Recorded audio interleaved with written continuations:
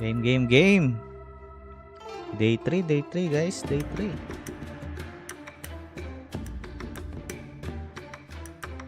Day 3 guys.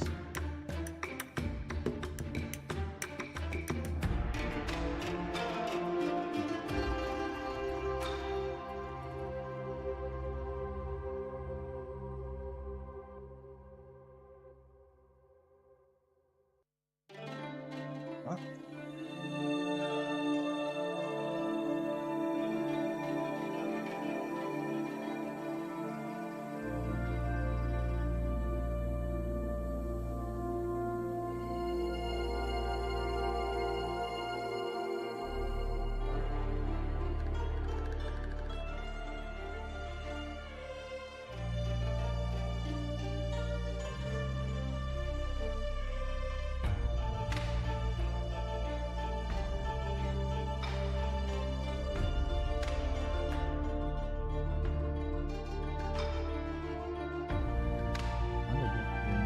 Let's go.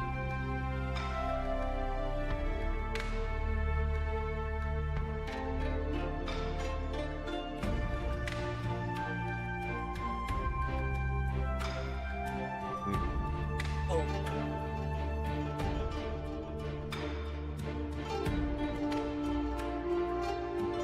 Sakto yan, sakto. Ligo muna.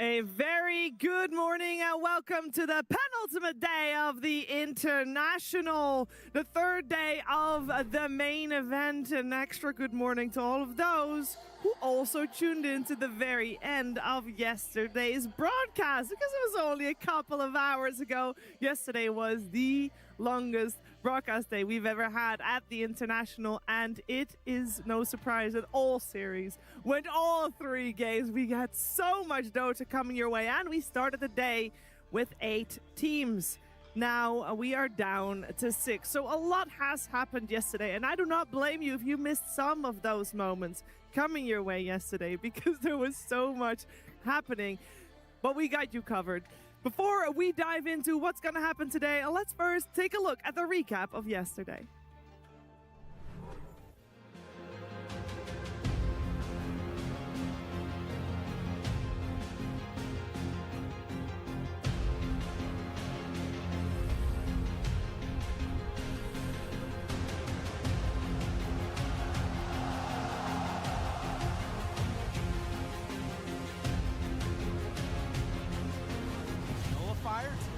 The damage, and now he's in trouble too, and he's gonna go down. The chase is there. GPK is gone. Miero also in trouble. Stomped. Iron Wing sensing fear in their opponents, trying to close this one out. Triple kill onto the tier 4 towers. GG is called. GBK there. Immediately jumps. He's not going to BKB at all. He's refresher. He's out. The right clicks are gone. There is nothing left there, but can they do enough with just BZM? He's hitting very hard. Kiritic just dropping low. BZM trying to kill him, but there's just too much heal. Without the Doom, you're doomed. BZM is gone. No buyback. And with 3 dead, Boom Boys have put themselves in position to push this to a game number 3. Triple kill GPK, give him another one. Kataomi way back on the Wyvern. 33 broken, stunned, 33 in trouble, 33 dead! And now Kiritic jumps onto the DK. There is no buyback on 33, no buyback on DK! Why did he go in right there? Oh no! Oh, the crumble, the crumble! He relocated nowhere! What is happening? They're dying! He's trying to get out of there. The save for the moment, the tombstone, but he's into the fountain. That doesn't mean you're safe, sir. They're chasing in. They're going to the fountain. Yes, they do. They take him down. Boom Boys say enough. We are done with this main stage game. We're going to end this now. GG is called. Boom Boys knock out Iron Wing.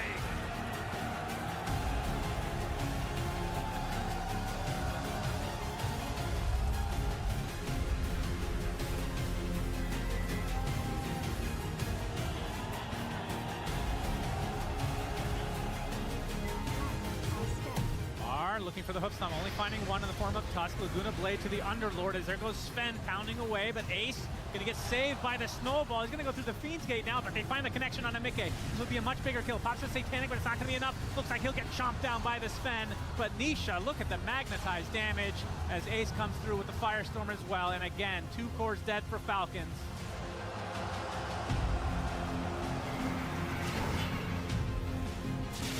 As Crick gets one inside his cogs, they're just going to blow him up easily. Malrine infested still, looking for an opening. Out comes Skeeter, not doing that much damage. All of it's mitigated as Mickey gets the Chronosphere now. Do they have the damage on top of it? Mickey focusing on the Sand King. BKB was still there. He gets the Burrow Sharper. It still falls in the end. Skeeter trying to kill off Niche, but again, the high ground potential going in favor of Lina again as Amar with the BKB attempting to TP is successful. The triple kill for Nisha. They kill 4 onto Falcon's side.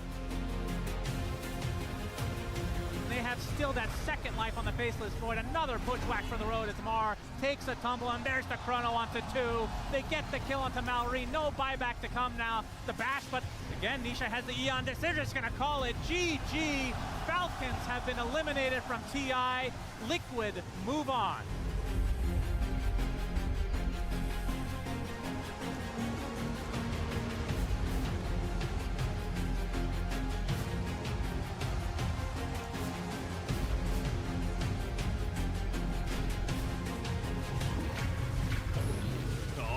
Rocha trying to get to the other side. Do they have the disable system? I don't know if they do. Oh, it's going to be really weird. He's just rushing out of the way. They're going to buy back Beast. It's a disaster. This is an opportunity. If they can take it out, Rocha just throwing hero after hero. The Thunder being used by Yatoro. Meanwhile, Rocha, oh my God, he just keeps on rampaging through these heroes. Roche trying to get away from Satanic. Yatoro's back to base. Vision will take the Roche. No hookshot land onto no one. Here comes that Phantom Lancer after Satanic. Satanic not able to do much about it at all. The Terrorize trying to push these heroes back, but here comes Yatoro to finish him off. Put him inside the tombstone. Nah, can't get it. It's gonna be over. They call it. Called. What? Satanic was out of here. They say there's no chance, no shot. Sneaking in with the Moonlight Shadow. What an angle. Vision on him. Oh, what a congregation. At the same time, they jump on the Lion. It's a masterpiece of initiation from Vision. Now Yatoro, a must-win fight. He's not winning this. Kills Satanic. He's not winning this. Of the carries, trying once again, but he pulls back in, but it's not gonna work. It is just Satanic now. Collapse is holding this, try and get him with the pin. They're gonna drop the meteor. Big meteor. Satanic, but they can't handle him. This carry is too much. There's another one. First, he can't kill. Notice another meteor gonna be dropped on him. Sunstrike. There's the Wind Waker. They get the save. Ducal is gone. Still alive. A tornado Laurel on the run, but they are done. It's over. Satanic is taking it.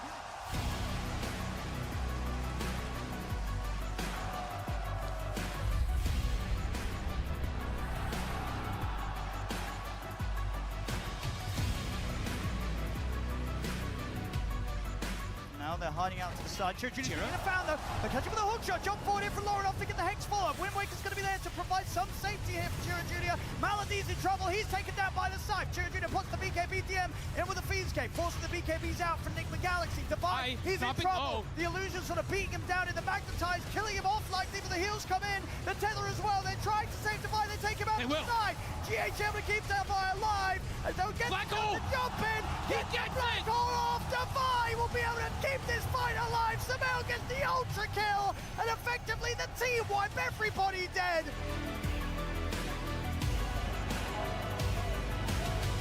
DM trying to hold Lauren away. Lauren's going to get the kickback in here. He's actually been able to get DM into the Fountain. DM taking heavy damage here from the Fountain. He'll get one more call off. He is actually able to walk it off with how much HP he has. Respect here again though. Watson's backing away. They're a little afraid there with Divide coming back in. Swapping his items around. Junior's got the control. The arrow comes in. GH trying to keep everyone alive to his best ability, but he cannot save Divide. Divide still has the luxury of buyback. Uses it straight away. Ornoff has no magnetize. Omar falling low at Watson with the raise, takes him out. He's also got the buyback available, Omar, but Divide is in trouble. The Grave comes out with the dunks there. That's Divide out for good. The Ancient fortified only for moments. As soon as it comes to an end, though, Yandex are going to be ready to finish this up and move forward to the upper bracket final.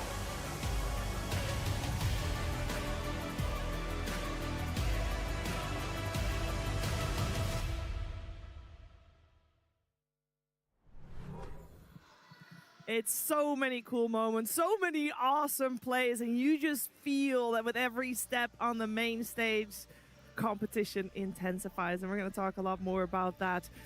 Not alone, of course, I'm here joined by my wonderful panel. I'm joined by Tigov, Winter, and Rhea. Rhea, yesterday we saw so many emotions inside the game, outside the game. It was awesome. I honestly teared up. I had to compose myself before we came back online. When Kiritich was on the stage talking about just like how happy he was to be at TI, how it meant so much to him, like the pure joy. The fact that, like, you know, it was so overwhelming that he found it hard to, like, even express in words. Like, obviously trying to put that into English, too. It's like, but you can tell on his face how much he loved the game. Dude, I was already a massive fan of him, but that's like a fan for life. Yeah. That's how you get fans like that, Tigov. You have to show those emotions, and you can't hide them on this main stage. It's just not possible. I mean, simple answer, it is just TI. It's what it does to the players. It's always going to be the same feeling every single time we get to this event in the year. And no, I mean, honestly, I'm just trying to regain some energy because from watching all the games yesterday, like still watching the games in the hotel room, like, come on, Nick, are you going to do it? Oh, no. And then it's like now suddenly we're here and watching the highlight package. I somehow felt exhausted just re-watching the highlights, remembering how long yesterday was. But no, yesterday was a great day of Dota. Today, of course, it can only get better. Every single team is trying their absolute best. It is also a TI that it feels like every team has the chance to maybe contend. Of course, Vision are incredibly strong, but I feel like unlike other TIs where you look at one team, maybe two, like, it's probably those two teams. But right now, it's like you can feel the energy across the entire field. Yeah, Winter, maybe Vision is the raid boss, but we heard so many players say it that any of the 8 teams that we still had yesterday had a shot. Yeah, but Vision, I think definitely they're going to be like the very, very strong favorites. Like based on all the games, even in the games they lost yesterday, they were supposed to win. And based on like the meta, I think they are the team everybody is trying to look at their replays. They're trying to learn what are they doing that we are not doing, and what are they doing that's so good that they're winning their game so easily. Yeah, they are looking near unstoppable. They did, of course, drop that game. We'll see if they can bleed some more in the upper bracket later today when they go up against Yandex. But we had a lot of emotion yesterday, a lot of excitement as well. And a lot of that is coming your way today again. First, we're going to get that from the man joining us from somewhere around the arena. It's our Action Slacks.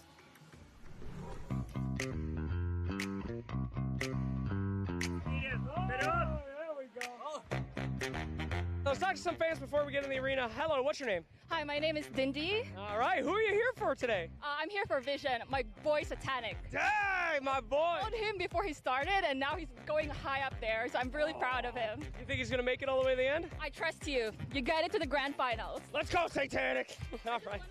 I met my fiance in Dota. What? How? I got engaged. Ah! Oh, okay. In a pub? Reddit Dota. Reddit? Discord. Discord? Yeah, I play support, and I needed a good carry, and she just happens to be a good one. And now 3 years in, and I'm engaged. Who are you here for? For Sumail. Sumail. Who are you here for today? Everyone.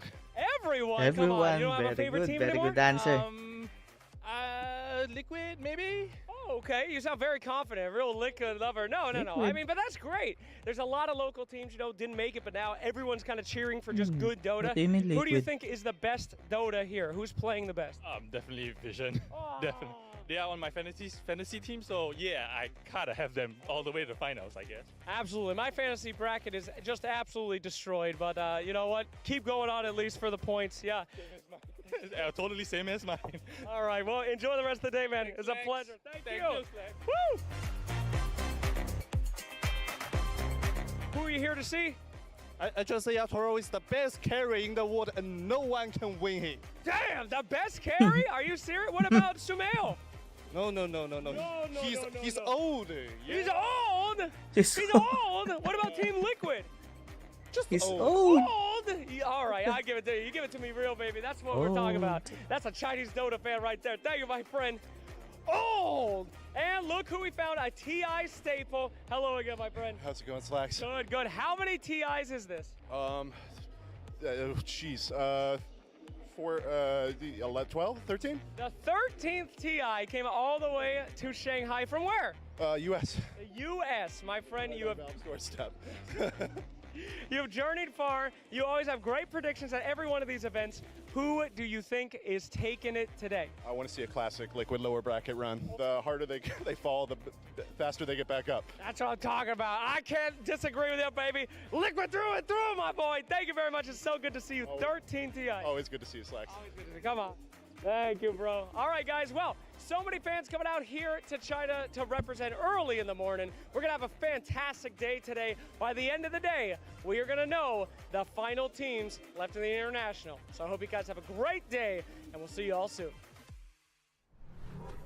And he mentions the predictions in shambles, and yes, they are in shambles. There is actually only 0.2% of you guys at home that have this correct, which you know is not terrible. I believe maybe last year nobody had it right at this point, but 0.2%. If you're one of those, congratulations. Also, it's like there are 2 talent people that still have everything correct, which is very impressive. But I do want to talk about the bracket. Let's bring it up on your screens because Rhea, this bracket, it's playing out somewhat nice here. That's the fun part about everyone getting their Boys. predictions wrong for the most part, is that you just don't know who's going to win. Enigma I Galaxy think the games versus have been Boom Boys. fantastic so far. Definitely The amount Enigma of, we had Galaxy. every series went to game 3 yesterday, which just goes to show the competition. I think as well, the long game length. Usually, I think in past TIs, it's kind of boring sometimes when it goes for so long, but I genuinely have really actually enjoyed how long they're going,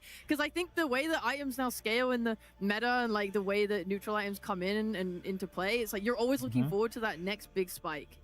Yeah, we Wait a have the minute. average Let me- TI game lengths for you here historically. I was actually surprised to learn that TI1 Winter still had a very long average game time there, but this is the longest TI time. And yes, we put TI15 on there twice because that's just how cool it is. Makes the graphic nice. It does. Shiva, back then we only had braces on supports, and now we have Four-star, Dagger, Wind Waker, KG. Greaves.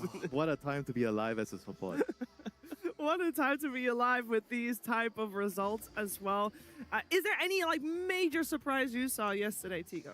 A Major surprise, putting you on the spot right there. Woo! I guess major surprise yesterday was Iron Wing underperforming so heavily. I feel like they probably could have done a lot better. I think Enigma Galaxy putting such a big fight against Yandex. It kind of felt like maybe they were going to have like a series where someone goes, no, this is now your time to stop. But they truly are fighting to the point where I'm like, you know what? They are a true contender. I was still a little bit of a skeptic before the series, but after that series, I'm like, you know what? The Dota they were playing was absolutely beautiful, especially in that game 1. It was just immaculate Dota getting played. So yeah, I think between those two, they're the big ones for me. I need more black holes where the Vi has time to, you know, make an emote at the camera afterwards. I think that's iconic. I think that's awesome, and I hope we're going to see more of that. There's also an interesting development here. Of course, You know, we have a lot of, we heard it also with Slacks, we have a lot of old players here. A lot of players that have already won a TI. But think of, there's a couple of players, a couple of teams rather, where there's no player whatsoever that has won a TI. Can you enlighten us? History in the making, guys, because everyone says, oh, the Dota's an old game and everyone's got kids and families now, but no, there are two teams, BB and Vision, Boom Boys and Vision, that still are yet to have a single Aegis lifted on their players, on their roster. So I think that alone, the fact that we have 2 teams out of the 6 still chasing a first Aegis, 10 players still chasing it, is just an immaculate idea. The fact that you can create new legacy, you can create new history here. We aren't just looking at, oh, another one of Liquid, or another one of Falcons. You know, like we really are looking at potential firsts from 2 of the teams here. Yeah, and one of those, of course, being the team that a lot of people are looking towards. Winter, how much impact do you think it has in a team to have someone on there that has already won an international? It's tough, you know, a lot of expectations. I think we've heard a lot of players say that they don't really want to think about it. They don't really want to, you know, try to put a lot of pressure on themselves. But I'm sure it's there at the back of our mind. You won like Falcons, they won last year and they want to defend their title. It's really, really difficult to defend the title. And everyone wants to be the team that defends it like twice, 3 times, however the number goes. But it's hard, you know. It is very hard. One of those players that has already won the title and is looking to do it again is also still in the upper bracket, is Saxa with his team, Yandex Rhea. This is a player that you felt need to be talked about here again this morning. I was very hyped by Sax's gameplay yesterday. I think he's really turned up. I'd say during the group stage when we felt like Yandex was in a bit of a slump, whilst Chira Jr. seemed to be struggling mid lane, I think a lot of that came from the support players and how they weren't really enabling him on the map. Now, it feels like Sax is playing out of his mind, especially on this Hoodwink and this Bounty Hunter. I mean, Moran, all 3 of these supports are so good right now in this tournament, and he is just making the right plays, buying the right items, getting these Yules, setting up kills. It feels like he's all over the map and super oppressive. And I think like game 1 yesterday, even though they lost it, he was like my MVP on that Hoodwink. On top of that, it's like seeing him come into this team, he's gelled really well. He says that it's like the team environment's really great. He's able to mentor without having to draft initially. It's like, oh, thank God.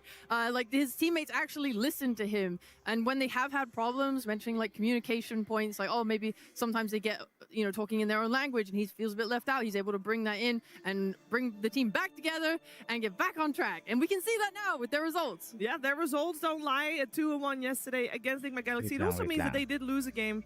And there were some moments where it did look very good for Enigma Galaxy, and that is something Tigov wanted to highlight a little bit more. So we're going from Saxa doing really well to, I think he's going to die in this fight. Yeah, he is, but it's perfectly okay. Because, like, for me, yesterday, everyone's talking about Devi on his Enigma, but I feel like GH on IO and Laurenov on Stone Spirit, the ability of these 2 players to keep Devi alive in certain fights, bro, utilize his I'm not positioning. playing. Of course, I'm just in previous watching, highlights, guys. it was him, like, getting Lotus or Right tethered for the BKB Black Hole. But in this engagement, it's quite a long, drawn-out engagement. It's in the 50-minute mark. Like, you've got pits everywhere. Scardy right-clicks from Terrorblade going left and right. But the beauty of this clip is the fact that when Io and Storm die, they don't back out of the fight.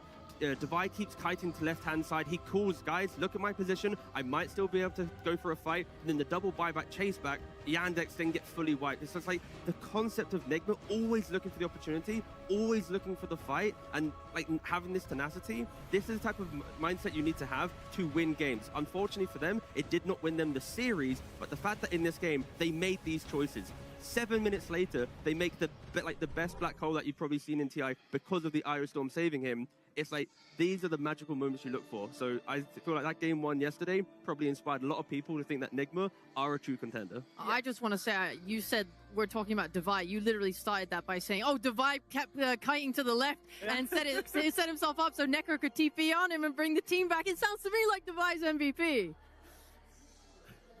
Team effort. That's how it works here in Dota 2. Enigma Galaxy had some fantastic moments yesterday, and hopefully we're going to get more fantastic moments out of them today. But today, for them, it will be in the lower bracket. Yesterday, we already had some lower bracket games being played. And right now, we talked about players and moments and teams in the upper bracket, and maybe the pressure is a little bit different in that upper bracket. The pressure is definitely different in that lower bracket. And when players are doing well in that lower bracket, it stands out, Winter. Kiritich yesterday from Boom Boys in that lower bracket. Happiest as I've ever seen him at the end of that one. Yeah, I remember seeing him when he attended TI for the first time 3 years ago. He was like a very new carry. He had a very I think new career at that point, and he was like a very puppy player. And here today, fast forward 3 years, I think he has matured a lot. He is one of those carries that is not afraid to play for your team. He's not afraid to die. He's not afraid to go in front and tank.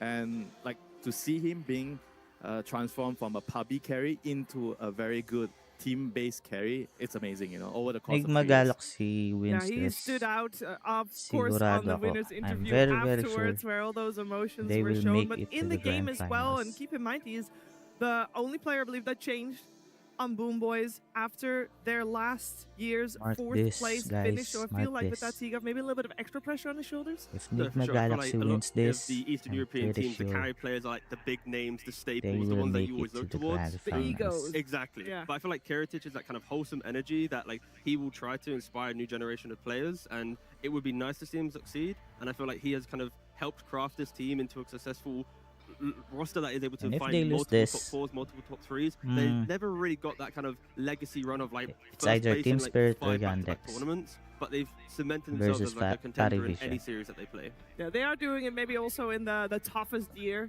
to date. We keep Yandex hearing won't beat players talk Parivision. about I'm that pretty this sure of year it. it's been very stacked, and all these 8, now 6 teams have a chance to take it all the way. So maybe extra credit towards Kiritich and Boom Boys for being able to hold their own here still as well. And they are doing it in many different ways. There's many different strategies that we see at play, and that leaves us also to sometimes look at what they still can pull out. Rhea, as we look Come on. at the heroes that have not yet been contested, Enough the heroes talking, that guys. we have not yet Let's go. seen. Let's go. Are there any heroes in particular you still expect to come out? Oh, I thought you were gonna say, oh, you still wish would come out, and then Oh, I I had wish one is very okay. obvious hero in mind. Sure. Hold on a second, it's that time of the year. Oh, is that meatball on the screen? No, that hero's dead in the water.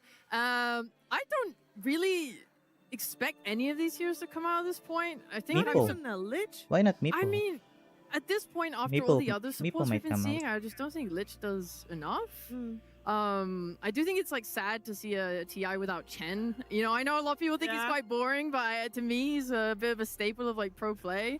I'm also surprised about Medusa primarily because this is a TI of like all these ranged carries, and she is usually right up there. To see her completely ignored means that she is just in the worst spot ever. It's also like every game's going to 60 He's minutes. not That's in the like meta. Medusa time. Medusa isn't, Yeah, and I isn't think in the Winter, meta. maybe the Bristleback also is one that we would expect to see, but it's also missing.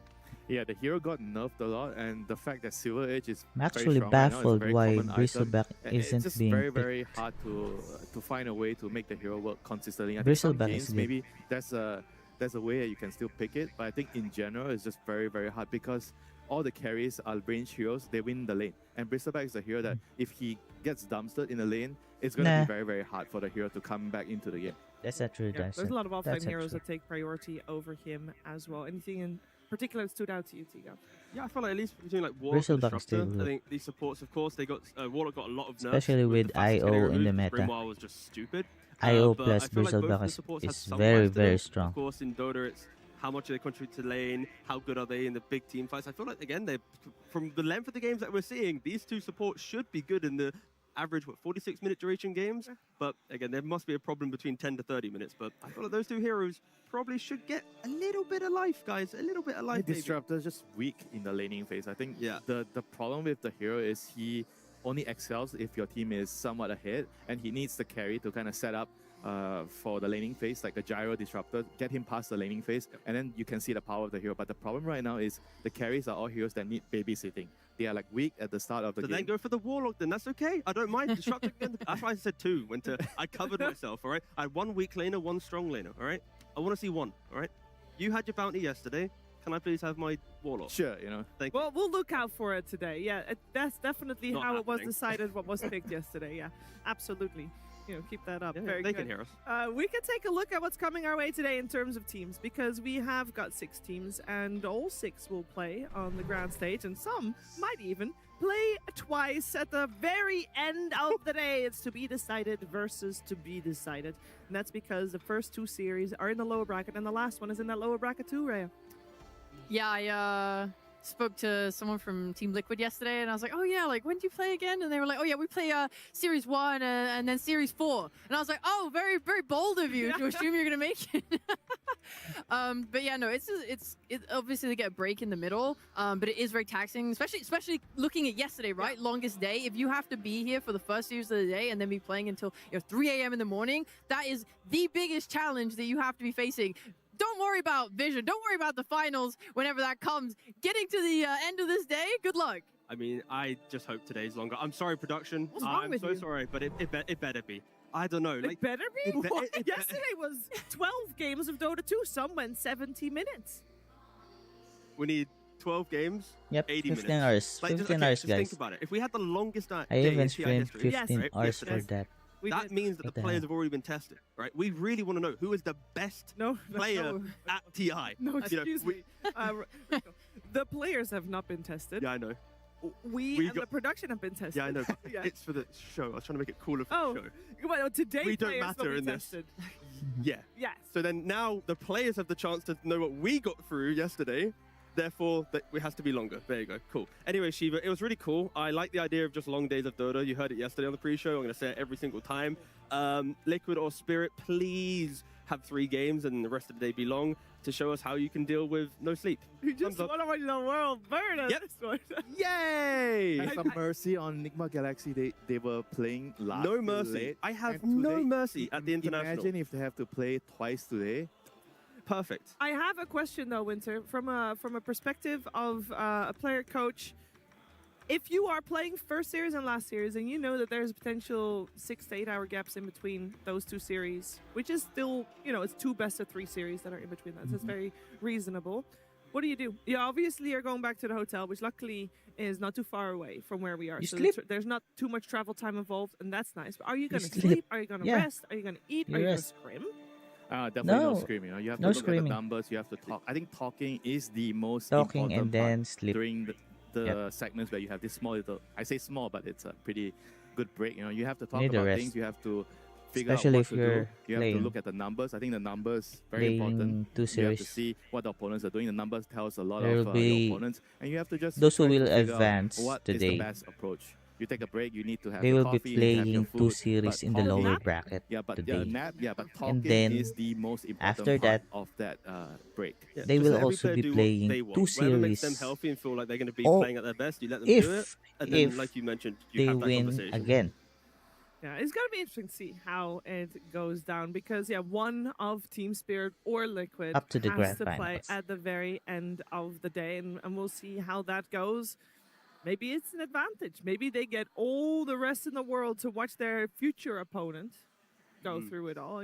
That's extra information, so that could be seen. Okay, as an game upside. 1 start.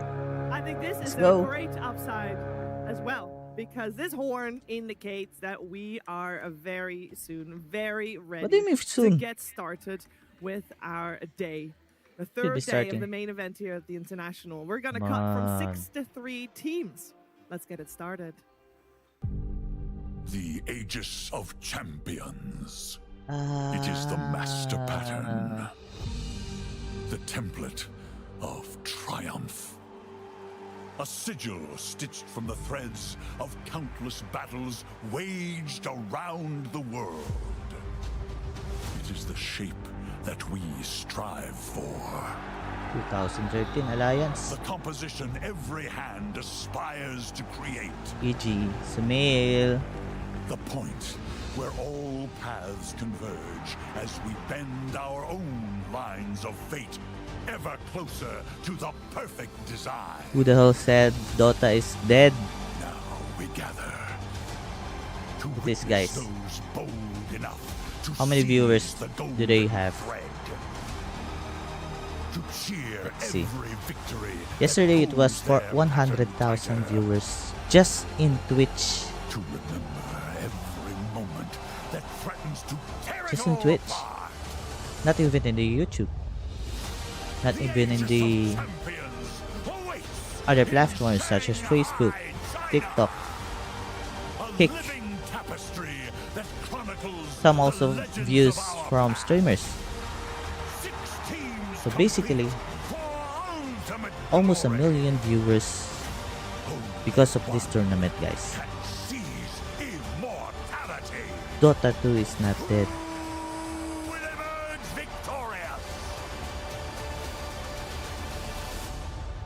The battle begins.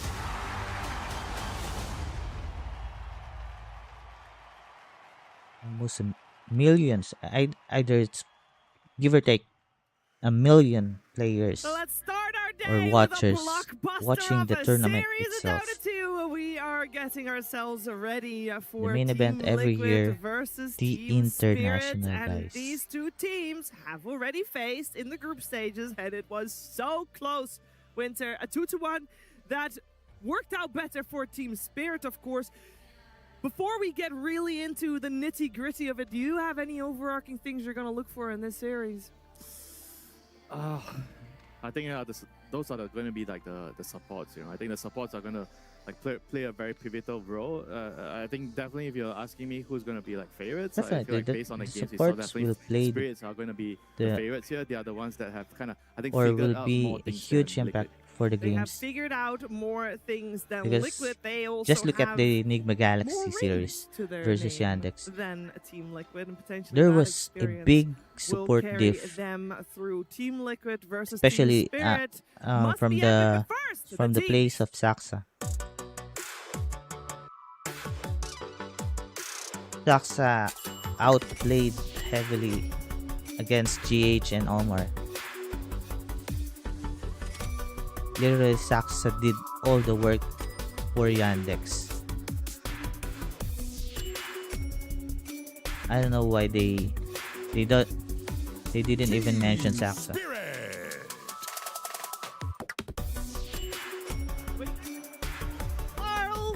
Saxa is very underrated as a player. As they take the stage here, they are the Let's only go. team left that still has two players that are that- in what's that, Team three-time Spirit? hopeful. Can they make that Okay, dream come versus- true? They have to continue their road here in the Versus lower what? bracket. Their opponent here for this first Boom lower Boys? bracket match for them is Team Liquid. Oh, Liquid. Okay. If Liquid wins this series, man, there's a big possibility that Liquid can take this series.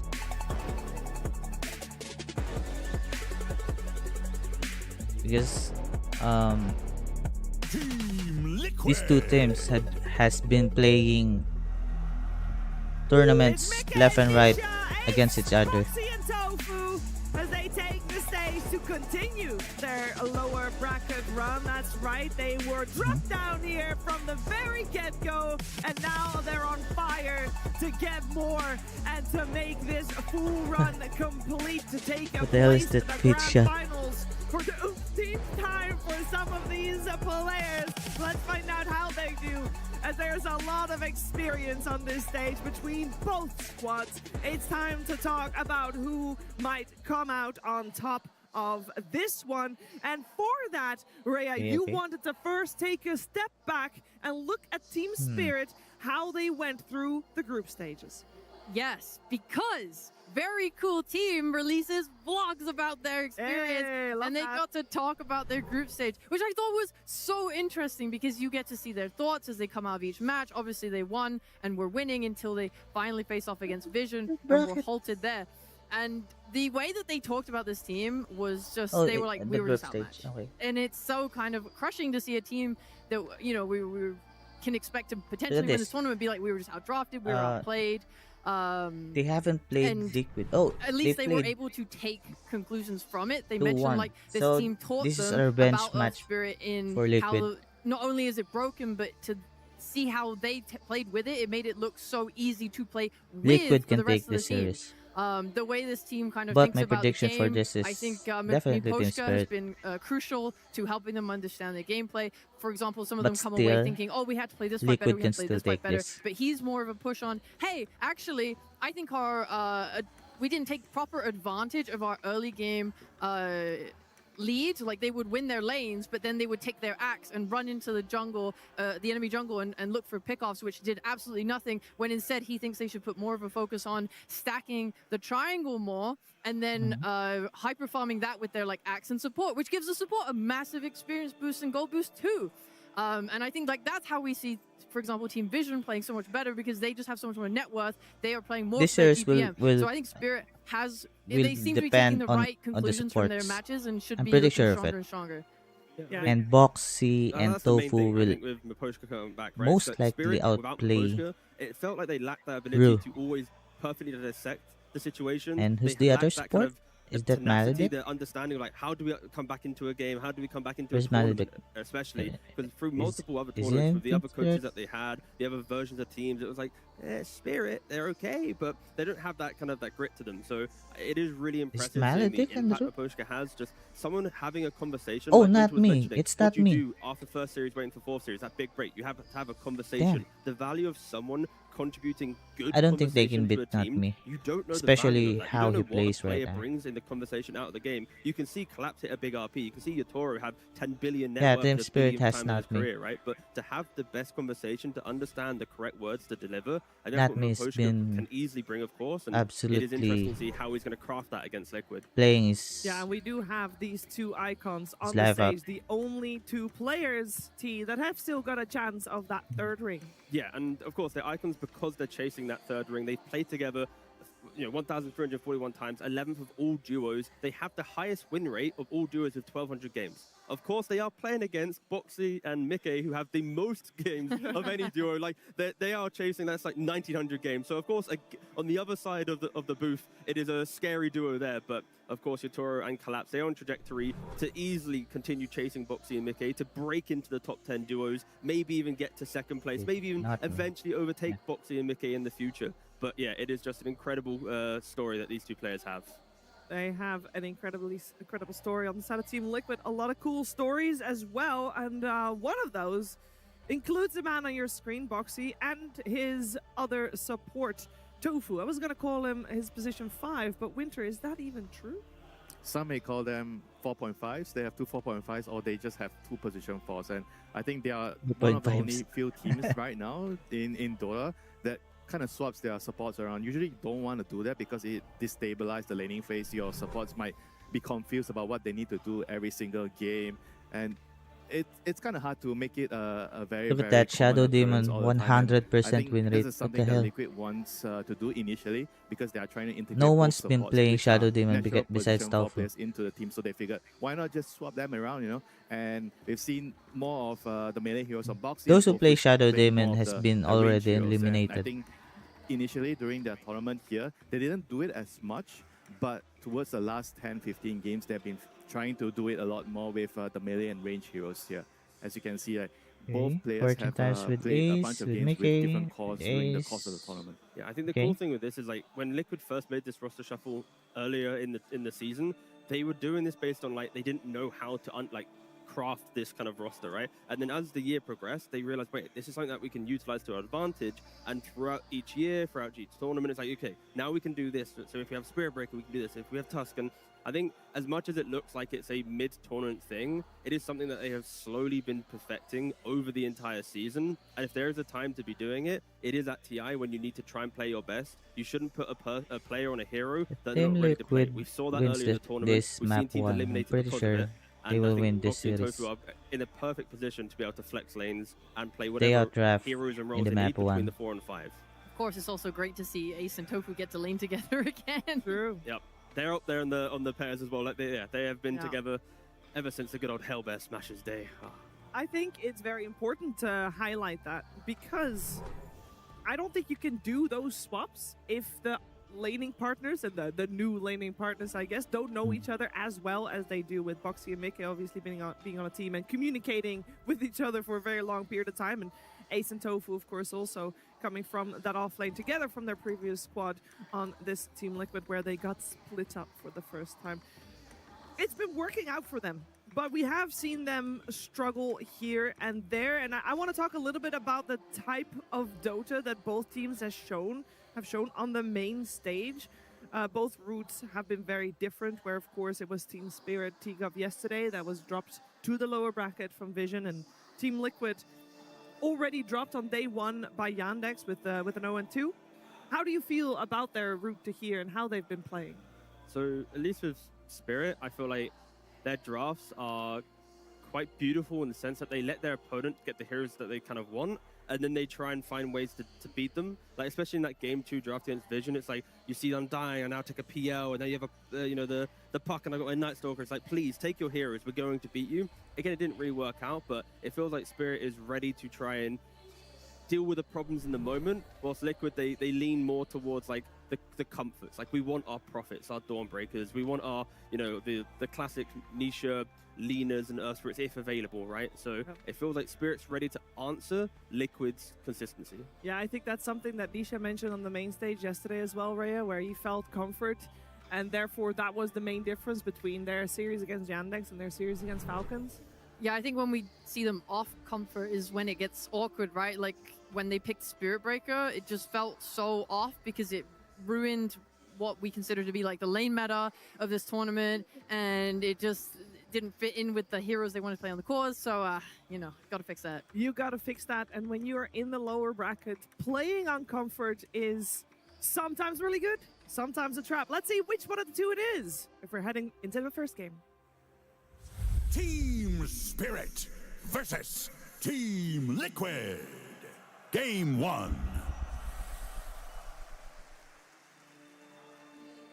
Let's see how this one will come together. We are in the draft of game 1 of this lower bracket match between Team Liquid and Team Spirit. And for the first game, we've got Team Liquid on the Radiant side and Team Spirit on the Dire side. And the Bounty Hunter that we saw so many times over the last 2 days has made it to an overall first ban coming out from Team Spirit. Team Spirit is the team that has got first pick, so they also opt to ban it. Even though they would have had the chance to pick it, they do not want to see that in their game. Also means that Team Liquid has overall last pick, and they'll try to get some strategic advantage out of that one. Earthspirit and Lina removed from the pool as well, and I would not be surprised to see a couple of those comfort heroes for Nisha being removed, especially after he highlighted that that's the reason why the series against Falcons went their way. There's another one of his comforts already out, is the Ember Spirit. Other than those heroes, what do we want to see out of this one, Winter? I mean, outside of heroes, I think the contrast between these two teams are going to be like the way they're going to be approaching the game. I think Liquid against Spirit, you do not want to go late against Spirit. Spirit is really good mid-late game. So you kind of want to try to step on the gas and accelerate the game. I think that should be their primary plan, and heroes like Nature's Prophet will be like on top of my head. Like you want to be able to get towers, get map control, and you want to be able to do more attacking. I think Team Spirit, they are very good at defending, but if you're Liquid, I don't think you want to be on the defending side. But you can see from the bans, right, of Liquid, they've kind of taken 4 heroes that are very good at kind of counter-engaging to stop you from making these aggressive moves, right? Bane, Earthstrip, Tree, just exceptional heroes at just punishing bad positioning. Slardar as well to the same level. He picks up a Blink, has Shard. You are going to disappear if you're overstepping. So I think Liquid is ready to try and be aggressive with their bans already. I mean, that also means that with the Slardar ban, they're maybe thinking about like Invoker right away. And okay, so Spirit is just going to pick Wyvern, which is, I think, other than Bounty Hunter, this is like a very, very strong support, an upcoming support that kind of got a lot more popularity during the playoffs. Can they puck on 9 here? Or is that a bit too greedy? Do you like puck?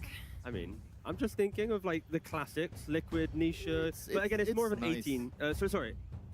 Second pick puck. And second phase close.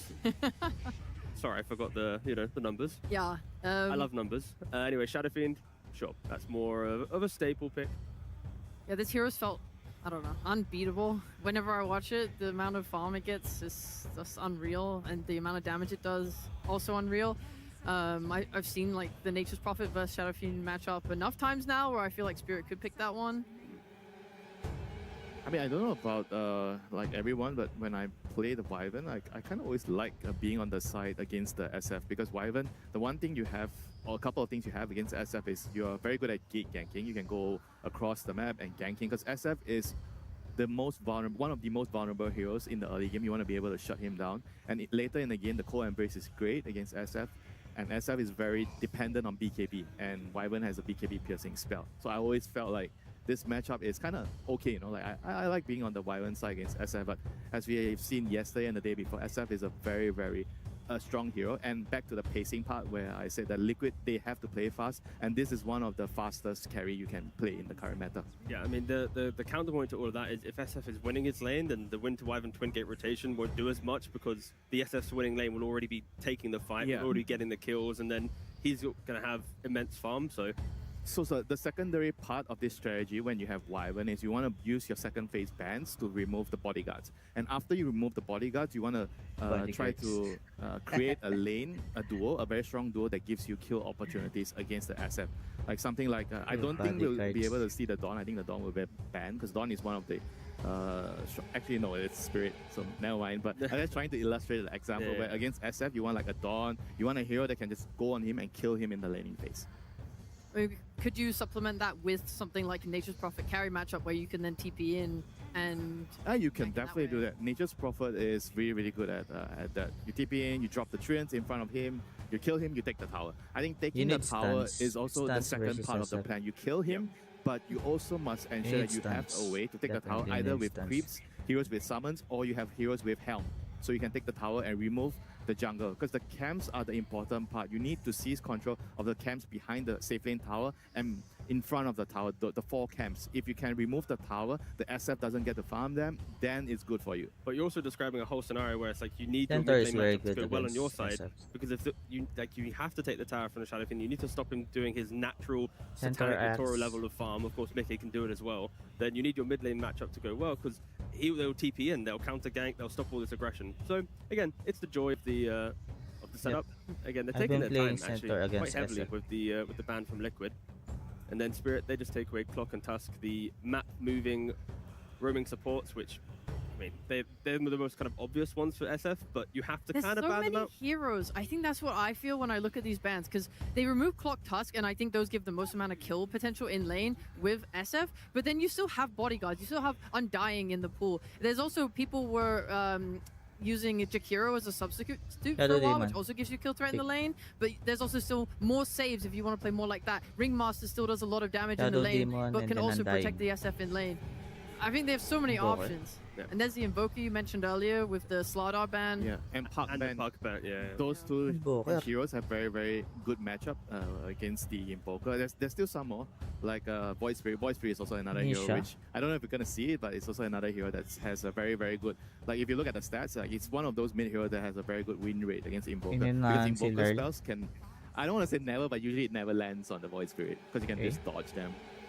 It's also cool because like Liquid's not allowing, like Spirit's quite a creative team, we already mentioned that. They have wide hero pools, and it's like, you know, we're just gonna lock in our core straight away. We don't care about like your playbook. It's like, look at our heroes. Try and I told you, Centaur. Spirit, they do go for the Centaur. I told you guys, Centaur. Because when you talk about the pick sequence, we don't really generally get a chance to discuss a lot about that, but I believe during the second phase team, then when you open your they draft, will pair and it then you go with into the ban phase, you get to ban a hero in the second phase, and then you exit the ban phase into another a stun And I hero. think those two sections Or during the draft, burst, they are very burst valuable one. for you. So I always feel like if I can ever use that for picking a core, Hoodwink is still there. Yeah. There's not many heroes that can actually have one ban into getting the pick, but of course, because of the previous setup, it can work. Get Hoodwink. I think it's like Liquid and I think LGD, they're the ones that do Or this more often than other teams if they are counter able the to do it. Invoker And Spirit, versus they, again, like we already mentioned, they have the Centaur, Viper. the Helmet Dominator. That's going to be your progression. Having Stampede and any displacement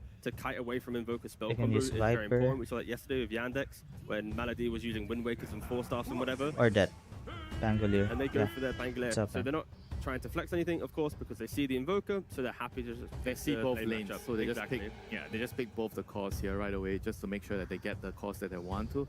And I really like the Pangolier here against like the Invoker matchup as well, because you get to kill off the Forge Spirits. Every time when you see Invoker mid, you're always thinking about whether you can have heroes that can kill off that pesky summon. You know, he's gonna send it to deny the rune, but for Pangolier, he doesn't really care about it that much. I like roll up as well on the shard to just kind of help disengage the combos. Liquid will get the Hoodwink. I do think they will when you need pick the this SF and Invoker, it does mean that you're not able to support them as strongly. Like I think when we see SF, the drafting that follows feels quite simple. Usually we do see a lot of centaurs because their teams are aiming to be able to buy the Ags and keep him protected, but by picking Invoker, you give that centaur away to Spirit instead. So this hero, whilst it can be good for them, it also acts as a deny pick.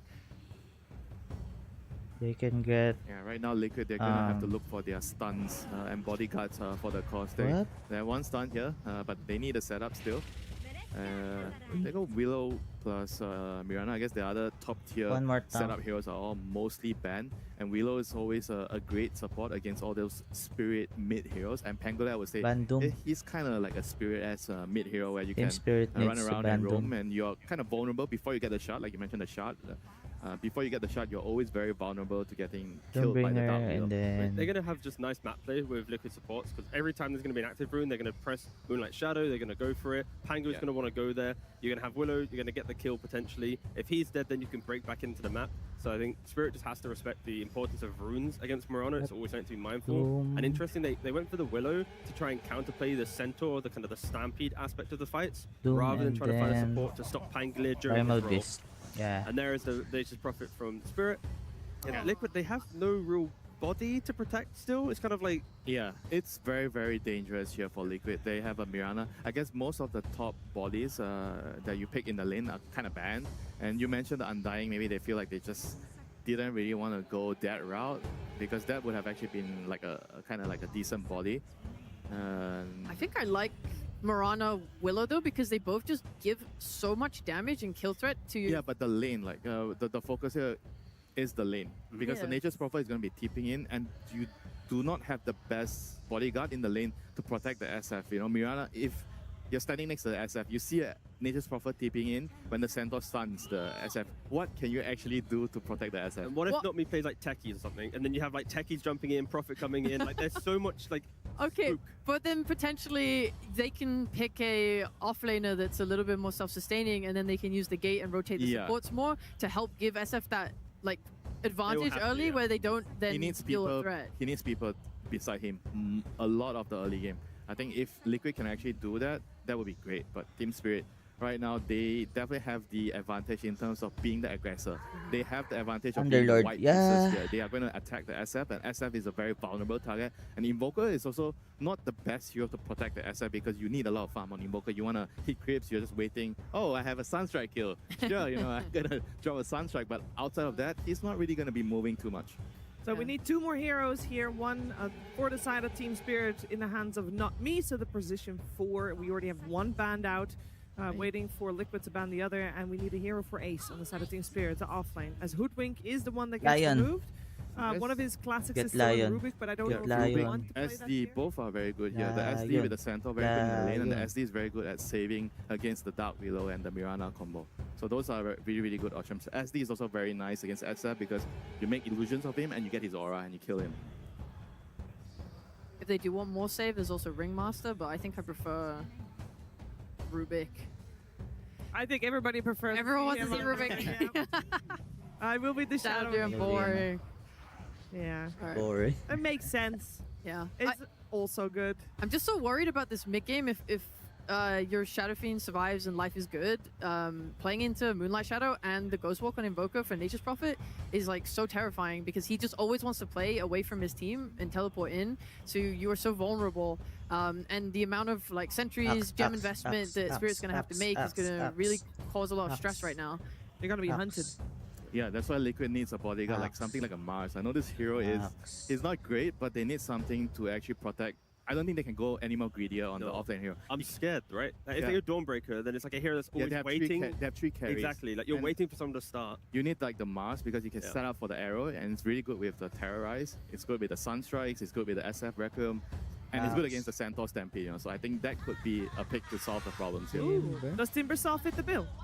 It's a very different route, very similar to the Dawn. The idea with the Timber here is he wants to draw the attention away from the SF, and if you leave and gank the SF, guess what? The Timber is another carry farming away.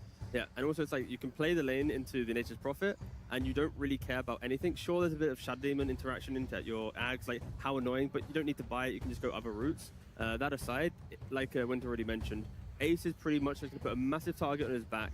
And after the laning phase aggression towards Mickey, he is going to try and do as much as possible to then activate the rest of the team. But Liquid, when you look about the team fight, the stuns, how do they actually make these epic late game scenarios? They've got an arrow, a bramble, a terrorize, and whatever Nisha can muster with his concoction of spells, right? So there is not a lot for Liquid to lean on compared to Spirit, where they have curse and stomps and rolls and whatnot.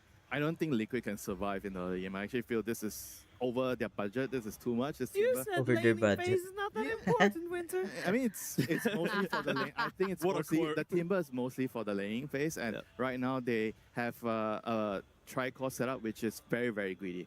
They want to get to the late game, but I don't think they're going to be able to get to the late game. Oh, spooky. I actually feel differently. I think Liquid, especially if they can play the first minute, maybe bring the 2 supports to the lane and get some early kills and inject that bit of net worth so you get your first starting stat item. I think their lanes could be more robust than we think. And then in the mid game, I don't know, they have so much more damage. Their ability to rotate on mid is so much stronger. I think they're going to fight for runes in a really nice way.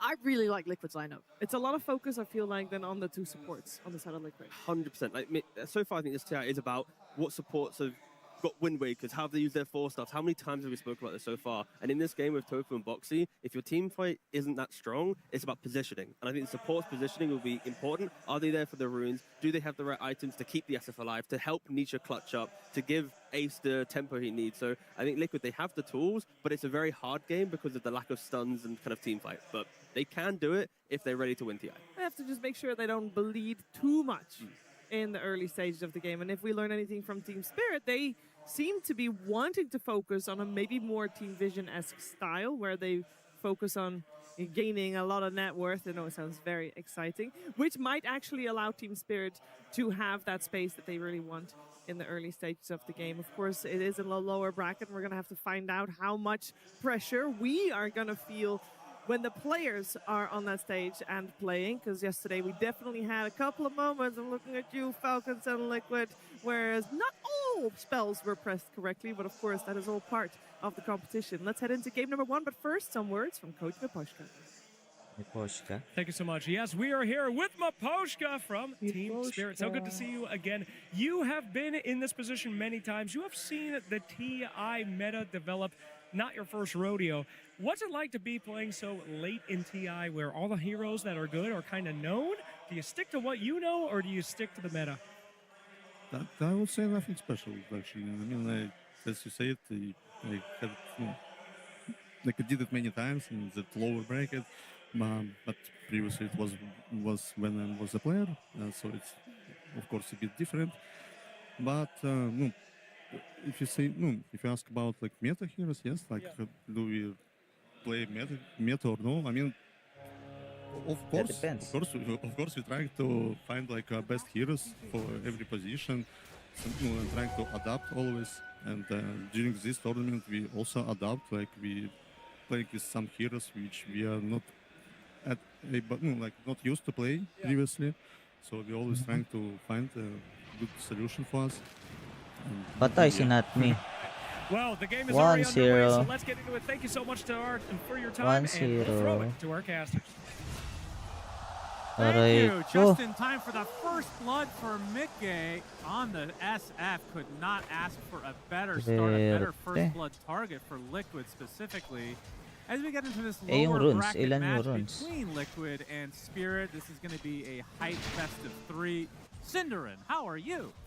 I am so ready to see this game because I feel like there's a lot of questions Dalawa I yun, have hindi about na- this. hindi Okay, na- hang on. Mickey Uy, immediately patay on si the Mickey. receiving end. This is a ton of damage. Yeah, trying to get under that tier 1 tower. Will survive just barely. Only has a fairy fire right now, but something being delivered. So some nice tangos. All right. So something that stood out to me in the draft, you saw the win rate pop up on the screen, is that Liquid have picked Mirana twice this tournament. They've lost both games. Hoodwink was right there. And both Boxy and Tofu have shown exceptional play on that hero. So I wonder what gives. Like, what are they seeing in this particular hero for this game? Is it specifically because they wanted Moonlight Shadow? Because as far as I'm concerned, with the games you and I have cast, I've just been super impressed with the level of Hoodwink play and the impact that hero has in seemingly every single game, whereas Mirana's a little bit more hit or miss. The last series we capped was Liquid, and I said Tofu was the MVP in my book. It was 8-0 and 22 then. Exactly. It was just an absurd performance. And you're going against the Nature's Prophet, too, so you have extra trees to work with. His root, gonna get gone on now. Shadow Realm will... Oh, nice. Juke there on the trees. Creates one just for himself. Yeah, it's an interesting question. Maybe there's a matchup against, I don't know, a Wyvern or something to that effect, or the Shadow Demon. We don't get to see Shadow Demon all too often. Yeah, it's a really good pick here, though. I think that's one of my favorite picks of the draft. Spirit, I mean, it's not a surprising pick, so to speak. They've run it before. It's just, there's a lot of upsides to that hero in this game. The panel covered it's good to disrupt the Shadow Demon. It's Shadow Fiend, excuse me. Good with the Centaur. I think there's some actually this is a really good game for Demonic Cleanse. We don't get to say that all that often, but I think maybe you buy the shard this game. Yeah. Invoker, Willow both hate dispels, and you have a constant dispel you can put on an ally. Would be really good this game. And in addition to what I talked about with the Hoodwink, I also wonder what they're seeing in the Timbersaw here. I understand the laning match with Prophet and Wyvern might be quite good, but I kind of share Winter's sentiment that this might be a little bit too greedy. You're effectively leaving the entirety of the playmaking up to a Willow and an Invoker who you know is going to go Meteor Hammer in jungle for a bit, because that's what they do literally every single game. If there were a game where you would play Quas Wex, this would be the one. He's still not doing it. So that build is just dead. Like, apparently. I can't think of a better game to do it. Would you say it's harder execution then for Liquid? Because they don't have that, I mean, you kind of alluded to it, but they don't have the traditional initiator, right? It's just, you have this Timbersaw who's frontlining, but nobody's really starting the fight necessarily. That's my biggest issue, is doing that. So yeah, I agree. I think in terms of execution, it's, at least it's less straightforward. As it is with Dota, though, you can kind of cover almost any weakness of any lineup through items. So as long as you get through the lanes and have a decent mid game, you can, generally speaking, cover for your issues. You can compensate with items, but yeah, that's where the Nature's Prophet for me is going to be the big test for Liquid here. Is you need to survive. If you're not behind at minute 20 or 25, I think this game could be quite stable and really good for you. And obviously, not going to question Nisha's ability to win any game on Invoker. But yeah, you need to be careful you don't get rolled. Literally, as Laurel is playing the Pangolier with Rolling Thunder, level 5 right now. Bullying Nisha a bit. You can see 25-7 for Laurel, where Nisha at 18-3. I mean, I'm used to watching Invoker just lose lanes. Yeah. Is there any hero he wins again? He's getting on it again. Laurel, he's very aggressive. Boxing him in here. Cold Snap comes out just to get some last hits for Nisha. Patay ka, Nisha. There, that's just a kill for Laurel. Boxy a little bit too late. He's going to get some solo XP, but my goodness. Laurel now level 6 as well, so if there's a rotation coming through, which looks like the Shadow Demon's on the way, if they can kill the Invoker again, that would be just crippling for Liquid in this mid lane. Yeah, Laurel is going to need some resources, though. He sent out a second Clarity. The reason Nisha cold snapped him was that he had Bottle and Clarity running, and he just wanted to stop him getting more resources, but he still got enough for a last Swashbuckle, and yeah, that's the thing. Invoker, pretty vulnerable in this lane, and if you need to start pulling over support to mid, that means you are not making a single move. And as a result, I think that Spirit's side lane course will both be very happy. Dapat nga hindi na nagdadal-talisman yan. Always the wild card in these mid moves. Yatoro at any point Bracer just yan. go up behind Nisha. No point in Wex yet. Kaya sila natatalo. I don't think there's going to be any follow-up here, though. I mean, at the same time, Ace is also going to be happy on the Timbersaw. I mean, I feel like in terms of melee heroes, the hero that loves solo experience the most is Laurel, taking a little bit of damage from Tofu. Kulang siya sa HP regen. Get back onto that tier 1, though. Yeah, it's true. First illusion is the illusion, or first rune rather is the illusion. Timber is definitely going to be completely A-okay up here alone. Even if he gets to play 1v2 against Wyvern Prophet, once he hits level 5, should be just able to farm quite stably. Courtesy of reactive armor. We've talked a bit about how Liquid are lacking the initiation, but can Spirit deal with the Timbersaw? He's going to hold that thought as Mickey. You can see Yatoro TPing in. And this is the downside of Shadow Fiend. Very, very susceptible to ganks, especially when the Nature's Prophet's in the game. This was always going to happen. And this is going to be Liquid's big challenge in the next 10 to 15 minutes is how do you put out the fires? Because I have a hard time seeing them getting ahead. So it's so incredibly crucial that the supports have good map reads and are in the right place at the right time, because technically speaking, Spirit, if one support is missing on the map, any of the 3 lanes could be under attack. Prophet can always join. Both of their supports have decent, you know, damage and utility. So, and at the same time, even if Liquid are there, what's the protection, right? Like, are you going to save the Shadow Fiend there if Mirana's there? I don't think so. Are you going to save her with Willow? I mean, maybe Willow with some good brambles can create some spacing for Mickey, but I still think either support being there would have still been a kill. And that's why if Quaswex were a thing, that would have been nice. Indeed, Laurel taking quite a bit of damage. So is Nisha, For the Rolling Thunder going back right on top of Nisha as the supports have come through. The Shadow Demon disruption very awkward. Does get the connection and the kill in the end. A little bit sloppy from Spirit. And Laurel might pay the price. The Starstorm finishes the job for Tofu. Looking for a double kill. Will get it. Wow. Okay, actually box Grabe. Yeah, Ganda that pass disruption na might have Tofu actually dun, cost them 2 heroes. Because I think they were getting the kill regardless, but it took longer, and it gave Liquid the time to rotate in, so... I want to say a rare mistake here for Not Me, who has had an, I would argue, an incredibly impressive rookie year at TI so far. It's been a very welcome addition to Spirit. First game of the day, Cinderin. Most people didn't even know who he was when he joined the team. Like, that's pretty rare to see somebody join a tier 1 team with... I mean, generally speaking, when you do get scouted, you have some tier 2 and tier 3 experience, but he did have, but... I mean, probably I think in the lower... That's a sign of a good scene if that is going to continue to happen. We want the new blood to come in, Cinderin. We don't want people like you just sticking around a little bit too long. Okay. Thanks. Escape Gaming comes to mind as Vitoro. What is this? Sorry, it's a little too early for the banter. As My brain doesn't work before noon. Yeah, I've noticed that. Be careful.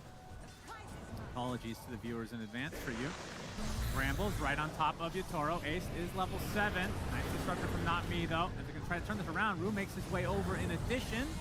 And Ace slowed up big time, getting to take the swashbuckle with another rotation from Laurel. So 4 members of Spirit come over and destroy Ace in turn. Qatar not getting any of the last hits on the kills is going to mean that he is currently tied with Mickey for net worth. Of course, the grand prize here is not the Timber Saw, it is the tower that will be going down, courtesy of the Trance.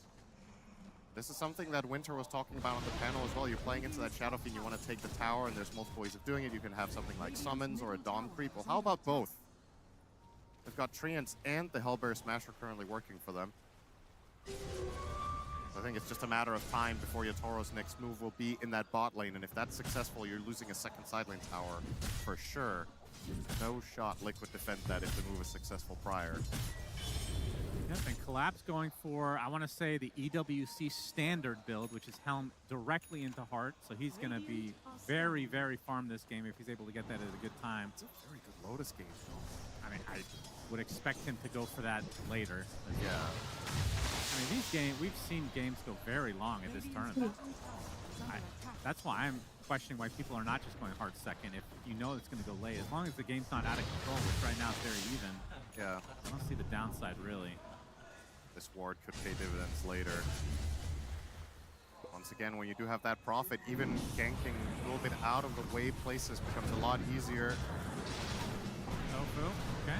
Gonna be just fine. Nisha comes over, gets the tornado. Starstorm from Tofu as well. Not Me is definitely dead. Laurel does have to be a bit careful. Is shadowed by Collapse on the Centaur, who does not want to fight. He's just posing a big fat presence. Yep, that's the bottom tower with his Dom Creep. He's happy.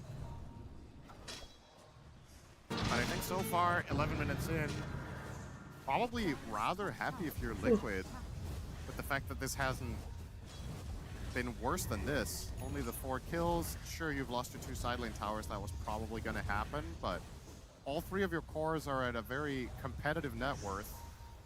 Nisha being the bottom of them is maybe not the best sign, but it's Invoker. He's about to take Meteor Hammer. And, oh, I was about to say the F6 stacks, but haha.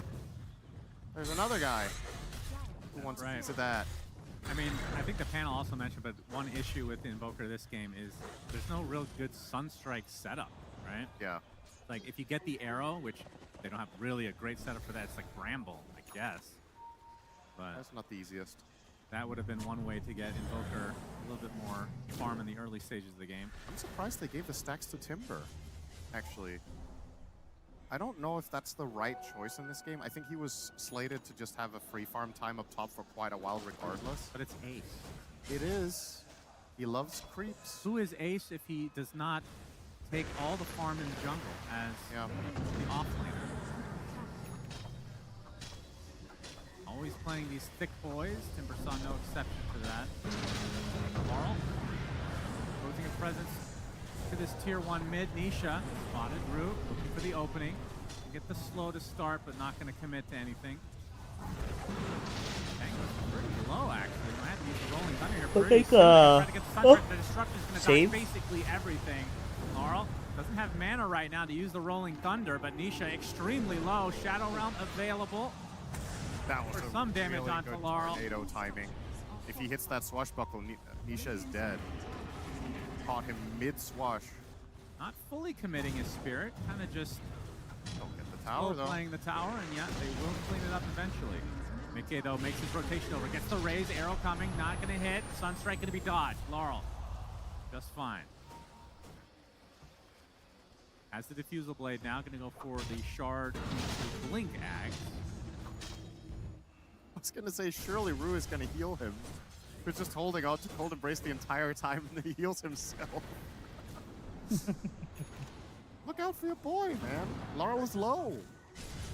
Maybe he took that extra piece of toast at breakfast. Yeah, personal vendetta. I'm sure they ran out. That would be something. You ever been to a breakfast where they ran out of toast? I don't think I've ever experienced that. Yeah, but you remember they were at a hotel where they ran out of toilet paper, right? Oh. That was Spirit, and that was the year they won TI. Yeah. They need a little adversity to be able to get over the hump. That must be the secret. Absolutely. Yeah, come to think of it, I don't think I ever ran out of toilet paper at my TI appearances, so you must be right. The stats don't lie. 100% win rate, from what we can figure out. Same time here, Cinder. Nice segue onto Tofu playing the Mirana. Yeah.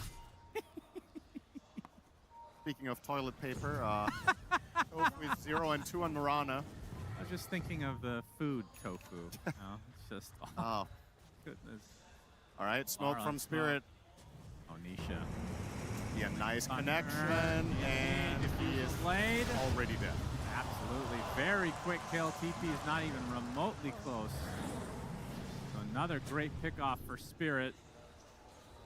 Getting a little bit of separation now in terms of net worth. You can see Yatoro leading the way as you're used to seeing on the Nature's Prophet.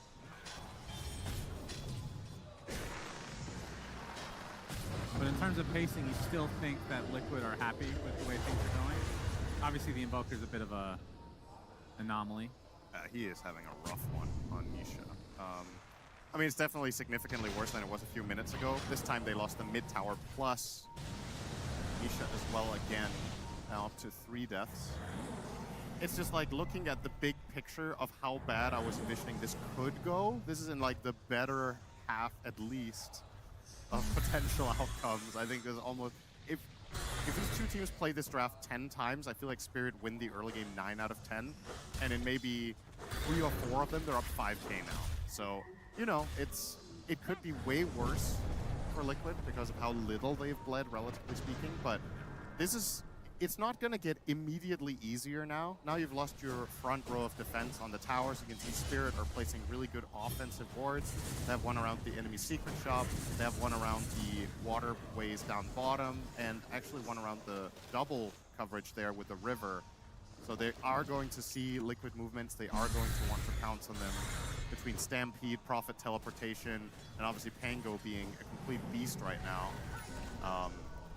Yeah, the worst is yet to come. If Liquid can keep this at a 1K for 10 minutes, that's when the items are going to change everything, but they need to still weather the storm. Oxy. Single swashbuckler brings him to half health. Yep. Always a fun hero to play support against Pango. Half your spells don't work. Unless you're Bane. And yeah, well, there's a few supports that do like it. I think they're going to go through the gate.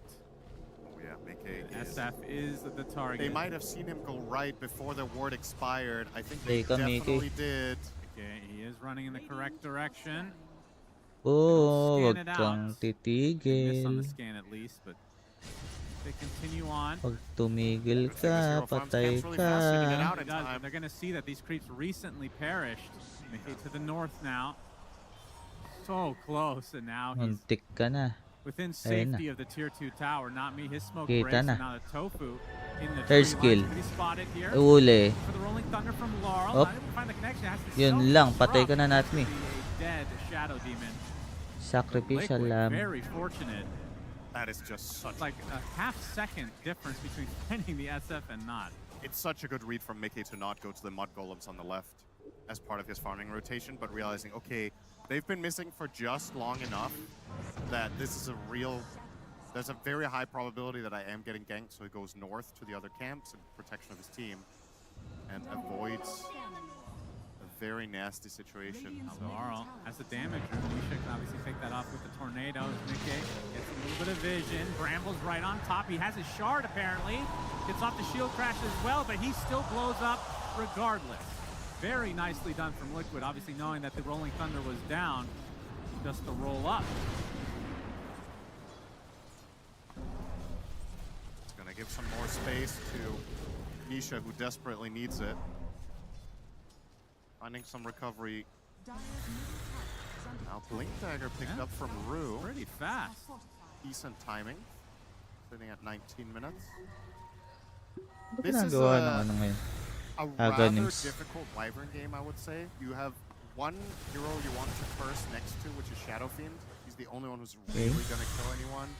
The enemy hero's nature of... A bit of trouble. Bedlam doing a good amount of damage. Disruption into Patay. the Sunstrike as Ace comes in to finish the job. Okay, laban. There's Ace now taking the brunt of the damage from Spirit. Drained of his mana. Killed off. A great turn of events for Spirit, losing a support for the offlane carry. And Patay pati si Tofu. looks to be next on the list. Yatoro with a double kill on the Nature's Prophet. Ano ginagawa ng Aghanims dito? Hindi na all kinukuha. day. Tornadoes, Good Pons protein. Twisters along its path. That's going to be the BKB. Cataclysm. So I was saying, yeah, Cataclysm. for Wyvern, the challenge in this game is that Cold Embrace is just really bad, right? Timbersaw is one of the nightmare matchups for that. All of his damage is pure. Invoker is a nightmare matchup. All of his damage is magic. Willow, Mirana. Shadow Fiend as a carry is even mixed because he can go for the raises. So Cold Embrace will just be exceptionally difficult to use, and the curse is hard because Liquid's lineup inherently doesn't really stack on top of each other. It's 4 ranged heroes plus a Timber jumping around. So Rue, I think this could have potentially been a game where Blink is not the choice, but rather something like Glimmer Force. I find myself almost always loving the dagger, but this is one of those games that it'll be very impressive if he finds high impact plays with anything except maybe one good curse this game. So keep your eyes on that. Tormentor will go to Spirit. Rue will get the Cold Embrace upgrade, ironically, after that monologue. Right? I mean, do you think the damage aspect of this, is it just icing? Yeah. How often is it useful, would you say? Because you have to, it feels like it's, usually you're not going to get anything out of it when you're using Cold Embrace as a save, feels like. Especially with this much magic and pure damage on Liquid's side. Yeah, a lot of the time when you get Cold Embraced, you reset after, right? It's to buy time in order to get out and then maybe go back in again, but then the buff is gone. Yeah. So, yeah, I think it's situationally good. Because you're not going to be using it initial. Okay, we're gonna hold that thought. Ace in a bit of trouble. Moonlight Shadow on him, but they have the vision and they have the kill. The Toro there in numbers. Yeah, that number is 1. Plus his 3 teammates. Okay. So Spirit. Yes. Yep, got it. Okay. I mean, Yatoro is such a huge personality, Cinder, and he can be there in numbers. Yes, a split personality. We've got good and bad Yatoro showing up to this gank. No, that's not true. Different hair, Yatoro. That's his personality. He's all natural now. And we have Roche being attempted by Spirit. Oh, collapse. Big damage. Spotted. Right click from dead. Mickey. My goodness, the alacrity just going ham. And just like that, Spirit have to abandon the Roche attempt. Ooh, this is really awkward. 40 seconds on Centaur. If they knew that Roche was being started, they could actually go for it themselves. Instead, though, on the prowl for Laurel. Nice sidestep. Not going to get flipped by that tornado. So Collapse gets a Soul Ring. Is that literally just for EMP? I think that's a very big part of it, if not the entire reason, yeah. I can't remember last time I've seen it on Centaur. That's true. I mean, there's a lot of strength offlaners that you wouldn't necessarily think would buy it, but it's just, there's so much farming in Dota that it's value. But Centaur specifically doesn't need mana to farm, so it has to be an EMP solution. How much mana does EMP drain with Max Swags? Do the math. How do you even see that when you're spectating? I don't. Invoker's a little bit special. You can't just ask to see the spell. You want to chat GPT it real quick? No. Double checking. I don't. So Centaur's current mana pool is, what's that, 765? Yeah, I mean, that's the issue, is his mana pool in general. If he gets EMP'd, he can't use Stampede and Stomp without the Soul Ring, so that has to be probably drains around 400. I think it's, yeah, it might even be 500 when he's maxed. Got his shard now, so gets to farm by walking. Yep, very nice. Your favorite. Congratulations, you can buy shard on Invoker. Or Arteezy would say if you were here. Daedalus now online for Yatoro, so still keeping up that net worth, has a 3K separation between him and Mickey. I mean, for a Nature's Prophet, how much do you want to be up versus the, I guess, SF in this particular? I think this is kind of par for the course. Maybe this is slightly better than expectation. Well, if you ignore the surrounding factors, let's say both heroes just get to have a great time, which they often do because they're safe laners. Good for you. Yeah, this is probably roughly expected in this patch with what we've seen from other teams in the tournament. Obviously, we're going to be comparing them to the elite level, so let's compare the potential of Shadow Fiend as well as Nature's Prophet to how well has Satanic done. Then I think this is probably maybe a little under for SF and on par for Prophet. Kind of checks out with how the game has gone, right? Just 3-1 on Prophet. SF has died once. Oh, that's a good burst. Very nice burst. They're going to kill onto the Mirana as a result. The Rolling Thunder, he's able to get saved by the Cold Embrace at the last moment, though. Still inside that Rolling Thunder. Ace with the BKB. Mickey looking for the Requiem, gets it off, but they're trying to TP out. Taking the right-click damage. He's barely going to survive. Mickey with a just 10% HP. Able to get back in time. They're going to lose 3 overall, though, so the fight still goes the way of Spirit. And now they are in a decent amount of control, which means Roche should be on the table. Somebody tip Rue. That was perfect. He finds a 3-man curse onto Mirana with Shadowfiend being one of the attackers, and a clean Cold Embrace on the Pango, who was in absolute peril against Shadowfiend there. Just wastes off the entire BKB with a Cold Embrace. These were 2 spells that were not inherently obviously going to get great impact, but they find the perfect moment for both. And now their grand prize will probably be Roche, I would imagine. He's back to full HP, but you can see Liquid not remotely close to this right now, so he could be a freebie in the end. I would assume that Yatoro does claim it himself. Marl getting close to finishing his Aghanim Scepter, about 300 away. Yatoro does indeed take it.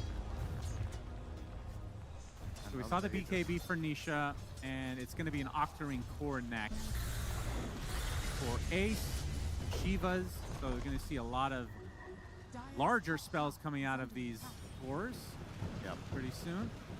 And Mickey, of course, well, I say of course, goes for, I mean, is this, would you call this a hybrid build? right now? I feel like it's always a hybrid build if you have Yashikaya, right? Like if you want to commit fully in the right-click direction, this is a skippable item. So, yeah, it's hybrid, but it definitely is hybrid if you go blink. Then you're not even playing into the right-click fully after the Yashikaya. You think they'll have enough physical damage in this game? If he gets Daedalus, it's probably fine. But... Marl, right on top of Tofu again. Dunzo. This is getting out of hand. Yeah, the map is in control of Spirit now. 8K lead. Being down against Nature's Prophet in Dota history just feels so bad. Like, it's... It used to feel worse, though, to be fair. The 25 towns are fake. Oh, yeah. Okay, well, if we want to remember the worst part of every hero, then that one was definitely Prophets. Yep, I would attest to that. Insanely fun. Ace. He finds Rue, but I think this might be the other way around. Has to use the BKB because Yatoro has shown up. Laurel as well. Gets off the Timber Chain to the low ground, attempting to TP, but the curse cancels it out. Because the high ground is Lackerty. Not two shots Rue, but he survives. Laurel does take out Ace in the end, and now Mickey on the run. Deafening Blast to hold Yatoro at bay. Remember, he does have the Aegis. First crown, about to pop. Gets the cold embrace, and he does get taken out. So that's life number one, but Mickey taking a ton of damage from Laurel. Now he has backups of his teammates. The Washbuckle in the end for Laurel gives him enough space to get away. This might be a full reset as Yatoro going in really deep to kill off the SF.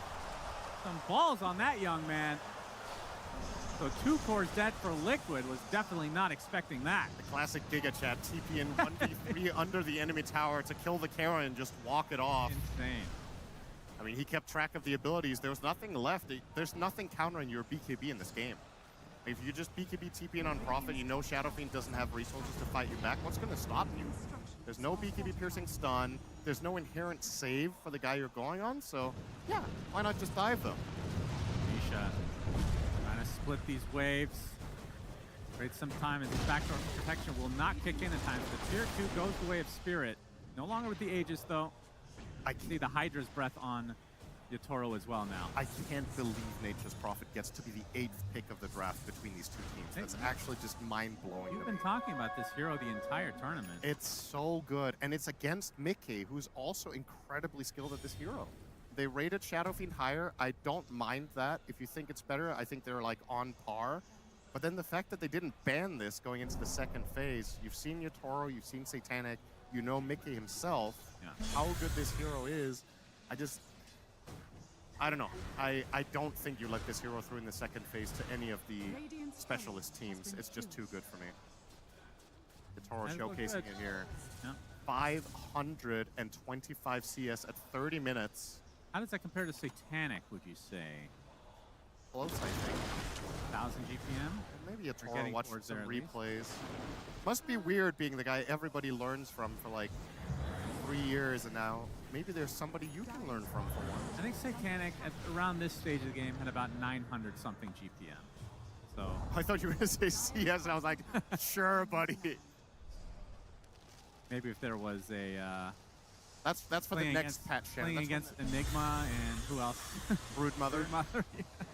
I have intel. The next patch, the map will be even bigger. Oh. We'll have 4 lanes, and yeah, Prophet Teleport starts without a cooldown at the beginning of the game. Oh, that's nice. So then maybe 900 CS will be obtainable. Okay. Meteor trying to wipe out this bottom wave. I mean, you're just playing for time here on Liquid, hoping that you can get to some point of critical mass. If we do go late enough, I think they scale incredibly well. Nice job from Boxy. Forces out the Rolling Thunder. Didn't have any vision there, but the smoke popped, so they just assumed that being a waste for Spirit. But still, with that 13K lead, pretty comfortable at the moment. And of course, as usual, Sinner, we need to talk about high ground defense. They have an Invoker. That is maybe... It's good. Is there a better hero in the game than Invoker for high ground defense? If I had to pick one, it's him. Does he still have that Ags with tornadoes? The Twisters, yeah. But usually people go, well, it depends, I guess, on the game. People don't really buy Ags. That's true. Ags is, if you have a really good Cataclysm setup, which they do not, then maybe. But yeah. It seems this shard, this current shard on him, has overtaken the Ags, which people used to get for the Tornadoes. He's going to be spotting against off the Tornado, speaking of. Has to pop the BKB. Yatoro's there, though. The right clicks are just fearsome. And Nisha falls to the ground. Buys the Octarine in time, but still another death to his name, 60 seconds. Yeah, it's worth pointing out, Yatoro's actual net worth to damage ratio here is insane because he has bypassed Pike. This is an item you almost always see Prophets buy because they need mobility, but he's just so overwhelmingly powerful in this game that he's been able to go for the Hydra's Breath. And wow, they already have every shard? Really? Yeah. At 32 minutes? Yeah, so Shadow Demon bought it. So Shadow Demon did buy it, which I'm super happy to see because I just think it's incredibly good this game. The first one they found went to Wyvern, right? Yeah, that's the only one I would suggest not buying, so it checks out. Wow. You could have not bought the Prophet one, I guess, but... He's got enough of all these guys. This is never an issue for Prophet. I mean, you talked about how it might be more valuable to just get the gold anyway, if you only have one shard left. Yeah, if your Prophet is... Because he's farming so well anyway. Yeah, you're effectively giving gold to your teammates by buying your shard, right? Yeah. Yep, has that 25 talent. It actually takes the remove teleportation. We're seeing the other one. His arrow will be dodged. Very close. Ace looking for the opening. Blinks right in. Root taking a huge burst damage. Stuck inside the brambles now. Has to use the curse, but dies shortly after. Right clicks now onto Collapse. Mickey. Meanwhile, Nature's Prophet right-clicking. Ace able to get the BKB off and trying to retreat with the Timber Chain as Nisha has half HP as well. Collapse no longer has the Stampede as the Ice Wall will block them off. But he still gets the blink into the hoof stop, and that is a lot of damage on Nisha. Has to use the BKB with such a small amount of HP inside the pit. Attempting the TP is fine. Still at heavy cost. They're going to lose Boxy as well. So both supports, a bunch of BKBs down for Liquid. Yeah, worth keeping in mind, that fight started with a free kill on the Wyvern. So effectively a 5v4 afterwards, and Liquid still cannot come out on top of a single fight this game. The rich get richer. Yatoro now almost has a butterfly, so it's time to replace an item. I'm guessing you just get rid of your treads already? It's interesting because I know that Mickey is going for Daedalus now, but I wouldn't say he's hitting particularly hard with his build. Collapse. Not able to find the hoof stomp in time. Yeah, we'll be going for the butterfly for that evasion, so we'll see if Mickey chooses to go for an MKB at some point. Because without him right-clicking, I guess Alacrity is what he's really banking on. Yeah, that is an X factor for the game for sure. Invoker is... But did nobody not else take is the right-clicking. Alacrity talent, though. Yeah, so Butterfly is just, it feels like almost a hard counter to this SF in theory, because it's the only one that can be right-clicking on Yatoro. It's good. I think this has been, through Yatoro's career, one of the things that impressed me the most about him has been his itemization. I think he, in plenty of games, he's not been afraid of doing something outside of the norm. Not that this in particular is anymore, but just has always had a very good understanding of what he needs to achieve with every item purchase. And I've said this many times on casts before, I find itemizing on hard carries really difficult. With all the options you have and with all the problems that different games present, having that reference for what to buy, even at the elite level, you see players make, I would say, clear mistakes in what items they buy, but it's very rare that it feels like Yatoro did not do the right thing. Yeah. Except this teleport. Oh boy, Arrow not going to be there because of the BKB. As an Alacrity on Tofu of all heroes. Marl still looking for a connection. They're inside that Moonlight Shadow, though they actually do find Nisha in the end, and he just gets destroyed by the Stampede. Yatoro gets the last right click. And again, Invoker down and out. Can Liquid fight without him? I don't think so. What I was talking about there, Shannon. Yatoro's itemization, having BKB this game, genius. Yeah, just absolutely really unusual. Stellar itemization to have BKB for a situation like that. All right. Now Roche number 2. The Belch comes out. This will be a freebie for Spirit. And another great item for Yatoro here, the Aegis of the Immortal. Good pickup. Yep. Good choice for Yatoro. Backpack is BKB, that's a good choice. Well done. Really glazing him today. So he's going for Ags next. I mean, you're at the point now where you're just Now you're just full luxury territory. Gonna get rooted. Boxy trying to scare the big bad Yatoro, but obviously with that Aegis not gonna bite at all. Oh, hello. TP's right into the Timbersaw. Will have to force his BKB TP himself. And then he teleports somewhere else. That's right. To get mana at base, and then he's going to teleport bottom and start hitting the tower. He'll be back. Double Siege Wagon for Spirit.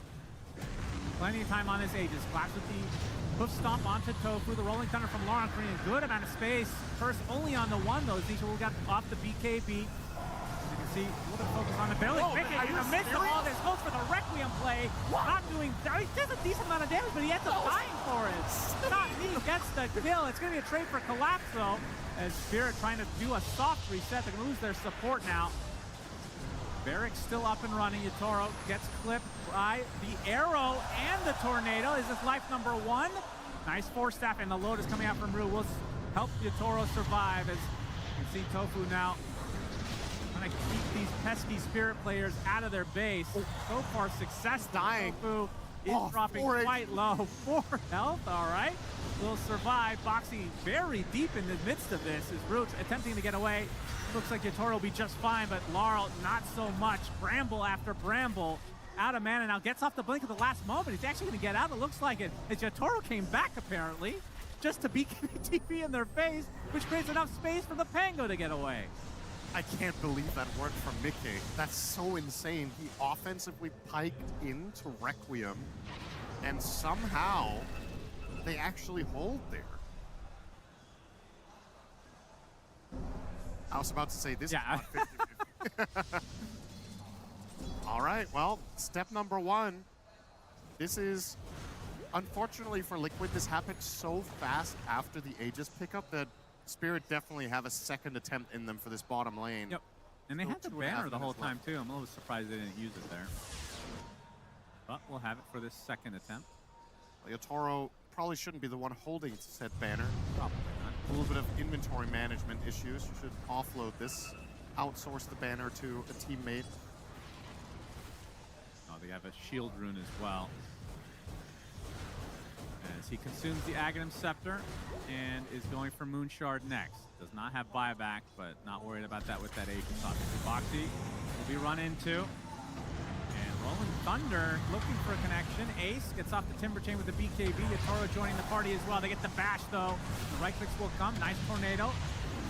Keeping Yatoro at bay, but Nisha gives away his position in the tree line, attempting to go away, but no. He gets cursed in the TP, and Laurel's going to be there to finish the job. No buy. No buyback, 80 seconds, and this is 5 versus 4. That's not even including the Aegis. I'm afraid no buy means bye-bye for this one. I do believe. Really, really difficult now. Holding without your primary high ground defender for a full minute when all 3 lanes are pushing in with a Nature's Prophet and a banner. Good luck. Just go to every lane, push them out, and now the pressure is on Liquid. Tier 3 tower, Dunzo. Roche banner still up and running. This is going to be at least a set, if not more. Laurel getting in a little bit deep with Swashbuckler to the low ground. Arrow not going to find his mark. Still 40 seconds for Invoker. You would think this is going to be 2 sets because they did a lot of damage in that bot side. See if Spirit stick around. Still a minute on the Aegis. And the Prophet TPs to the top side, so wants to go for the building that is full HP, it seems. Get gone on by Ace. A good amount of damage. Gets that Satanic, though, and getting a very respectable amount of HP. The Whirling Thunder not nearly enough, and Ace will take a tumble, and he does not have buyback. So now that Nisha's coming up, the rest of his teammates aren't even alive, and this might just end up being Mega Creeps now as a result. Surprised they didn't wait. Either way, Spirit in firm control of this game now. That is the second set in their favor. Mickey looking for a cheeky spot to get this Requiem off. It's still on cooldown for 5 seconds. As Yatoro looking for the full Megas in favor of Spirit, and he'll get it. 32k lead for Spirit in this game number 1. Looking extremely sharp. Yatoro's GPM? The Enjoyers out there? 1100. Wow. That's pretty good. Yeah. Is that a top 3 of the event?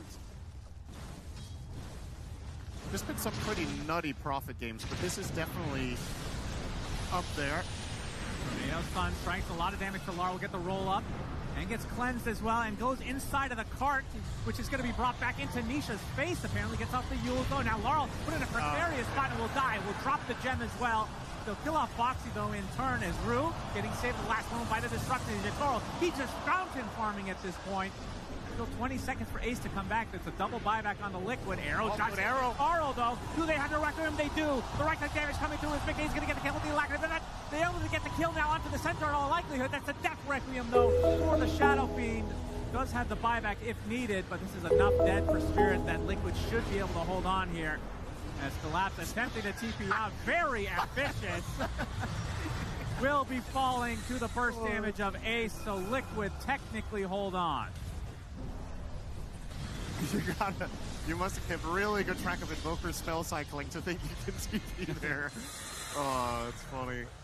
Well, Liquid, they do hold. They find the first kill of the game onto Yatoro's Prophet 8, 1 and 15.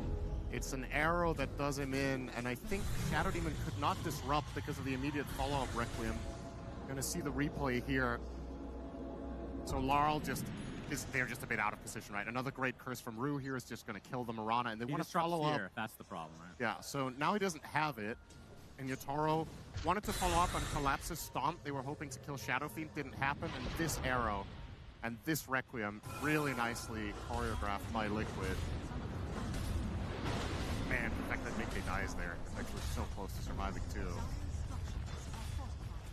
Well, they're going to do as much damage to buildings as they can while these heroes are dead, but unfortunately for Liquid, it's still against Mega Creep, so this is a slow push.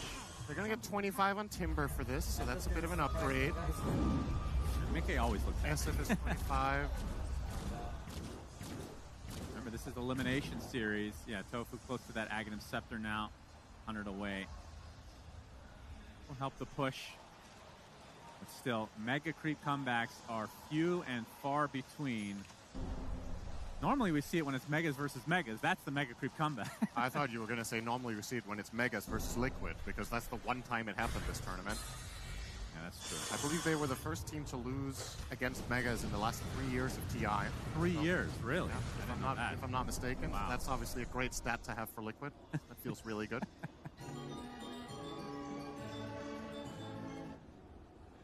I mean, what do you talk about here if you're Liquid? Like, I think you need to strategize how you get on Shadow Demon. Find a way to envision a way of setting up a fight that you can somehow take it on your terms to kill the support. Going on Yatoro first is just not going to work. He's way too tanky. He has way too good coverage between the two defensive supports, plus the cart, Stampede, all of that. And that's where, at this point in the game, it would feel really, really nice to have like a Blink Hex to just be able to start a fight. Nobody has it though. You don't have a Blink targeted stun. You don't have an immediate, obvious hero to frontline with, except Timber, who Spirit largely in this game has kind of been able to pretend isn't real. Yeah, that's Ace just pretty hasn't accurate, really, actually, yeah. He hasn't really been able to do all that much. So, yeah, Nisha is going to be the one trying to fulfill that task here. He has the gold for the Hex now, would come at the expense of having buyback. There's a chance, Liquid fans. Technically speaking, it's a great Ace Ventura. That 1% is because of Liquid Yandex. Actually, no, that was Dumb and Dumber. Sorry about that, Cinderin. I know you're Liquid big. Yandex Dumb and Dumber? No, of course not. Uncalled for. Dumb and Dumber is you and me. Guess who you are? Dumber. 28k lead here for Spirit. I assume that they kind of chill a bit. They wait for these buybacks. So, when I say wait, farm up those buybacks because they haven't really used them, and then go for the Roche to finish the job. And for Liquid, I cannot see a scenario where they come back here if they give up Roche. No. Do you agree with that? I would agree. But it's so difficult to just leave your base at this point of the game. I don't even know how you contest Roche. Yeah, the issue is I also can't see a scenario where they win the Roche fight, so it's a little bit tricky, right? Now that both enemy supports have Eon Discs, that was the thing I was talking about. They need to get on the supports and kill them. Well, they can't. They don't have a Purge either, so... What if they bring all their couriers to the Roche pit, try Di to mo hide them, matitigil and go yun? for the item steal? What do you think? I like it. You don't need your courier. No, it's creative. It's something. But yeah, leaving your base, when you, I mean, Mega against Prophet, have you ever seen that hero lose against Megas, or with Megas? I don't think so. This is like the worst hero in Dota to play against when you have Mega creeps on your team. It just non-stop push in. It used to be worse, though. Remember, Cinder. It could be worse. It could be worse, yes. The good old talent. All right, well. Was Ironwood Tree. Oh, yeah. Everyone's favorite. Oh, man. The Spirit have Aegis, Cheese, Refresher Shard on the Pango, and Roche Banner again. And Roche Banner at this stage of the game starts to get really scary, especially with the Mega Creeps. You can put it relatively far away. Look at the damage that these Mega Creeps take. Not much. Dora leading the way, going to the tier 4s. Laurel opens it up with the Rolling Thunder, finding a couple connections. Mickey not using the BKB, blinks out instead. The Meteor coming down. Yatoro getting pretty low, looking for the card connection. He's going to get disrupted instead, but the arrow's going to keep the Centaur in place. Yatoro wants to preserve this life number 1, but he gets bursted down by Ace. So Aegis is down and out. Nice start for Liquid. Oh, Timothy not going to find the Requiem comes in, putting Yatoro in a precarious spot. Has to bop the BKB with the Satanic as well, but Mickey will fall. Now the Requiem to the Nisha. Not quite enough. Trying to get away. Good arrow. Arrowed again. The disruption the same. There's the curse coming out of the B-time, getting 3 members stuck. Yatoro still stuck with very little HP. Finally will fall. Does have the buyback, and obviously can TP back into this fight as well. Ace extremely low himself. Has to Timber Chain back to the fountain, and now the Ancient fully exposed as the tier 4s are out. We'll see if Yatoro wants to expend the buyback or not. Man, they killed him twice. Roche Banner still up. This feels like the time to use it. They're going to get the hoof stomp connection onto the Timber Saw, though, to start this out. Still Yatoro not using that. They actually had a complete lockdown on this Timber Saw. He just gets bursted down to the ground. And still, Yatoro available to come if he wants. It's the buyback now onto Ace. Trying to reset for Spirit. Timber Chain onto Laurel. Gonna dodge the tornado. Gets the bash off the shield crash on the Mickey. Attempting to get out. Does blink away safely.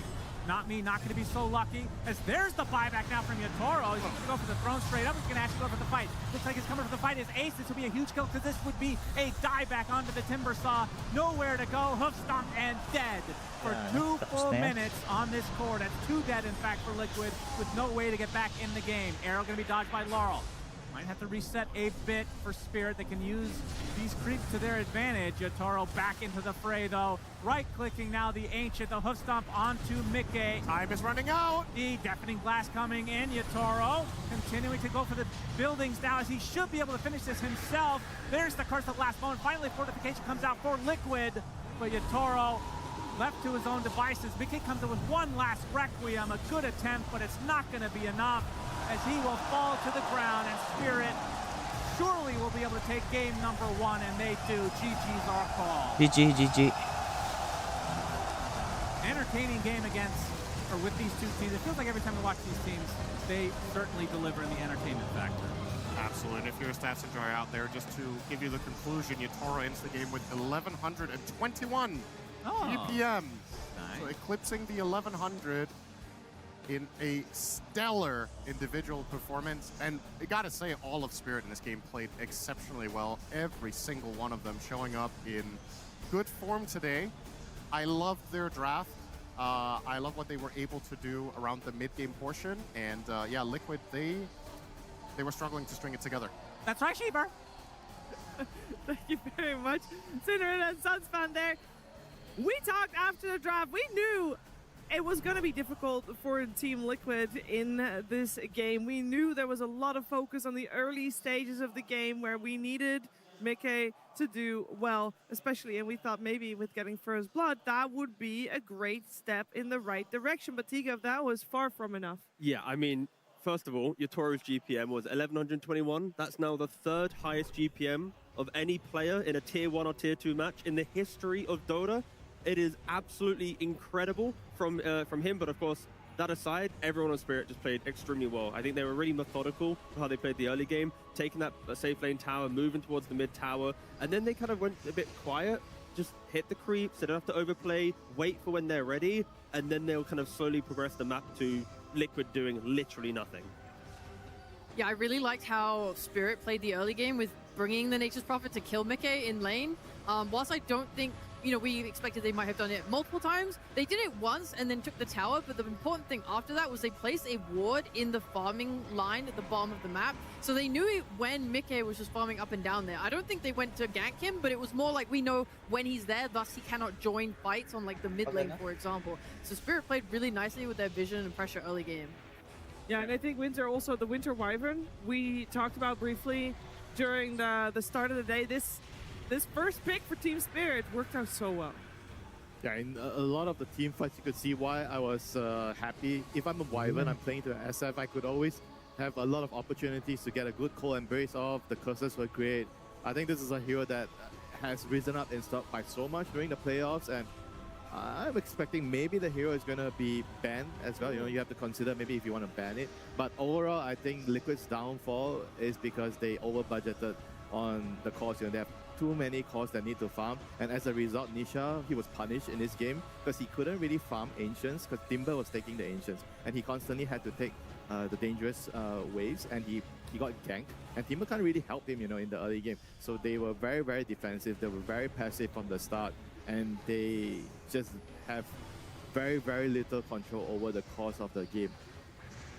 Yeah, especially if you do compare that to Team Spirit, who just seem to be on point almost time and time again. Team Liquid, they fought valiantly at the end of the game. You have to. It's lower bracket at the International. You have to fight till the bitter end and hope that there is a mistake that you can still make your way back from and with. As we do take a look at the scores at the end of the day, Toro did die twice. First death was only at like 41 minutes, so we'll forgive him for that. He had a near flawless game there. For me, though, I'm having to give this MVP to Rue, Rhea, because he played a phenomenal Wyvern. Yeah, I think Rue's ability to disengage these fights when Liquid wanted to go in or be aggressive or try and make moves was so pivotal. I really love these supports. This IM build especially, having Blink for your best positioning, having Force Staff to help protect your allies, but also Eon Disc. Not dying is the most important thing you can do on a support. And genuinely, when games this TI have gotten to a spot where both supports can have Eon Disc, I feel like it becomes impossible for the other team to play because this is the highest priority target. Wyvern, every single fight, was getting off the right ults and the right heals to make it so that Mickey could do 0 damage. Yeah, and also, you can see from the inventory, right, him having only the brown boots, not the mana boots. Mana boots are quite expensive, right? So being able to understand when you need to buy them on a POS 5, in certain games you need to help your cores as they're farming, run through the jungle, give them mana. But with Winter Wyvern, having that Blink Dagger as quick as possible, being able to play around it is going to really open up a lot of these engagements. So again, you don't have to default buy items, you can just change it up based on game to game, and that is a good example of, again, many Wyvern players just skip it, but I feel a little attacked. Yes, that was a call. That was not a call of what the pros did. I was just reminding you guys that you don't always have to default buy items. Sorry, Shiva. That's why I didn't really like the last pick on Timber, because they didn't have the right hero. They didn't have a hero to deal with all these supports. That's why I suggested Mars, which is not a very common hero now, but Mars would have given them a way to find the backlines. Because with their heroes, the Invoker, the Timber, and the Shadow Fiend, you could maybe say ultra late game, the Invoker can blink in, or if he has blink, or somehow find the backline. But over the course of the first 20-30 minutes, every fight, Wyvern got off a very, very big ultimate in every single fight. Yeah, and we would have loved to see Invoker have more impact in this game, but let's be real. I feel like maybe Laurel had Nisha's number a little bit. To break that one down, we're heading over to Purge. Thank you, Cheever. Yes, the Pango Laurel, he played amazing this game, and I wanted to show some small details here. Sometimes in a Dota game, the smallest little margins make the difference. It could be 10 mana, it could be a couple extra kills, but what Laurel does as Pango is he's using his skills to do a long-range attack, and if he can get 2 creeps, kill the Forge Spirit or harass the Invoker, that's a really good plan for him. So he's trying to consistently use his mana in ways that benefit him. Now here's probably the most crucial part of the game. 4 minutes here, this rune is about to spawn, which means that he's going to refill his bottle, and if he does so, he gets a bunch of mana. And unfortunately, the Cold Snap was a fraction of a second too late, and as a result, Laurel's able to get his rune. He's able to refill his bottle. He ends up getting back to the mid lane before Nisha, and now he gets access to both water runes, which is a huge amount of mana. And with this mana, he now gets to use his skills multiple times to harass his opponent. He did miss that swashbuckle there, but he gets his shield crash here, and he's going to end up pressuring the creeps and going under the tower. This clip's going to be a bit of a long one here. So now he uses his water rune. He's bottling up now. He gets to use swashbuckle to harass Nisha. He gets to use his shield crash, but he doesn't have enough mana for his next spell. So watch what he does. He uses his last bottle charge. He uses a clarity. Nisha sees this, says, I need to stop that mana regen or I'm going to die. And he uses cold snap from long range. But he got just enough mana here, and as a result, ends up getting a solo kill in the mid lane. Crazy good play from Laurel. That all cascaded from that water rune earlier. And the pressure really didn't stop because the same thing kind of happened here. Eventually, Nisha does go for a kill on Laurel. Laurel gets stampeded away. His teammates come and back him up here. But as a result of that earlier advantage and Nisha not quite having full mobility yet, he ends up getting pressured, killed under the tower. This pressure that Laurel put on Nisha was really, really big for the game because it meant that Nisha was not impacting the game as much. And so much of it cascaded from that early kill due to the water rune fight and due to this early pressure by the Team Spirit support. So excellent play by Team Spirit to get ahead and not let Nisha control the game. Thank you very much, Bert. It really is a butterfly effect. When things start to go wrong, it can go wrong way further down the line because that one mistake that was made very much earlier. We're going to take a look at some of the fights that happened after that laning stage started the way it did for Team Liquid. As Winter, there was one fight fairly early on that you wanted to highlight for us. Yeah, I just wanted to talk about like how the early game was quite very, very passive from the Liquid side because they had very, very greedy farming costs. So this is like the best thing they could do. They brought a lot of heroes. They see Team Spirit invading and trying to control their jungle and take the bounty rune, so to bring numbers. This is something that I think they did really well in the early game, making sure that they defend and they at least have access into the jungle because Nisha was constantly getting pressure, like Kevin mentioned. He couldn't really farm very well, so he needed the help to come towards his side of the map so that he can actually farm. Because he's not getting any Sunstrike kills based on the heroes. That's not really a good setup for Sunstrike. So if he can't get to farm the jungle, then where does he go? He goes to the fountain. That's kind of what happened. No, it's definitely a rough one for Anisha's Invoker in this one, which was not just his fault, but it was the draft coming together in a little of a poor way, some might say. And there was another fight, Rhea, that happened a little bit later. Yeah, this fight is actually initiated by Liquid in that they smoke up for it. They enter the jungle and try to take this fight, but this is the Wyvern impact we talked about.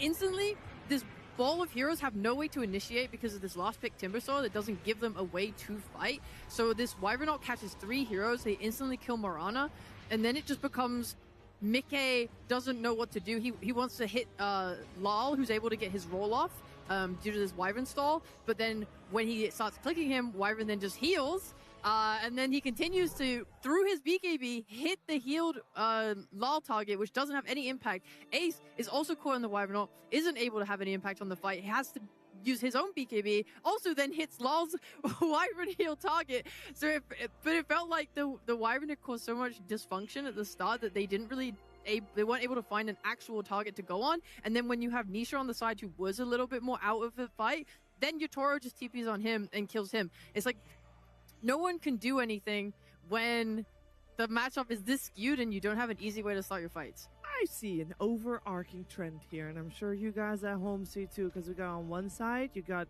Invoker, he needs someone to play with, he needs someone to set up Sunstrikes, and he needs someone that doesn't steal his farm. Simple. I got already one thing in mind, you do too. And then on the other side, you know, we got a great team fight, but not everybody's able to come together. We can't start the team fight in the way we want to. Who normally starts the team fight, T-Gov? All right, so just to be clear, all right, it's not Ace's fault, all right? I'm going to show a graphic of Ace, but just want to put that out there.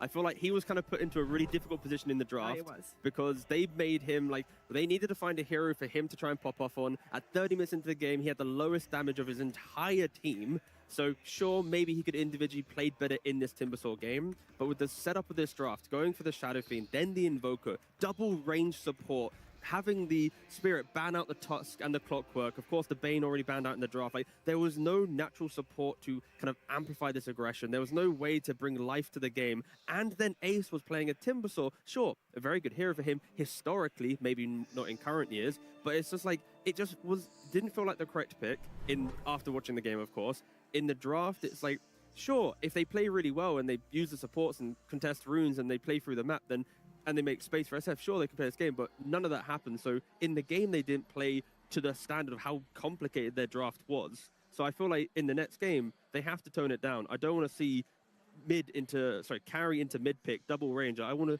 have just the classics, the initiation, the information that Winter's asking for, the ways to find the Winter Wyvern, the ways to start multiple fights with different options, because it's so scripted how they must fight. And Spirit, when they see the script, they will read it and outplay you. You have to make it more complicated for your opponent. And it's the support duo. I think the hero that you suggested during the draft before Undying, I think when they had SF, maybe they needed something that's more stable in the early game, because the Mirana just kind of doesn't really protect the SF at all. It's a nice hero, and in the games that I felt like Mirana was very impactful was when he had a very, very easy way to set up his arrow, like with Bounty, with Bane, for example, or SD. And I think with the Dark Willow, it's just that doesn't really feel like the support duo kind of worked out for them. So I would like to see them maybe change that up and try to figure out what works better. Also, even not Rebet's son, the ages look so exciting. It's the next match. I just want to talk about the items. I'm like really excited about it, but the match is about to start. I don't want to take away that hype. You're good. The match is soon starting. But first, we need the players in the booth, Freya, and they will take their spot once again. Team Liquid in the lower bracket, no stranger to being with their backs against the wall. Team Spirit, this is the first match. They are playing in the lower bracket, and let's be real, that first game didn't look like they were playing in the lower bracket. They had a great time, a comfortable time. One of the all-time highs for the Nature's Prophet of Yotoro as well, and he's of course looking to replicate those results, so everybody at home knows that it's not Satanic's year, it's his year once again.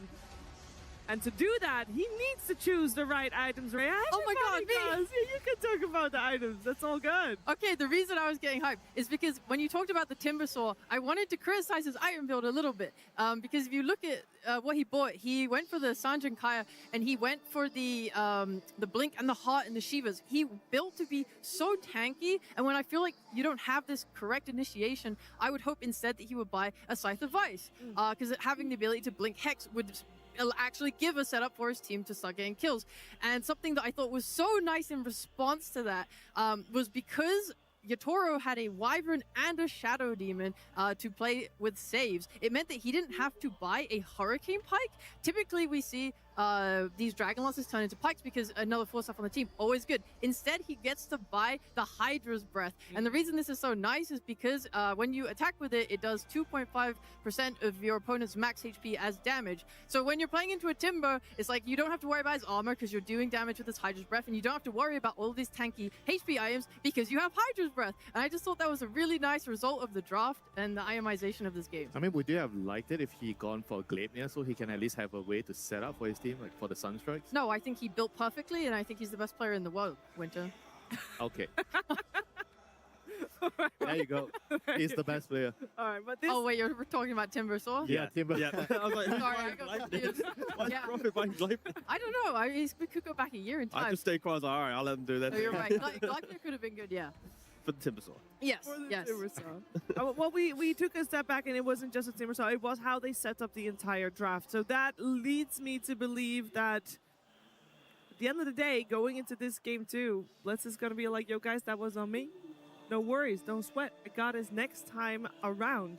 Because going into this second game of an elimination series, you have to have your head on straight, and you have to know and be comfortable that you got what it takes and that you got the tools in the draft as well. Yeah, if they want to keep the same draft order, if they do want to play the Shadow Fiend into Winter Wyvern, I would probably just move towards not taking Invoker on 13. Like, put the Mirana there if they want to. If they really want to have these type of heroes, let the draft breathe for a little bit longer.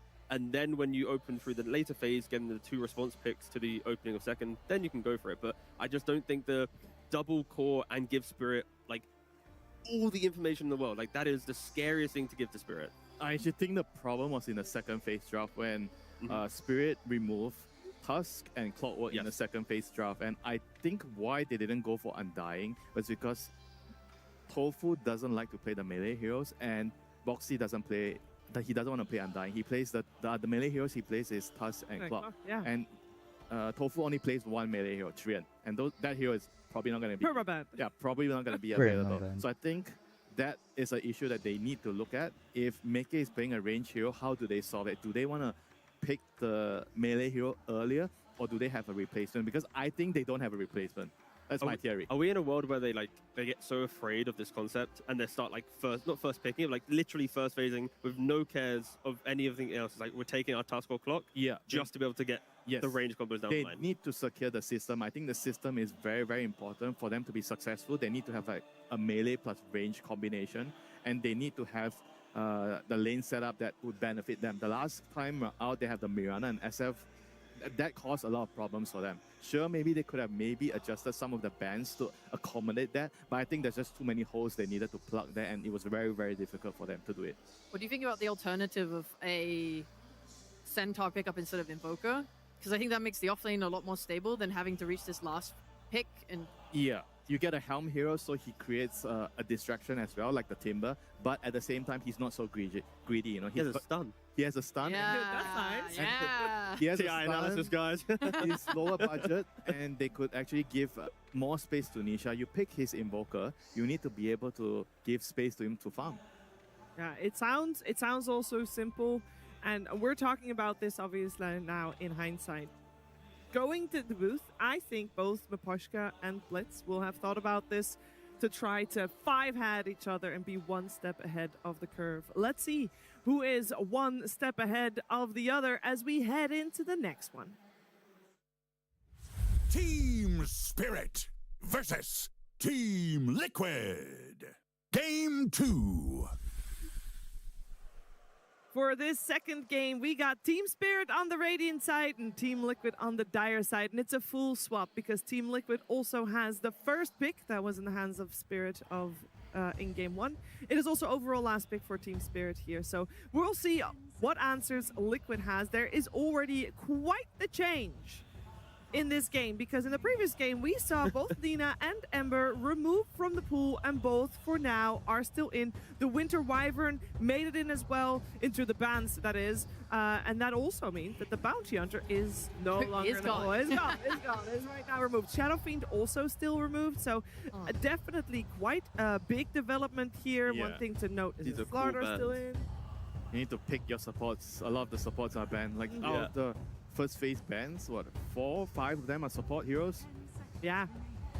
I mean, I find this is pretty impressive from Liquid to come into this game and go, you know what, this is what we're going to approach the bans with, because we're making a case for a good Winter Wyvern game, or the fact that Bane, of course, is a staple. Shadow Demon getting promoted all the way to first phase, I don't think was in contention. No, but I don't think anybody thought of that.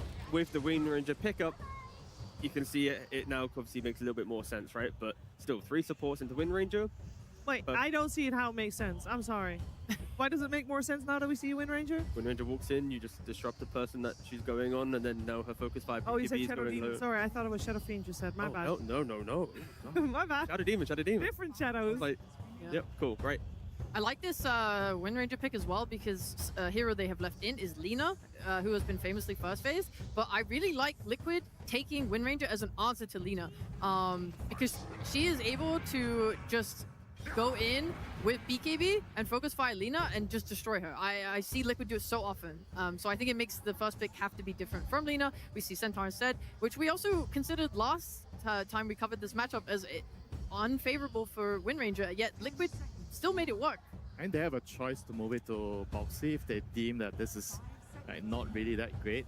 But yeah, but I think Liquid also did one game that just didn't care. You know, they had the Tusk and Win. I think they just let it lane against the Centaur. I mean, Spirit could also force the draft here by banning the Tusk of the Clock and then taking it out of phase. And then we still have the same question that we're looking for answers. I mean, they can only ban... Yeah, I guess they ban one. They ban one, pick one, and right? pick the other so one. it's like you ban Tusk, pick Clock, because into Wind Ranger you don't really want to take the Tusk, right? So it's like... Yeah. That's a very good plan, I think. If you do that, it's going to put Liquid in a very uncomfortable position.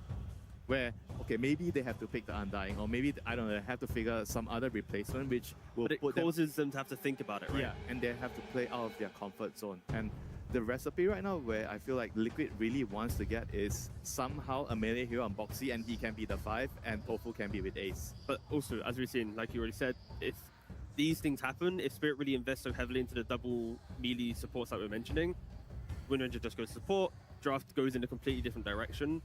because it's the Wind Ranger Yeah, compared to other heroes. but at the same time, then what is Tofu gonna play? You know, with a +4, if Boxy is playing the Wind, what is Tofu gonna play? Because he doesn't really have a very good pool of heroes to complement Boxy's Wind. I think that you could potentially just go more aggressive, and you take like the Hoodwinks, the Witch Doctors, the type of hero that just they play the lane and they go do something. He has to do that, but the synergy won't be as good.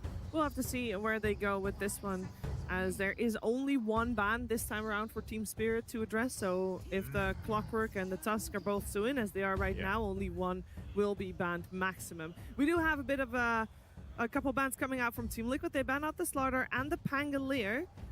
Slaughter so far has only been played by Team Spirit. I don't know if they have some flex in mind that the center could still go elsewhere. We know that Laurel could still also play the Slaughter if needed. Pango, of course, we saw Laurel on that one. All of Liquid bans are heroes that Spirit will happily blind pick to progress the draft to then get you with a later, stronger pick. I mean, it's also to protect Invoker. I think they just really like Nisha's Invoker, and they're always trying to set up for it. And yeah, I mean, you gotta be thinking about it right now. So Spirit, you have two options with this ban phase. Either you do the support ban, or you have to ban one of Nisha's heroes. Yeah. So because of course the Wind Ranger flex, they don't bother with the support bans. They go for Ember and Talina. So Liquid probably gonna pick up one of the melee heroes right now, like the Clock or the Tusk. But it also depends who's gonna play the Wind. If Mickey wants to play the Wind, then I think they'll pick one of the melee heroes. But if Boxy is playing the Wind, then they're gonna do something else. Always exciting, guys. Second phase, end of draft. Nisha can pick Puck. Yay! I've said it so many times this season and every other season of competitive Dota. Yeah, it's looking fine as well as an option for Nisha down the line. Yeah, you can have his pick maybe by that time around. There's more information on the board from what Team Spirit wants to do with that Lina, as there is still the flex potential, putting the Lina either in the mid lane or on the safe lane. Mickey has experience playing Wind Ranger into both of these cores. Looks like we're gonna play with a Tiny instead. Has we seen Tiny on any role other than I think mid. Barry I think somebody did it mid. I don't remember who was it. At least for Liquid, it has only ever been carry. So Liquid is just making a statement that they want to play a very pick-off style game, a skirmishing game. Like they're gonna step up into the lanes, try and just get an extra little bit of net worth, and then translate that into like one cheap item on each hero, and off we go.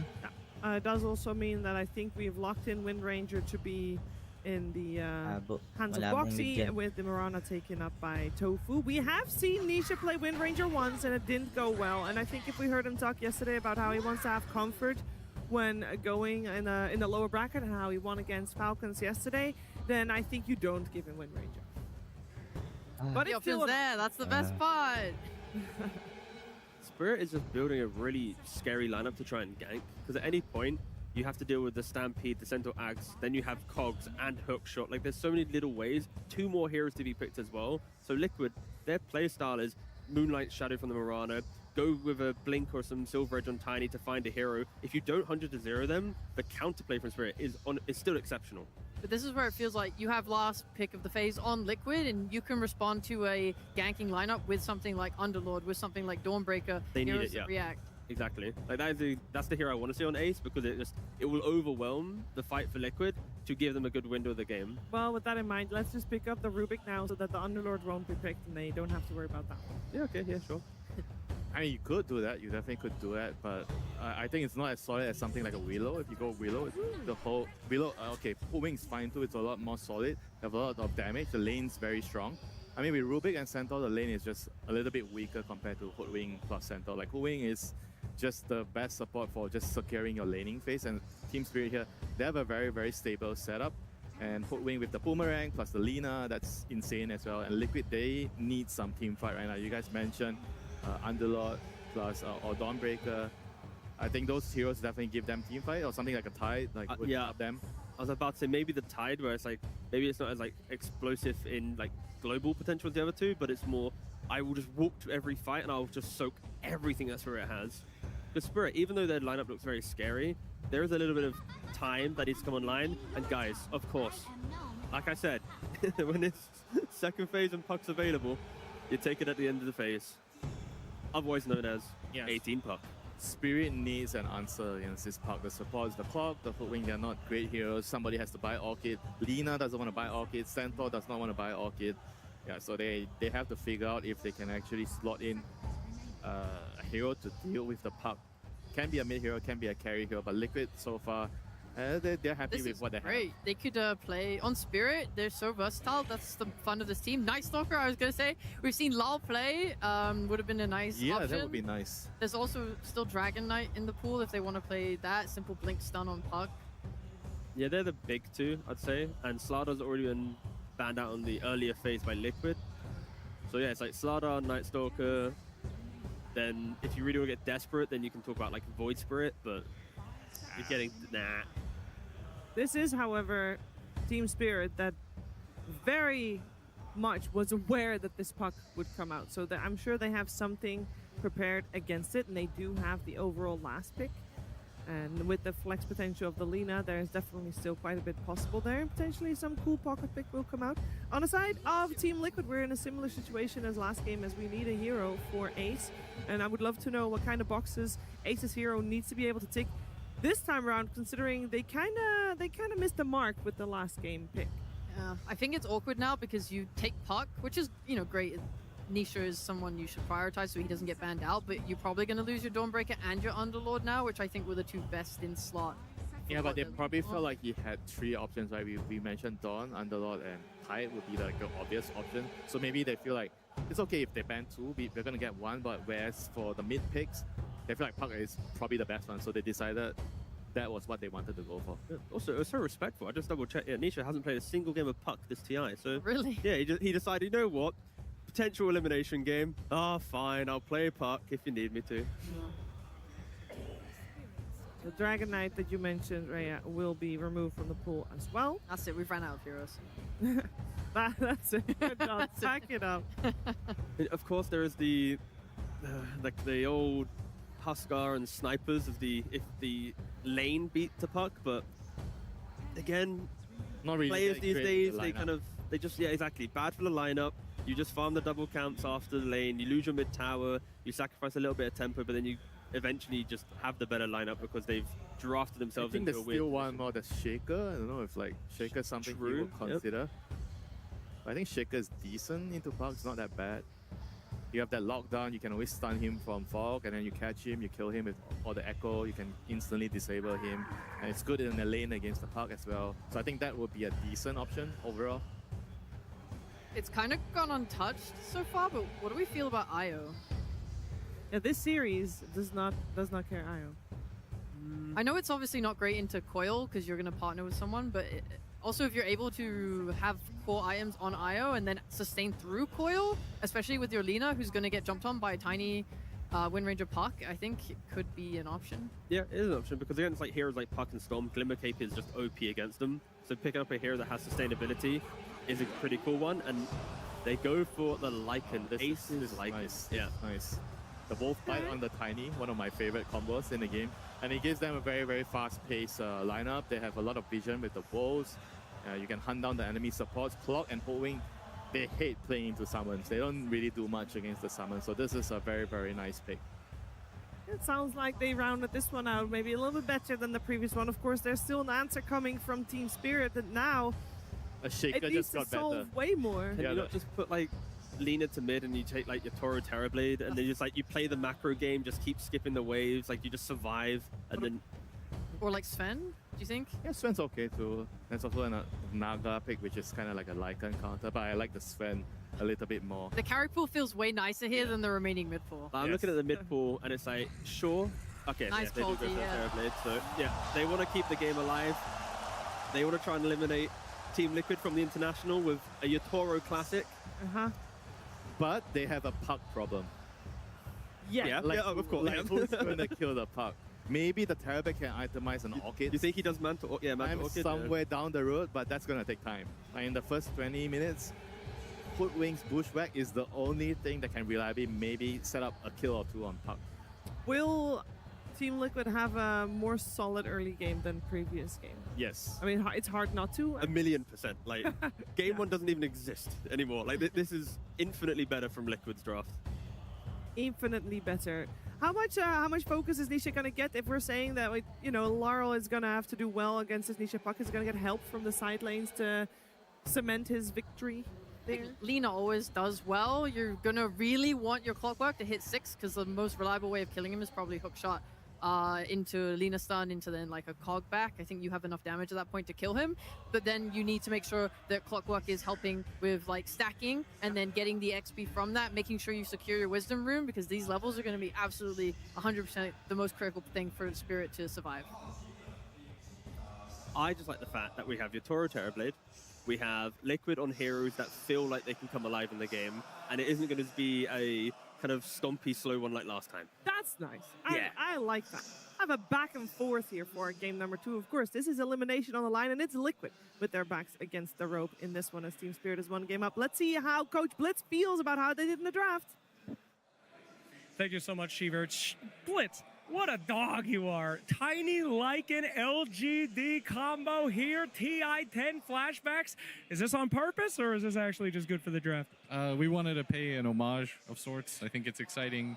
I'm assuming that the Chinese fans aren't watching the stream, so I don't want to give them like PTSD or anything. But yeah, you know, it's just like a throwback.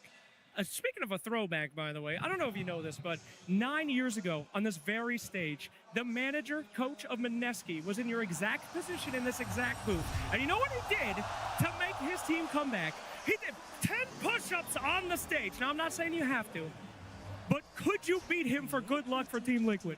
Did they win the series? They did win the series. You have to do more than 10. Will you do it? Ladies and gentlemen, here we go. Put him on it. Come on, Blitz.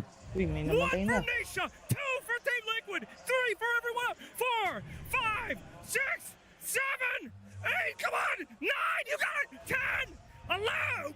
Pinag-push up. 10. It's a tie. 11. Okay, it's 11. Pinag-push up, Let's go. nag-push up We got naman. first blood. We got to get in the game. Team Liquid will come back. The curse is broken. Let's get into it. Very nicely done from Blitz. I have to say, we've seen the first blood already for Liquid, so, I mean, that was after. Or, sorry, the first blood was before the push-up center, so I don't know what's going to happen now. Yeah, I imagine now. Well, they didn't win on the bounty runes, so maybe he shouldn't have. All the things that have happened since have been in favor of Spirit, which is bounty runes and nothing else. But the good news is Mickey is the one to get first blood on the position 1 Tiny, so off to a very good start for him. Yeah, and I agree with the panel's assessment that this will be a better game for Liquid. I think last game, I think it was just the level of execution required and the margin for error was really narrow. I think this has more of a natural feel to it. You've got a better balance between heroes going in and following up. You've got better overall lanes, I would say, on paper, and you don't have to worry about the profit this time, which was ignored in the draft. Yeah, I just want to say, when I looked over at you during the draft, you're like, they're gonna pick profit. Well, I was like, there's still Hoodwink, there's still profit, and well, we got one of them. It's gonna be Rue playing the position 5 Hoodwink this game for the side of Spirit. And a different archetype hero for Laurel here as well. Lina and Pango play completely different games. Pango very much up in the face of the enemy and setting the tone for the fights. Lina is more of a ranged assassin, so they're going to need somebody else to play that role, and that's why Not Me is on a Clockwork this time instead of the Shadow Demon. So Spirit making sure to maintain their draft integrity and the overall read they have on what makes lineups function right now. Also, I can't believe that this was the... Was that true that this is the first game of Moxie in a bit of trouble. Looks like he'll be taken out by Yatoro. Pops the Fairy Fire, but falls nonetheless. Rue getting chased by the Wolves. Should be able to survive. Go ahead, Cinderella. Didn't it surprise you that this is Nisha's first game of Puck of the tournament? You're kidding. Wasn't that what they said? Did I misunderstand? I thought they said he hasn't played it yet. That's crazy. This is maybe his best...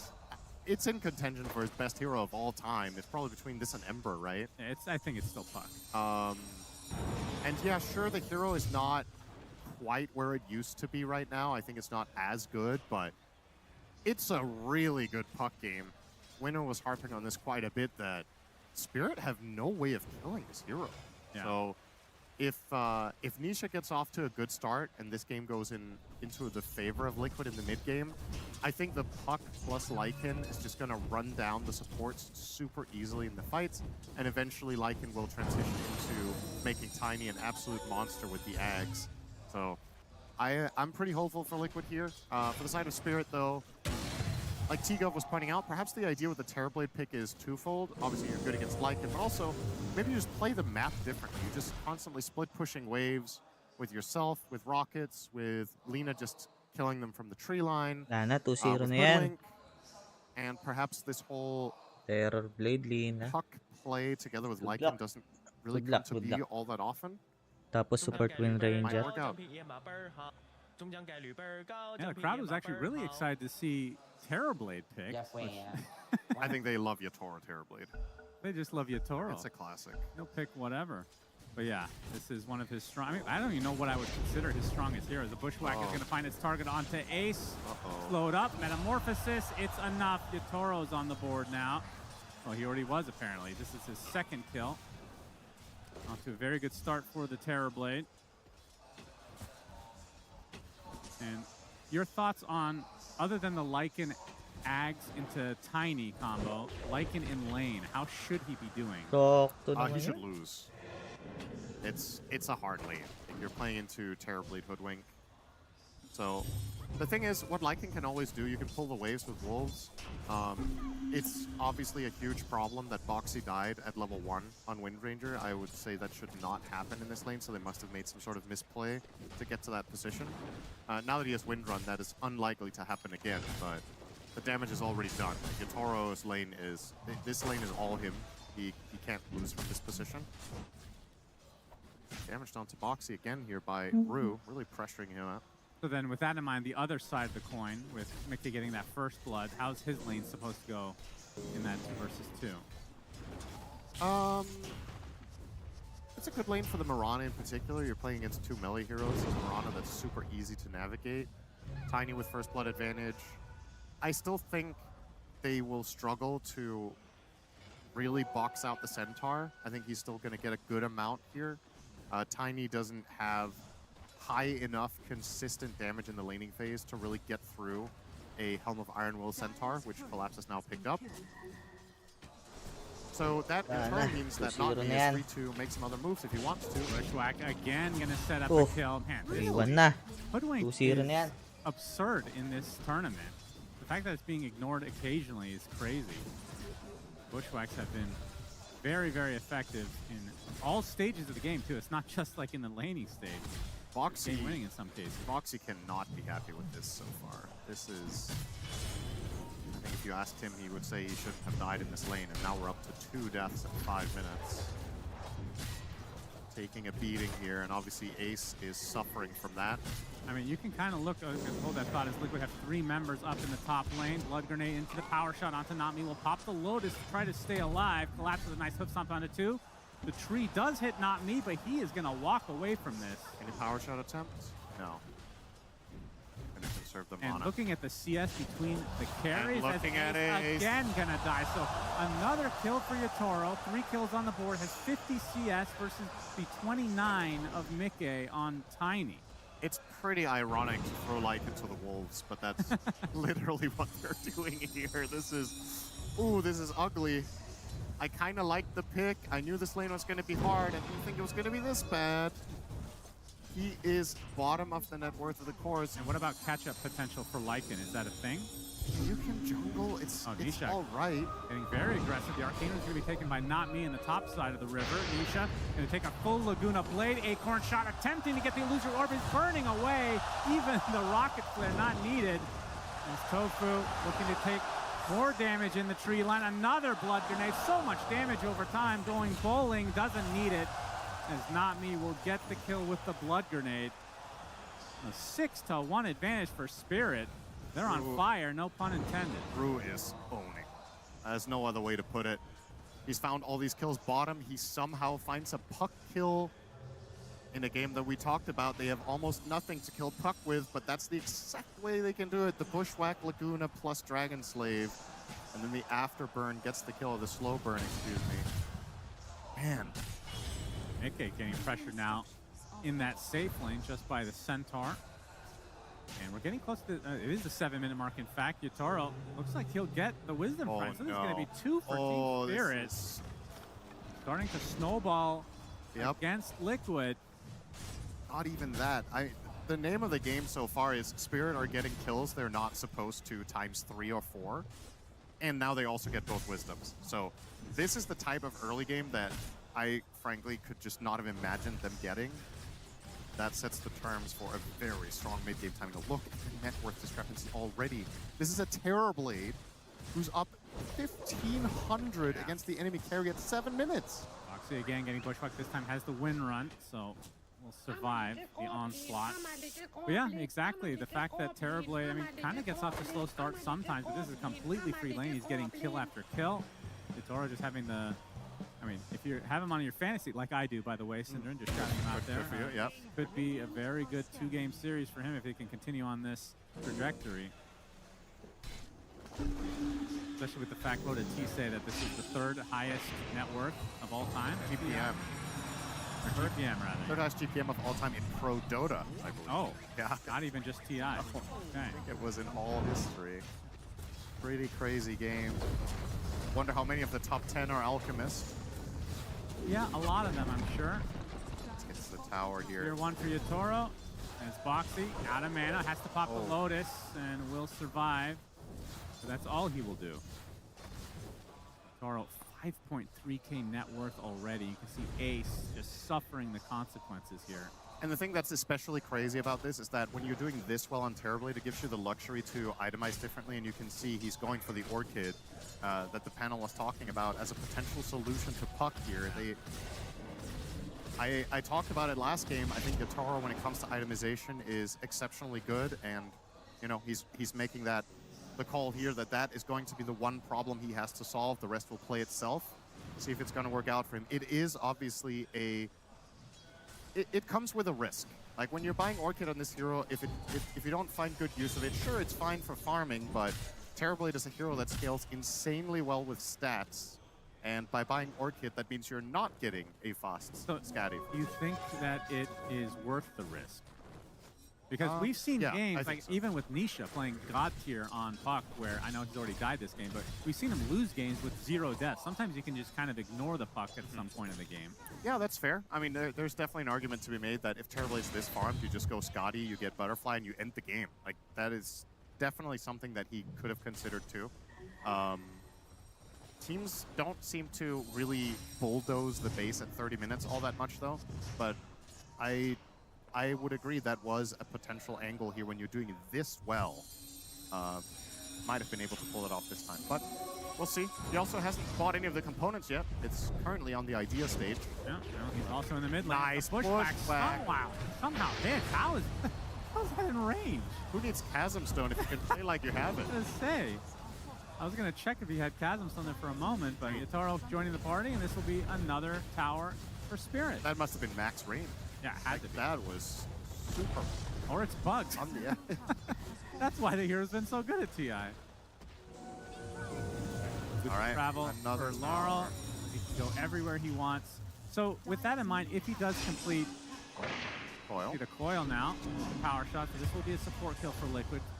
Anything on the board at this stage is something that you just have to take advantage of while you can, because this is going to get worse if you don't pull things back here. But from Puck's perspective, what itemization would you prefer him to go if the Orchid comes out? Like Yules, you have to go BKB in this game. BKB on Puck feels real bad. It feels like Yules is quite reliable, no? There's no immediate follow-up out of the Yules that's going to ruin him. You can sets up LSA. Well, you should be able to phase, right, every time. Yeah. So I think Yules is fine. The times that it's dangerous is if the enemy has something that, like, Disruptor Fenix. Laurel. Okay. Taking a little bit of damage from Boxy. Bushwhack misses this time from Root. Let's force the numbers out. We'll take the Laguna Blade. And eventually they will find... Really nice spell casting. Just beautiful. Double bowling hit. A nice light strike array off the first knockback. Spirit are in form. This really is are. really, really solid from them. And that's usually the case when they go to the lower bracket, right? Yeah. They Maybe go the to another secret level. to beating Spirit is not letting them lose That's right. upper bracket, so they can't learn anything. And then Yeah. you beat them in the grand final. Yep, that sounds like a great strategy.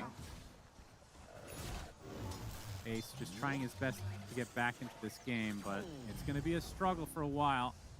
Has the helm now, of course.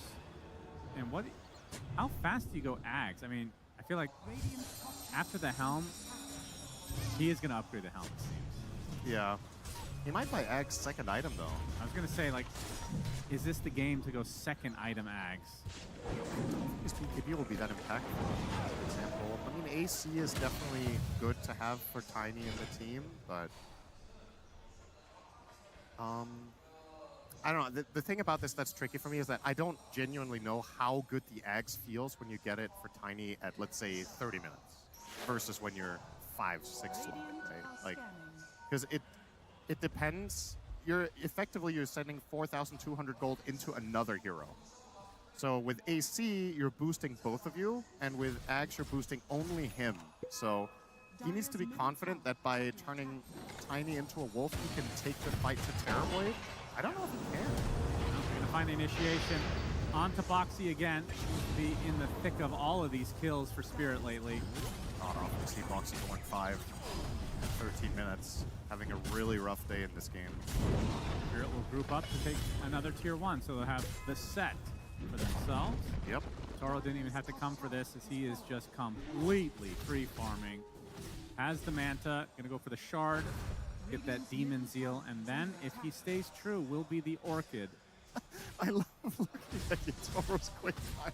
You see what it says, bottom right? 17. He's queued up so many items already. He's like, oh yeah, he's ready. It's a mind map. He's got the order. I wonder what he has after the Skadi. Currently, it's Shard, Orchid, Skadi, and then I guess Butterfly or BKB. I mean, do you really think he's going to opt for BKB this early, Cinderin? No, I mean, it's the order, right? No, I know. Get them in order. I know, but oh, you mean after then, Skadi? Yeah, even then, of course.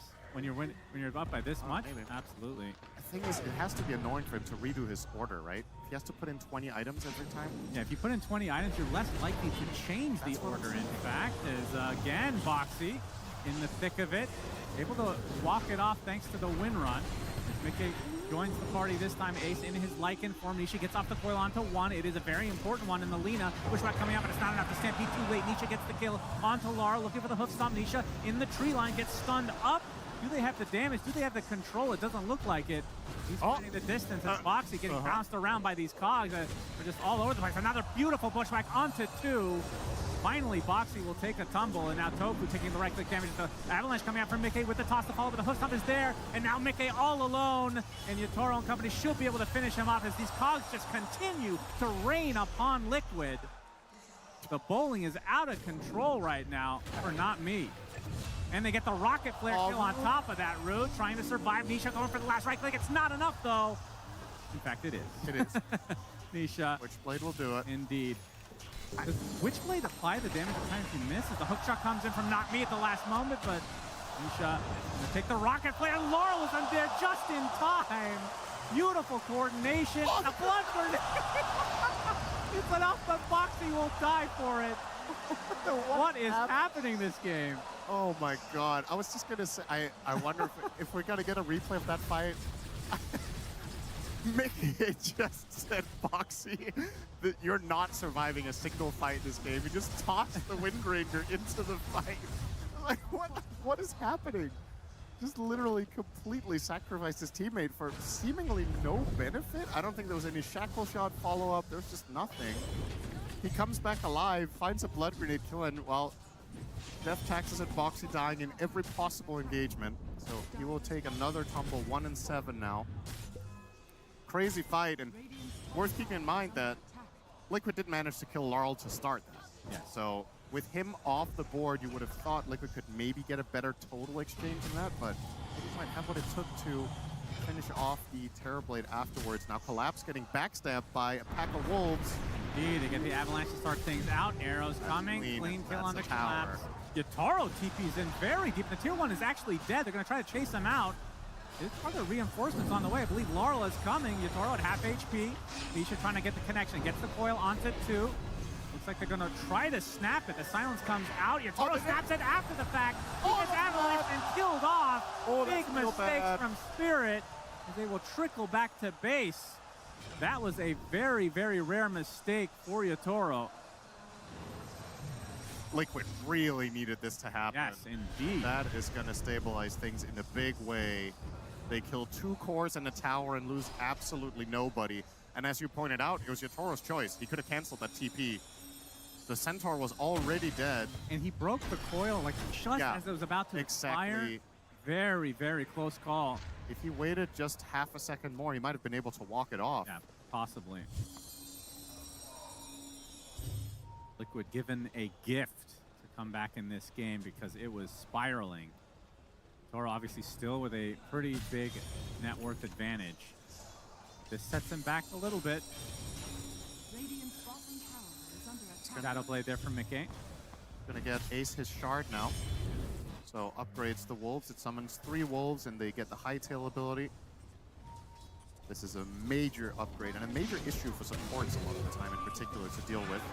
But obviously, just in general, more scouting power, more pushing power, better utility.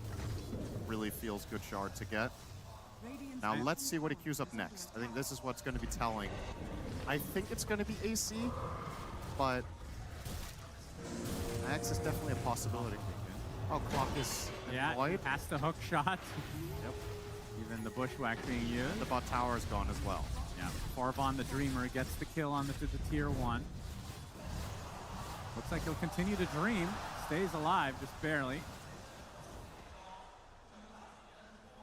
Good old Farvon. Trying to remember where that's from. Artifact. Where else would it be from? Oh, that's right. Yeah, that is the same model.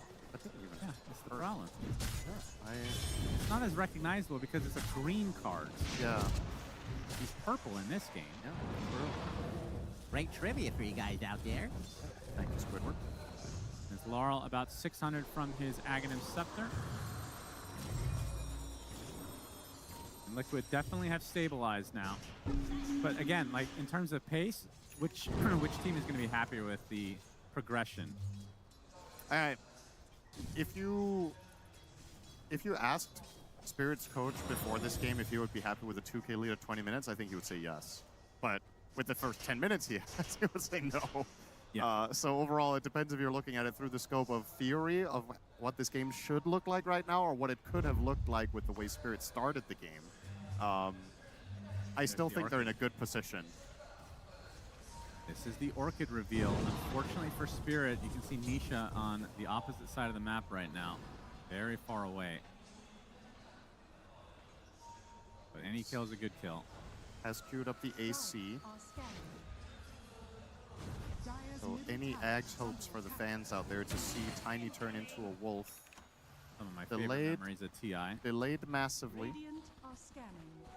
Well, Ace might be the recipient of this gank, although I believe Mickey is going through the gate. It's going to meet potentially. Oh, he's trying to solo the Torn. Okay, doing it quite nicely, I have to say. Got it. Indeed.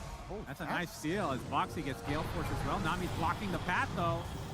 With the cogs, gets off the hook shot. Oh, unfortunate, and Nami gonna get chased down in all likelihood. Not that many reinforcements. Well, I say that, but Toro is kind of close by. Not sure if he wants to fight though. Yeah, they get that kill. Laguna Blade finding a target. Looks like Tofu will take it home. So it's a 1-for-1 for supports. Spirit now on the run. Nisha, who gets silenced as Orchid reveal, but the Yules comes out. Didn't realize that was in his inventory already. Shackle coming out as well. It's really low as Zulu gets bursted down. And Yatoro gonna run out of resources here pretty soon as Nisha is going to be A-okay. Did he get that like roughly the same time the Orchid came out? Yeah, I think so. There's barely been any opportunities. It's funny, Boxy finds a sick 2-man Shackle, immediately dies. Okay, he's out of mana. Orchid on him. They have the vision. Stuck around too long. That's a big kill for Spirit. Yeah. Just about to say, a great sequence for Liquid getting the Tormentor into 2 kills. But with the Tiny as a collateral damage on the way out, doesn't feel all that bad for Spirit anymore.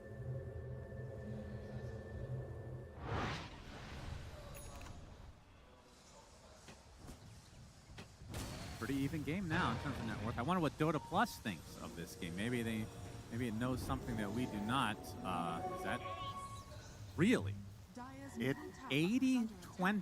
I think it doesn't like Lycan very much in these That types. is extreme. That Too soon. cannot be Too right. soon, Chip. That You cannot. can't say that. That's too soon. I don't understand. Dota Plus has not been wrong though, Cinderin. No. Not on our watch at least. Nisha. With the help of the Wolves now. Clockwork is getting a power shot. That's the hook shot to a teammate, still getting pursued by the Wolves. And they're going to try to continue on. They get the coil off, but there's the silence onto the puck. Finally, the Yules comes up. He's already at half HP for Nisha. Oh, the extended. They get the hook beautifully timed as Nisha will fall. Not expecting that at all as Spirit get a huge kill again. And a Triceratops, an even bigger kill. A dinosaur hits the deck. Oh, that one's an artifact card too. That's right. Horn of the Alpha? That's right. Well, technically they come out with Horn of the Alpha. It's not the actual card. True. The Thunderhide pack is the... God, I'm a freaking nerd. That is really impressive. Know it just as well as the Dota names, apparently. You can also sing the artifact song for you if you'd like. Okay. Wow. Doggy doggy something? I don't remember it like that, but something doggy I was doggy. about to say they've remastered it. I guess I don't know if you'd call that a remaster. That's the new age version. Laurel. This is the beauty of having these wolves, though, is all the vision. It's almost like having a pseudo bounty hunter in your game. Yeah.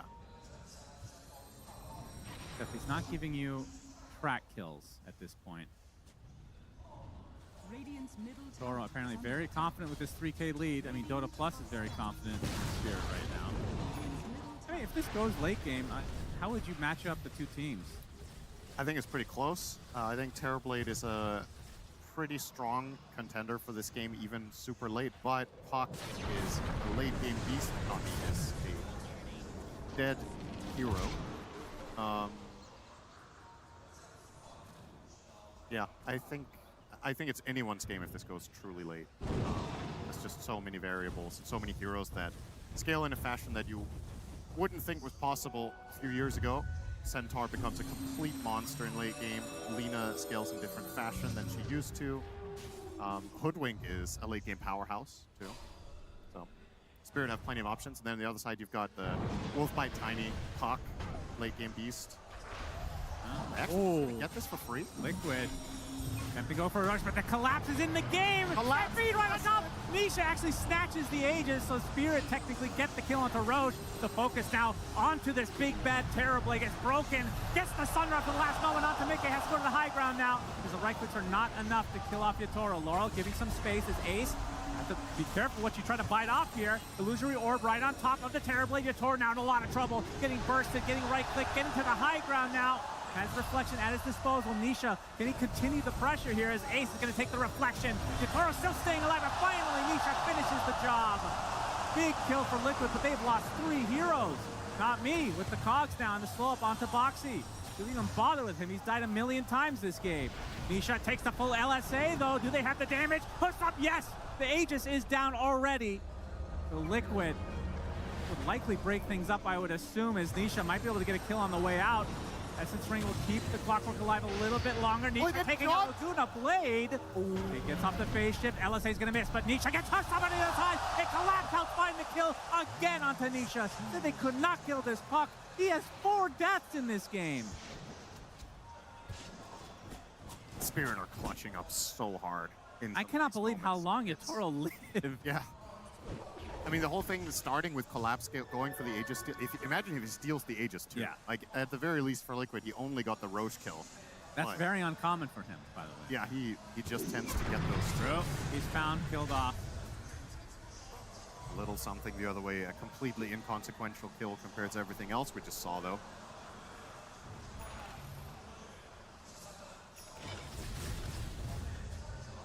It's so important in a situation like that for Nisha to get out. He has to scale in this game if Liquid want to have a chance. Lycan is not it yet. He is about to get the AC. That will be a bit of a help. But Tiny just doesn't... This hero doesn't have enough output to kill this Radiant lineup until he gets multiple additional items. So Puck has to offer that support. And Nisha's damage build is being delayed by having to buy Yules against the Orchid. So he could have had a Parasma now and maybe another 1,000 gold if he gets one more kill there and lives, but not the case. Another dead. Triceratops.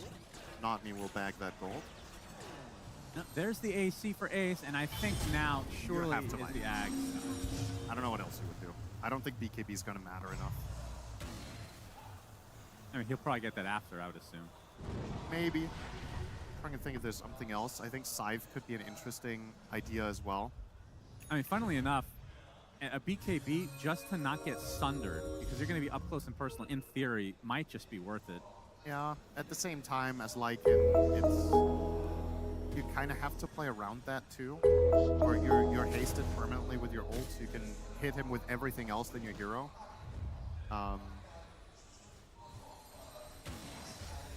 There's smoke on both sides.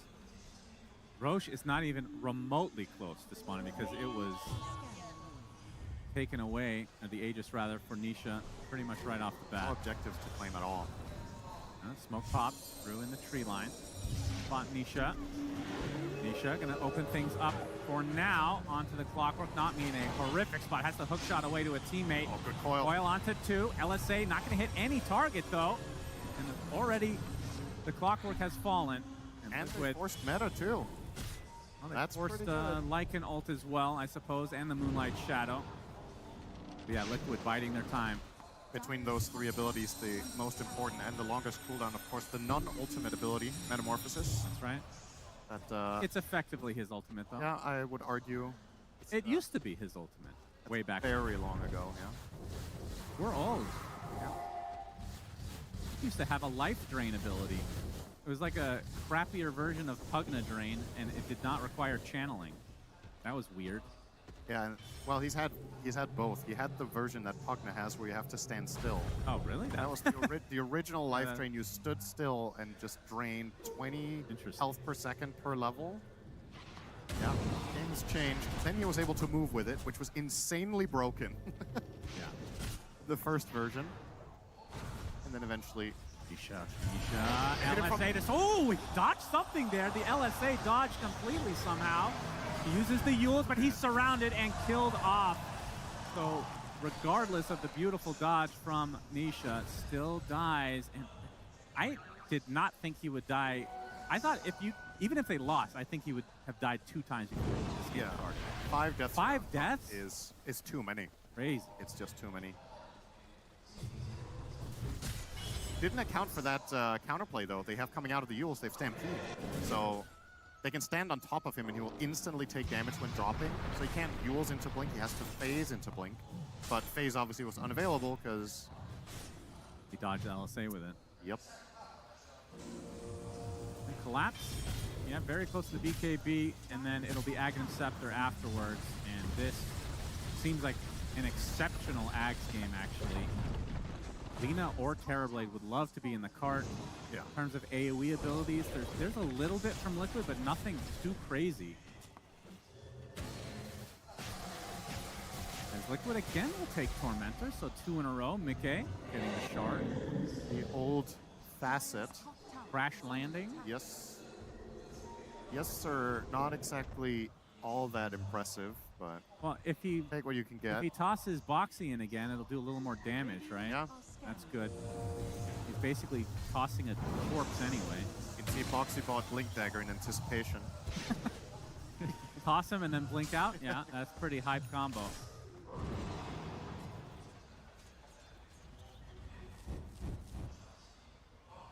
And let's look at Laurel's inventory. Going for a Shiva's right now. Has the Arcane Rune bottled. Recognizing that this game has overwhelming physical damage between the Lycan and Tiny, so opts for some armor. Like a pretty solid choice here. You know, also, the nature of your supports is quite different from last game, where they had 2 saves between Cold Embrace and Disruption. Now you have neither. So your cores kind of have to fend a little bit more for themselves if they do get jumped. And yeah, best way to do it here is by armor. Along with your BKB. I've been very impressed with Laurel's Lina this tournament, by the way. I was saying that I think this team works best when Laurel plays in the enemy's face and plays an initiator role, like Pango, Puck, Ember, these types of heroes, but a couple of Lina games I've seen have been definitely up to the level of his other heroes and showing some nice versatility from Spirit. It makes it a lot harder to ban against them if Laurel can start shining on this type of heroes too. Yeah, it's not just about having a big hero pool, but having multiple archetypes of Yes, heroes. exactly. Big. And they're doing a really good job. That's what I want to commend Spirit on is, okay, you're not playing Pango, therefore we are drafting other supports, like keeping that consistency in making the lineups make sense, which I personally found that Liquid broke in game one. I thought their lineup was too one-dimensional. This one is way more well-rounded, but unfortunately so far they've kind of just been outplayed. There's only so much you can do with the draft. And something we have not mentioned yet, but Yatoro has the Shadow Blade, of course, and when he gets this Silver Edge against both Lycan and Winra, I mean, they cannot run away from you anymore. It ruins Lycan to get Silver Edge. It is so bad. Capture move speed at 200. Ace 300 from Ag. So we are going to see the Wolf Rock hybrid, new species here in Dota. Yep. Not so new, actually. What was that, TI-10? First time that we really showcased it to the world. That's actually quite long ago, isn't it? And we're old. Honestly, quite surprising that Sir Action Slack's idea has got to stay in the game for more than 3 months. Very true. You're bound to get something right. Putting all that garbage out into the world. Was Pocket Ricky also something you talked about? Or I'm not sure about that one. I just remember he had another crazy one for Ursa that involved a lot of Cubs. But Gabe takes and gives, well, he gives and takes away. Slack's obviously lost his favorite version of Techies. Oh yeah, I'm sure he'd rather have that. Yeah, he would probably trade half the hero roster to have that back. All right, Roche attempt for Spirit. It's the Axe, though, on Lycan. And will roar, because technically they killed Roshan. They didn't get the Aegis, though. So this gives Liquid a potential opportunity, but this is going down way too fast. They find a clockwork, but I think Spirit take this every day of the week. They have the Aegis on Yatoro. And they're trying to get out. Good Gale Force. Yeah, with the silence coming out from Nisha, the coil as well. They'd love to burn this Aegis right off the bat. The power shot in addition. This time he's not going to walk out of it before it ends. He gets harpooned back into Avatos. He's dead. That's life number 1 already. So again, the Aegis expiring right off the bat. As Liquid can be relatively happy with that. Oh, they're not done yet, I think. Looks like it. Yatoro just trying to get back to base. Amalgamation's up the deep.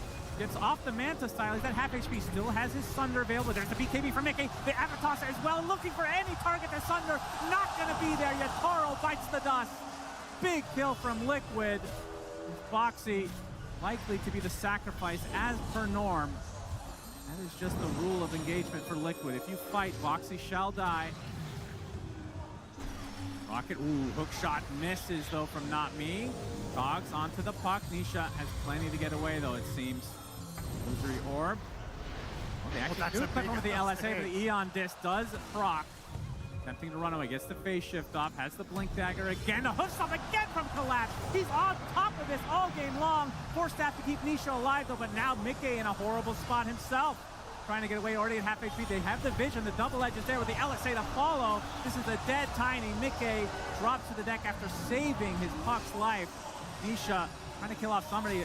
A missed hoof stomp from Collapse this time. That would have been another kill on Nisha. Yeah, Nisha better not die after his Tiny bailed him out and died That would be for it. very sad for them. As Ace in that Lycan form now. The hoof stomp is going to be there. Kill off the creeps. Ace still in the jungle, but Terrorblade starting to die in these fights, Sid Durin. I'm trying to think what he would want to buy next. I mean, Bloodthorn is obviously the upgrade for Orchid, but what do you replace the treads with? What's your final item? Do you want Satanic? Don't you want BKB? Oh yeah, true. He still doesn't have. I feel like that is worth it at this point. I liked his build-up so far. I think the Orchid was debatable, whether that was the right choice or not. They found a couple of kills on Nisha. It doesn't really feel like the Orchid has been maybe 1 or 2 of the kills actually specifically because of that. And it comes with the added benefit of making Nisha buy Yule. So you're kind of just trading net worth, right? Yeah. In that sense. So it's, even if it doesn't kill him, it does stifle his scaling on the hero. But yeah, I would personally think BKB would be nice to grab here. If he had better defensive supports, I think you could play without it entirely.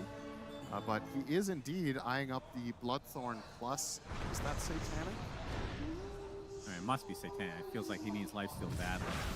And honestly, the Dispel from Satanic is pretty good this game as well. It is. I mean, really, when it comes to... They do have good lockdown is the issue for Liquid, though, right? They have, obviously, the Coil. I mean, that's just a mini stun, but the Avalanche is the big one. That's Get avalanched into Shackle Shot. That's definitely the challenge here, right? Is that, yeah, if you have Satanic, I think Liquid is starting to reach damage numbers where they can 100 to 0 you in a chain stun. And since you don't have any reliable saves yet, with Collapse not going Ag. Oh, actually dodges the LSA. Okay, dodges a lot here.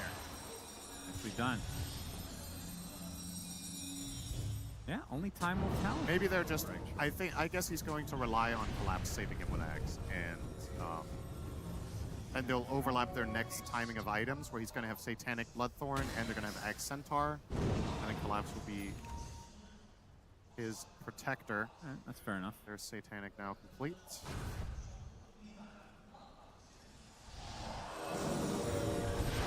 Tofu. This time they find him. And Nisha, oh boy, again, is this going to happen? Down the Essence Distiller. Gets off the Yules with the orb, but LSA finds him and he's dead again. Oh yeah, you better tip him. That's frame perfect LSA out of Yule. Disgusting. Filthy human. That is so much harder than it looks. Mickey getting chased back to his base. Spirit, obviously no ages to work with. 16k lead though. They're going to poke it. They're going to try to force this buyback. Metamorphosis from Yatoro. These tier 3s are melting now. Roche Banner was still available to them. This tower is certainly going to die. Fortification comes out and they do aggro the creeps. Yeah, they're going to give them this set. I think it's way too crippling to buy back Puck here. The economic damage. Oh, hook shot. They're not done. They want to go for some kills now. Going to try to force this buyback from Nisha. Getting really low. Okay, they're going to kill off Not Me. Oh, I can argue kill off himself. Yeah, kind of. Still no buyback from Nisha, so yeah, will be the set of barracks for Spirit. They don't lose that much. Wanted a bit more than he could have there, but they still get what they came for. The lane is gone, and back to controlling the map we go. It's funny how small Mickey becomes when he's a wolf. Yeah. Just tiny. Yeah, if he could... His name is Tiny. If he kept his relative size as a wolf, that would be terrible.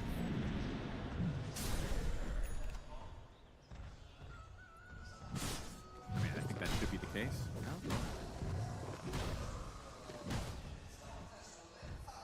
Oh, you're true. MKB from Mickey. Very cool. Not a common pickup on Tiny, but feels necessary. They know that if they want to win this game, they have to be able to kill Yatoro, because what is inevitably going to happen is Spirit will look for the next Roche. And if Terrorblade has that near its high ground, you have to somehow find a way of killing him twice, or you're losing the entire base. So, not really many great itemization options aside from this. And Yatoro is officially 6-slotted. So I would assume a Consumed Ags would be next for him to get the fear. Extra uptime on Metamorphosis as well. Just a feels good Ags, but typically is reserved as a luxury for the hero. I assume on 25 he takes the meta talent as Then well. again, you usually do have Blink with that build, right? Yeah, he could get a Swift Blink later. Replace what with it? Swap it in, I guess. The classic late game Kara conundrum. It's like, which of my... I have one of everything. Which shall I choose? Or you could... I mean, Refresher also excellent on this hero. Yeah. For that. Right, Collapse. He's about 80 gold. One more creep here. We'll give him the gold for the Aghanim Scepter. So we'll have Workhorse at his disposal. Of course, Collapse, I want to call him the original pro player to go for this Aghanim Scepter way back in the day when this was first introduced. When it was actually worse. quite bad. Yeah. He would still buy it, and that's why I respect him. The only reason I respect him is they find the connection onto Mickey. The LSA with the Laguna gets off the BKB with the Harpoon. Do they have the vision to chase this? Collapse coming in with the Stampede and the BKB as well. Nisha has the coil at his disposal. The Huston finds him. Collapse gets the kill, and that is a huge one because Mickey does not have buyback. Do they have the connection now onto the puck? Eondis does proc. This time he does get the blink off, getting the Waning Rift as well. Nisha has died so many times this game, but it seems that he will survive this time. But I don't know if their buildings will survive Sinner without their Tiny for a full minute plus. Lina even has an amp damage rune, so she's also getting like a truck. This is stupid fast pushing. This is going to be second set, and I don't see why they stop. Immediately. They're going for Tormentor while this is all happening. Tofu has his shard. Inconsequential at this point. Good fantasy points there. Yeah, that's right. As they're going to get the full megas. So Spirit in complete control of this game too and this series. Do they try to finish it right here, right now? Why not? 40 seconds still for the Tiny. And look at these buildings absolutely melt. Tier 4 down. Second one will bite the dust as well. And Liquid gonna have to try to fight this out without their Tiny, but Yator just focusing on the barracks, already at half HP on the Ancient. No reason to switch targets. As they're gonna try to burst him down, the cart is coming. Doesn't have the BKB, but he's inside the cart now. They destroy the Mirana, they destroy the Ancient, and Spirit will move on in the international lower bracket. Liquid eliminated. Man, they look scary today, honestly. Yeah, they're in form right now. This is probably the best series from Spirit so far that I've seen. Especially, I think the thing that's especially impressive to see is just how, on an individual level, everybody had like stellar moments in this game. And it wasn't even that long of a game. This This was quicker versus a lot of the games that we've seen in this tournament already. Because you could pick any player in this game and you can look at their POV and see 2 or 3 like super high skilled plays that they pull off. I want to give a special shout out to Larl in this game. I was blown away by his timing on LSAs, by his overall navigation of fights. Yeah. And it's a very, very good sign for Spirit because it means you don't necessarily have to have that insane pop-off performance from Yatoro, who had an insane lane this game, made a couple of slight hiccups along the way.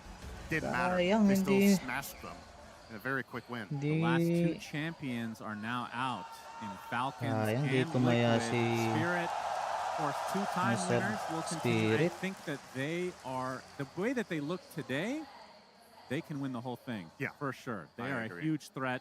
I would put them as a favorites with everybody that's currently in the lower bracket. I don't know if you agree with that. Yeah, I would. The Laurel completely out of control in this game on the Lina. I mean, Yatoro ends up with only 6 kills, but he got the ball rolling to start things. He got a double kill to start the game, essentially, and there's no looking back. Other than that one little misstep, I suppose, where he gets killed off, and that gives Liquid an opening of the game, but it wasn't enough. The Spirit will take this series as we go to the stage for an interview. 观众朋友们，大家好，欢迎来到赛后采访。现在在我身边的是来自 Team Spirit 战队的 Collapse， 以及我们可爱的搭档主持 Sir Slack Action。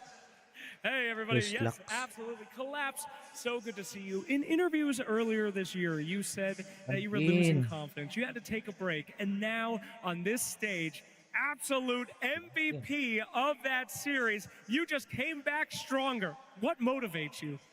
Collapse 在之前的采访里，你也说过，你曾经失去过一些信心，也休息了一段时间。是什么样的让你能够重新站上赛场，然后又重新发挥出这么好的表现？ I mean, 5 hours of sleep. It's like the only motivation. I just want to sleep now. 5 hours. Like, need to end faster. 5个小时的睡眠就是我的诀窍。对我来说的话，我现在就是非常想睡觉，这也是为什么我一直想很快的去结束比赛。 I mean, motivated by sleep. Did it feel like you were dreaming? I mean, you're on the main stage of TI. You see Tiny Lycan again. A lot of Chinese fans. Did it bring back any memories for you? 你有没有想过，现在其实是没有做梦的感觉，非常梦幻，因为你站在 TI 的舞台上，很多中国的粉丝们在欢呼，然后你的对手选到了狼人跟小小。 I mean, a lot of flashbacks, I would say. Only Magnus missing. Yeah. I don't know. 很多很多回忆涌入我的脑海中。不过我想的话，好像少了一个英雄，叫做马格纳斯。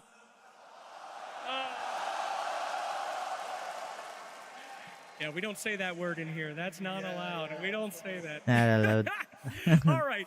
Last question for you, Collapse. Now, you are one of the only people left in the building that can get the 3 Aegises. I mean, your coach, Yotaro, it's up to you. And now, with that legacy in front of you, I want to know, how much would that mean to you? What would it mean to be the greatest Dota player of all time? 那现在的话，其实只剩下你的队友 Yatoro 还有你的教练 Miposhka 有机会能够3次举起不朽盾，所以想问一下，这对于你们、对于你个人以及团队来说意味着什么？ It's a good question. Thanks. Yeah. I don't know. I didn't thought about it. Like, I just want to meet Paravision again. Team Vision. Yeah. Because, like, with every series, we're just getting closer and closer to the win, victory. 好问题，其实我之前也没有想过那么多。不过对我们来说的话，我现在只想再次跟 Vision 去做一次对决，因为每一次被他们击败，我觉得我们的比赛内容都越来越接近了。Well, I want to hear it right now then. Vision, are you coming for him? Are you going to beat him? Is this one going to be different? Yeah. Hold on. 我想问一下，那如果真的能对上 Vision 的话，你们有信心吗？下一场比赛会更接近吗？你们能战胜对手吗？ Right in the camera. Come on, give it to him. Give it to him. Yeah, baby! Woo! 感谢 Clubs 接受我们的采访，我们把剩下的时间交给我们的分析。 That Collapse, the undisputed MVP of this game we just witnessed, and it is Team Spirit that move forward through this lower bracket, and they do have a very long day potentially, as they will play in the final series of the day, and potentially for Team Spirit. The choice is, as we talked about earlier, the choice is maybe a little nap while their coach prepares for all the Dota 2. Of course, a lot to break down here with this series being done, and overall here, Rhea, we talked about the puck needing to carry it all, needing to set the pace and the tempo for Team Liquid. It just didn't happen.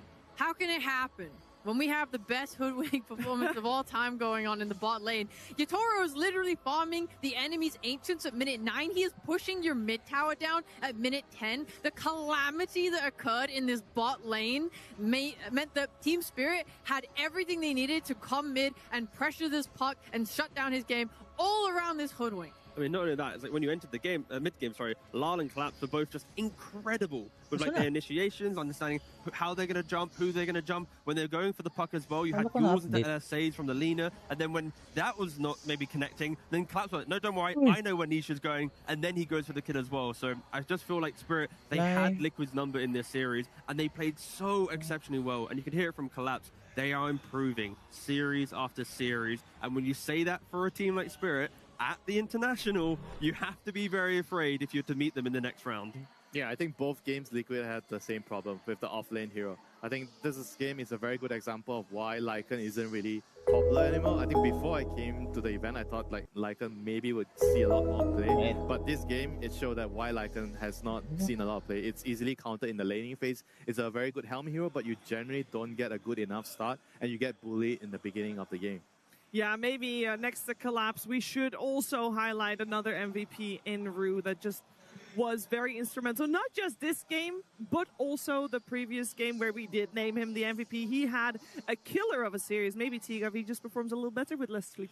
Yeah, I'm trying to work this out. So, like, do you want your players to sleep now? Because when they play the next series, then they're going to have sleep and not be starved for it. So maybe you keep them awake, and then they play doubly better because your brain goes into survival mode. Yeah, so it's like because like right now, it's like they'll be too comfortable for the next series. I want them to sleep so they cannot fight me when I'm deciding the team strats. You know, they'll just wake up. This is what we're gonna do. Okay, let's go. Maybe not 5 hours. Let's meet them in like 2.5 hours. One REM cycle. Yeah, there we go. That's very clear, very specific.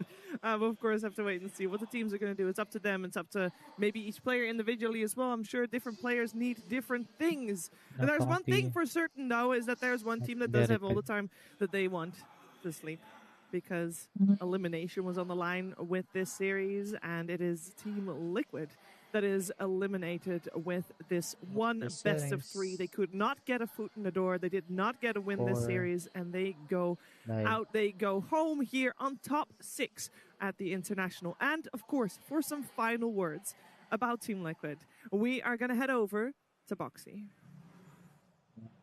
Yeah, thanks. I'm here with Boxy. Boxy, commiserations on the loss there. Not even Blitz doing push-ups was enough here.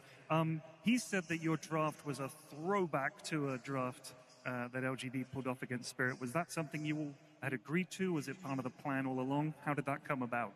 选完阵容，教练 Blitz 说有点梦回 TI 时 LGD 对战 Team Spirit， 这是你们意见一致的决定吗？ A throwback as in like going back in time to an old draft. Who played this draft? You guys did. Not before. LGD. I don't think we meant to like copy some old TI strategy.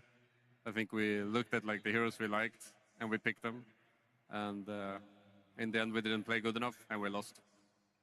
我觉得我们没有刻意去复刻任何之前 TI 的阵容，我们只是选了我们喜欢的喜欢的阵容，我们没有打好，其实这也是我们自己的问题。It felt very unlucky for you guys to have to bump into a Spirit team at this stage in the tournament that seemed like they're sort of accelerating. Do you feel like this was just a team that was perhaps a little bit ahead of you in the meta and the play style of this tournament at the moment? 很不巧遇上了状态回升的 Team Spirit， 你觉得他们对TI 的版本理解有着更深的理解吗？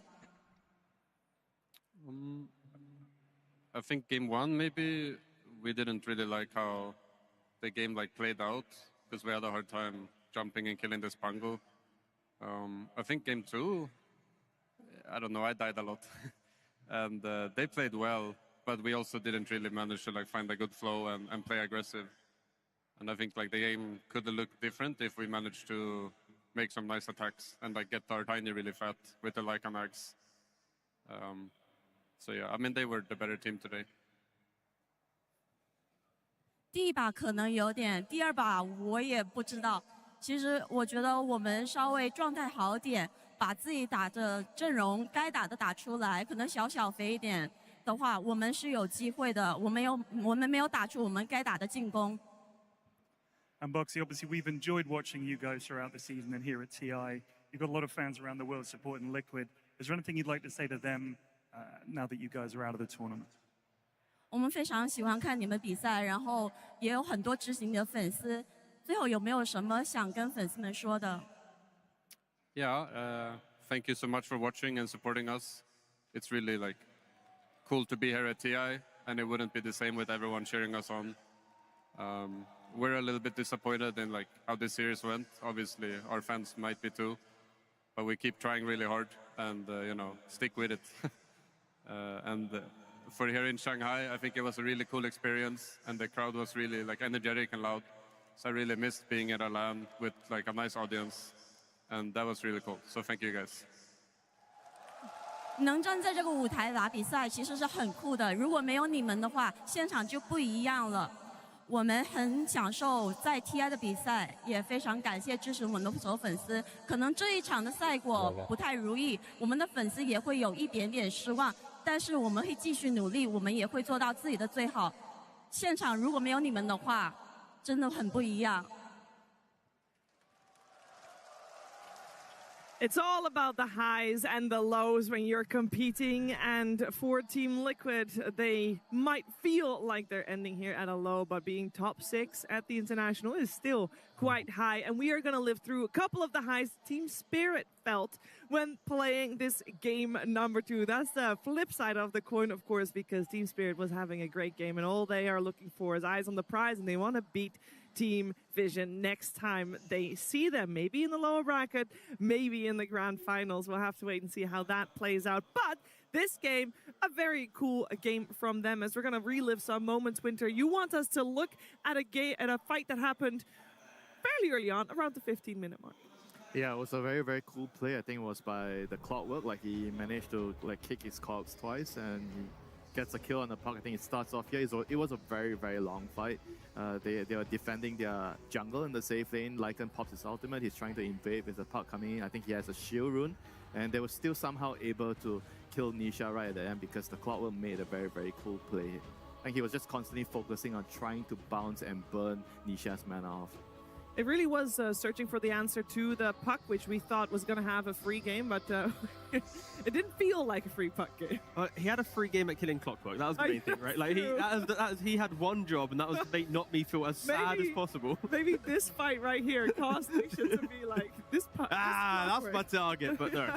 I feel like, yeah, Nisha, he kind of did his job. It was more like the clutch moments, unfortunately, Liquid weren't able to capitalize on. There was a Roshan fight where Mickey doesn't get the toss on the Terrorblade, which allows for the Sunder to go off. There was a couple of fights where maybe the supports or Ace could have connected a little bit quicker. Like, everything was just going slightly wrong for Liquid, but that's because Spirit was playing so well at how they're progressing the map, moving around. They put so much, pressure onto Liquid that the mistakes started to form because of Spirit's formation. Yeah, I think it just all started from the lanes, like the Hoodwing hero I think Rue just played a fantastic Hoodwing from the laning phase. He landed so many bushwhacks and just kind of made the game so difficult for Ace especially, and Boxy. Smiles all around for Team Spirit as they will get to play again later today. Another elimination is going to come your way. We're going to have one best of 3 between Boom Boys and Enigma Galaxy. And this is a series that some of you might remember very well because last year at the International, in the opening round of the playoffs, these two teams went head-to-head. It was a 3-game series, went all the distance, and it was Boom Boys that knocked down Enigma Galaxy that still managed to get top 6 through that lower bracket. So they're no stranger to this lower bracket, and I'm sure they're looking for revenge in this one. Also, on top of that, it is tomorrow GPK's birthday. I'm sure he would like to play maybe some grand finals on the birthday. I have no idea if anyone's going to know this stat, but has there ever been a TI winner on their birthday? I swear that's never, I don't remember ever us having to talk about, wow, it's his birthday. Happy birthday, you win TI. That's a nice present. That is pretty cool. Yeah, maybe he likes to keep his birthday secret like people on the panel. Yeah, good point. GPK, incredible player. I think watching him and how he plays is beautiful. Look at his score line in all of these matches. Even during the losses, it's like 1 death and 3 deaths. And the 174 is, of course, an anomaly, but it's Vision. What can you do? They were very dominant that game. In general, this guy is just so stable. His itemization is so solid. Like in his Viper game, he had so much impact without even having to buy the boost of travel. Like every mid hero feels so mobile in this meta right now, and join every single fight. But he was doing it on Viper without that additional help. So this is a guy who has tried his hand at TI many times now, and I think it could be their year. I really think Boom Boys' innovation in their drafting is something that can give them an edge over other people if they can just remain consistent in their gameplay.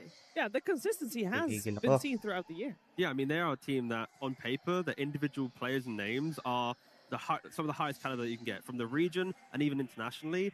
I think they're one of the few teams that they need their drafts to go correctly, and then they'll be able to outplay anyone. But if the draft is slightly wrong or there's some little thing going slightly different, I think sometimes they crumble a little bit. But I honestly feel like right now in their form, the way that they fix themselves against Ironwing, they are to be potentially matching Spirit in the energy of improving every series. Yeah, and keep in mind that their road so far at this international, they lost in the first round to Team Vision. They did manage to take a game off of them, and they have grown ever since. Yesterday also a 3-game series against Ironwing. This series is proving to be an exceptional battle.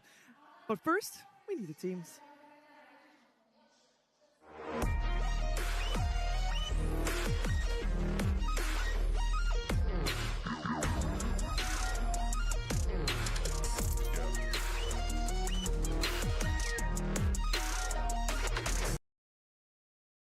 Wait lang. Konti.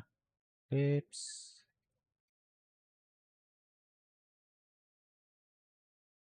Ba share to?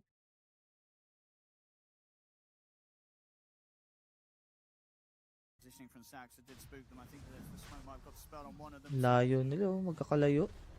Them to close in, but they're still certainly going to give it a shot here, Enigma Galaxy. That is done. Ay, papalag si ano. 60 seconds without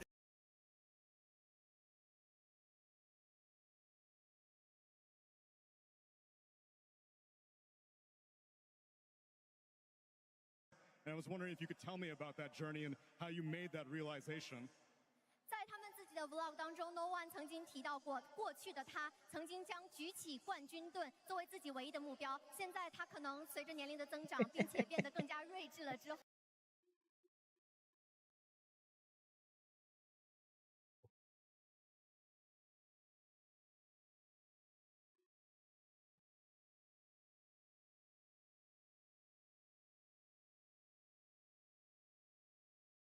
Maki. Saan na yan? Creator dashboard ko. Ba?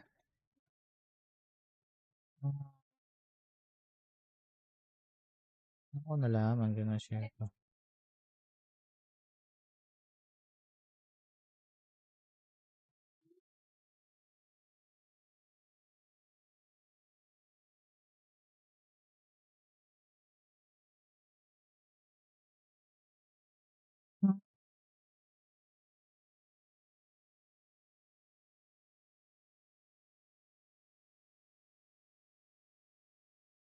And I was wondering if you could tell me about that journey and how you made that realization. 在他们自己的 vlog 当中 ，No One 曾经提到过，过去的他曾经将举起冠军盾作为自己。Alright. Asan na yan? Kasi pinapanood ko. Back to Twitch. The way they have, Tigov, that was not in the cards. Anybody that did their die-hard prep to see how Enigma Galaxy would do before the group stages, they would not have had this. No, it's like a fever dream, honestly. So since last TI and their incredible placement, they of course had roster shuffles and absence from a lot of tournaments. They played 12 qualifiers, only winning 4. Their best placement in the season was only 5th to 8th when it's kind of a tied position. Their average position in Tier 1 tournaments that they did get to was in the bottom half of the tournament. And then it's just like exceptional to think that they get to this TI, and now they're here. It's like, again, and also the Dota that they're playing in the upper bracket, the IO saves, the Storm Lotuses, the Enigma Black Holes, the clutch play from everyone, Sumo jumping around on Necroforce like he doesn't care. Like, they are playing some incredible Dota as if like they were meant to be at every Tier 1 event. They should have been at top 6 in every event, but again, the year, it wasn't like that. They're playing good Dota right now, and that's all that matters. So what's the secret sauce? Is there secret sauce, Rhea? I think it's the shuffling of players around 1,000 times and playing musical chairs, and now they found what fits. You have like this beautiful clutch factor from Lorinov on the mid lane. I think everyone's had their eyes on him. You know, he's playing his Nature's Prophet, especially, is a sight to behold. I also believe that GH is also playing things like the IO support, right? Everyone's kind of transitioned that to a core, but you still have this team playing things like Dazzle and IO, which give them a different angle to the current meta that seems to be throwing some people off. Simultaneously, you just have the king. The king, Winter. Sumail, you wanted to have some extra eyeballs on him, as if he doesn't have enough. Yeah, I think he is one of the key reasons why the team is doing really well. Like, he's been part of the team for a long time, but I think in this iteration, they finally figure out how to use him, because the safe lane feels more like his old style of playing mid. Because Sumail, when he was really his peak form, he was a lane dominator, and now the safe lane heroes, they dominate the off laners, and some of the safe lane carry heroes like the Tiny, the Shadowfin, they are heroes that are very fit his style very well. You win your lane, you run around the map, you kill heroes, and you can play very aggressive. And a lot of the mid heroes at the moment are kind of like heroes that he doesn't really like to play. The style doesn't fit him, so the safe lane is where Sumail is very comfortable at the moment. And it also just complements the idea that when you look at Enigma Galaxy draft, right, there's always layering of tankiness or survivability across all the heroes. Like, you've got the Underlord with a Dazzle, and then Clock and Alk, and then you've got in other drafts like Largo is buffing up with Moranas. Like, there's always little ways, and of course the epic IO Storm game that we saw in Game 1 yesterday that I still is fresh in my mind. But like, all of their drafts have these layers of, we're going to take a fight, we'll kite back, and we'll outplay you at some point because we have one spell or one piece of utility that you don't have. And I'm really excited to see what Enigma will draft today, because that is an aspect that maybe not other teams will lean on every single draft. But every draft that Enigma brings, they have some cool little teamfight outplay mechanic, and it's not always, I have a stun. It's other ways that you can win teamfights. Like black holes! And other things. Like bigger black holes! Okay, they only had one, and they won. So and maybe it looked epic! So they need 2 today. All right. Yeah, I'm going to be honest. The Vai Llama is really, really clutched up in that Yeah, match. he did. Like this player, I think, has received a lot of criticism, due to fluctuating results over time. But honestly, I feel like this guy always just manages to claw his way up to these beautiful performances in the end. We should put more stock in him.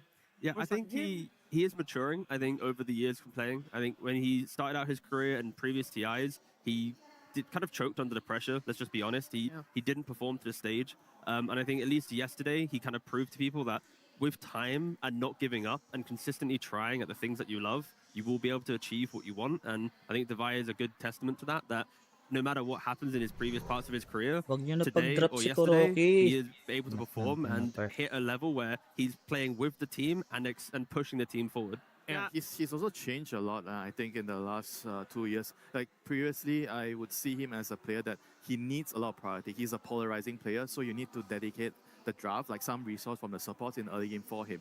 But in his time in Nigma recently, like, I think he's shifted to more of a team player. He doesn't really mind, my team is sacrificing me, they're helping Lorenov because Lorenov is more important in the draft. It's fine, I think before he couldn't really do that. Whenever he gets sacked, he just doesn't really know how to come back into the game. But right now, he knows how to come back into the game. Yeah, it's also something trivial where, like, during the game, like when he gets killed, right?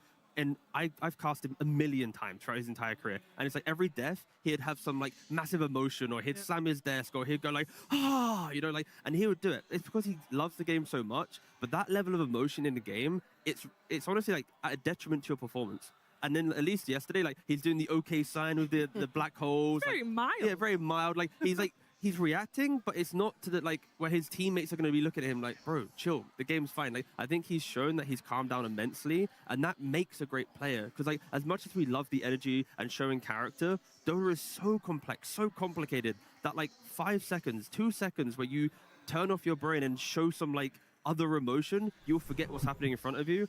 And it has hurt Divide multiple times in his previous games. So I think maturity is clearly the big indicator for Divide in this TI. Maybe the most mature person on the side of Nigma Galaxy. I'm not going to say Samil, guys. I want to talk about Kuroki because historically, Kuroki, obviously great player when he was playing, and then at some point he fell a little off. But every LAN he showed up to did really great. And I think that is something that as a coach, as this is his first international as a coach, he is able to instill those vibes onto his team. And I think that's super impressive. No, 100%. And I believe I've seen some like behind the scenes footage from Nigma as well, where RMN, the old coach of Nigma, he's also now back here as well at TI. Yeah. So you kind of have like Kuroki plus RMN both in the mix to try and make this run happen.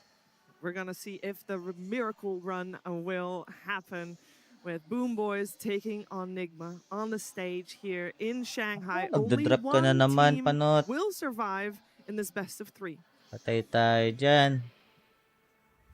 Nigma Galaxy Lalaglag mo pa yung Nigma. Boom Boys. Game 1. For this first game, we're going to have Boom Boys on the Radiant side, Nigma Galaxy on the Dire side. The first pick goes the way of Nigma Galaxy. The overall last pick, therefore, goes the way of Boom Boys. We got a couple of bans on the board already, starting nice. And there's one hero we haven't really touched upon too much, but we talked about GH playing it yesterday. But something everybody should be aware of is that the IO that I'm hinting at is also very much a hero that Boom Boys likes, especially in the hands of Kiritich, Rhea. Indeed, the Kiritich IO. I think this hero goes really unpunished most of the time when I see it played. I think the way teams have kind of tackled it instead is sort of addressing the rest of the team and trying to shut that down and gain more of a map advantage, so IO doesn't really get the chances to relocate in. Because at least when we covered the games with IO before, it felt like they weren't like blocking the camps or invading his like farming space, as IO was being allowed to get items. And hero is terrifying in the late game if he gets there, but it seems like teams have other ideas of how to shut it down. Yeah, but it does feel like if you're in Boom Boys shoe, you want it to be in the pool, because if Nigma picks it, it's going to be a support, and I feel like the support IO is just not really a big deal. Did you watch? IO support. You know what? No, you know what the team heard? It's like, Winter, we're gonna prove you wrong. Goodbye. They proved it wrong yesterday. No, they'll do it again here. But I must admit, this Winter Wyvern is popping up left, right, and center. This is also a hero that was used to great success against Nigma Galaxy by Yandex in the 2 games that Yandex won yesterday. Guys, all I'm just saying is a support IO is more beatable than a core IO. That's all I'm saying. Right. Yeah, that's fair. Sure. Calm That's a down, spin. That's a calm spin. down. All right. I mean, if we You're media trained. if we do want to be a little bit going towards that, it's not like Nigma were in a good position in that Yandex game. It went to 1 hour and 14 minutes, and it had to be a really heavy comeback that relied on multi-hero black holes. The IO is nice, but I no, sorry. But I do agree. I think IO is weaker as a support, and I've much preferred Wyvern throughout this tournament. I think in terms of like healing and then just other utility, +1. Yeah, Wyvern is fantastic. If I had this trade, I would be happier as Boom Boys. That's fair enough. The stats Fair are very enough. much there to back you up with that as well. As we are done with our first phase of picks, so there's only 1 ban left for Boom Boys in the second ban phase, and they only get the 1. So maybe here you want to remove 1 strong pairing you don't want to see with that IO, or potentially you want to remove something else from the pool that will counter something you're planning on picking. They'll go for the Necrophos, which is probably both a strong combo with the IO and maybe something they just don't want to face. Oh my god, Ember is still in the pool. Yes, he is. I also feel like Nigma, because they do play the support IO, the combinations you have to think about are the divide pairings. Like, does he want to play an Axe or a Slada, or something to utilize the IO to chase down the lane to apply a lot of pressure to Kiritich, a player that has been having incredible net worth in any game that he plays. So I am looking towards Kiritich to maybe protect him a little bit, just because of the pressure that is inevitable in the laning phase. I mean, I like the idea here from Boom Boys. Against IO, you don't really want to split up and play the map because he ganks you. So you want to set up in a way where you are strong as 5. So with Willow and Wyvern, you have very, very big team fight, and it's going to mean that most of the time you'll be easily gathering as 5 and you push down towers, and that's the type of game you want to play against IO. I mean, so if you see Relocate, it's like I put Bramble down, I put Terrorize down, I put Curse. Like, you never want to make any move if you know the supports are there. Yeah, very, very good response to IO. I mean, usually the counters to Wyvern and Willow are like heroes like the slippery mid heroes like the Parks. I think you guys mentioned about Ember still in the pool. Yeah, so those heroes are going to be very, very good selection here for Nigma Galaxy against the Wyvern and Willow. They'll get the combination of the Mirana and the Centaur on their side. They didn't want to reveal too much because they only see 2 supports. It's very difficult in a draft to then try and pick anything too flashy on But mid or at the carry. same time, I think whenever I'm drafting, when my opponents pick 2 supports, I generally feel like the counters to supports are usually the mid heroes. I would want to pick a mid hero that's really good against their heroes. But you close the phase here, so do you really want to give GPK suddenly draft value, where it's like normally you force GPK to reveal his hero, then you counter it. Like, it feels like you're giving a bit too much. So Devi's happy to sacrifice himself in this position. Yeah, he is the person that is probably the best person to sacrifice among the 3 cores here in Nigma. Like, usually, I would say that their mid pick gets a lot of protection, for Lorenov. No, for sure. We get treated to the Miero Axe on the side of Boom Boys. Yeah, again, the hero kind of speaks for itself. We've been seeing it utilized with Wyvern, with Willow just throughout the entirety of TI. For a curse, you then have the cool to layer up. So not only do you have the curse duration, you then get, cool, it's awful, plus Dark Willow, the laning phase with the Bramble spam, the Shadow Realm spam, the Battle Hunger spam. It's just really, really oppressive. So I kind of like the aggression from Boom Boys. It's kind of like pressure through the lane, through the off lane. Wyvern will protect any carry, and then you'll stabilize the game to have to do what your cores present themselves. I think it also pushes their tempo slightly faster than Nigma, right? Because I don't remember the last time I saw a Centaur get like a second item blink. It feels like every game they want to buy like a Lotus against your Willow, or they want to buy a Heart to tank up more, or they want to buy the Axe for their ranged core. With Axe, I imagine we'll just see one item into a blink, and then they can start making plays with the Willow, with this Invest Bomb, and just move a lot faster. Yeah, Axe is definitely a lot cheaper compared to Centaur. You don't really need to farm as much. You especially enable your support, so you can run around with them. You have a BKB piercing disable. and you're very strong in the lane. So it puts a lot of pressure onto the opposing team. And I would say that for Nigma, they most of the time would really prioritize Sumail getting a good lane. So I think this Axe Reload, like just picking a strong lane by default, you don't know what hero he's going to play, but just picking a strong lane, so ensuring that he's going to get pressured is a nice way to approach Nigma. And that's where like the Axe is like, it kind of stops the Clink's pick, the Wind Ranger pick, the Nature's Prophet pick, right? Some of the big ranged heroes that Sumail's been leaning on. And then when you look towards like the melee options, you don't really want to pick them into like the Lifestealer, like he's playing some Sven or whatever. Okay. Lauren off mid Huskar? Yeah. Okay. You know, one of the reasons I was like, oh, they haven't picked Ember still, was because I thought, oh, I wonder if someone wants to Huskar the other team as soon as they take the Ember. But why do they need to pick it here? This is where they can protect it with 2 bans. Yeah, but I feel like if they wanted the Huskar, it doesn't really indicate they were going to go for the Huskar with the picks they have.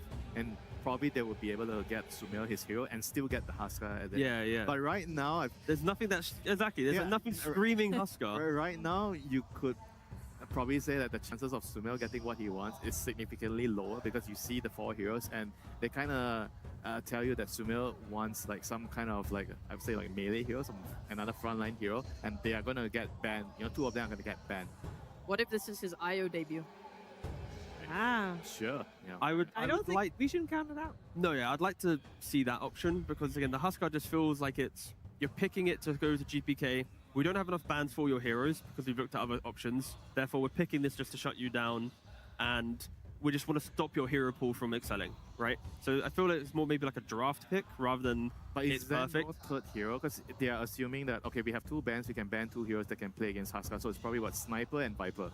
Yeah, so they are saying that there's no 3rd hero for GPK. No, but it's more like they didn't want to think about Pucks and the Storms and the Embers, right? Because like those 3 are very scary in the game. So if you pick a generic Sumo hero here, you ban 2, then they're going to get one of the other big playmakers. Maybe that was the fear? I guess, but I think there is a 3rd hero. I think Wind Ranger can be a mid hero against Huskar. It'll be okay. Sure. All this is being talked about right now by Boomers. They took so long for their first ban in the series. They go still for the banning out of a Sumail hero in the Alchemist. The melee hero that would enable the IO here. I don't know if there's... Maybe Tiny would into the, but it's bad against Lifestealer. Yeah, but good into Axe, but bad into Lifestealer. Yeah. There's no one nice pick they can get here. Do you not think they can just pick some overwhelming physical damage like SF and then just rely on Centaur, Cart, and IO to be able to survive them through the call? Yeah, they could. They definitely could. But the lineup is very wonky because you have SF and you have Huskar and Centaur, and it's gonna force the Centaur to buy a very early dagger to play with the team because no one else can. Do you not just want to not buy a dagger and just like ball up with like your minus or armor auras? But you gotta be able to kill heroes to progress on the map, and they don't really have a way. If the Centaur doesn't have dagger and you have SF, Huskar, and Centaur, it's very hard for them to get kills on the map. I see. Do you think it's that important versus, for example, just like smoking, clearing out an area by like walking and pushing them out and then taking like Roshan and then just using the Aegis? Yeah, it's important to kill heroes because if you don't kill heroes, it means the map will not progress. They're going to be pushing the waves against you and you have to go back to deal with the waves. But if you push the wave and you pick them off, and then that creates opportunities for you to then go for the Roshan or get the objectives. Yeah. So I would say it's very important to have a very simple way to just kill heroes on the map. Didn't people used to buy Blink on Huskar? Yeah, they do. They do. I'm looking towards like, I mean, he's not really played it since like 2022, but like a Doom or something like this for Sumail. Like into the Lifestealer, into the Wyvern, you don't care, but they go for the Wind Ranger. And instantly, Boomboys don't even care, just locking in the Shadow Fiend. Is that a mid Shadow Fiend? Yep, it is. Woof. Taking a step back into the past. I guess Nigma was thinking maybe the Wind was also a counter to the Huskar, so they banned the Viper, they banned the Sniper. Yeah, and they take the Wind. So how does Shadow Fiend versus Huskar do? Because it's been a long time. Yeah, some years. Well, I think it does really well. You are one of those heroes that can actually play in the lane and can kill him. It's not a common lane, but I do feel like there's a lot of potential here, and the downside is you have to be careful of getting ganked because SF is very susceptible to ganks in the mid lane.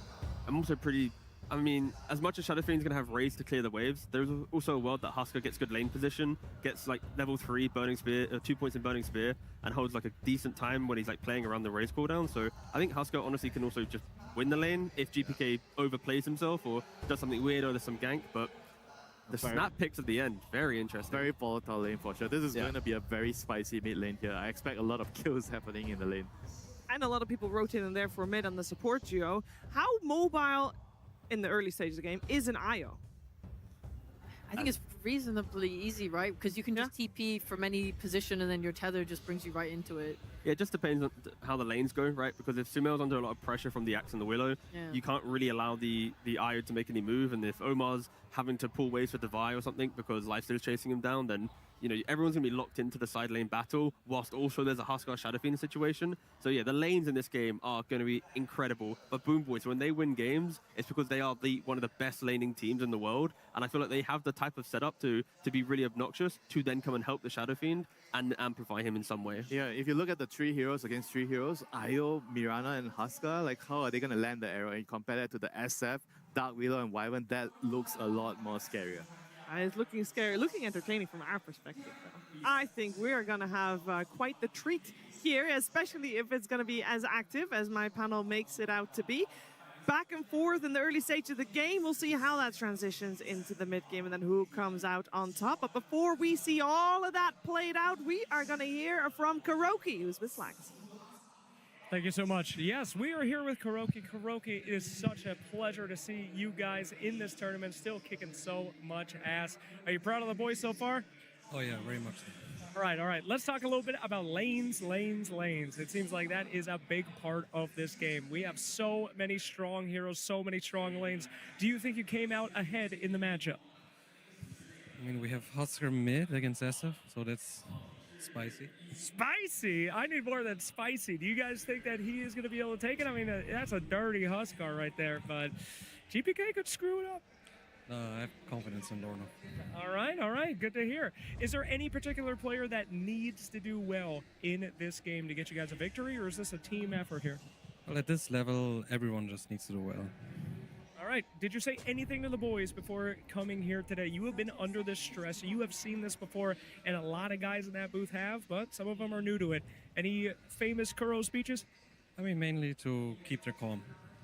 Keep your calm, carry on. There's no more calmer man than you, my friend. Thank you so much. We hope to have a fantastic match as we throw to our casters. Thank you so much, Slacks. Indeed, a man of few words, but a lot of ideas. That's Kuro, right. the legend.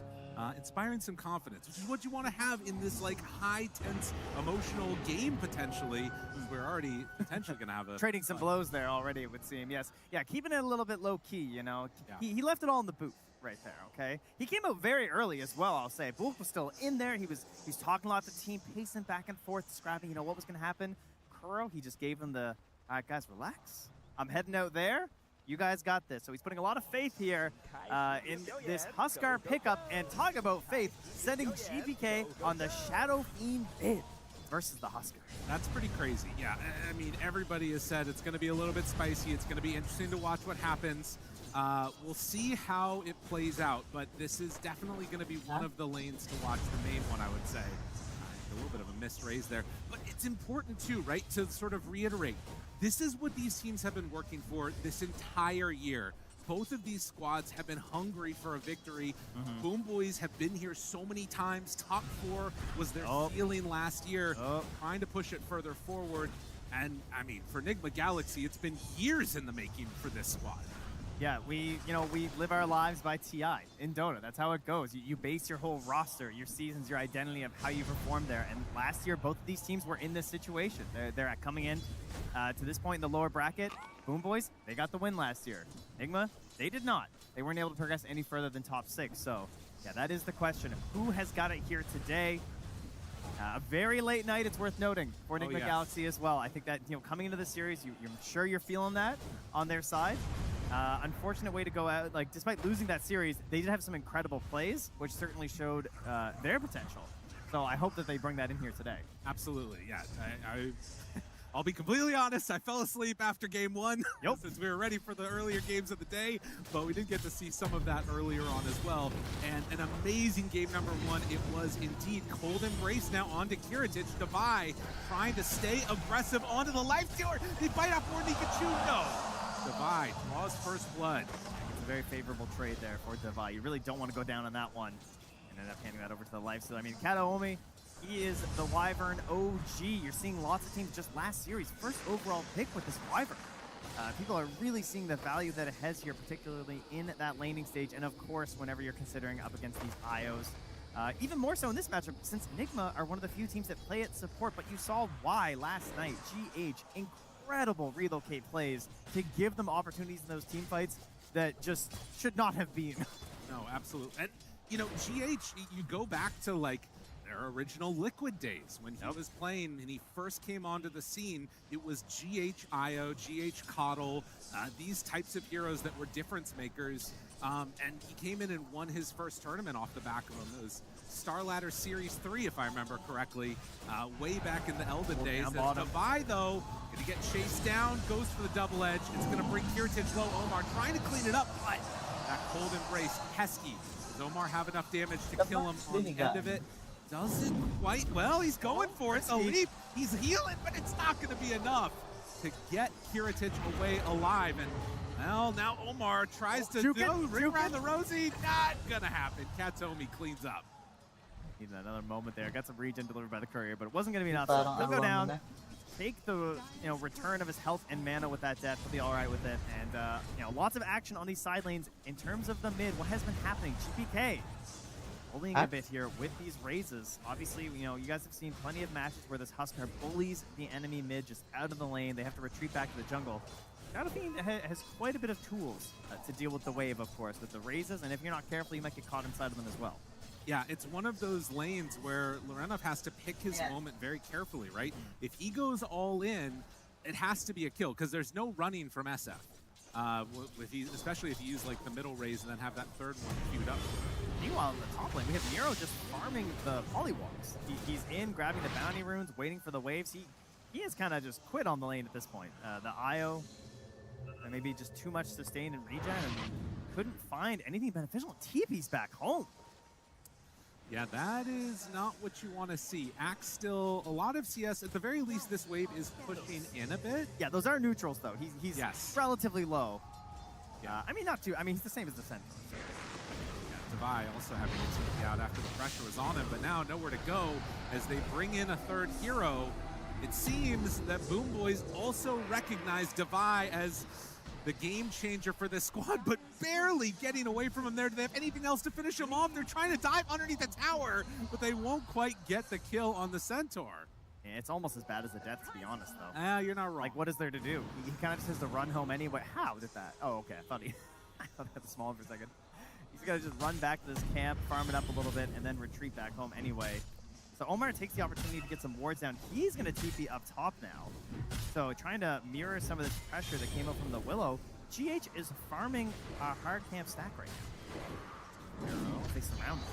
Yep, they find him, and that axe, nowhere to go now, does manage to at least clean up the creeps before he goes down dead to GH. Right, so interesting dynamics here. We have a Huskar rotating for a kill because he's losing his mid lane. Yeah. Not what you tend to see. GBK standing tall with this catapult. The Mirana's not here to arrow it. Omar's getting in here now. Will they tank the arrow? Yeah, you can see. Saves positioning. He knows. He's watching out for it. They get the next wave in. Goes into the root. The heal is there, though, from GH. And off, able to back away. Omar, now the hit. The good shackle latch and the kill on the Katomi. Omar does not have that much left in the tank, though. The double raise does some damage as Sumail makes that movement in. They're going to stop any extra aggression. Magandang laro. Gage retreating back with Sumail. This Shadow Fiend, really a bit of a wonder pick here. Like the way they set it up on the side of Enigma, you saw with the bands of the Viper, the Sniper, and then into the pick of the Wind Ranger. I feel like they kind of had it all figured out, but this SF was a great call.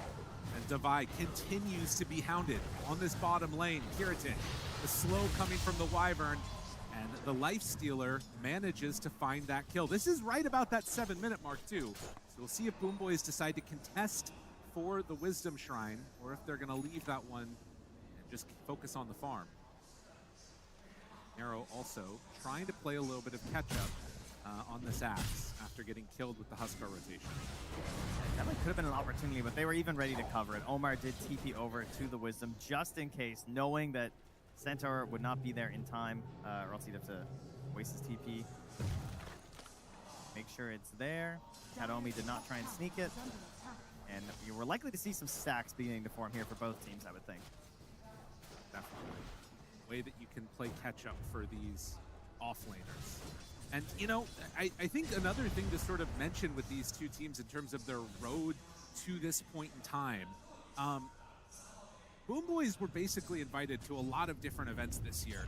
They only had to play in 3 qualifiers. On the other side, Enigma Galaxy, they played in 10 different qualifiers to be able to make it here in this point in time, and have really been tested over and over again. We'll see how that type of resiliency is going to be able to make them push forward in this tournament. But, you know, very different paths, even though there were similar results last year in terms of the international. Yeah, and they were playing in like the hardest qualifiers. They had to go to Europe and play in them, so Hero now rotation in from Lorinov. Shackle latches, good damage out from the power shot, and another kill for the Huskar. Desperately needed. He is catching back up to GPK. You know, not typically the way you see a Huskar recover, but he is finding it with these kills. GPK, he's rotating back. He's under this ward that was placed from Omar earlier, but at what point will you actually be able to utilize his vision? Right, found again. Punk fakes the hook stomp. Trying to keep himself alive, will back away some more. And they decide not to chase any further. But I mean, it's just been so much damage. Relentless onto Divide, trying to shut him down. I mean, thankfully, at least for the side of Nigma, they've been able to keep the axe pretty much as hampered. Look at the scan, though. Seeing if anyone else is nearby trying to help him, they just bring in GPK. Omar immediately leaps out, realizing this is not going to be good. Boom Boys, they bring numbers, trying to take this early tier 1 tower and continue to just pull the Centaur around the map. What a weakness they found, right? Centaur's very close to 6. He's at 5.5. GH had no health or mana on this IO right now as he was kind of moving through the jungle, so he can't do any sort of a play down here. So even though Omar was down here trying to like dissuade them from making this push, they kind of get this tower for free. Save, hunting Omar. Did Mareko. have a ward down. Mid lane Saw ano, that SF. movement and gonna be able to find pick off onto that courier. Save. Hit by GH, who has been quietly having a pretty good game with some solid rotations. Mark's sort of finding something on the Mirani here by stealing XP away from GPK and just stalking him through the jungle. This is the best he can do right now. Friends are coming in, though. They're going to try and set this up. Will this ward finally pay off? Oh, understanding what was going on. There's a sentry down bottom that sees Devi as well. Yeah, and that might be the difference. Yeah, off sentry combo gave away the Moonlight Shadow. Now they instantly turn on Devi. He's forced to TP. My guy Di is pa still level 5 6, 10 minutes na. I mean, so this is going to be the nice counter move that you can make, though, at least for Enigma Galaxy. We'll see if Boom Boys leave them to it, but the pressure is now coming in onto this tier 1 tower in mid. Yeah, the Willow being dead definitely hurts. No threat of just the opener Bramble. They hit an arrow on the back of the GPK plus a blood grenade, but no one's willing to make the dive. Patay si Omar. Omar kind of had something there. But Lorenov's just laser focused on this tower. Well, and that is going to be a TP away, but yeah, Lorenov gets good damage. They rotate in save, and that stops the pressure onto the tower. Did force some rotations at the very least, and you get out alive on the Piranha. Oh man, their life stealer set to have just an absolute banger of a game right now. Like, that tower is gone, the Centaur is very weak, the ability to rotate in, it's pretty low right now. So the Moonlight Shadow plays, the relocates later on, that's what they're gonna have to look for, but they just have so much catching up to do first. And that's what GH is trying to set up here with these stacks in the jungle. Definitely a game where he is happy with how it's been going on. The difference maker is probably going to have to be Sumail to try and really mess with them. Huskar, not necessarily known as being the best against the Lifestealer. Yeah, we get the Specialist Array coming out here already for the Wind Ranger. A little faster than usual. Tends to be an item that is currently usually just bought to head into the Hydra's Breath on the Wind Ranger, so that's why you're seeing that time being so much faster. The only hero that often gets a position 1, I'd say, is Avenge. It works a little better with that hero because of all her quirks and whatnot. So Sumail going for something a little more middling here. Yeah, and how it goes for him compared to the Maelstrom. A little bit of calmness before what we're anticipating to be a storm of action once these items come online. A Blade Mail done for Axe. Omar finds the arrow onto save, does go into the Shadow Realm, and that stops Renoff from getting anywhere close to finding a life break. Again, managing to escape from that one. very difficult game to be a Huskar behind, though, just because you are playing into this Axe. Yeah. You know, you're not this bully, so you're worried about coming into these fights in the mid game, and you're going to be around the same net worth, which means like he has the blade now. He's going to be probably into the blink by the time that you and the team are really trying to pressure forwards. And there is, to be fair, a lot of good save potential. You know, the panel talked about it. Late game, you've got the Centaur, Aghanim Scepter. Io, obviously, very good at, you know, being able to jump in there and keep somebody alive. But the window that you have to make a mistake is so much smaller against an Axe when you've got that Culling Blade at the ready. Yeah, GH, I mean, if I'm going to put my faith in anyone to save me so far in this tournament, it's GH. So him on an Io with a mech, that's definitely a massive boost of health that is available. Towards that one right now. He's not been able to complete it yet. You can see pretty steady stuff. You know, it's interesting also, seeing the Huskar for Devi right now, it reminds me, one of the games that stands out to me most in terms of how he played is like a couple years ago, he was a Centaur over near the tier 1 tower mid, and he just like blind blinked up a hill, couldn't see anybody, and found like 2 to 3 heroes with it right up there on this hill. Yeah. It was a big jump, and it just was emblematic of how he plays these games around these blink heroes. Yeah, so he's going to need some of that energy here for sure. Like, he definitely showcased that last night. The patience that he has, you know, that's kind of maybe the difference of who we have now. He tends to be a little more patient, right? Back then, he was very hot-headed, both on and off the keyboard. Right. Now he's chilled out. He's finding these more intentional maneuvers or waiting very, very late in the engagement with his BKB. That's what he showcased last night. So we'll see which divide do they need right now. Might be a little bit of a hothead. Well, right now, it is Igma going in under the Moonlight Shadow, and we'll just go for the D-Ward. Yeah, hard to make anything too aggressive from out here without Sumail really leading first, honestly. You kind of need some sort of a shackle play set up into an arrow. Sumail's going to TP down bottom with the Invis Rune and grab the Wisdom, and his friend is being chased right now. I thought maybe they were going to try and rotate onto the Life Sealer, because they would have the damage. But it's certainly not easy. And again, that Ob Sentry combo, the same one that spotted the earlier Moonlight Shadow attempt, now catches Sumail moving in here. And there's no creep wave, so he has no idea. A little bit of counterplay potential. They don't know exactly where he is, but yeah, he figured it out. Seeing all these people come down, realizes the danger. And Blink Check just has it done now on Devi. He's playing close to GH, so if there is a battle that could start popping off, there's a chance there for a relocate. Bullied a little bit here by save. The damage was at the longest arrow.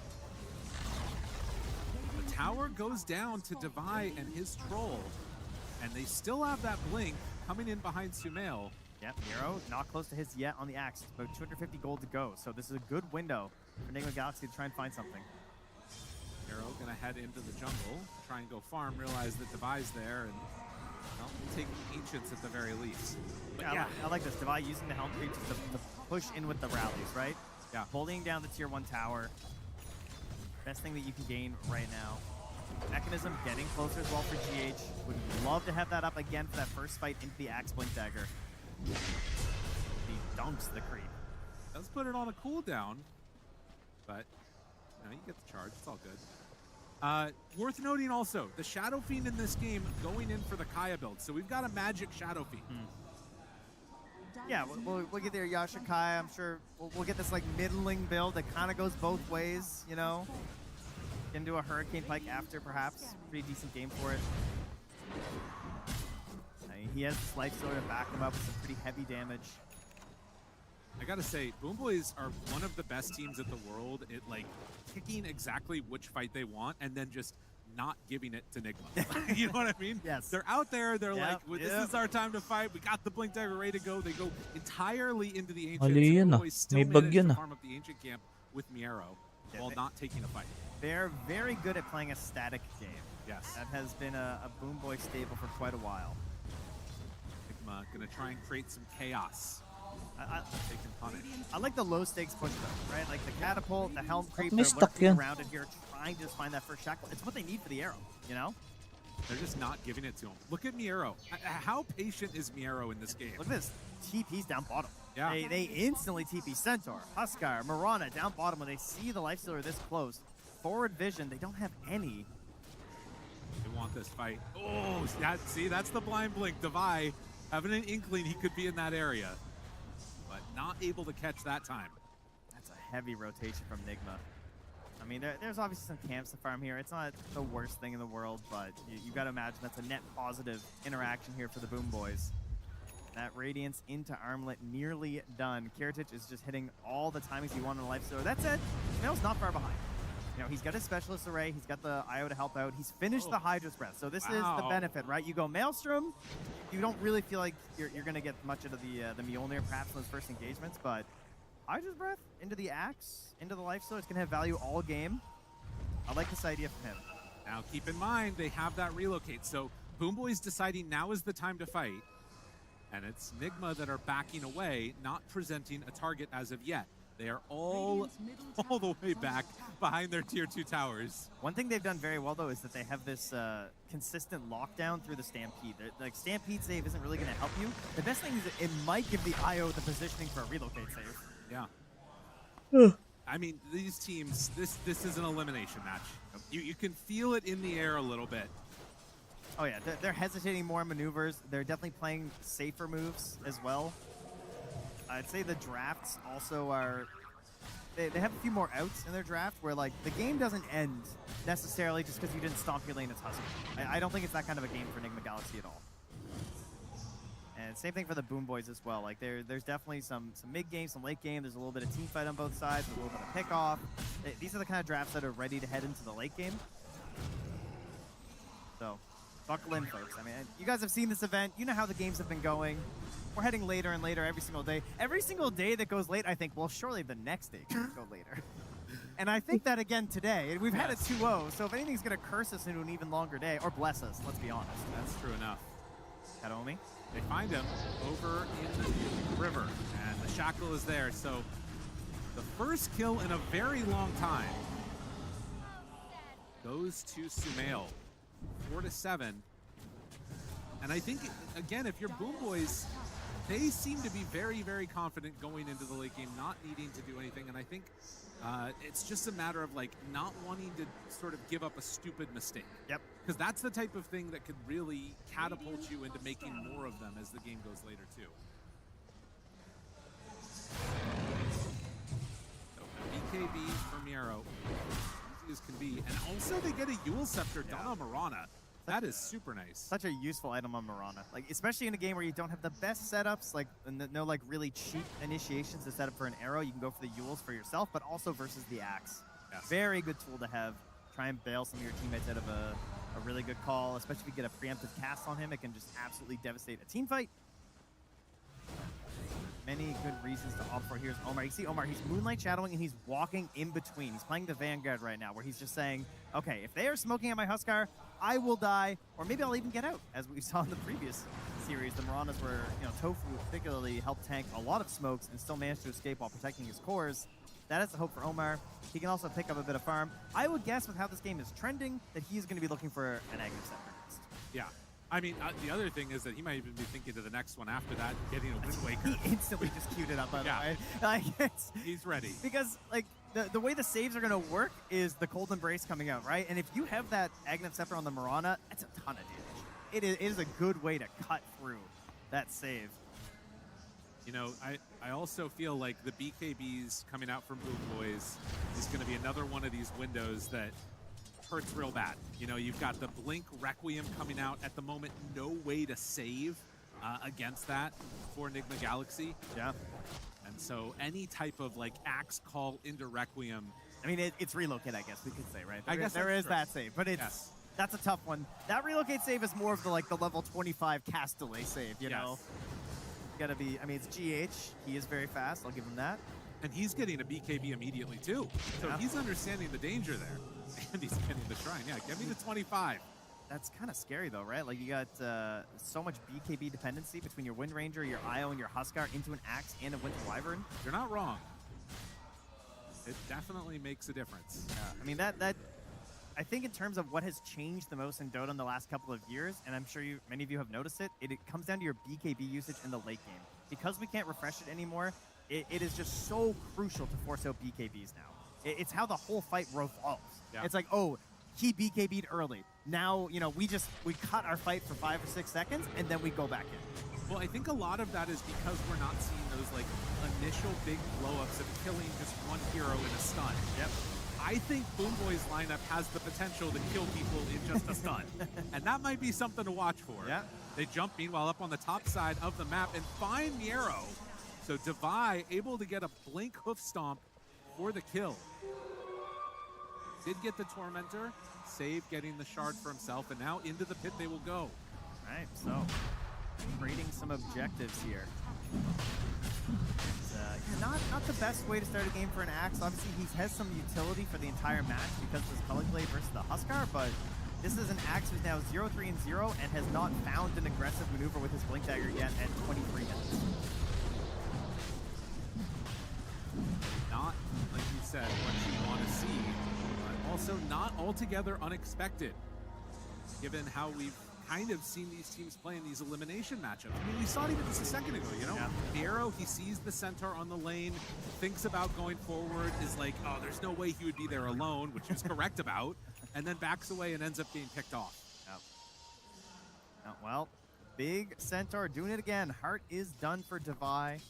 It is into a Lifestealer, of course, so that hurts a little bit. A Lifestealer who, by the way, is nearly done an Aghanim Scepter. So getting it a little bit on the earlier end, right? But it kind of is another save in a lot of ways, right? This ability to jump inside of the enemy just opens up so many more possibilities for surviving longer in these engagements as the Lifestealer. Right. I mean, another Aghanims we might end up seeing late game would be the Huskars as well. Always super nice to get if you can get that taunt off. But at 24 minutes, a bit of a slow one, only 12 kills so far. And not what we were anticipating when we saw the SF versus Huskar mid matchup. Devi, ran off, finding save. Now he gets the silence. Devi has the hoof stomp, cancels that TP away. And the second Centaur too, his little friend is there to help. Outside of the arrow combos, there's your Moonlight Shadow. There's your Mirana value that you're finding in these drafts. Difficult support to kill. Hero that just gives you constant pressure on the map because they have to be worried about these invading forces just constantly coming through. You spend more detection on these Ob Sentry combos, trying to keep an idea of what parts of your map are safe or not. That pressure eventually gets a catch onto save. Hero unafraid. He's willing to show himself in the mid lane after that death, though. And now closing in on his own BKB for this Axe. We did see that, Wind Ranger and Lifestealer right next to each other underneath an aggressive ward. And that ward feeling more like it's just telling where Boomboys are safe to farm as opposed to where to go for a fight. Because they are not interested in fighting at all. No. They are mode chill. Yeah, I'd say that kind of goes for both teams here. Like, there's been so much discussion this whole TI about this ability to like get deep vision down and watch courier wards and keep an idea of where people are going so we can go for these invading plays. And well, this is that lines up. Yep. Back to 50-50. I mean, they're making a move now though. Boomboys, they see the Wind Ranger. Use that ward, but I mean, you know where she's gonna go, right? From those two camps. They have Omar messed this up for them though. He comes over and does. He interrupts. That might have kept Sumail alive. It is going to be Omar trying to make the leap play away. Doesn't have any more leaps, though. And will be killed. So they lose one, but it's not the one that Boomboys wanted to find. Nothing of value to gain right there. Whoa! Devi? Get him! TP out. The arrow. Oh, he catches him. That's the call. And another brought down. Boomboys. That was quick. They immediately knew they could catch him when they saw that vision. Yes. Devi kind of gifting one away here. Trying to cut the wave. Still very, very even GH farming.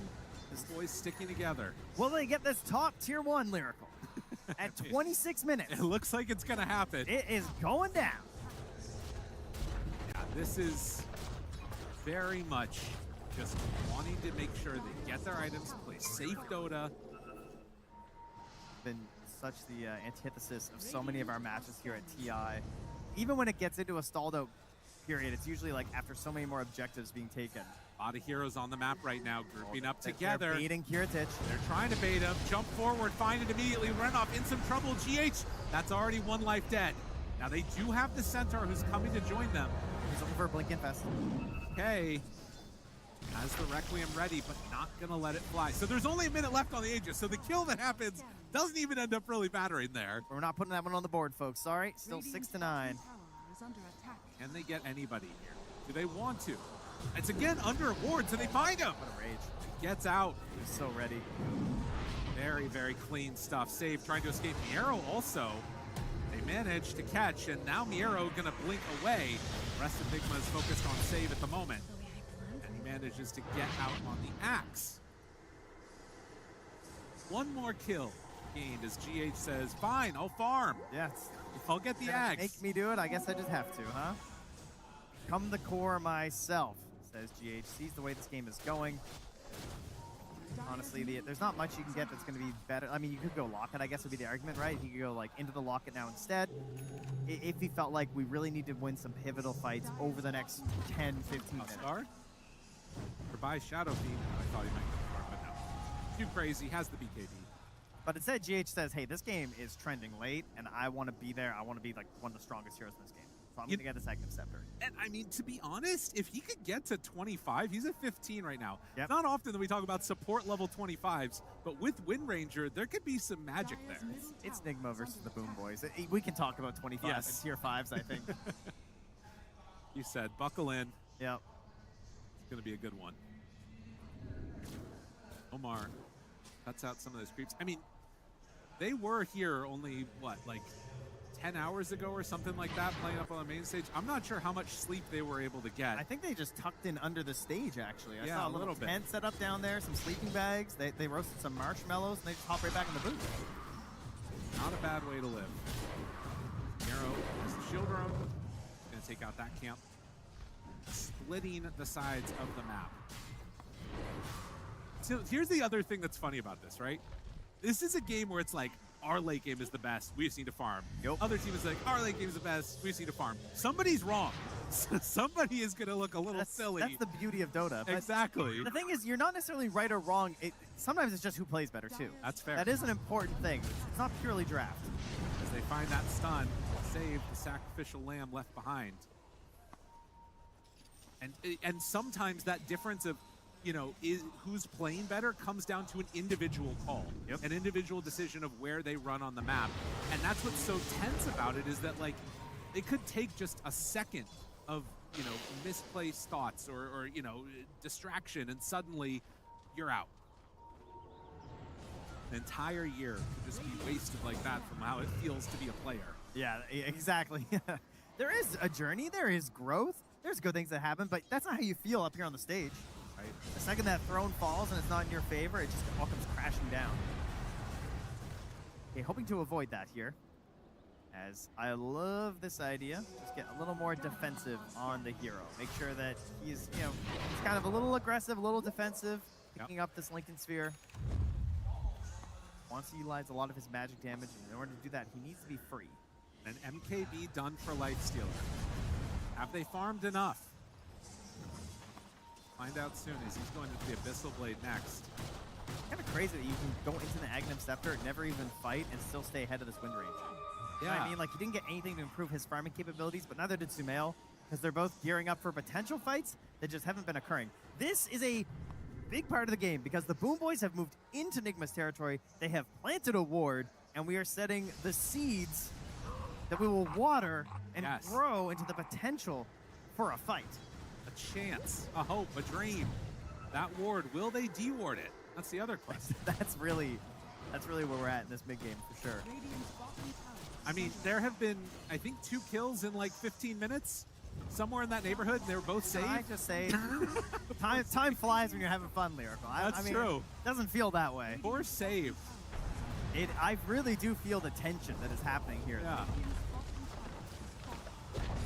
After a long journey of no structures really falling, objectives not being taken, they kind of quickly take a couple towers here. Smail gets one, Kiritich gets the other. We're willing to expand the map a little bit more on either side, but the map side that they've taken on the Boom Boys, it has a Roche right now. They are in the pit.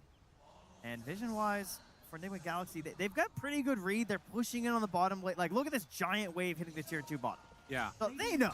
Yes. That's going to get some good damage onto that tower and take it low.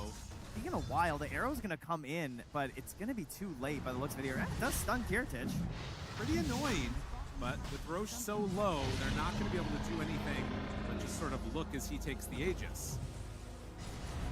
And so with less than 1,000 gold just about separating these two squads, it's Daedalus next. Katomi infested. Now he, okay, decides, sorry, go. Sorry, misclick. My Sorry, bad. miss, yeah. Trying to pass you something. I was trying to, well, what was he trying to pass the banner? Moonlight Shadow. They're ready for an instant smoke maybe coming in from the Boom Boys because the way they backed out of that pit and the vision that they still have considering their waves, like, no one has come bottom yet, right? So, as Enigma... Yeah, they saw Shadow Fiend on the top lane, so they felt like they could make this move. Divide pops BKB. We're not thinking about chasing. GPK is still moving over, but it's slow. And it looks like he's going to go back to farming while Kiritich pressures this mid-tier 2 tower. And they still have that key ward above them right now, so it's giving them some extra confidence here. It lets Save position more boldly here. Now, we got GBK running his way back to make sure he can join with the team. What are they doing in response, though? We got Sumail down here, farming his way down. Again, they still never pushed out this bottom wave, so the tower took a lot of damage. They want to maybe push this in a little further, but you're going to lose your tier 2.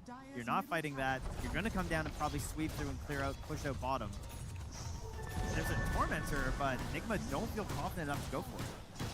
No, and this just feels like it's Boom Boys getting the 2 tier 2 towers. This is the benefit you get from... Oh, look at this up top. Yeah, dragging it into the Mirana. Doesn't have the Aghanim's quite yet. It's very close. Could really use it right now. Yep, not because gonna that's happen. a big wave.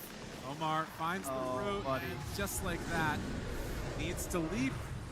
Doesn't have another one, Yule Scepter, and like he thought about it. GPK decides not to. They're not throwing the Requiem on that one there. And the wave survives. Well, thank you for this absolutely gargantuan wave you've given to us, Divide. TP away. Just back inside the base, waiting for Sumail to come in and help him. He can tether out afterwards. Kind of funny he used the relocate over the TP itself. Yeah, he like the Basher. The Basher's swapping around, so that's I guess. And there it is. Arrow tries to go for the call, not going to land. Heritage, good damage, save. Thought about the jump. Divide finds GPK. Great reaction with that BKB, and now the Stampede out. Did not get the Requiem out of it. Used a lot now. Oh, and Kiritich does manage to kill him. So Kiritich goes, but there is going to be the Winter's Curse. And now the call comes in from the act with the Lincoln Spear. Blocks it, doesn't matter. Gets that finish. Divide buys back, wants to find a stomp, misses it on a GPK. The Shackle, oh, it's not good enough. Boom Boys, they find their targets, and now a Yule Scepter looking for the stun. Jump forward, and Kiritich keeps them alive. Infest inside, nicely done. They're going to back it up here. They got a buyback on Divide. They've used their BKB on the Shadow Fiend, but they're still holding this Aegis. Maybe considering poking around a little bit here when there's no Huskar up. Showing the power of this Lightstealer. Right, banner is down. I mean, they really do not have answers for this at all. Power shot goes out, and right now, Boom Boys seem to be the ones that are... Sumail, though, he's got this damage. He's got the Hydra's Breath. We saw what Watson did, right? You know, this Focus Fire damage is unreal. He's doing it. Little bits, tickling Kiritich. Cold Embrace, and then the Force Staff. Yeah, worried about a potential arrow maybe coming in, but there's not cooldown right now. They get the call. Find him down low, almost dead, but the heal and save is there. They keep him alive. Focus Fire still on Kiritich a bit. The Shackle didn't quite latch, and now he's back inside of a creep. Look at, he's running out. Back alive and healing up again. GH somehow gets caught all the way to the side there and is going to be brought down. He does have buyback. The Huskar returns to the game. They do have another minute left on this Aegis for Boom Boys. He wants to take a few licks to this tower. I mean, this is just really clean play coming out from Boom Boys. This Lincoln Sphere from GBK passing it over to Kiritich. I love this style. Divide looking for a stomp. It's going to be really hard to find one. Kiritich has been on point. He's not even willing to give up the Aegis. He just wants to infest and keep it going here. Good healing back up. Dodging the silence that came out. The Shackle does latch. Where's Divide? Save. Stomp. Then the stomp lands on a Kiritich. The silence is there. This is the turnaround that they needed. 30 seconds left on the Aegis. He's going to come back at full HP. And they find a Shackle. Thinking about it. Opportunity to latch, to turn, to hit. Good damage there. The stomp on the backlines. Nero, he jumps away for a second, but the heal is there. It's not enough. And GPK finally popping that BKB. They do kill Nero. Now Sumail, infested, backing out, has another focus fire. But as he comes out and gets stunned, Sumail's trying to retreat. It's not going to happen. They take down Sumail, relocate out, and GPK, he's just waiting. Is the timing right? They come in with the Vi, find the stomp, but as the only core left alive, they find a good arrow. Cold Embrace, not gonna matter. Kiritich, too strong. It won't be denied. This is the most electric life stealer we have seen, Lyrical. Ultra kill, keep going for more. Kiritich has played this immaculately. The 20-second cooldown on the Infest, he is abusing it unbelievably well. And Omar, nowhere really left to go. Can't even come back into his dang base. Just gonna leave him. Why not? Get back in there. Get the structures. DPK takes it down. It's still so long before they're going to be back up. And at 37 minutes, with very little done for a long window, Boom Boys finally got their items, feel comfortable trying to end this game out as Kiritich hits onto the tier 4 towers. Yeah, we've moved a while from 50-50. Yeah, we are further along than that. Feeling a little confident here. Still wants to knock some tier 4s right now. They're going to take down that first tier 4 tower. Maybe one last gasp from Nigma. They have 8 seconds left until the Wind Ranger's up. Trying to find an arrow. Trying to find anything. I feel like GPK's bagging him. He's like, do we need this? I mean, we have barely even seen a Requiem this game. There's been no fights. They're just taking it. Like, I want to have some fun here, man. Like, wait for the team. Like, let's have a nice big 4-waller spells out. They've thought about it. The Infest is there, but they keep hitting the buildings. And now jump in, find that call, connects. Lorenov tries to go into Kiritich, but eyes on the prize. They're turning onto the Ancient, and Boom Boys take game number 1. Just a complete dominance once they got their items. It was not close. The way they played this high ground is something that we have not seen so far this tournament as well. Like, this has been the real struggle, is that even when you garner this big lead, which obviously wasn't even that large this game, but even like this really strong idea of having the Aegis and trying to push forward, I really think that Lincoln Sphere did so much work with how they could position Kiritich, and then just his own individual play with the Infest was unbelievable. It was a very good recognition of the limitations of the draft. What was the BKB piercing disable? What was the way to deal with the Lifestealer? Uncontested, and Boom Boys go up 1 game in this series over Nigma Galaxy. I know that Kuroki, when we heard him talk about the draft after he came out of the booths, he said he told the boys, stay calm. I don't think he meant this calm. I don't think he meant that, because I feel like T-Gov, we didn't see them do much. I'm trying to phrase it really nicely, okay? That was the weirdest game of Dota I've seen at the international, all the internationals that I've been to, because I basically watched one team farm and just slowly walk to the enemy base, and then the other team kind of go, we want to try and kill you, oh, we can't, and then run away, and then suddenly the Ancient's dead, we're going to game 2. This was just not the game from Nigma Galaxy. This was a massive outdraft, I think. Just based on the draft, they can't really do anything. Like, I don't even feel like they played badly. Like, if I look at the game, it's hard to point out any mistakes the player made that kind of caused the game to be this hard for Nigma Galaxy. Yeah, I just felt like passive into death. And they had a switch up on the Centaur Iron build, right? Like we talked on the panel about the typical build is to go a lot of things before the Blink. He went Blink after Helm. And it wasn't enough for them to ever catch anyone on the map. Yeah, I mean, like, when you think about the lanes, you had Axe getting shut down through Huskar rotations, you had the Centaur getting shut down because of just natural lifestealer shenanigans. I think both of them caught up quite nicely. Like, everything felt like it should be going okay, but the Shadow Fiend and lifestealer just having complete free farm. It just went when Nigma wanted to go make a move, in the back of their minds, like, is this going to be successful? Will we go even? If it was even or lost, they didn't even try making it, and I feel like the reason why Nigma are in this position is not because of this type of draft. They're not picking Huskar to prevent GPK's hero pool. They're not banning 2 heroes, picking Wind Ranger to protect a Huskar. Like, you've invested so much stock into a Huskar, and then you haven't played your draft to move forwards across the map, to cross the river with conviction, to take down all these towers. Like, but if you look at the minimap state, like, obviously not at this clip, but there's still, like, towers alive early in the game when they should have probably been taken if you are playing a Huskar type lineup. Yeah, this was why I was so critical at the junction when Boom Boys, they showed the Wyvern and the Willow, and then on the Nigma side they picked the Io, Mirana, and Centaur. I was really critical there because I felt like the Centaur was a bad pick. You picked the Centaur, they exposed the offlaner, he got counter right away with the Lifestealer, and the draft just became really difficult, and a lot of the bans were used to remove the mid heroes, and Loranov, maybe he felt like, I guess there's nothing else other than Huskar, you know, then he just couldn't really find another hero. That's why it was really critical to actually pick the mid hero, in my opinion, there.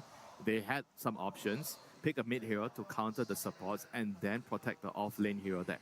Couldn't they just pick the Wind instead of the Huskar? And then you have two bans, you pick a mid laner, you just play like a normal game. They definitely could, but maybe they were worried because they had two supports, and if you pick two supports and win, you cannot change the Wind. You know, the Wind cannot be moved around. Maybe you also can't change the Huskar. The Ember was literally right there unbanned. They could have just picked that and been way more stable. But I think he also mentioned probably they were worried that GPK would Huskar their Ember, so they were like. But they had Ember on. They had last pick of the second phase, so where they put the Huskar, they could have done Ember and then just they definitely could. They definitely could. There were so many options for them to go down, and I think as long as Nigma can have this conversation after this game, identify at which point in the draft they feel was more in conversation it might sound really good, but in execution it doesn't work out. And some teams they sometimes fail because the ideas don't match with the gameplay, and I think right now that is where they need to identify that and just throw this away, bring us back yesterday's playbook. On the bright side, Boom Boys had a smooth sailing, great game from them.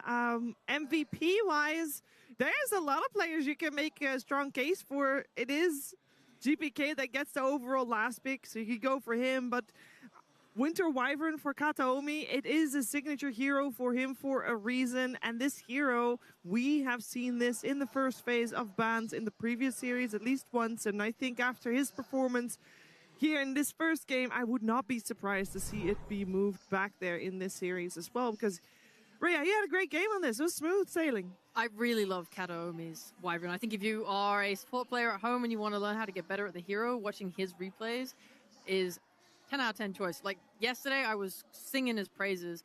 The way that this man positions is perfect. The way he itemizes, he usually always gets the rush on the Blink Dagger and then is able to get off the heals in the fights. He's able to get off the ults in the fights. The exact perfect targets that he needs, he will find them. And it also means that he can play back and in positions where the enemy will not be able to find him and start the fight, because Wyvern is probably your #1 target in most games. Yeah, this hero needs to be dealt with, and I think like the games that we see yesterday and today, somebody picks Wyvern and the hero kind of just like, nobody picks Puck, nobody picks Night Stalker, or even like some Snapfire. Like these are heroes that are really, really good against Wyvern, and all the games that it's been overall first pick, it has literally gone uncounted. Yeah, and also it's like, I know this game wasn't like the most like, wow, oh my god, team fight game, but I think if you are a Boom Boys fan, like you want your team to win in this style, because they saw how Nigma was playing, they asserted their dominance, they knew exactly the timings, and when they wanted to win the game, they just won the game straight away. There was no messing around, there was no like accidental throw deaths, there was no like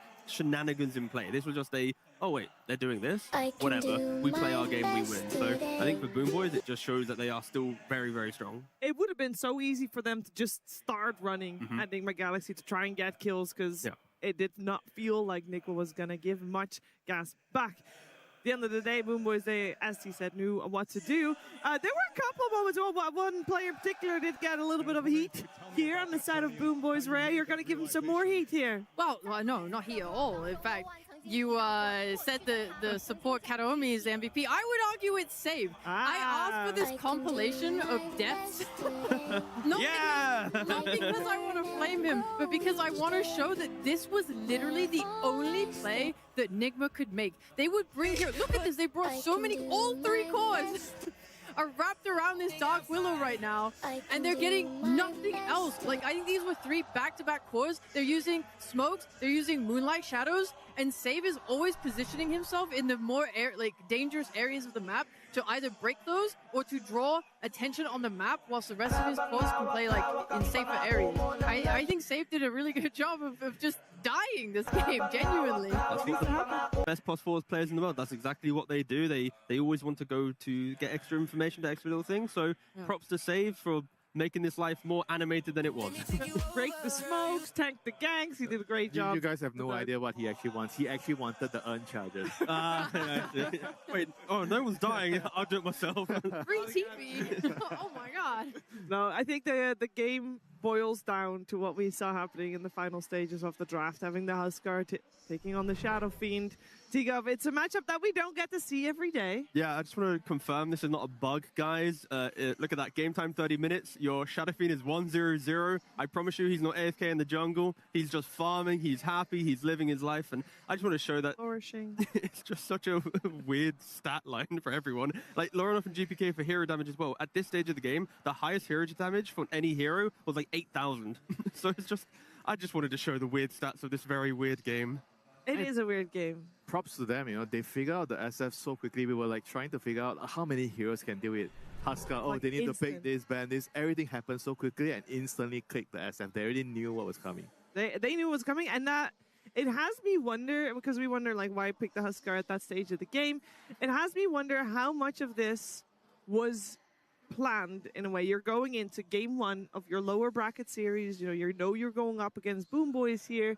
So you're coming in with a crafted plan, Tigov. Do you think that that's kind of like the plan for Enigma Galaxy was too rigid and they stuck to it, even though it feels like this kind of figured out? Yeah, it feels like something where they had a conversation and gone, this hero forces these type of bans, this hero, and like they got to the position and went, okay, we're going to go for this because it closes out more heroes.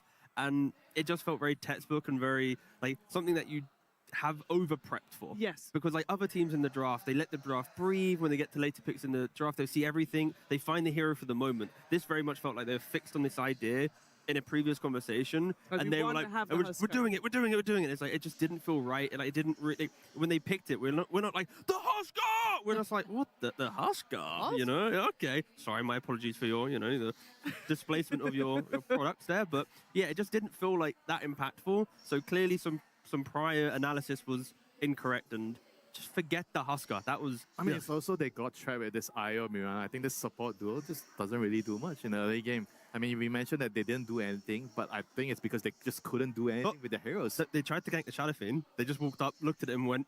Yeah, how do you land the arrow? No, of course, that's why it's funny as hell, because the Marauder walked in to Moonlight Shadow, like, stood next to Shadow Fiend for a second, looked at GH and went, and then just walked away. Yeah. What do we want to see game number 2 then, Rhea? Because it should be easy to just say, you know what, this is game 1. We just brush it off, go next. To be honest, I just want them to give their best. I think this kind of gameplay is like fine. This felt like, of course, because Boom Boys won, what they wanted, right? They know that this team on Nigma, they cannot outscale their heroes. They know that how to like block their plays from happening. And to be honest, Nigma probably could have been more like ballsy. And I think they won. I think they were scared. In that case, I want Nigma to give a little bit more gusto. I don't know if they actually realized they needed to be ballsy to actually have a chance to win the game. They sat back and felt like they were saying that it's okay, we can go late game, but in fact, they couldn't. Yeah, that's like what I want to see them just try and push themselves to their limits. Like, this is your elimination game for TI. You don't want to have regrets. You don't want to be like, oh, I wish we just tried to go for like one more smoke gang. Like, really push the limits of what you can do. Don't let these games like stagnate into what we just watched. And then we have to point out how the draft started, because we all know how it ended, and we did have some criticism. We love GH on his IO, don't get me wrong. But if you first pick IO in your team Nigma Galaxy, there is no flex potential there. And everybody knows that. And even though we love GH's IO, we know that right now he's stronger as a core. And that means you are spending your overall first pick, which we've discussed, is at the moment maybe in a stronger position to draft from. And you're spending it on a support IO. Yeah, I mean, as you see from the graphic here, IO is a common hero between both teams. Nigma, they want to take it themselves. I personally don't think it's too much of the IO problem, because GH is so exceptional at the hero, the best in the world over multiple years, that you probably can just find a different way to draft around it, that you aren't forcing yourself down this, last 2 pick situation that we have been, talking about for the last like 10 minutes. So I kind of feel like that's fine because of how important the heroes between the two teams. Because if you do ban it out, suddenly you're letting through a Lina or a Bounty or a Tree or an Earthshaker or a Kodo or some other, TI winning hero to the other team. We're going to find out what's coming and who stays alive at the end of this series. Boom Boys 1 game up in this best of 3.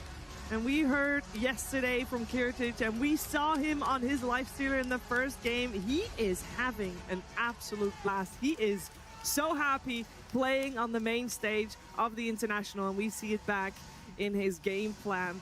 He just had the freest game. I think that's the best way you can think of to start your series here against a team that has pulled out some crazy moves. And on the side of Enigma Galaxy, we are waiting for those crazy moves because game 1 was not it. Maybe we have to get some Enigma coming out. I know, I mentioned it before. It's just, I think that on the grand stage like this, having the power of the crowd helping you out, you need those big team fight ultimates, and you really can play on good vibes. And we know that for the Vi, even though he's tempered himself, we know that he thrives on those moments. They should try and throw them off. I think Boom Boys, Kiritich especially as a carry, when he gets a stable game like that, where there's no one threatening, pressuring him, he is very reliable. He will get the farm, he will hit his timings, and he will play exactly where he needs to on the map. When you throw him off, that's when we see moments of anger, like when he bashed his table. You know, in that game, you had such a high-pressure team lineup on the enemy, right? They're running at him, they're under his tier 2 tower, they're forcing him to show up when he doesn't want to show up, and he doesn't know how to react to that. I really think if you throw off this man's tempo, that's how you get him. And this is with Sumail on Nigma, who's willing to play these carries like Clinks and Necrophos. You know, heroes that can be around the map, playing more like assassins or playing with boosted travel.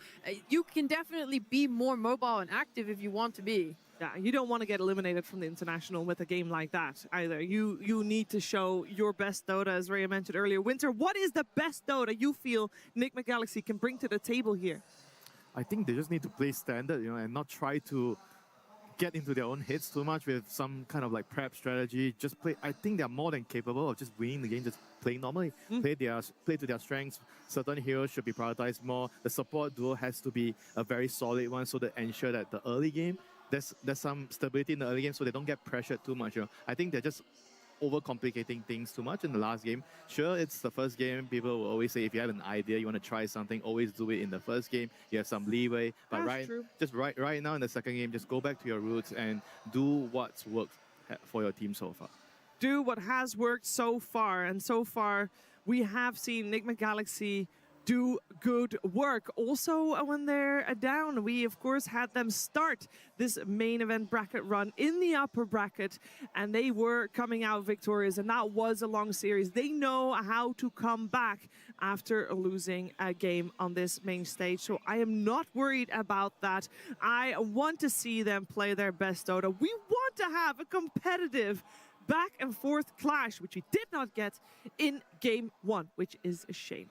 And hopefully we'll get our hands on that very type of Dota 2 that will soon get on our screens. 1 game up for Boom Boys. Enigma Galaxy backs against the rope. Good speeches from Kuroki incoming, I would imagine, and heads together. Get the best strategy out there and just play some good Dota. And guys, just win. Easy. Enigma Galaxy versus Boom Boys. Game 2.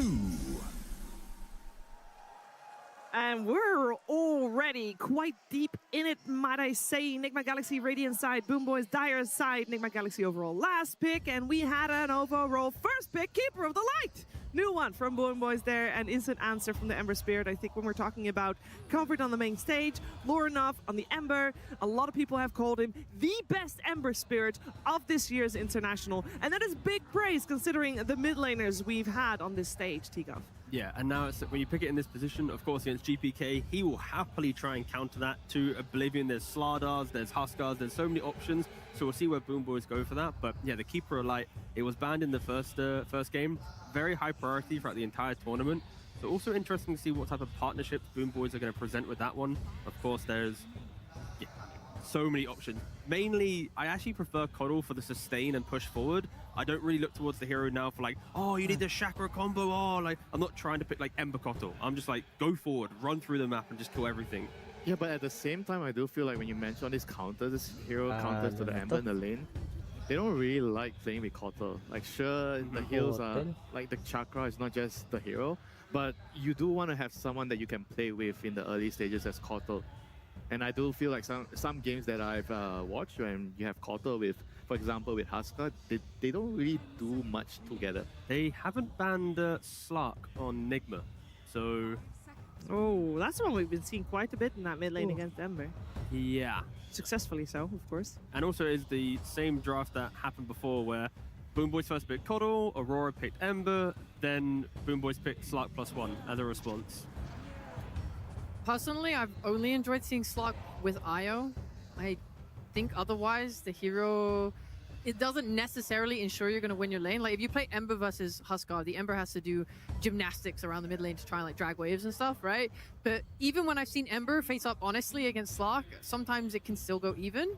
Envision game 1 against Spirit in the upper bracket. No one put on a bit of a clinic at shutting down the Ember. Yeah, but the laning phase, I do feel like it's not really the be-all and all. As long as you have a draft that can allow you to play later in the mid-game with your support, your Ember has something to do, you can lose the lane, it's fine, it's not the end of the world, and you can slowly find pixels of the map, like with Mirana, you can walk around, chains, arrow, get a kill here and there, then you slowly come back into the game. Oh, they've gone for the puck, right? It's a hero that can play very nicely into the Ember. It punishes both Ember and Mirana, who are ability-based heroes. Yep, very good with the Kotal. You can chakra and abuse the puck even more.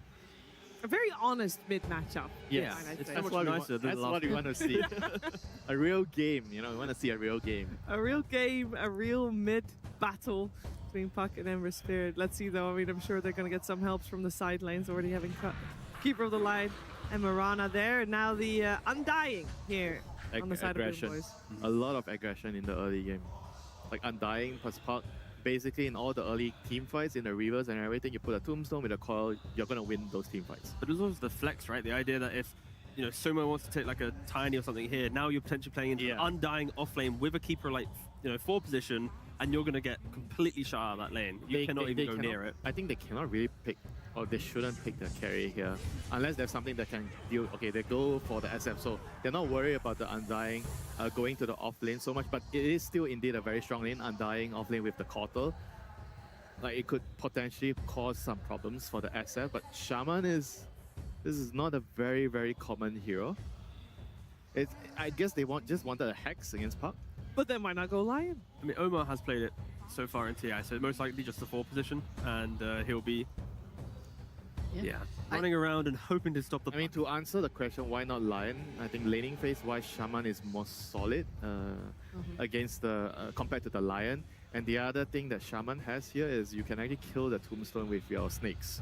So that's like some added value there. It's so annoying thinking about this lane. It's going to be like loads of kill threat if you don't pick the right hero, because I see these supports. I want to pick Lycan, but I don't want to do that lane.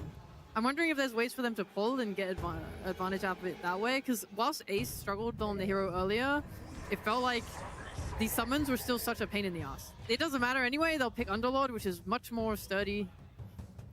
And the Axe Rush against Ember is so good. He does get Ganyan yung bullied lineup by the na SF in the lane. Parabation And na with talo Kotal, sila. like some supports can allow the Underlord to play the lane, like Underlord plus Rubik, Underlord plus Lion, any stun. But with Kotal, it can be quite They're complicated. gonna stack though. I mean, that's mainly where Mirana, I think, helps the Underlord pick, right? Because Mirana isn't this like explosive kill laner. It's more like a lot of chip and poke over time. So Underlord, by the time you get to level 3-4, you'll have your point in pit, and then you can distance yourself from the Shadow Fiend.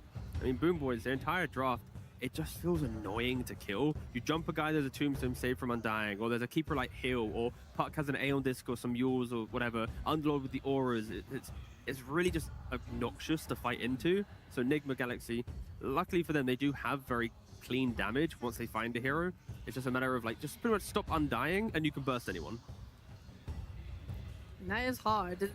Like, their initiation being like Hex and Shackles from Shaman is just gonna be completely stopped by Undying's Shard Tombstone. So but it's hard to kill this hero too. I think when you can react to any go with Underlord Portal, and like if they're also playing the map correctly, you have Puck coming in to punish as well. It's so quick how fast Boom Boys can collapse onto a fight. Yeah, I can see what you're saying here. Like, it's gonna be more complicated for Nigma to play the map around, finding kills, whereas Boom Boys, you have the global presence of the Underlord. It's easier for you to set up. And right now, the team fight, they also have very, very strong team fight with Undying and Puck. That's why you always need to kind of respect the Mirana. So like the map play of Nigma, even though it's quicker for Boom Boys to get around, like you are going to have the invisibility, the speed to play on the runes. If you set up the Mirana at the rune with the Shaman, you get the Puck kill, it's going to feel quite nice. And they do ban out the Enigma on Boom Boys because Divide does have last pick in draft priority. So based on the last game where he kind of got sacrificed on a Centaur, now he's going to see all 9 heroes in the game before he locks in his own. Yeah, you need that X Factor, I think, in a game like this. What is still in the pool that would lane nicely? We only know so far that it's going to be the Undying he lanes against, but of course, by the time Davai gets his say in, we will know which hero Kiritich will play against him.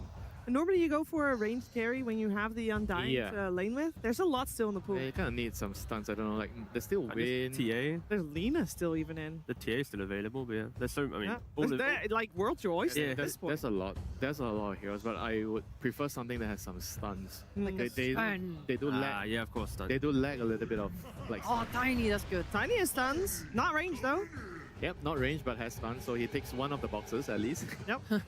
Yeah, I kind of forgot they were lacking stuns, to be fair. I look at Puck, and I see Puck, I'm like, she does everything, it's fine. But yeah, no, that does kind of complete the draft. And it's the issue of having Kotal and Undying as your double sub, right? You do lack stun, so Tiny does nicely to complement that department. Let's take a moment to appreciate how much bonus time Nigma Galaxy still has left at this stage in the draft. They've only used 20 seconds of it so far, meaning that the game plan and the draft has played out in a way that maybe they were very comfortable with. And they get a lot of time to think about what they want to do with this overall last pick, is why you see Divide talk here, because he gets to decide against the Undying and the Tiny, what does he want to lane against? What would you want to lane against? No one wants to lane against Undying. Yeah. That's fair. But if could you try and have just, to. I might just try and buff up like the damage from my Shadow Fiend. You could pick a Slardar, and then it gives you your ability to take your Roshan. You're going to have your Shaman help you take towers. I think it just gives you every tool you need to do objectives. Yeah, I mean, the thing with Device, like, you can Slardar or you can, like, Night Stalker for, like, the meta, or you can do, like... Yeah, actually, no, to be fair, I think I like Night Stalker a bit, just for, like, the Puck and the fact that Undying Coddle, just, you look at them... I would love that, genuinely. Yeah, and you just keep chasing them down, and then you give this, like, insane vision for Shaman to find the jump. So it's like Divide will then complement the lack of, like, clean initiation from Nigma, because, like, one player, he can fix it for his hero. But there's also, like, he's such a specialty player on, like, Primal Beast and stuff. Like even into Tiny, he doesn't care. So he might be like, you know what, guys? Trust me, I can do it. This is the game. I think Night Stalker is, like, that's where my head sits. I mean, does he... Oh, there's no Timber. I was going to say. Yeah, that's gone, that's gone. 3 strength heroes. I think you can trust your Shadow Fiend to be able to kill Tiny. It will be the Slardar. Yeah, it's a very, very nice pick to complement the whole lineup. They're just thinking because they're worried about lane, because Undying is very annoying for Slardar. Is it too annoying? Only for the early stages. Okay. I think later you don't really mind it that much with the sprint and when you have your BKB especially. But in the early game, it is very annoying. But I do like the pick. I like the overall setup here. I think it's back to basics for Nigma Galaxy. The last game, it was maybe a little bit too cheesy for me. This time they're trying to play normal Dota. They have the SF minus armor, Slardar minus armor, a lot of damage. They have some team fight with the Shaman. They have some good stunts with the Ember Spirit and the Mirana. I think their draft takes a lot of boxes, and I like it this time. Yeah, I agree with Winter. I feel like Nigma has just improved that draft immensely. Like, you look at it and you go, yeah, that can play any stage of the game. It can play for Roshan. It can take towers. It can end the game in 30 minutes. It can win a game in 90 minutes. Like, it feels like it can do everything, and that's what you want to see. Because, like, we didn't watch a game of Dota in the first game. That was just, you know, Boom Boys farming and then just tripping over the Ancient, and suddenly we're here, right? So it is a lot better from Nigma this time around. Yeah, I really love Nigma's draft. If they're going to win a game, I do believe that it can be this one. That said, I do want to give a little credit to Boom Boys. I think GPK on his Puck is a force to be reckoned with, and I think this coil kind of breaks apart Nigma's entire lineup. It's so hard to play into this route, and they have so much combo with it. The Tombstone on top, the Tiny can toss out. I think that they have a lot of things to play with on Boom Boys' side. But yes, this game should be a lot more fun. Want to touch upon that Puck versus the Ember, though, because this is Lorenov's best hero. So we got GPK Puck versus the Lorinov Ember. It's an absolute treat. With those two on the mid lane, Tigov, this mid lane, is it that Puck favored, or will we have a nice back and forth brawl here? It's going to be back and forth. It's mainly who hits level 6. If Puck hits 6 with coil and supports rotating, you can kill the Ember, utilize catapult wave, take tower. So I think it's more on the supports, because between the CSing, it should just be a slight Ember favor, but Puck killing eventually. Slight Ember favor. I think that's all Lorinov needs maybe to propel his team into victory. Can this be a 3-game series, or maybe Boom Boys will take this one in a 2-0? I know someone who would really like this to be in a 2-0, and he's standing by with Slacks right now. Let's head over to Bulk. Absolutely. I guess I'll ask that as my first question. Would you like this to be a 2-0, or do you want these guys to put up a bit of a fight?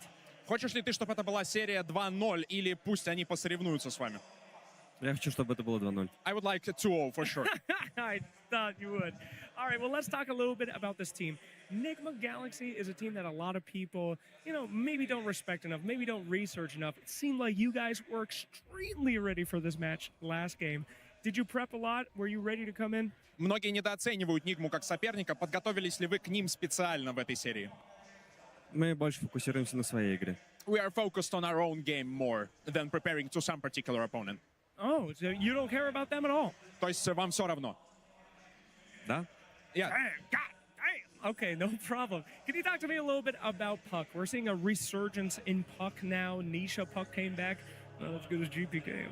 But what do you think about this hero? Why are we suddenly seeing it again? Много пака в играх. GPK на нем играет, Ниша на нем играл. Почему мы так часто его видим? Хороший герой. Just a good character. Just a good character. No other reason. Никаких других причин. What is your favorite color? Какой твой любимый цвет? Зеленый. Green one. Green, it's great. We got an answer, ladies and gentlemen. Let's go ahead and get into the game. Slacks tries to get anything at all he can out of Volk. It's just not going to happen, Trent. Man, they really did not want to say much more. Good character. Yeah, I mean, his favorite color is green, but it's red for now. They're on the Dire, and they got first blood. So Boom Boys already off to a hot start. As you said, focused on their own game, and so far that worked out very well for them in game number 1. Nigma Galaxy maybe a little too focused on their own game, going for that Huskar draft that didn't quite pan out the way they had hoped. They've gone for something a little more even-keeled in this game number 2. And it's worth noting again, like we talked about a little bit in the game itself, it was Boom Boys understanding like the single-mindedness of the Nigma Galaxy draft, and when it was that they wanted to make moves and then just dodge, they backed away, moonwalked out of there. There's no issues at all. This time around, though, you have a little bit of a different dynamic. Obviously, Slardar being played out of the off lane. This time for Divai, going to be looking for how early do you think we're going to be seeing a Blink Dagger from him?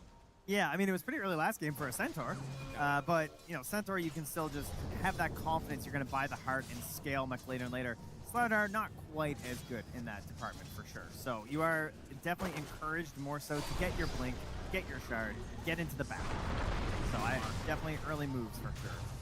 Omar going to get punched and pummeled, and a crush to try and keep him alive. Kill a zombie, maybe. He does go into a little sheep form and then runs out of there. Gets some separation. Divai getting pressured underneath the tower here with that early tombstone drop down. Keeping it going.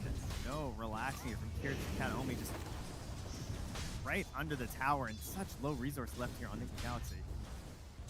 But they managed to survive this time. Of course, he will not have that foul play again for another minute and a half, so have to be a little bit more cautious in this one. Mid lane already off to another good start here. Of course, for this Puck, because of that first blood, GPK is going to be able to abuse the resources a bit more, get some better trades, faster levels, something Lorenov's going to be considering the entire time. But Lorenov, a combo hero this time. He's going to have this Ember, and he has the Mirana on his side, which we've seen paired so often as GH is already in trouble, though. Forced to leave out. It's interesting, too, because, they're talking about the 2-0 dynamic, wanting to get it early. The other thing to keep in mind is that for Boom Boys, if they win this, they've got to play another series later on in the day. Would love to be able to go take a little bit of a break and get some relaxation before that happens. There is still going to be one more lower bracket game to be played on elimination day here. Divai finds a crush, trying to keep it bullying the Undying. That's not going to work so well. No, this is still the best 5 in the game right now for securing a lane. I think that is the peak Undying gameplay here in those first 5 minutes. constantly in your face. It's like very happy to die oftentimes just to get your resources back up, right? Like you'll see these the mangoes just ferried out to the Undying. They're happy to get a positive trade. Even if they die first, I feel like Undying players don't care at this point. Keeping the enemy cores off the farm as much as they can. For now, though, they're doing fine. Mike Divine, 15 CS, he's all right. A little bit ahead of Kiritich. And a really nice looking draft by and large. You can see Divide, they drop down the tombstone now against Katomi. Gonna decide to go for the Undying, but deny to the neutral.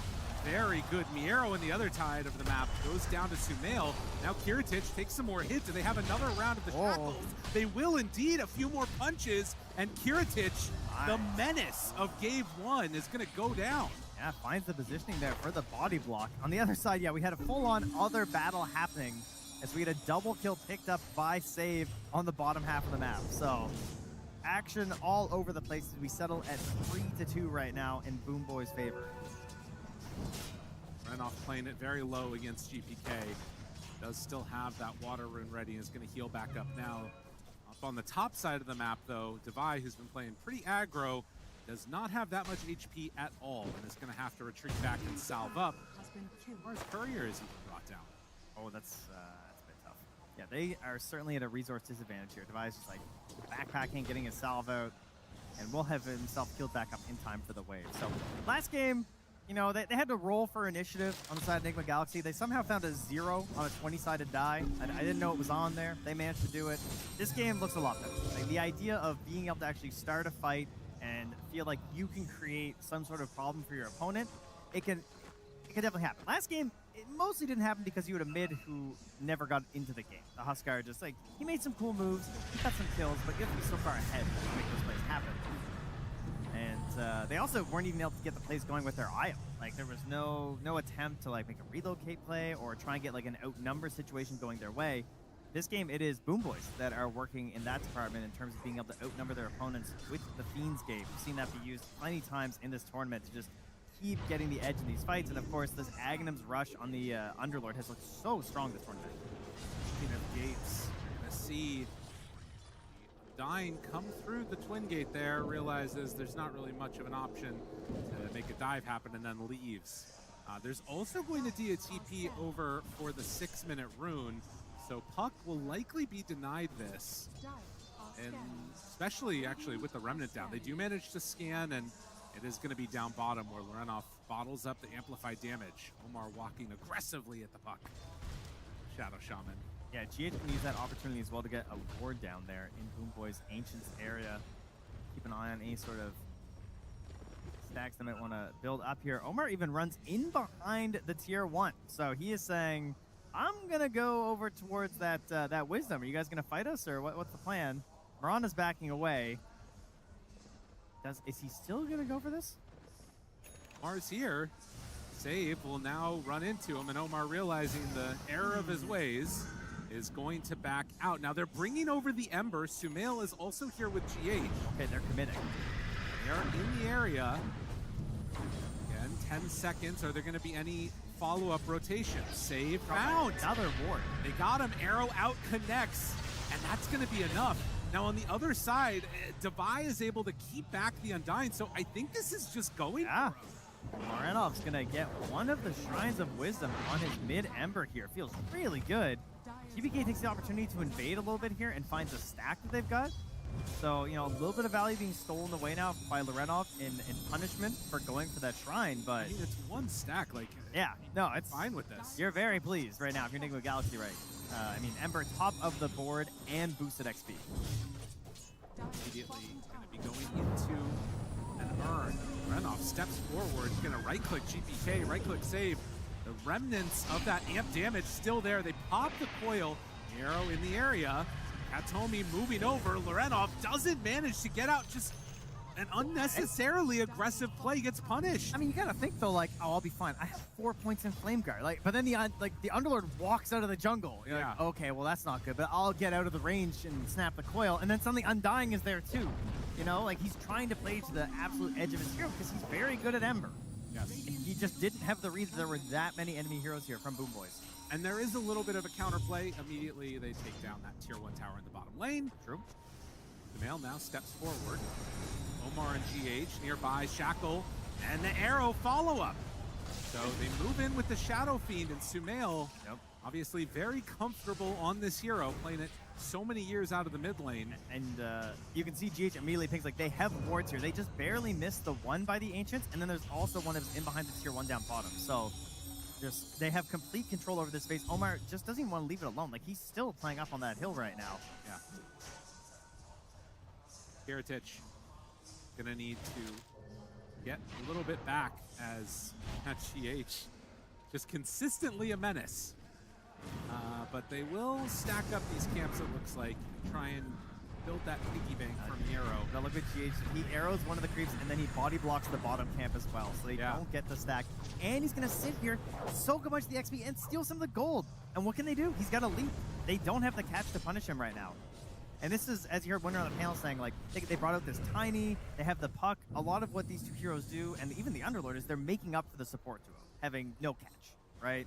Undying, Coddle, you got nothing you can do against these pesky little supports. They just want to come in, poke around your side of the map, and leave scot-free. If they can keep this momentum going on Nigma and take some more of these towers, we're already seeing the ways in which you might be able to sort of build up a pretty substantial lead for Nigma Galaxy. Just need to make sure that Lorenov doesn't take any walks through the woods with the Underlord nearby. Yeah, it feels a lot like these bounty hunter games that you're seeing, where they're spending so much time having to keep up with what these supports are up to and these little ganks from Lorenov that you don't have any time to go and deal with the Shadow Fiend. At the same time, your Tiny is also free to farm right now, but he's not going to farm as fast as Shadow Fiend ran out of rations. Oh, Lorenov gets the bottle. The Shield Rune is there. Gonna pop it now, trying to stay alive. Double round of hits, and do they have enough to kill GPK? Not quite, but he gets caught by the fear. And that is going to be enough. Now Lorenov steps further forward, finds Katomi. He has chains, but with no arrow follow-up, they're just going to take down that tombstone and then move for the tower. I mean, this is a catapult mid. Keep it up. Who cares about a catapult? We're dropping the snakes. Lorenov. Ace Katomi won't do much more beyond that, but with those snakes down and Nolene's hit, can do some serious damage. GH backs away from Yarrow. The Remnant forward. The two wards, the man. chains. Oh, is there anything else for Yarrow? They don't have any way to save him. The Underlord also goes down. That sentry missing by just a couple units has destroyed the early game of Boom Boys. The snakes do get cleared out. Omar's still sticking around, threatening a little bit around here, but Sumail willing to even hit the tower a few times here with his Dragon Lance. He does not necessarily want to leave. I mean, they don't have coil for another 10 seconds, and maybe understanding, as you can see, that ward being the difference maker. Yeah, it's so painful. They just keep getting him over and over again with it. How do Boom Boys respond to this? They had a pretty dominant game number one once they decided to finally get online and start fighting. They decided it's that coil. It's back up. They're smoking right away. Finding Sumail would be great. Do they have the damage to deal with him, though? I mean, I guess the Underlord Gate is back up to 15. He might have to join in on this. Tiny is coming through. If they find the Ember, it's pretty bad. I don't know if they can do much. Look at this. They're hoping that Sumail was down here farming, but they miss with the scan. He's too far back. Oh, and he's just a little ways away. Yeah. I mean, you can take the tower. It's not the worst, you know, but certainly not the dream. We're looking at Yarrow. He's going for a little bit of a different build than these other Underlords have gone because it's been so painful for him. Going Atos first. Yeah. And, you know, we were talking about this, I think with Cinder the other day, like potentially seeing Lightmere out of these heroes instead of the Shivas. Is this going to be the first time in a while that we've seen it from him? I mean, I'm wondering if he just doubles up and goes Atos into the Aghanims, you know? Like, yeah, honestly. Maybe he's just thinking we need this lockdown. It's good versus the Slardar. It's good versus the Ember, the Mirana. Like, it could be the difference maker, but it would be a very heavy investment. So, yeah, that's a bit of a tough call. It definitely speaks more to me of saying I want to get this Atos and then go into some sort of an aura to help my team. Runoff will get the bounty rune. Kiritich taking the same walk that Sumail did, but up on the top side of the lane. The scan hits onto Katomi, so not who they wanted, and as the smoke breaks, will just be Undying. Found? 1600 HP. Yeah, are they? Okay, they ward trap him, so they decide they're going to take this kill. I was thinking, you know, TP's kind of healthy, or the tower rather, we could TP in and maybe fight for him, but Oh, well, they'll just knock him down. So the Surge means he's immediately back up, but that ulti has a very long cooldown, so dying will be a bit weaker for a while as they successfully take the top tier 1 tower. Dire's top tower has fallen. All tier 1s down across the map for Boom Boys. Nigma trying to get into their next set of items. For Omar, it would be pretty huge if he can get into the Blink Dagger, but he's decided to go for the Aether Lens first instead. Is under attack. Yeah, a little bit more consistent on the Shadow Shaman. Obviously, all of your spells benefiting from it, so it feels very good on the hero. And 14 minutes this time, they are really making sure they get their wisdom, huh? They bring 4 heroes here.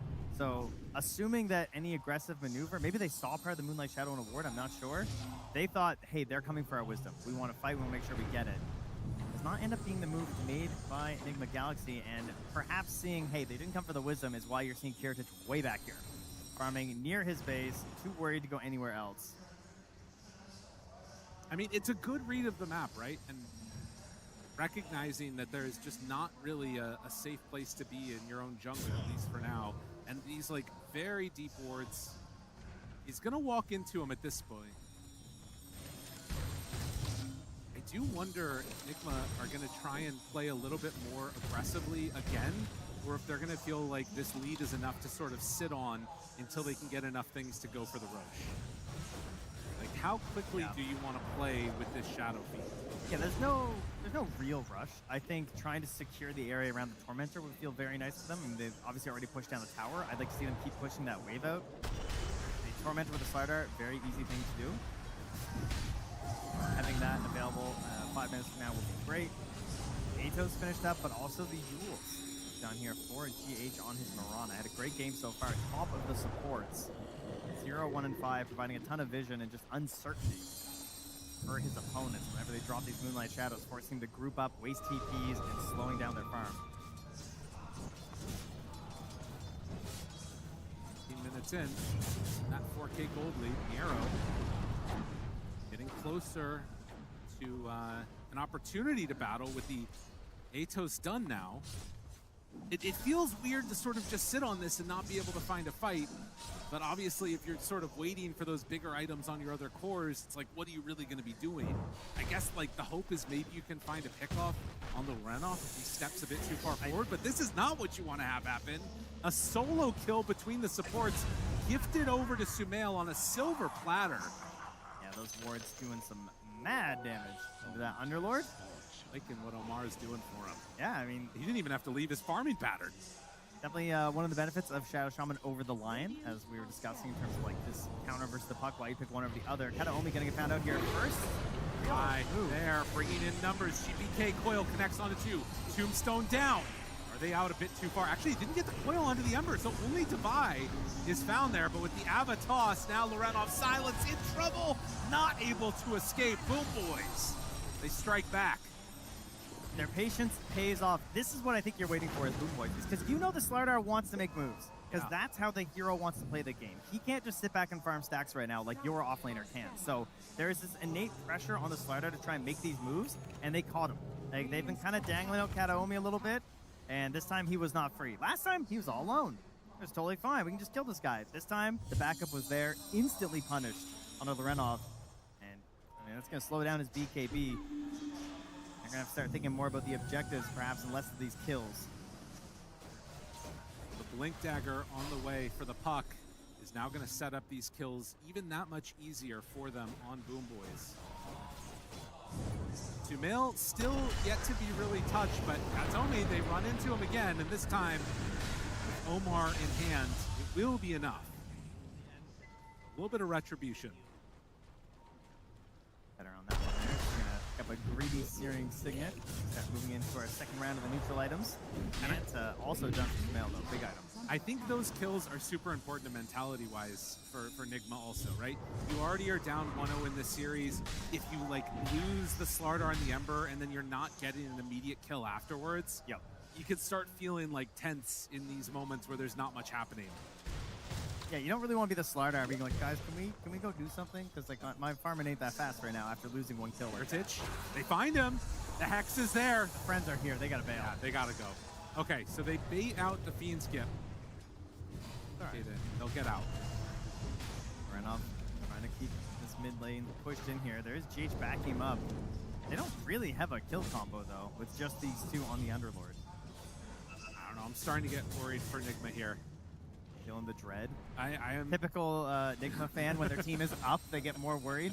I believe is how it usually goes. I mean, what can you say? After that last one, you've got this aggressive style. This would be a nice catch for them if they could find him, and yes, they do.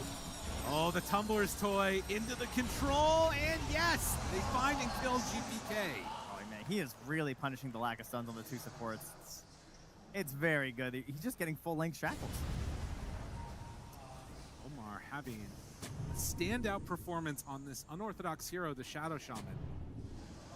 Opting to go just straight into that Aether Lens and making good use of the Tumbler's toy. BKB nearly done for Renov as well, so it gives him a nice focal point in these fights.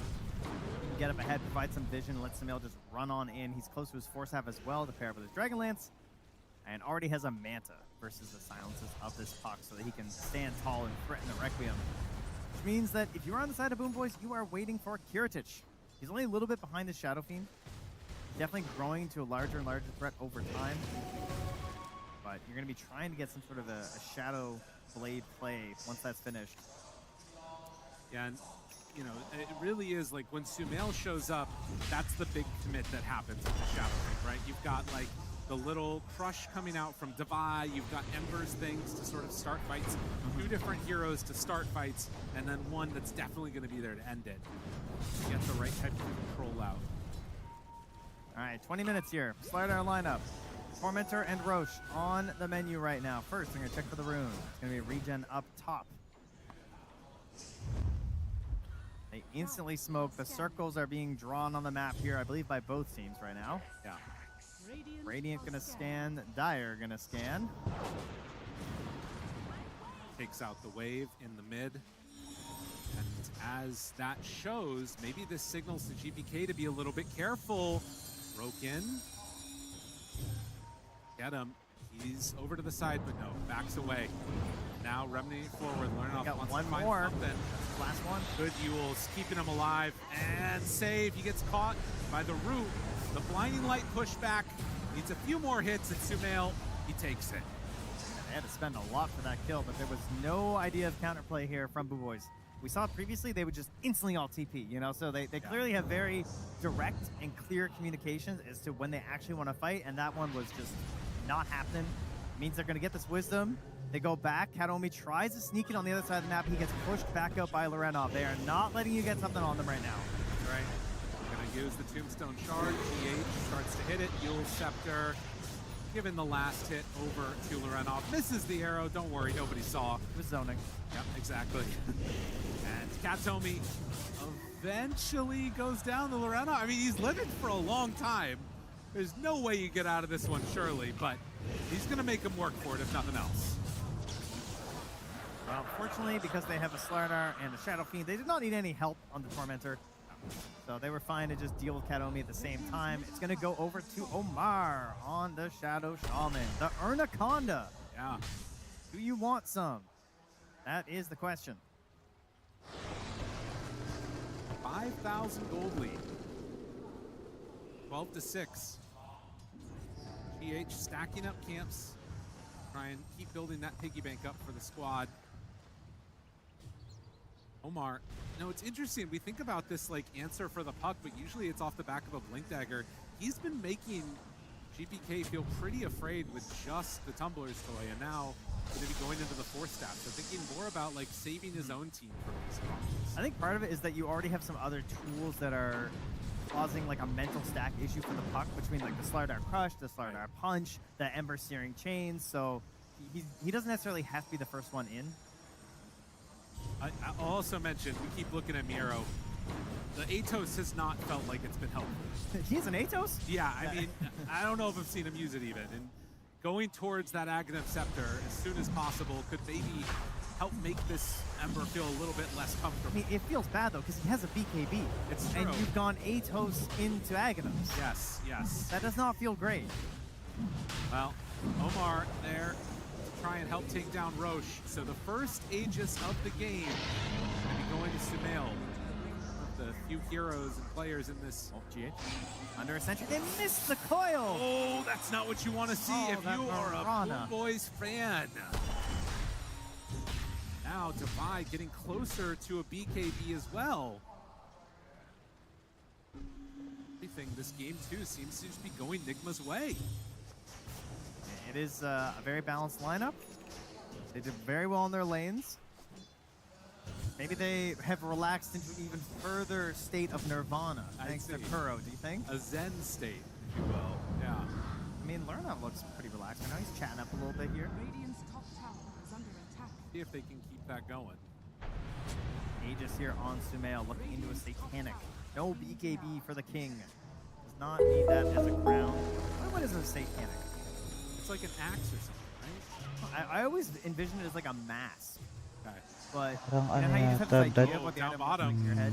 They find them one. Yeah, and 40 save is just minutes. gone. A mask? Oh, yeah, I don't know. It kind of looks like something goes on your head, kind of like the Mask of Madness. You know, I feel like it's a similar thing here. Saves deaths last game. Great deaths. I think Ray brought Wala up kasing as ano, well. brad, eh. I was thinking the same thing. Like he had some Walang fantastic feeds. backtrack tong Twitch. He was always in the YouTube right lang spot to meron. prevent any sort of like a comeback kill from Nigma. Pangit lang sa YouTube, may delay. They're more of deathly. You know, they're just like, okay, well. That's unfortunate. These feeds aren't quite as good, unfortunately, because they're more forced feeds of like, I'm just trying to delay Bakit things. tumaya ka You sa ano? know? May Whereas time? before, it's like, I'm getting a good trade out of this. Over, under. Drop down snakes. Kiritich as they step up and smoke up. All right, here it is. Let's see the double roots. How many roots does Miro Tulog have? ako. He's an old, gnarled Biglang lumamang tree. Nigma. Atos, Aghanos. It's going to be going for the Crozier next.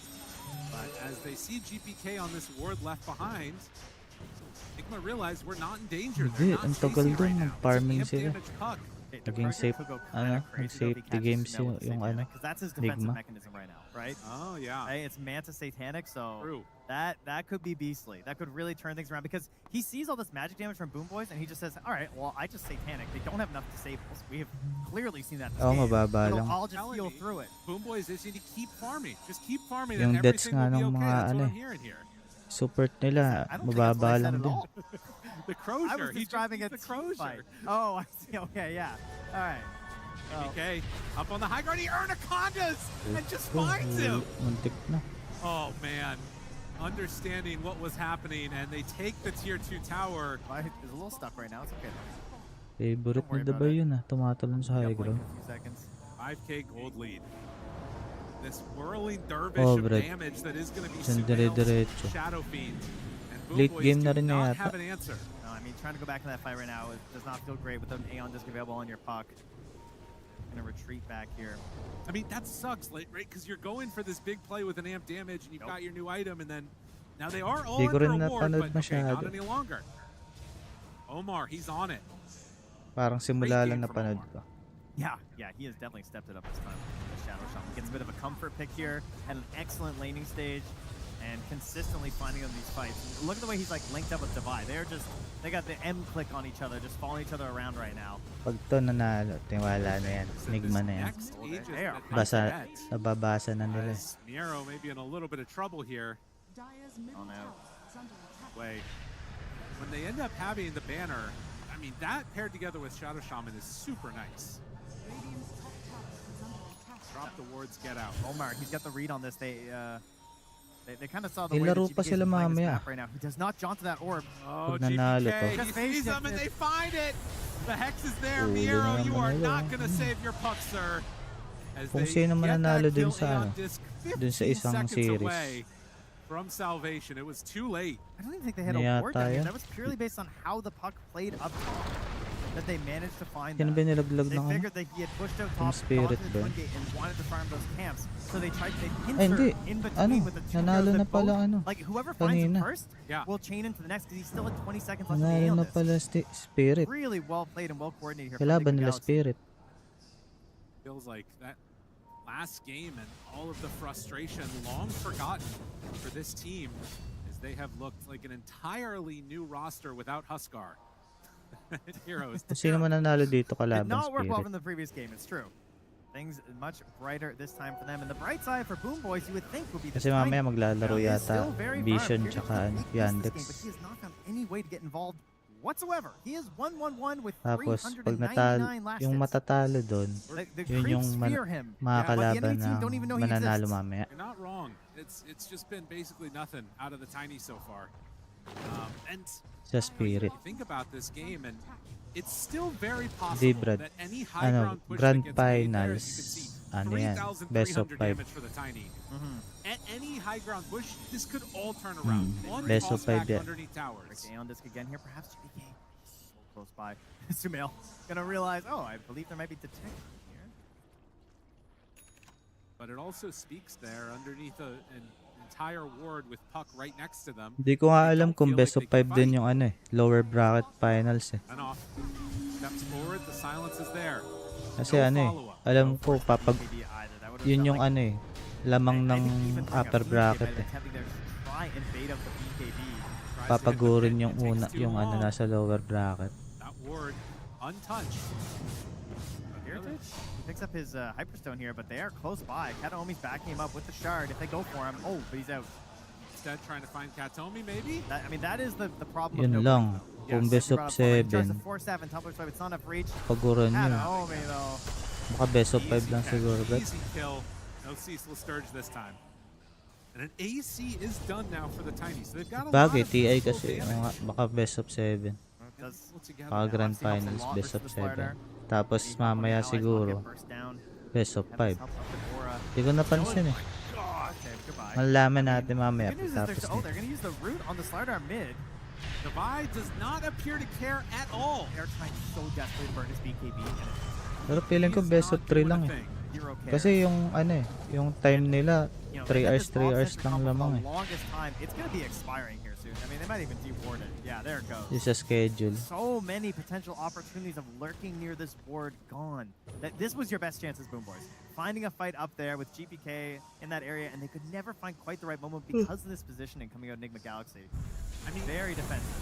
Maybe like a coil tossback is the option. I mean, they've had the blinding light a couple times. They've managed to snap the coil.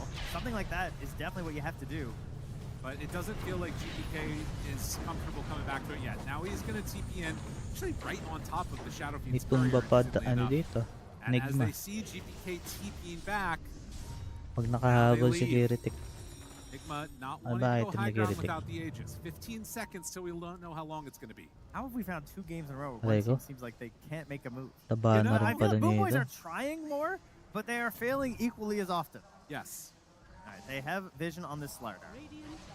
He's Ito still nito. sticking around. They're like, this guy farms pretty slow. We move pretty fast. Can we make it to Divine in time? It's like a tease right now. He's going to get this range group. He's going to get out, isn't he? I mean, he also has a BKB, so like, he's Nakapag not going to die. butterfly siguro si They're just going to They're run out. out. They've smoked across the entire map, and he's gone. They Secured na yan. scanned, they see that he left, Yan na, and now there's mag-butterfly na not nga. a dang thing they're going to be able to do about it. Oh, double scans Tama. used too. The pain. Tama item niya. At least they're in position to come and contest for Roche, if nothing else. But yeah, this does not feel good for Boom Boys right now. Okay, but Tell me. Give me something, anything. Oh, Need to mali find something item for honestly, these nito. guys. I just Okay, clicked the echo sa HP ida. pools of Slardar, Ember, and Shadow Fiend, and I just stopped dead in my tracks. They're each like 3K Dapat plus nag-ano HP, na like siya, 2,800 Daedalus. on the Ember. They are tanky. Yeah. Like, I'm trying to think, like, can Heritage really burst them down? Like, does he have the damage to maybe Wala have a siyang big impact? damage. And it's tough. 'cause Ayun, nagpalit The, siya. the reinforcements are going to be quick. Daedalus siya. I mean, they don't have a, Hindi like, kaya a mech naririnig nila or yung mga anything like caster. that. They don't have a traditional save on the side of Enigma Galaxy this time, right? But what's our Crozier check? All right, we're getting there. Oh, I went thought, no, he close gave down up on it, didn't he? Yeah, he gave Going up. Halberd instead? Ugh, Yeah. God. No, the Crozier was a bridge too far, he said. Oh, man. It was 3,300 gold too much. Well, Laki I Halberd mean, ah. he's even with the Slardar in terms Pwede. of farm. Yeah. Ish. That's an Aghanim Scepter done for the Marana. Gem coming out as well. Just secure their position on the map. 10,000 gold lead. It still could completely turn around with, you know, just a little bit of bad positioning. I think that you can't underestimate how crazy these late game Paano scenarios paano can auto turn translate, into, Brad? particularly on the main stage TI. Yeah, and if maybe you get forced into a play with the BKBs being down, Yun sa Chinese. do something. Sumail again though, no BKB. You know, maybe they hit everything perfectly. On the side of Boom Boys, you have the Undying save with this Tombstone. We don't have a similar tool on the side of Enigma Si Xiao Galaxy. 8 nga daw, Maybe that can nag-caster do it. ng ano eh, China eh. Now tell me. It's hanging out by the trees. Sideline na lang si I mean, Ku Roche is going to move in a minute and a half. Maybe we're just going to sit here Laglag yung until team then. niya In eh. the meantime, Shadow Fiend is getting bigger, by the way. Yeah, they are not really losing out too much on the side of Enigma Galaxy as the Butterfly is now picked up for Sumail. And with a minute 20, yeah, they are good to head into the pit. All right, Kiritich, he has waited, but a sitting rock gathers moss, so he wants to roll. Kitang-kita niya yun ah. Roars. They get some vision. They see Sumail, very, very tanky. Roche, half HP. Delikado pa yung... Finding his angle. By damage is there, ready for a jump. They drop down the snakes. Now delay mo konti. Nice. Ay, nakuha. Ay, hindi, patay pa rin yan. Patay pa rin yan. But I don't know if it's enough to carry. It's a hard one to make work. The Requiem comes out and Sumail Patay ka destroys the ngayon. arrow. Agaw Kiritich lang. also gonna fall. You can take the Aegis. You're not winning the fight. You're not getting out of that one alive. At the very least, you remove it for a potential high ground push, but obviously things still going very much in the way. Bagay, dinelay niya na nga. Male king of that fight. No concerns about not having a BKB. Yeah, it gives up the Aegis because of it. Ayun na. That's A-OK. Butterfly na, wala na. Pushing up Tapos high na. ground. No snakes available. Chuck the Anaconda. Ganda ng time. Building goes down. In spite of the creep wave being gone, they are still going to be able to take. Oh, and look at Divide down higher bottom. set of racks. He's stalking GBK. The hunt wants him. Jumps forward, crush, bash, damage. Trying to get out of there. Kabuling He's ka pa rin yan. nullified. Nalipay dyan. He's gonna watch him Up, up, Yeah, I up, mean, he's waiting for his up, blink dagger to up. come back up again. Wants to Natin niya chase this guy nalipayer. down. Saan na? Okay, over to the side. GH is there. Arrow out, and hello, there are more friends. As Di GH ka talaga finds that kill, mataas. another set Nalipayer of na. racks taken while that was happening. I mean, what can you do? There's no option, right? You're just dead. Well, as we have seen many times, it appears that this TI is for 3 games on the big stage, barring some type of miraculous comeback for Boom Boys. Oo nga, no? Lahat ng series, puro 3 games.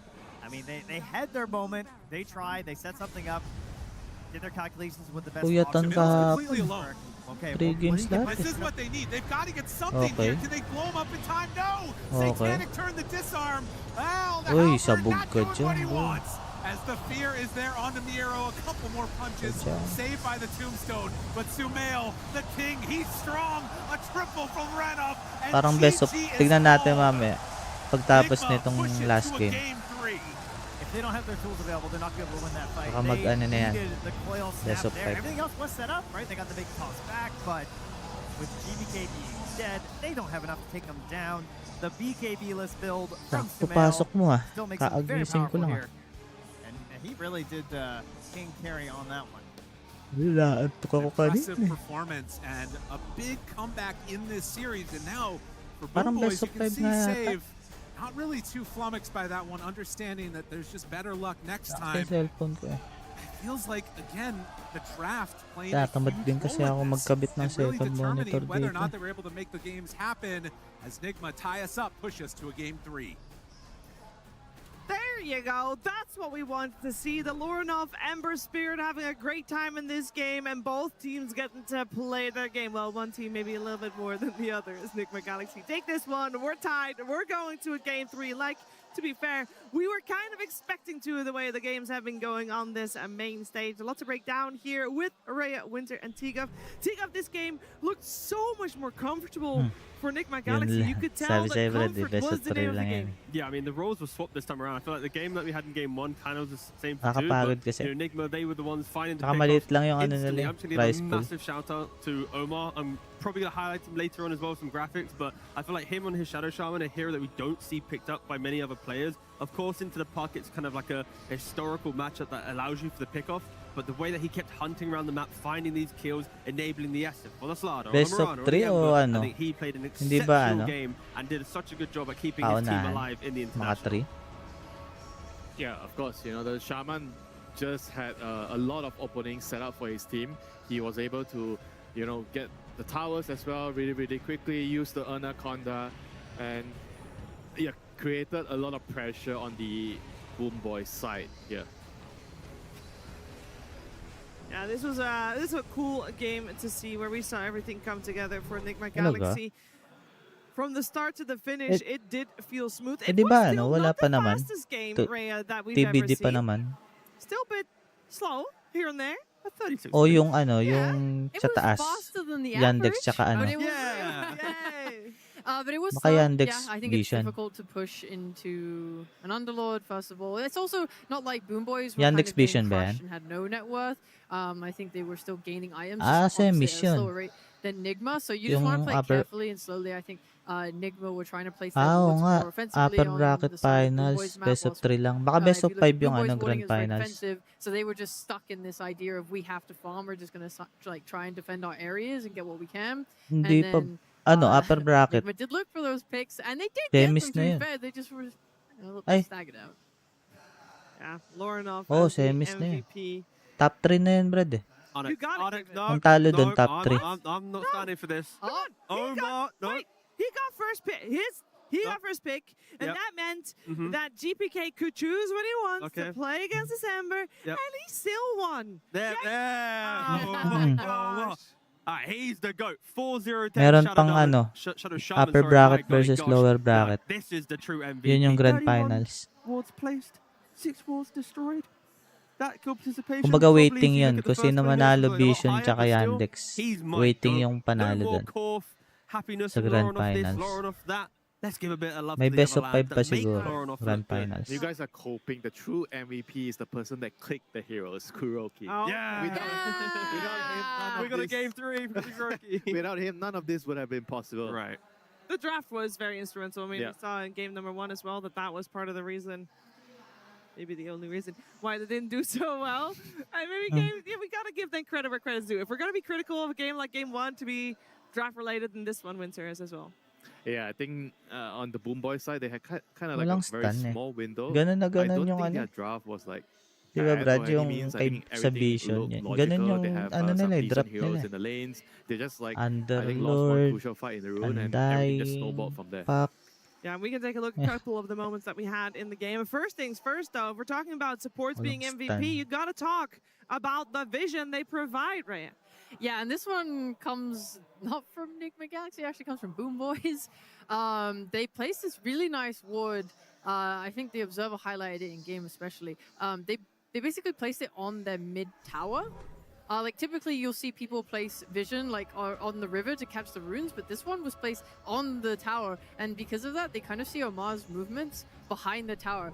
You see it get pinged out. This would not be possible without that ward, because usually there's a blind spot between the tier 1 and tier 2. So it's just, I think it's a very cool Paggabi. ward. It's very Paggabi interesting. lang yun. Because it's not that Maglalagay ka typically ng placed. words No, ng you gabi. have to place those words, and the little things definitely do matter, and big things Kulang. matter too. Fights matter too. Nighttime You lang yan. highlighted the fight you were talking about just a little bit earlier. Yeah, it was a little bit after that ward. That ward was at 6 minutes, but at 10 minutes, the rune fight. You know, we expected a lot of nighttime kasi yun. fights happening because of the runes when you have a Puck against Ember matchup.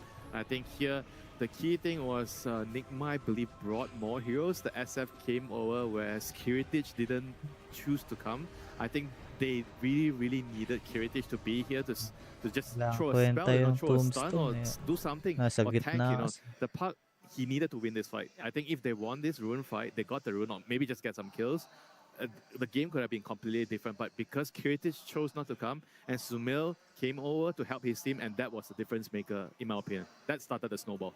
Yeah, and then from there on out, it's rough goings for Boom Boys, with one person in particular that we talked about a lot already. Got one of the MVPs there as well. Tigo. We're doing it again? Yeah, you go. No, come on. No, You got it. You got it. Do it again. Do it again. Do it again. Omar. Here it is. Hey, see, look, kill participation, 80%. I told you that it'd be better if we looked earlier in the game, and that's why production was like, you know what, let's help this lad out. Let's show bigger numbers for Omar.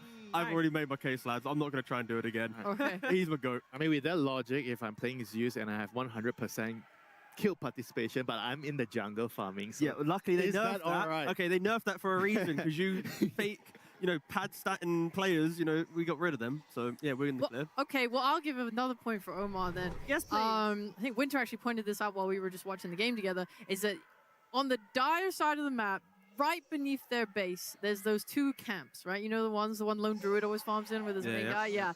They placed a ward there on the side of Enigma Galaxy, and they saw the hero. They can see heroes move through that, so they know where they're going out onto the map. And as a result, Omar is able to go and hunt for Puck at the bottom side of his map, because typically you don't want to be giving up map space by moving all the way back there, but because they know heroes are going down there with their amazing, excellent warding, thank you supports, they're able to go look for that kill, snatch it up, and then continue on their way to victory. People say it's quite difficult to choke out the map, but it's like once you take the tier 1 towers, the best vision to place is at the entry of the river spots, because when you die, you're not going to TP back to base. You're going to run to the river and then go down, or you're going to go to a jungle camp. So it's like having that type of vision is the best way to choke out the map, to have that type of pick-off understanding and to have the heroes to do it. So yeah, just great understanding from Nigma to utilize it. Yeah, not a lot of plays for Boom Boys to make during this game. And with that in mind, we're going to find out a little bit more about how Miero tried to play this game as we head over to Purge. Thank you, Shiver. Yeah, Miero had two rough laning stages in both games, actually. In this first game as Axe, he left the lane early against a Wind Ranger and didn't really come back, but eventually caught up farming. And we have kind of a similar situation here in game number 2. Miero focused a lot on blasting waves, which normally you don't actually want to do against the enemy carry because it pushes the waves into them. It makes it safer for them to hit last hits and things like that. So you're going to see him using Firestorm. On this, it's going to do a little damage to Shadow Fiend. Some of his creeps are going to get denied, but he'll get some of the farm. He's basically conceding, like, my lane sucks. I know that going into this. I'm just going to do the best I can, and I'm going to try to catch up in farming later. They even had one really good kill opportunity against the Shadow Fiend a little bit later after this because they had a good opportunity to go for this kill. And this was a decent opportunity for them. If they did kill Shadow Fiend, this would have been great. But Shadow Fiend just has so much more damage than most offlaners, so you just can't really trade with him in most cases. Save ended up getting a nice double kill here with the blast. So that was really good for Save in the lane. But if we see the pressure that comes from the MVP, Omar, he's looking for disables. They're going to have arrow follow-ups. It's very, very difficult for them to respond to this. So the pressure that's coming from Enigma Galaxy is making it really hard for Miero to actually lane stabilize. Now, we're going to jump a lot later in the game. His net worth was much lower. Look at it now. It's decent. He's sitting the same level as Slardar, which is good because he can farm a lot. But the problem is that, yes, he caught up, but at some point he needs to impact the game in a really positive way. He did that in game 1 as Axe, but in game 2 it's a lot harder. And this was the probably crucial point of the game where Boom Boys had spent all of their catch-up time looking for a good fight. And this nice catch from Omar, throwing the shard up on the high ground, spotting the puck, breaking his Aeon Disc. This broke Boom Boys' attempt to team fight because now no Aeon Disc on puck. All the farming that Miero didn't really accomplish much at this point for the rest of the game. Thank you very much, Purge. Now both teams are fighting for a survival here with Game 3 coming our way very soon. Before we get there, though, we have to get a little time to breathe, a little bit of time to maybe check out a certain website where you can get yourself a mini Largo or Rhea. My little Roshan. Not that one in particular. Don't worry, turn it on. Invoker wasn't doing. Invoker wasn't doing well today, so I'm sure it's that far instead. The Roshan is amazing. Yeah, that is probably from the ones. Yeah, it's Roshan and Courier are. That's part of the Roshan. You took his honey. I am so sorry. I can't walk. There you go. Take it. There you go. I was wondering what it was. I was holding. Yeah, there you go. I love Beautiful. you. Also, this is a bag. I took it. Look, what do I have? It's a bag. You can. And there's bags on the bag. They have clips. You can actually put stuff in the little orange bags. You can, but it seems like that actually closes pretty well. So I figured I'd not open it as to not. It's actually a shoulder. Where's my gem? Give me my gem. 1 second. I'm looking inside. No, no gem. No gem. Maybe not yet. Can't afford it. Maybe it's one. I haven't got enough gold to upgrade the courier. I think it was Suckstar stole my gem. Yeah, of course, right. I would like no violence towards the couriers, please. Yeah, this is the bag strap, by the way, guys, not the guts of the courier, just in case Stop! you're wondering. You can get your own. Of course, you'll get not that one, but you can get this one if you go to the perfect world. Yeah. Oop, there you go.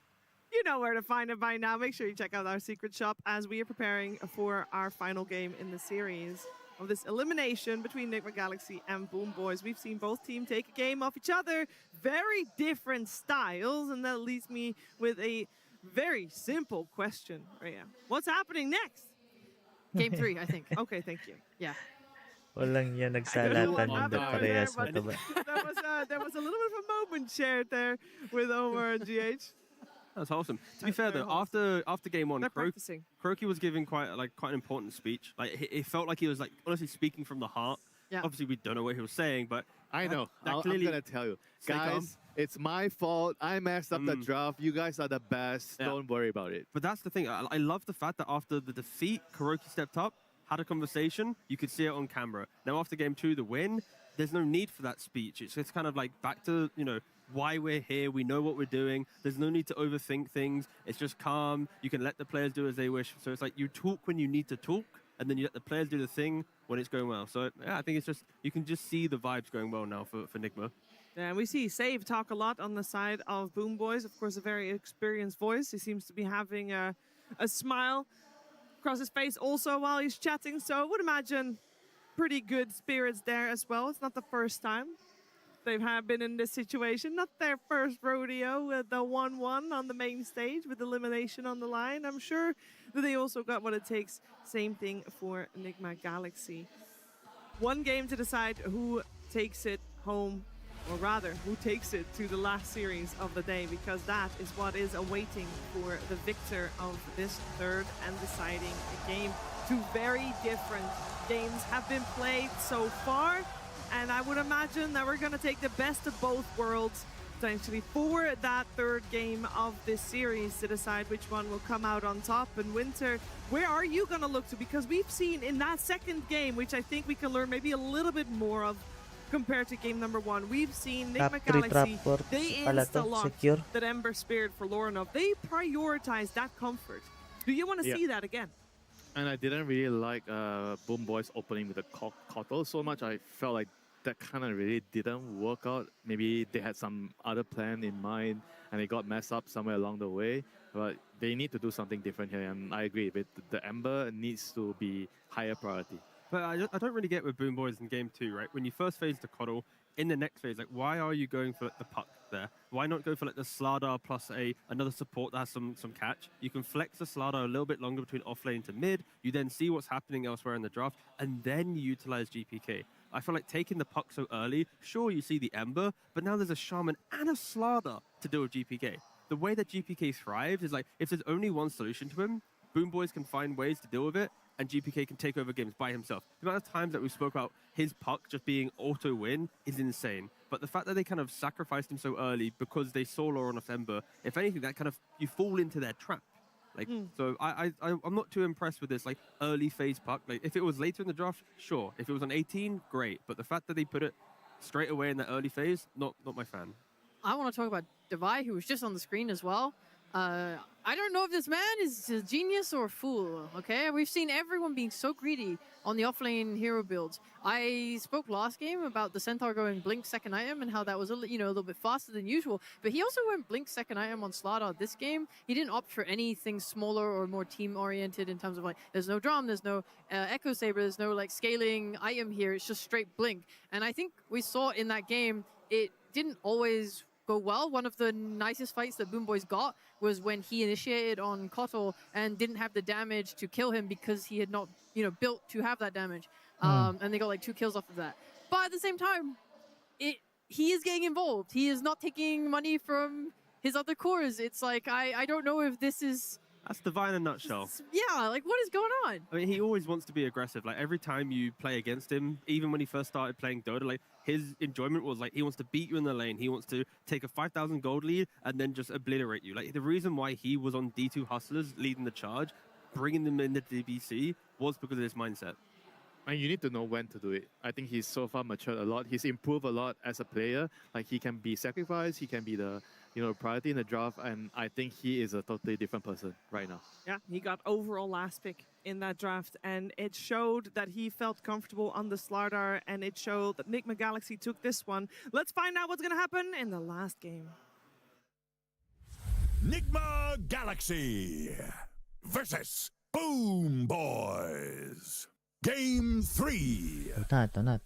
Game 3. It's over or under, do or die. Deciding game 3 of this lower bracket match, the International.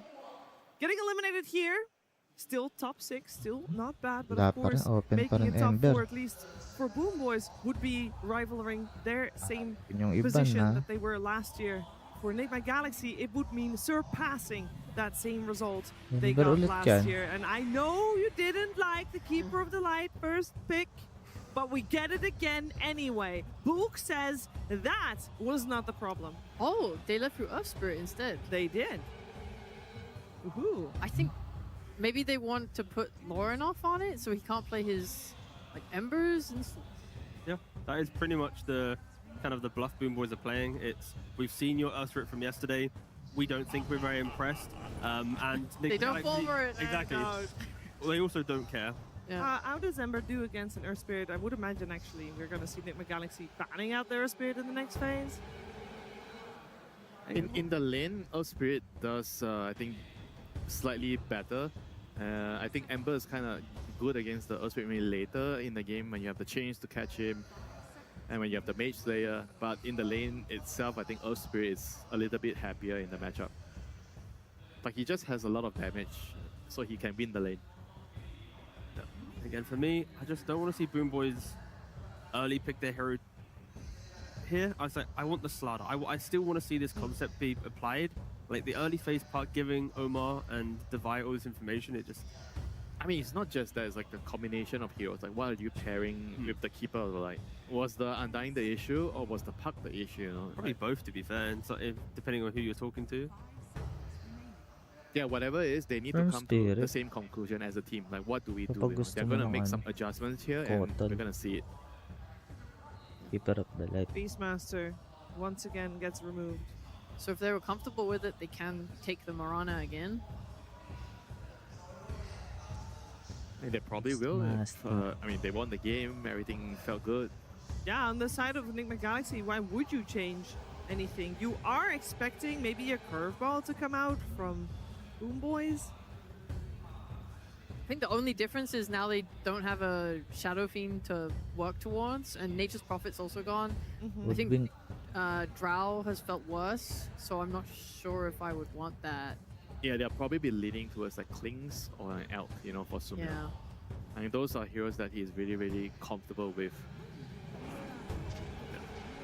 You take the Marana because if you lean towards Omar's heroes, like a Clock or something, then you are going to struggle a little bit at kind of counter-picking, down the line. Okay. Hey, there's that Slark. Sure. Okay, so they go for the Slark that was spoke about in game 1 against the Ember, and that it doesn't need to be with the Eye based on what Vision was doing, and Boom Boys go, you know what? We can do what Vision does, and they're going to do it as well. So yeah, Slark to the mid lane to counter the Ember.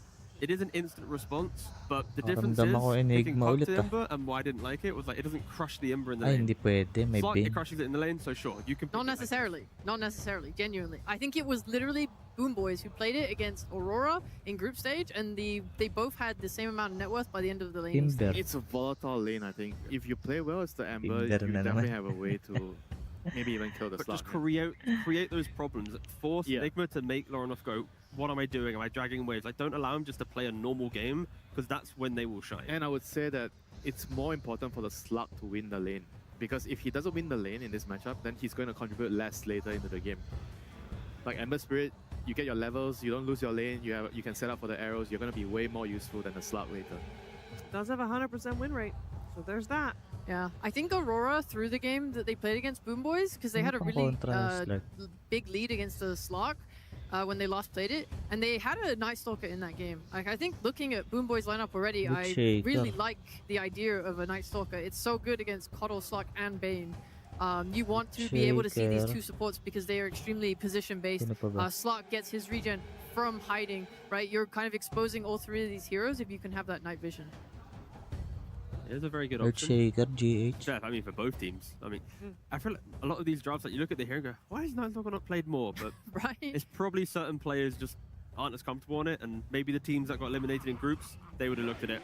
Yeah, and we've heard from Saber that it does feel a little extra bad if there's just one item, the Essence Distiller, that just kind of ruins a large portion of the... Hey, that's my vision. Why do you have it? Yeah. Gives a big advantage. I mean, it's just a classic Bane counter. You need heroes. Like, Bane doesn't do much, you know, Lure kayo, against unit pwedeng heroes. carry yan. I mean, the Kotal is also kind of vulnerable, even though it's not as bad as Bane. But Boom Boys are going to have to Di pa address kayo this sure, unit hero pwedeng in the carry next yan. pick. And also, Slark wants to naturally play at nighttime, Bane wants to play at nighttime, so now you have Lycan, so you can play around How at nighttime, and you kind of like, if Boom Boys are playing for pickoffs, Lycan can help I mean, it's anywhere. also annoying because of the Wolf. The Wolf is just going to follow you, and then you don't get your regen as Whoa. Slark. Wow, okay. Okay, that's the Lycan counter. More right fish! Yes, Shiva. Just Are you- go for are you Slardar. hungry or have you Just had go lunch? for Slardar as your offlaner, and then you got the trifecta. I'm sure there's a stat on that somewhere, but yeah.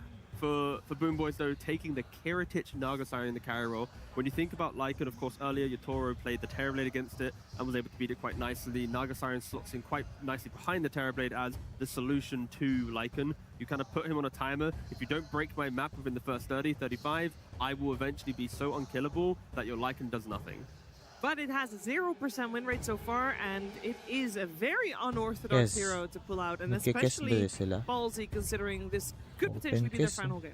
Yeah, you also have a Naga Slark core duo right now, which I don't like at all. It's very weird the way their heroes are going to function. I mean, with the Bane, I think it's still fine. You run around as Bane alone to look for kills, and then the illusions are around. You grip someone, maybe you can kill him. Yeah. So I can see that maybe working out. But EL. in the early stages, it won't be so easy for Boom Boys to play the Boom, map compared to Lancer. Nigma. It's very straightforward. You have Helm, you follow the Helm hero, he's going to push towers, you have team fight and save with the Ringmaster, and you just group up and you attack. Very simple. Whereas for Boom Boys, it's definitely going to be on the harder side to execute their lineup. No, for sure. I think it's on Mira to find his hero that can just enable some of this aggression from their side. And by aggression, I mean Slark beating the Ember in lane and then getting to play through the off lane, and then you have a game to play. Oh, and you look back over your shoulder. Oh, thanks, Nagasari. You have your items. But Lifestealer is a good ban, especially when Mira wants to naturally play these kind of like beefier, tankier heroes. That's kind of just what they need. Someone to stand there and go, I can take your tower at some point, be it through Helm of Dom, whatever. But I need to look towards Miro having like this kind of 15-minute window of the game that he is like a main character for Boom Boys. He can't just be some like AFK scaling hero. Otherwise, then yes, their draft will just look quite lost. Can he just be a tank, like a Tide Hunter, like some team fight hero? Yeah, if he rushes like Ag's first item, doesn't go wraps, that type of thing, then I can see it working out. I really like Tide, mostly for the shard. Yeah, against Ember. Yeah, against Ember especially. I do want to lightly touch on the Lycan again, is that even when Ace played it earlier and it didn't look too hot, I think the number one thing it was able to provide was vision. Like I was looking for a Night Stalker, something that could find the supports. Lycan does the same thing. Even after getting horribly stomped in lane, this hero has two wolves that are invis, and you can set them to follow command on heroes, and they will just, you know, follow them until they die. And this is something that you can use to scout supports in fight. This is something you can use to block ancient camps. It's something you can use to have impact even when your lane is bad. And the Tide Hunter that was mentioned is now eliminated from the draft, as Nigma Galaxy had the same read on the heroes as you would. Actually, you know what? Tide Hunter is also a big fish. It would have also fit. That would be nice, but no. He eats the fish. Yeah, but he is like also a creature of the depths. Sort of. No, definitely. So the only thing remaining definitely has to be Slada. Yeah, there you go. Yeah. No, which other heroes are coming to mind? Because we want something with the stun. We want something that is allowing Boom Boys to be active early. I mean, so Centaur isn't like crazy active, but you buy Helm of Dome, you can play on catapult waves and take towers, and then you eventually have this like Heart and Crimson Guard, and how do you kill anyone? How about an unpicked hero, Bristleback? Actually, Contour pwede ulit Bristleback action is great against Lycan. All that Boom Boys need to do is buy time for Naga to get like 3 items. We have So said pick anything that can do that. Miero is the most versatile offlaner of this international, with the deepest pockets that he's actually shown on the main stage. And it will just be the stable Centaur. All right. He reached very deeply, a whole half a centimeter into his front pocket. So sorry for the boring one, but it is. It's boring because it's good. Yeah, It's exactly. stable. Yeah. Makes sense. The damage on Boom Boys, though, is extremely lackluster. Their entire concept is we are going to outplay you in lanes that enables us to get to our items. Nice, let's wrap. All right. Yeah. Sumil left. Very left. Maganda. They're ramping up the tempo here. They see the fact that Boom Boys, they don't have the damage. They don't have the way to like take the fight to them after the laning phase. They Nice, need a bit nice, of nice. scaling. So that's where Enigma, they take the carry Leshrac. They have an offlane like an Ember. Like, these are heroes that will just run through the map and try and take over a game. Do you think they're going to lane swap here and put the Shrek against the mid Slark? It is possible. I mean, the way that Enigma lanes is like, they could technically do anything because all 3 cores are willing to do anything for the win. So if they see the lane matchup and go, yes, put Lesh into Slark mid, we will win that lane, they're gonna do it. Guys, the stars are aligning. The stars are The stars are seemingly aligning. They're so cool for this, honestly. I think Lesh is gonna be so fun to watch. It's such a great pick. It's really good against Naga. It's really good against Slark. It works with their lineup. There's a save. Like, whenever you play Lesh, you want to have a save so that you can play aggressive and you can always be bailed out. And I love this combination here from Enigma Galaxy. If the Lesh goes mid, is there any other lane shenanigans that Boom Boys can do to try and, you know, move their Slark away? Because it's not just bad, it's pretty horrendous, no? They don't really have the same fun and flexibility as Enigma does. So I feel like it's just kind of like you have what you've drafted yourself now. You've got to deal with it. Oh, you remember we had the mid Centaurs? Put mid Centaur offlane Slark against the Ember? Between Slark, Naga, and Centaur, none of them are going to go to the Lesh lane and go, haha, we got you, Leshrac. You know, it's like, that's true. There's no value, you know, so they might just have to accept it. But I mean, for Enigma Galaxy, they've got heroes that they want. They got the pacing that they naturally play for. Yep. My only concern is, like, I'm going to start a timer, and when it hits 30 minutes, the game will get, like, infinitely harder for them. So I am, unless they have, like, of course, like some 20,000 gold lead, but yeah, I am looking for them to just dominate the early to mid game. This is what their draft is for. So average game time, for people wondering, is like 46 minutes 55 seconds. You want them to halve that, and then they I need easy win. If they get to the average TI duration, I'm worried. We're gonna find out. It's one game in between advancement and elimination. Let's see who comes out on top as we head over to our commentary duo of Trent and Lyrical. Thank you so much, Sheaver. Man, you know, I'm not going to lie, Trent. I was worried. I saw this Slark. I saw the Naga start. I was like, oh, God, this is going to be terrible. And then the Leshrac comes out at the end. It's very exciting. I cannot wait to watch this game. It's going to be so awesome. Yeah, if you are not in the know, it's an absolute classic for Sumail to bring out this Leshrac. It also just has a lot of historical counters to these heroes that they've picked up on the side of Boom Boys. So a really good pick here. A really awesome one indeed. Yes, and out across the map they will go. Let's see what the lane dynamics end up looking like, if there are any of those switch ups. Yep. As it looks like he does have Fairy Fire, all the normal things you'd anticipate, and the Niagara Siren illusions go out. They find them immediately. Gonna kill them all. If you are newer to the world of Dota, back in the year of TI5, when Sumail won his TI, this was the hero. It was Leshrac. Not necessarily for him specifically, because the hero dominated so much, it just got banned over and over again until we reached that last day. And there became this battle of who can actually play the Leshrac. The forced out ban occurred, and well, we found out Shiki couldn't play Leshrac. That's. Am I correct on my lore here, Lyrical? I mean, I think that sounds about right. There is deeper lore, though, folks. For when they invented the Dota Plus levels, I was watching some Chinese pubs one lone night in my basement, and who do I see as a Grandmaster Leshrac? Who was it? Shiki. Oh. They left a scar on that man. Well, this all right. might be the last time that Shiki is ever mentioned on a Dota 2 TI broadcast, but it shouldn't be. The king here, Mr. Sumail, though, he is back. He is on the Leshrac, and he is taking it to the safe lane. There was a lot of questions. Where's he going to go? Because historically, lane matchup into the Slark, game matchup, it's a very bad time for the Slark. You have a lot of damage that's able to catch this hero through his more evasive techniques of his ulti. But they are going to get the matchup that they had hoped for. And learn off handle the pressure of the Slark versus Ember. Something to watch for indeed. And this is for anybody that didn't see some of the earlier games. I mean, I'm seeing people all over Twitter and just like all over Reddit saying like, just ban the freaking Slark when you're playing Ember. Just ban! Just get it out of here. What they sound like? Apparently. Okay, yeah. And I mean, we're not feeling like, you know what, we have what it takes. We're going to be able to battle off against it. We'll see if they're correct. Because down in that top lane, there's a lot of pressure already being mounted onto Miero and Save. But of course, this is the other thing about like Ember as a hero, is you mainly just need to get those levels up. So as long as every creep isn't being denied out like GPK is doing, things will be fine. Yeah, you get a better time here. But they've got their heroes. It's locked in. It's game 3. It's elimination mode. Lyrical, we got to lock in. This is potentially the end of the road here for these two teams. Right. And I mean, if Sumail is to believe potentially the end of the Aray road, ko, wala kang that bote. player as well, who's to say? But we will get ourselves into this match. And 3-0. GPK Wala already kang bote, boy. good start to this 7-5 versus the 3-0. With the wave coming in, this is looking like the counter pick so far is doing a good job. He gets a dignity deny on Lornoff, but boy, it costs you half your health. That does not feel good at all. Level 3 already on GPK.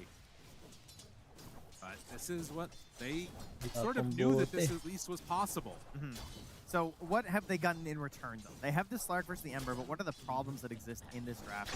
Aside from that for the Boom Boys, I think part of it would be the Bane, to me, I think is pretty heavily countered this game. He's laning into the Lycan, which is a bit of a classic counter because you can deal with the Nightmare since you've got summons. Support. So that's always a very handy tool. He's going to be trying to roam around at nighttime, trying to set up these kills like you heard the panel mentioning. The Wolves are going to be keeping an eye on this guy.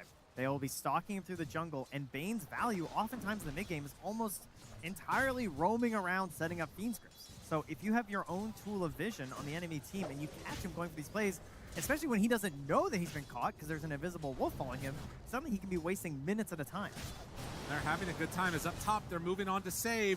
GH chasing around the tree, and Miro keeps his buddy alive. That was very close to a kill. Wisely, GH backs out from the Centaur. Even passing them a Tango. The helper. Beautiful stuff there. Bottom. Also getting a little bit low here with the illusions following. And just a lot of summons hitting away. You know, Lycan definitely a hero that we have not seen a ton of at this tournament. We did see during the earlier stages, WS play a couple of really good Lycans. Omar now being chased down by the Naga Siren illusions and gonna maybe hope to back out, but they do have a Nightmare here. Throws out one dagger, now the blood grenade, trying to buy it. The fear, the catch, and woo, Katomi dodges away from that one. The Wolves are coming. And they eat him alive. Katomi, you gotta run the Wolves. Got a Tango. He has a brain sap too. Doesn't want to have to use it, but they're actually blocking him all the way in and almost Omar's back. managed to find it. Yeah, the dagger comes out. Katomi needs to run away. I mean, he has no resources at all right now. Omar had a whip there, but was just a little low on the mana, I guess. And, well, he ends up using it now, but maybe felt like the dagger was just going to get the kill. I think he could have ran in for the whip too. All right, lanes. Mid, not good for Ember. Only 6 last hits. Yeah, oh boy, maybe we shouldn't have looked away, huh? That is, that's a bad time. Counterpick success. I mean, it's 3/4 of a level ahead, 18 denies. And, you know, you're stuck on this 2 points of the Flame Guard for quite a while, obviously. Get all the way up to that level 5 before you can be a little bit more confident heading into the jungle. 20 What kind of tools denies. do they have to actually continue that pressure in the jungle? The Bane, maybe a little bit later on. I mean, the Coddle's position 4 isn't that threatening, so maybe he'll get a little bit of space.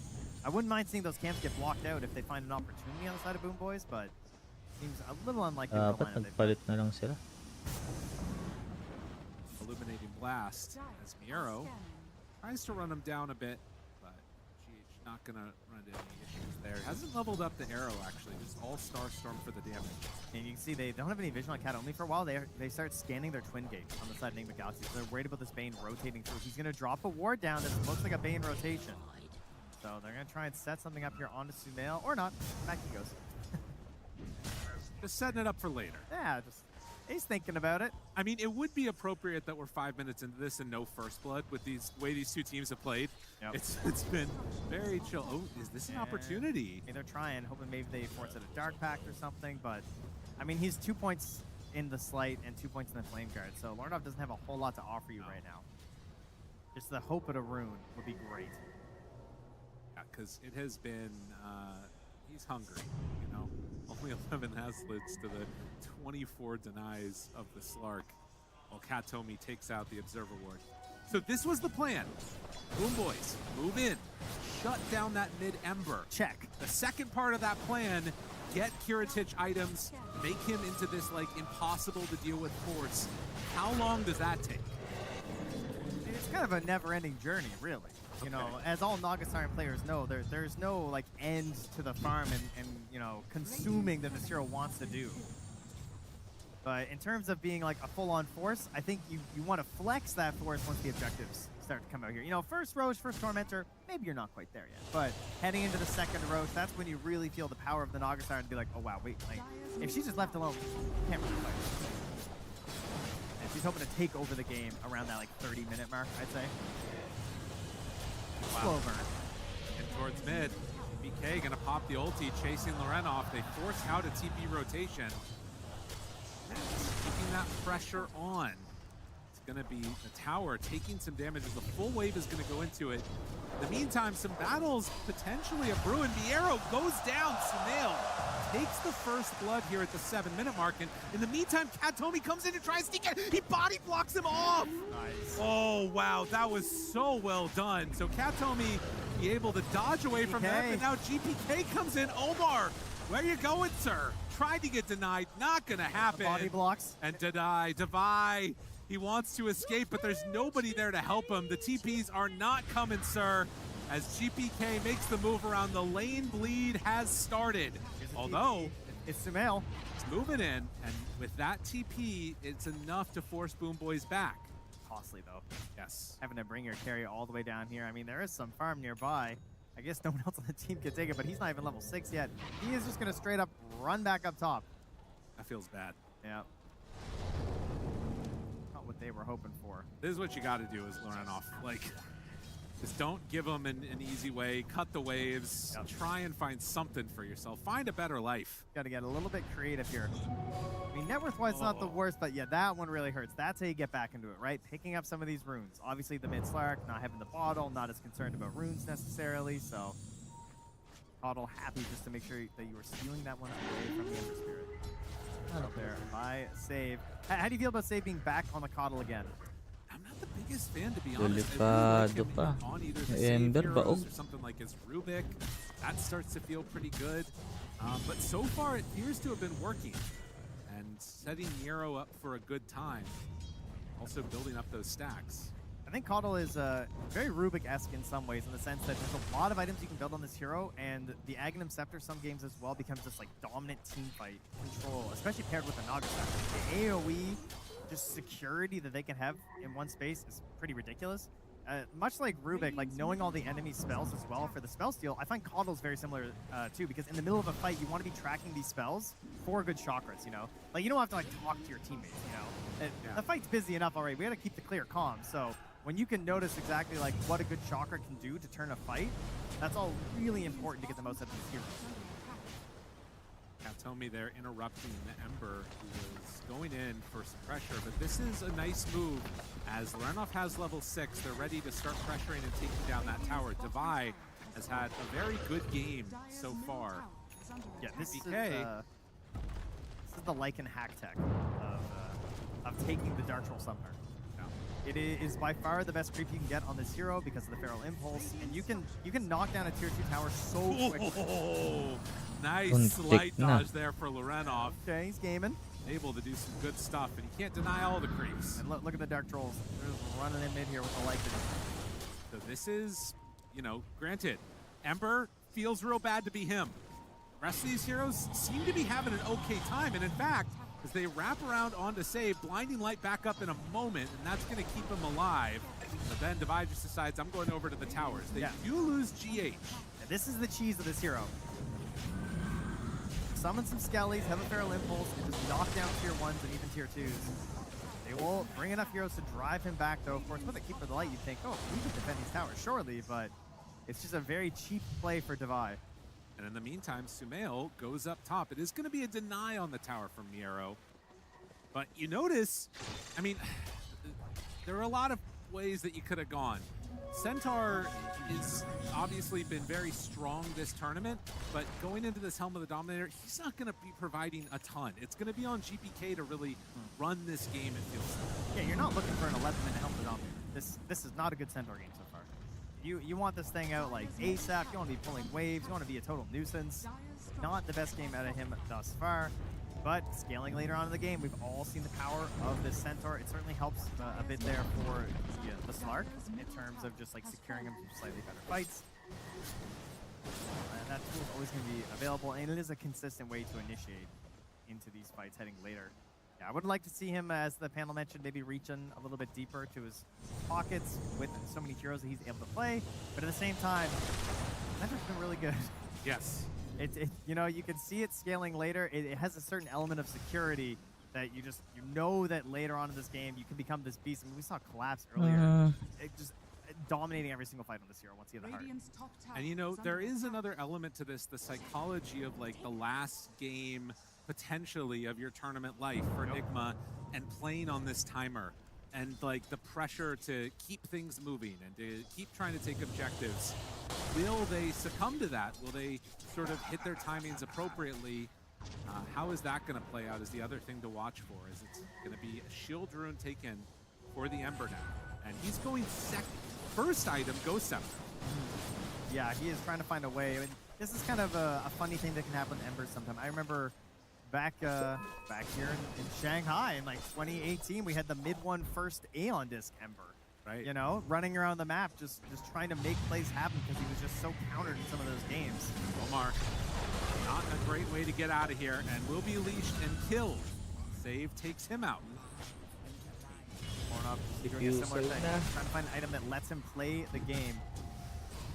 And, you know, if we think about Leshrac as a hero in terms of when this hero often looks successful, it tends to be with some sort of a defensive tool. They are going to have that escape act. That's pretty good. It's a very new age thing, obviously, because Ringmaster is one of our newer heroes. But it does do a lot of those same tools that, you know, it's very similar to, like, you know, Oracle going for the ulti, the false promise or something, because that damage is still going to be pumping out from the Leshrac despite being shoved into the false. Have to watch and wait if they're going to be able to take these good fights. So far in this series, Boom Boys have seemed to be very good at dodging when they don't want to engage. And we haven't seen either squad really able to push that tempo as of yet. And I'm just farming. Getting a little nervous, I gotta say. I think Boom Boys pulling their tier 1 tower was huge. It has given them some very quick TPs back to the mid lane. They're keeping this pressure into the dire side of the map, partly because of that.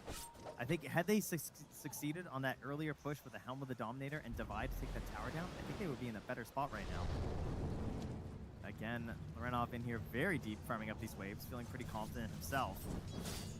He's got to be playing this one as best he Shadow that was spotted. Smail was on the wave. Ano niya magkaya? See, respecting it, Boom Boys back away to their side of the river. Yeah, it just forces Kataomi Miro to just run them on back. Yeah. No, it's true. And I mean, now with these Boots of Travel online for Lesh, there is some interesting dynamics that you can have with like TPing onto the wolves too. Yep. And Sumail can just sort of like power farm for now and then eventually join in those fights. He's doing his best Spectre Plus impression, 5 stats. I wondered if maybe there would be some sort of a similar tool coming out here for the Boom Boys, like that Dawnbreaker or something last. Pangit.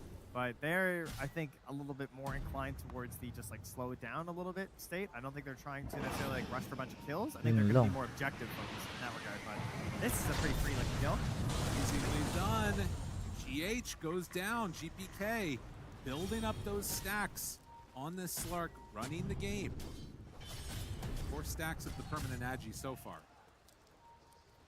Aranov has done a good job of finding this farm. He has not opted to dive into that Ghost Scepter. You know, it has been queued up for a while. He's going to pick up the shard. Okay. Delaying the game a little more. Getting some extra charges. Oh, Miro.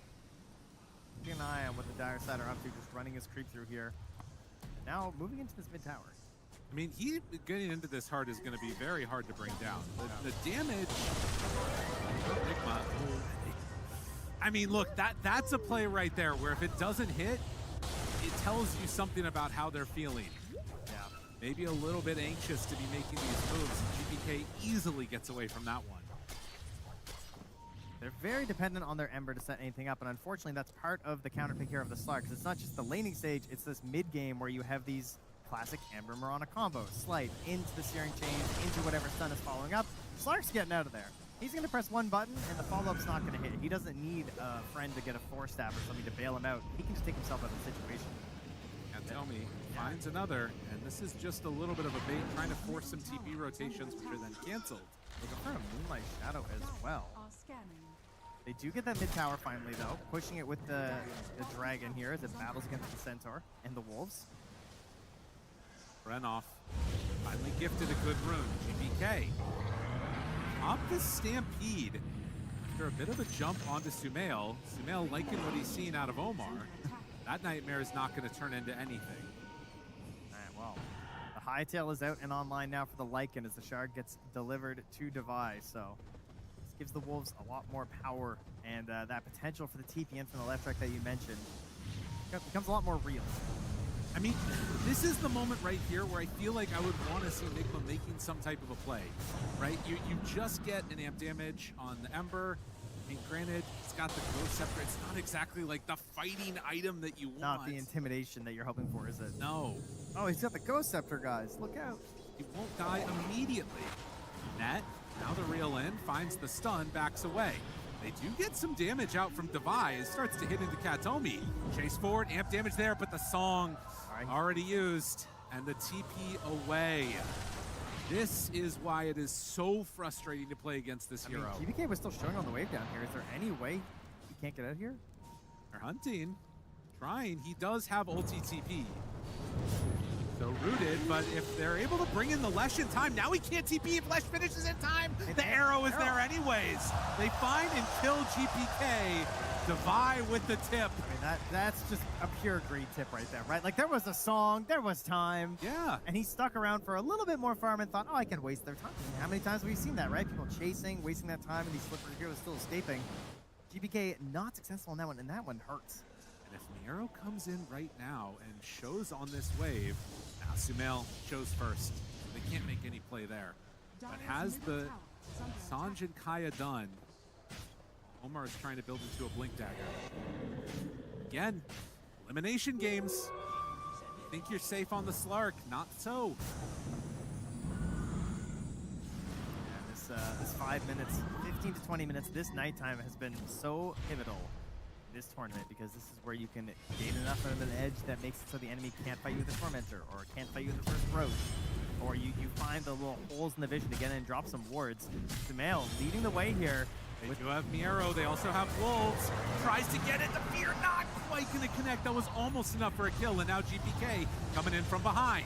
Does have a Lotus. Is it going to be enough to keep him alive, though? The damage is out. The silence is there. The heal comes in. And now the arrow dodges away from it. They bring get down Sumail. There was no escape act in time.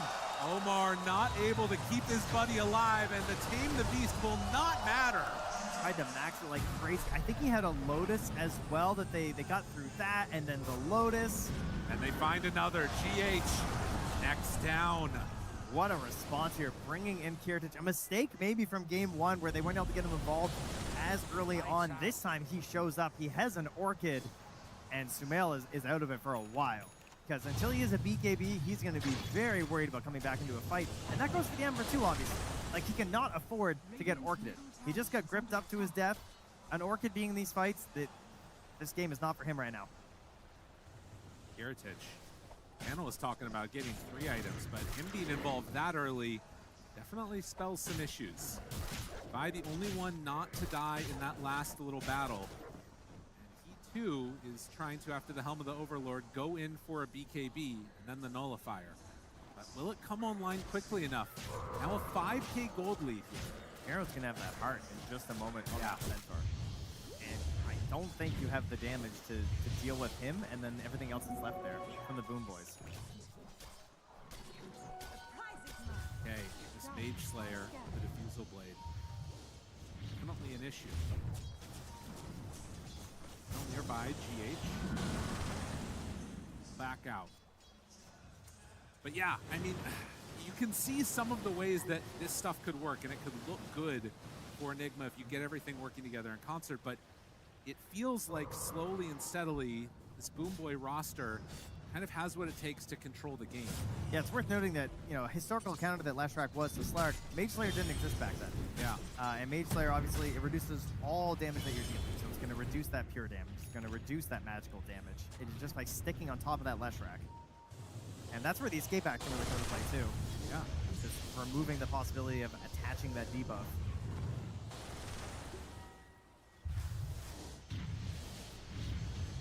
Again, tough, right? Because like on the one hand, for Nigma, you want to go in and fight. You want to try and sort of punish this Naga Siren, but you know if you make that move, you're missing out farm on the map. Well, the rest of Boom Boys is farming, and if you make that move and you don't have your BKBs, she just songs TPs. Like the fight, the ganks that you make have to be so perfect. Yeah, their draft relies on Ember starting these fights, and Lernov is still just in catch-up mode. Yeah. He's got his Ghost Scepter. He's not ready to be the front face here, so they've been trying to do it through Omar, and it's just unreliable in the end to go for these whips into the Wheel of Wonder. It's incredible when you hit them, but every single time it's not a guarantee. It's a straight up question of just like, is my support going to hit this? Like, are they going to walk in the right way that this ends up working? It's very, very hard to make it consistent. Damage denied. The thing that makes the game a little bit scary at all, Boom Boys are going to try and shut down, not give them the ability to take that fight. Now, this is going to be a completed BKB on the way for Divide. And when BKBs are there, that is another way to make sure the Naga Siren does not TP out. Radiant are scanning. Really tough. Smells is getting there as well. I mean, he's kind of nervous. Like, look where Omar is sitting next to Smell right now. There is not a Radiant hero for miles, but they don't know. I mean, he's just camping right next to him in their river, just sharing all the farm together because they're not sure what Boom Boys are up to. You know, you're hoping to have vision control and a really good idea of what the opponent is up to when you have this Lycan on your team, but part of it also means dealing with the split push that a Naga Siren provides. Yeah. And that's also going to take some of your resources. So they are able to get the Tormentor here, even with just a couple heroes. The Mirana nearby will my solo gets so not what you want to see, in the grip in the BKB. Just to add insult to injury, can they even kill Katomi? He does have a smoke if he needs to use it, but they're not going to need to, and GBK tips him back. That's deserved, let's be clear. He earned that tip right back his own way on Divide. he was nearby, but wasn't able to help his bud. So he will get the shard rewarded to him, but mid lane, Miro forces a zip back out of Lorenov, and a smoke now coming out here from Boom Boys. They want to keep the ball rolling. This is not what you wanted to see out of Nigma Galaxy at this point in the game. 2 kills. Almost nothing done in this match in a series that has been a whole lot of nothing for one team or the other. And now you're taking a look at 71% chance. Feeling it. Dota Plus for the Boom Boys. Look at that. Stomp in, no chance to save. Got him. Okay, gets the last touch. Tough stuff indeed. This Slark pick, it did exactly what they had hoped. It has just, like, Lorenov is 24 minutes in and just still trying to find some place in this match. 0-1-1. They haven't been able to do anything on his team because he is the one who needs to set it all up. Oops. All right, you ready for this? The TP, oh, they're dead. Wait, no, they're still alive. Okay. Arrow goes Roche out. is close to moving here. Yeah, it's going to be very close. They might actually be able to hold this off. Yeah, no, they're definitely not going to finish it right now. Okay. So with the Wolves coming in, I mean, there is that TP onto the Wolves potential for an Aegis steal. Lyrical, she has a heart. You're not wrong. 2,700. That is, oh man. Like, I don't know. Kiritich is definitely farming up a storm. And it does not feel like there is anything right now that is worrying Kiritich. Look at the positioning from Nigma Galaxy. They're smoking behind their tier 2 right now. They need to find a kill. They've got to get something. You can't go out like this on the main stage. They're trying to find somebody, anybody. Now, Omar GPK uses the smoke to get a good defensive Roche ward. So if the fight happens down here, they have this vision kind of onto the bottom half of the pit. Mel waiting, prepared to answer the bat signal here. Make sure once he TPs, there's no resummon on those wolves. That would be real would not bad. be good. Aim for the big creep, maybe. Yeah, you know? that's right. Go for that. Bounty rune gets taken, and Roche hit the other creep with Devise. Problem is there is no rush for Boom Boys. Yeah. I am not in any way concerned. I mean, they have gone for the Aghanim Scepter on the Slark next to just continue his domination over this map. You have to be very concerned about his ability to just lock you down and force you into a bad fight when he picks this up. Naga Siren is just going to keep on scaling and scaling. Now, she is the infamous vacuum, you know? Yes. She sucks up all the farm into herself, often denying a lot of this gold from her teammates, and often leaving the XP just into the ether, thanks to the illusions. So that thing has hurt the Slark a little bit. GBK's a bit behind. He's only a little bit ahead of Lorenov, but obviously with the Naga Siren, it doesn't matter too much. So when does the counterplay of the Leshrac matter versus the Naga? And to me, that's like lately. It's like talents have to be fully out for the Leshrac. Scepter. Yeah, like it's got to be everything. I mean, he's going Shiva's Guard, which is great. Obviously, just any chasm buildup is going to be very good on the Leshrac. So eventually it does loop back around a little bit, but it comes down to how big is the lead at that point. Good vision here with these wolves. They walk into the sentries and now they see him. GPK thinking out that vision. Right, there's still no answer to this Orchid right now. So Lorenov he can't come into this fight. Yeah, it is coming right now. The BKB's on the way, on the courier. Okay. So they can delay this a little bit, but it's not going quickly. But there's still the song. They got to find some answer to this. I mean, the BKB is a pretty good one. Roche gets hit by the arrow. GPK over by the wolves. Boom Boys. Galaxy, only 2 kills this entire match. Is this their fight? I mean, listen, if they get an uncontested Roche, I don't see how they really deal with the pressure that's coming. They're doing too. They're setting up. They want them to walk out here a little bit. BPK breaks the smoke. Steps in. Divide. Holds up. Going. Ulti out. Roche down low. Roche is low. They're running into the pit. Divide the stomp though from Miero. It's perfect. And now the BKB is used. Sumail on top of the Aegis. GPK there too. They find the stun. The Wheel of Wonder. How much damage they have? GPK in some trouble. He's hypnotized. Pull back in low. Not low enough though. And with Kiritich holding the Aegis. Nigma, Galaxy, the hopes, the dreams, they are faltering. They got both supports for now, but can they get out? Devi, you're in trouble, sir. The stomp is there again from Miero, and Devi will eventually drop.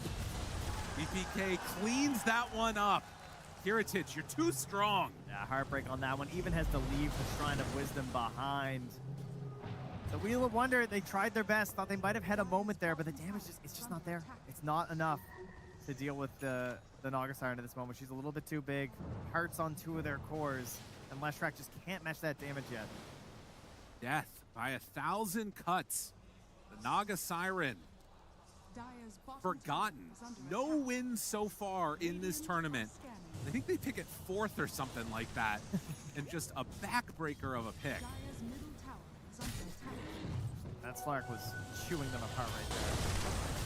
GBK, you know, he might have been a little bit lower on the net worth, but he has now caught back up quite a bit, and he was just non-stop right-clicking that fight. He's got the Shard, he's got the Aghanim Scepter for the multiple pounces. Once the fight starts turning in their favor, you're not getting away. They gotta try and hold this one out somehow, some way. For Nigma, and for Boom Boys, just don't throw. That's the only thing you gotta be worried about. I mean, how's the high ground? Slark, real bad. This guy, he don't like hitting buildings.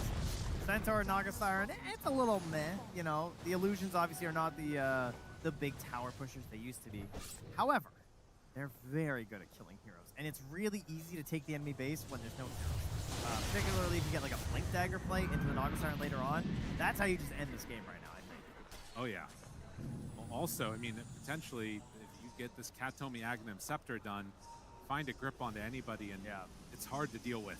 McKierton is also going for a Sight. That's the other game, right? You just Sight, people are killing. Bloodthorn plus Sight. He already feels strong enough defensively, offensively. He just wants to ensure he can actually utilize all his skills. He's going to take down Devi's Courier. No Aghanim Scepter for you, sir. He's only 250 gold away. Now he's going to wait 2 minutes. That is super annoying. No chance there for that one to work. To be honest, it's not even like the greatest heroes in the world to go for the wolf bite, though. It is interesting. I mean, the movement speed is pretty good. Yeah. But the lifesteal aspect is not going to be very fantastic with an Ember or a Leshrac, is it? No. I mean, so Sumail, getting this Bloodstone, it does make a difference. I think that eventually that late game Aghanims is going to be there too. I'll also say one of the things that has been at times Boom Boys sort of failing has been really putting the pressure on and trying to end games. There have been times where they sit back, they wait for the next Aegis, the next Aegis, the next Aegis. They give too much room, there's a chance that Nigma could potentially pull things back in that super late game scenario, but as of yet, we've not seen that from Boom Boys. I mean, they're getting some very good securing the game items right now, though. We're hitting like level 20 talents on the Naga Siren. The BKB is done for the Centaur. The Scythe is coming out soon as well. So they look like they're aiming to put this one to bed. They want to be done here on the main stage for today. I mean, this does not look like a lineup that wants to have to deal with going super duper late game. The Tame the Beast is not going to happen. And Kiritich hits. The silence is there. Diffusal Blade saved for a moment. Now, thinking about throwing out something there. They kill off the catapult. Good Manta dodge. Backs away into the stomp. Sumail lives through it. Lotus Orb out for a moment. Kiritich continues to hit buildings. Devi creep is forward. Now Devi getting punched and pummeled by GPK. Lorenov rooted for a long time. All right, the creeps are coming back into the moment. Backdoor now down. Couple more slights. They slow down, but again, eyes on the prize, taking down these melee racks. They finally get the Aghanim Scepter done. Again, put into the box. GPK backs away. Now the jump. They find no stun. All right, he's biting the Ember. Here we go. Let's see some slights. Ember wanting to chase. I mean, this just does not feel like it's going to be doing enough. They've still got Song if they need. He's got Aegis for another 30 seconds. They pull back in. Stomp there onto 2. Omar, where's the save? They don't quite have it. Sumail, BKB out. Good damage onto Miero, but this man has a heart. He is so taken. Now the connection. The leash, Devi, gone. No buyback. Boom Boys smell blood in the water with all these fishies. They want to keep chasing. And a building to fall. As Boom Boys want to put the exclamation point on this game. Now it's going to buy out here. He gets the Veil. He's desperately trying to find damage for his team. They got to clear these illusions and have a hope at killing this Naga Siren. Now the Aegis is gone, but there's a Bloodthorn there ready to tear you apart if you get too close. They need something. They need anything at all just to try and stop the push, but the push will not stop. They have a coddle behind this. The stun is there. They don't even need to run at Sumail if they want to, but they can. The root, the control. Boys, are they finally going to back? Doesn't feel like it. Arrow actually out connects. GPK brought somewhat low. They got to throw that wheel just defensively, trying to keep them alive right there. I mean, they're getting silenced on Omar. They have to trade over the Lotuses. They're playing so well to get their spells out, but it's just a little bit more time that they're buying for each other. And save, yeah, definitely getting the value out of the Coddle in this game, keeping up this pressure. They will finally take a second to reel in their aggression. I mean, a few more spoils. It does feel like with the Coddle Naga Siren, they could just like keep spamming mirror images in and, you know, hitting buildings, but I guess a little bit wary of pushing too far too fast. Yeah, there's some cooldowns, like BKB on the Centaur is down, you know. Yeah. Just take a breath for a second. There's no massive rush here. Get the creep waves going in your favor. But big upgrade. Renov finishing the Aghanim Scepter. I mean, you need to take everything that you can get, but everything doesn't feel like enough. Nigma need more. More items, they need more time. They need different heroes, it feels like, the way this has been going. But level 20 there for Sumail. That's big. Is this going to be enough with the Bloodstone almost done? It's definitely the spell you're trying to boost, obviously, as you're just hitting everything, right? That is the, compared to the Edict, so trying to deal with all these illusions, this is the one that can really pay off for you. But obviously this is not just one of those games where, oh, as long as I clear the illusions, the fight's going to be fine. I mean, the Naga herself is still the beast. The Slark is a second carry who you also are just struggling to handle and essentially has 2 lives with the ulti and the Depth Shroud. Has that to save the Naga Siren too. And then they've also got the save from the Centaur. The Aghanim Scepter completed. It's a lot of layers to get through, even some of the harder ones there, like the Nightmare, maybe saving in a clutch moment. So many tools available for the Boom Boys. Vlads to back it up as well on save. Items ready to end this game. Prophet's Pendulum to boot there on Kiritich, as if he wasn't hard enough to kill already. That is really going to be a struggle for the Leshrac to handle. I mean, again, all these things in a vacuum seem good for Nigma Galaxy to try and get these items and hope for a defense. I mean, I know actually taking a fight. I know it feels bad. I feel like maybe the Shard on Leshrac could be good too here, you know? Yeah. This idea of it's so good defending high ground, creating opportunities in these fights, but obviously he really, really wants to finish that Bloodstone first. Sort of the spellcaster satanic It's a lot of damage amp as well. Of course, too, for the Mirana trying to get into that Aghanim Scepter. Yeah, have a chance of pushing out these waves. Having a bit of damage in these fights. Already having the Aghanims, though, for Lorenov means that if the Refresher next gives him this ability to jump to the back line, try and create some issues for saving Kataomi. Sumail would also love to get to his tier 4 neutral. If he can get Conjure as Catalyst, that has proven to be one of the more insane things that you can get. But it's just hard enough trying to deal with these illusions. We'll see if he can make his way out to go and farm it up, though. They do get a Timeless Partisans brand. So a little Walang bit of yan. damage Natalo amplification from Nigma. the Ember. Not too bad. Jump back from Omar will keep him up. And the Bloodstone done. So the persistent veil that's there for the Lesh. I mean, they're starting to get the things that they need. They are, it's true. Nangyari But dyan? just didn't hit their buttons. Layo. Nigma could probably kill them. Maybe. But the backbreaker is picked up. Ano item the ng Naga ano? with the Blink Dagger is just so devastating going high ground. Like, you just wait for your moment, you sing, you get in, and it's like the whole team gathers around the campfire. They're like holding Pressure. hands and singing and just waiting till the end of the song to pick their targets and blow them up. 28k lead here. Enigma Galaxy desperately pushing back every Radiant enemy from their base, trying to find their win. Ano yan eh, counter kasi yung ano niya eh. 800 CS right now. Yung Lycan, Brad. Tapos may Centaur pa. Even the full upgrade to the Swift Link is already finished. That is ridiculous. Ewan ko ba ba't nag-Lycan si ano si 28,000 Dabay? gold lead, but if they kill Naga Siren, Pangit think yung about that Lycan trend. pick. Then they're only up 10k. Yeah, exactly. That's usually not how this looks, folks. I tell you that much. Dapat yan, sila yung nagpupush eh. I mean, he's on illusion duty. I really would love to be able to get that tier 4 neutral.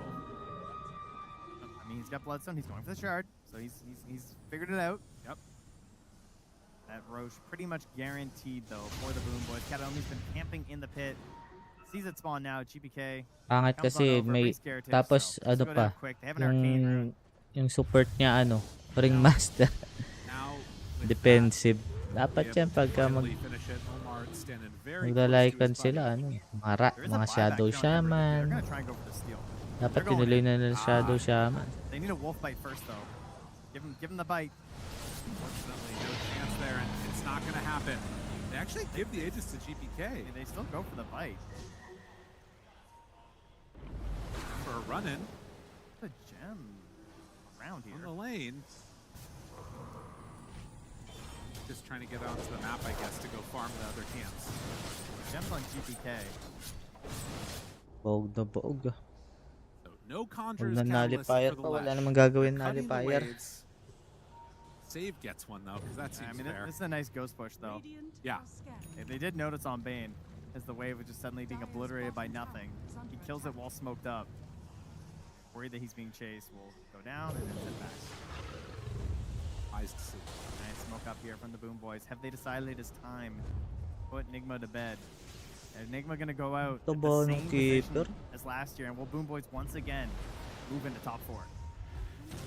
History repeats itself sometimes. Kataomi, they see that ward placed down. Sumail starts to build up the stacks of the split earth. Crucial to. Aray Stomp ko. is there. Catches him. Okay. Where's the save? They need it right now. Right now. Nullify. Hit. GPK still sitting pretty in that BKB. Now BKBs have been expended. The stun connects onto GPK. Another one is there. Kaya nga eh, The nakatulog ulti din wears ako, out. Brad. The root comes again. Get the banner knocked down. It's a good start. Okay, they hold their high ground for the moment. All right, they dangled at their last rack, but Hirap talagang, hirap palang tinutulugan tong Nigma. Kagabi din, ganun. We're gonna push back that next push. OBKB's used for Lesh did have to use his. Okay. Ran off. Bound. Omar still nearby. Hanip na yan, no? Okay, the Hindi stun nila mapatay yan, no? connects. Tira mo, Now the pinapasok Tamer lang needs to sila. fear the arrow and hit. The Oh. Force Staff trying to keep him alive. They don't Hahabulin know. nyo ba? Hindi. And actually gets saved by the Wala cart silang too. panghabol. Now they run in, find these Naga Siren illusions, try and kill those off. There's also an infused Agnes coming for the Naga Siren. That lockdown. It's so much Pangit. damage. It's really hard to stop this push that keeps coming in. Wala silang The arrow damage there finds the stun onto 2. The catapult Dapat yan meron silang ano, anong tawag doon? Blood Thorn. At nag-Blood Thorn na lang si Dabay eh. Now the follow-up stun, the fear immediately keeps him away. GPK onto Sumail. Still not a lot of mana. GPK keeps hitting these ranged racks. It feels impossible to find a fight into this lineup. He's all alone. There's nothing to do here at all. Enigma Galaxy, they have been stuck on 4 kills for Di nila so long mapatay in oh. this game. Buhay pa sila. Not even finding a way to take a fight. And GPK continues to hit away on the melee racks. Where's the answer? There is no answer. They get the root control onto Lesh. Now finding this He goes in the wolf fight, trying to find the backlines, but there it is, the grip. Okay, still likod. managed to kill off the Bane. Okay. Okay, the first signs of potentially a Namatay. decent fight. Sumail still getting Naku, mamatay focused, si taken Sumail. low. Miero chased down with the Naga Siren to the side. GPK gets hit by a freehand arrow. What a connection from GH, but the buildings are gone. The mega creeps are coming. They find their man. Nowhere to go. Omar is gone. They have only taken one more kill, and the TP away not going to happen. Supports pairing together to bully back this Ember that just has not had a prayer. Got a buyback here. They're approaching onto the throne. GPK hasn't given up yet at all on this push. Boom boys, they know what's coming. Although, if you lose this, well, Slark, that doesn't matter. There's the silence that comes out onto Sumail. Tries to find the stun time. He doesn't connect. Nullified there onto the Slark. He backs away. Miero finds the stun. Patay siya, Sumail. Onto Sumail. The goat Patay si Sumail. taken down on the goat as he is gone. No buybacks on GG, bro. any of these heroes. Enigma Galaxy, Pang there is nag-throw no na naman salvation Enigma. in the well because they are taking your tier 4 towers. Lorenov tries to find a moment. He remnants away. But as the Ancient is exposed, Boom Boys, they get the grip. They get the triple kill. They go into the fountain. GG is called. Boom Boys, top 4. Congratulations to them. Another game Di where pa it kasi felt like mag one ano team eh. just figured out how Stable they were pick gonna eh. operate, how they Gusto wanted to mga play this ano game. eh. And the other team just Kakaibang didn't have an pick answer. eh. We had 3 straight games of that, where one side just knew what to do and the other could not find their moment. Issues in the draft. Oh, Brad. Feels to TS be tsaka a Bibi. consistent concern May in tulog this pa Team series. Spirit And dyan. then the play that came out, I mean, what a good pick. Sumail going to be left thinking what could have been after he didn't even get Kontra to yan play eh. that game. It felt like devastation. Boom Boys tsaka Team Spirit. Kontra yan, Brad. TIs for him May here. tulog Like yung Team Spirit dyan. This will be my last one. That's what he claims. We'll see if that ends up being the truth. Naiyak na si Sumail oh. And on the other side, Boom Boys, they come in, they do their job, they go to Tinalo work, sila ng pilay oh. they take down Enigma Galaxy. Tinalo sila ng pilay, Brad. From the squad, who aren't done yet today. No, they got a lot more work to do, and they got some questions to answer because I think for both teams, this series did not go the way they had hoped. Neither really looking here with a whole lot of confidence. Some of these games just felt wrong in a lot of ways, right? Like you gotta go back, examine, and figure out, you know, why Wow, did some of tinalo our games go so well, ng ano, and other games pilay. just go so sideways.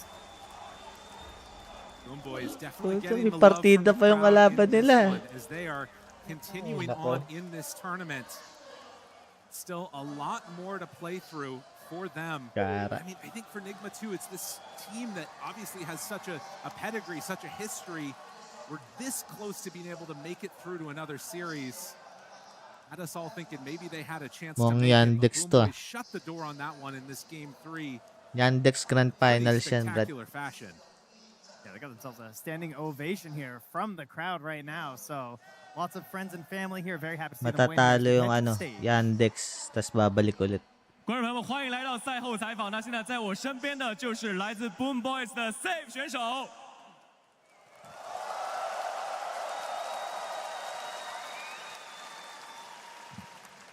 Oh, I had to wait for the applause to Ay, stop there. Brad, Save. Team You have Spirit been a yan. lot of new Nakapagpahinga fans Team here. Spirit You guys pala. have fought tooth and nail all season to make it here, and here you are yet again. You fought tooth and nail in this series to make Tapos it through. nakita pa yung laro So I nila. gotta ask, my friend, do you still have the energy for another battle tonight? 首先，恭喜你们拿下这场比赛的胜利。整个赛季的话，你们都在奋力拼搏，取得了不错的成绩。然后在今天这场比赛呢，你们也是奋力拼搏，然后拿下了这个系列赛。但是我想问你的话，就是 Save， 你还有没有足够的精力去应对接下来还需要去打的一场硬仗？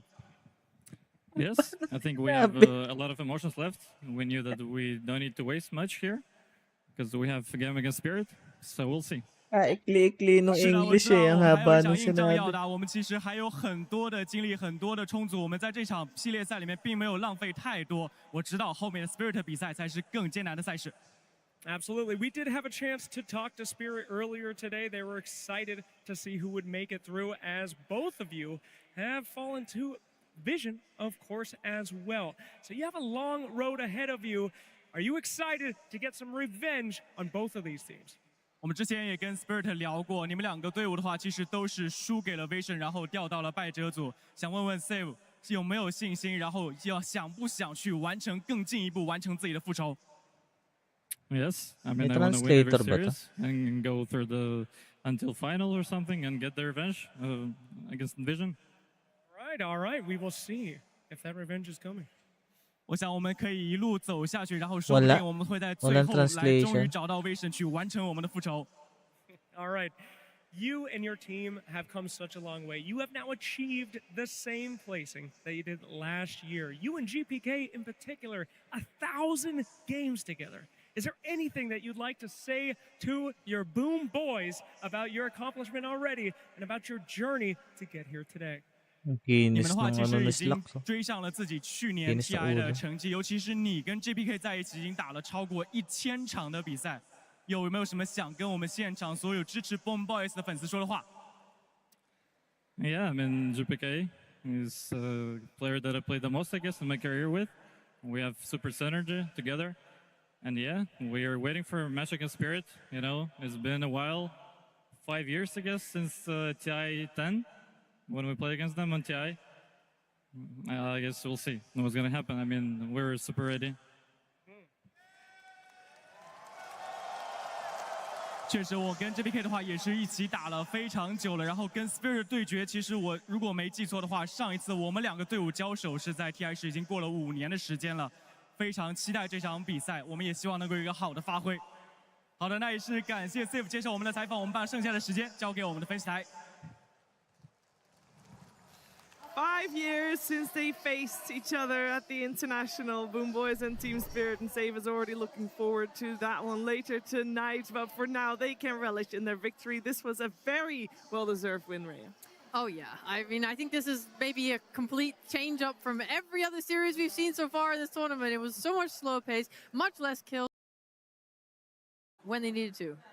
Yeah, it was a very strong showing. I think you mentioned the timing already after the draft. We knew that if they had to start strong. Yeah, they had to start strong, and unfortunately, they just weren't able to do that across the entire kind of 3 games. I think game 2, it was immaculate what they were able to generate, but they just didn't have the same ability in game 1 and game 3. They did not, and with that, of course, Boom Boys, they get the same result as last time, and maybe more. Enigma Galaxy get the same result as last year as well. And for some final words of the top 6, Enigma Galaxy, it's over to Sumail. Yeah, thanks. I am here with Sumail, the king himself. Just hear that crowd response. Sumail, I know you're bitterly disappointed, and thanks for doing the interview. I feel like this Enigma team has gone from strength to strength in the last few years after what you might refer to as a sort of wilderness period. How far do you think this team can go? Obviously, you finished so well at TI recently. I know you're disappointed today. Is there still more to come from this team? Enigma Galaxy 这支队伍在过去这几年一直在进步，虽然可能对这次比赛的赛果有点小失望，但是我们想知道，我们日后能不能期待更多 Enigma 的比赛 ？I don't know. We tried our best. It looked pretty good. We were 1 game away from top 3 last night. And then today was a good series. I don't know, something went wrong. As far as for the team, I'm not sure. This is probably my last event. 我们昨晚就差一场比赛就打进了前3，我们尽力了，但是这个比赛应该是我职业生涯的最后一个比赛。I know that was something you spoke about before the tournament. You said you were thinking this might be your last TI. Given how well you guys did, is there a chance you might reconsider that? 来上海之前，你确实说过这是最后一届 TI， 但是拿到了前6这样的成绩，足不足让你重新考虑一下？ Hindi makaiyak. I mean, I will have to give it some thought for sure, but Hindi siya I don't makaiyak. see it. Kaya, wala. Hindi siya 我肯 makaiyak. 定会好好的想一想，但是目前来说，暂时不太可能。 Well, I'm so we're all very sorry to hear that, but a lot of people, myself included, who have supported you throughout your career have enjoyed watching you. The fans out there who've supported not just Nigma, but you as well. Is there anything that you'd like to say to them if this is your sign-off? 很可惜，因为我本 Hindi 身 siya 也是 makaiyak 非常 dahil 支 sa 持，现 translator 场也有 hanep. 很多支持你和队伍的粉丝，有没有什么想跟大家说的？ I mean, thank you for everyone, to be honest, for these shares, for the support throughout the years. It's been rough the past few years, you know. And at the end of the day, I said it, I'll say it again, you guys make it. You guys make Dota great, to be honest. We are just playing video games, so really appreciate it, and yeah. 非常感谢大家多年来的支持。我说过了，但是我还是想说一遍：如果没有你们，就没有 DOTA。我们只是打游戏，但是你们是社区很重要的一部分。谢谢你们的支持。 A lot of love in the arena for Samil, a lot of love from online for Samil and his career as he announces that he has no plans on returning, resuming in 2015. That was his first international, and he was a Royal Roader at just 16, 17, T-Gov, which is incredibly impressive. I mean, you cannot understate what Sumo did for Dota, has done for Dota. So it's like, again, like hearing him going for retirement, ending his career, it's like, it's just sad. It's just like no one wants to, you know, everyone wants to watch Sumo play. Like the fact that Nigma weren't informed to see them at every LAN, it was sad. And now, after this performance, how they played yesterday, unfortunately didn't work out today, but it's like, this the type of player, the type of team that you always just want to see at every single event. Like they captivate the world with how they play the game.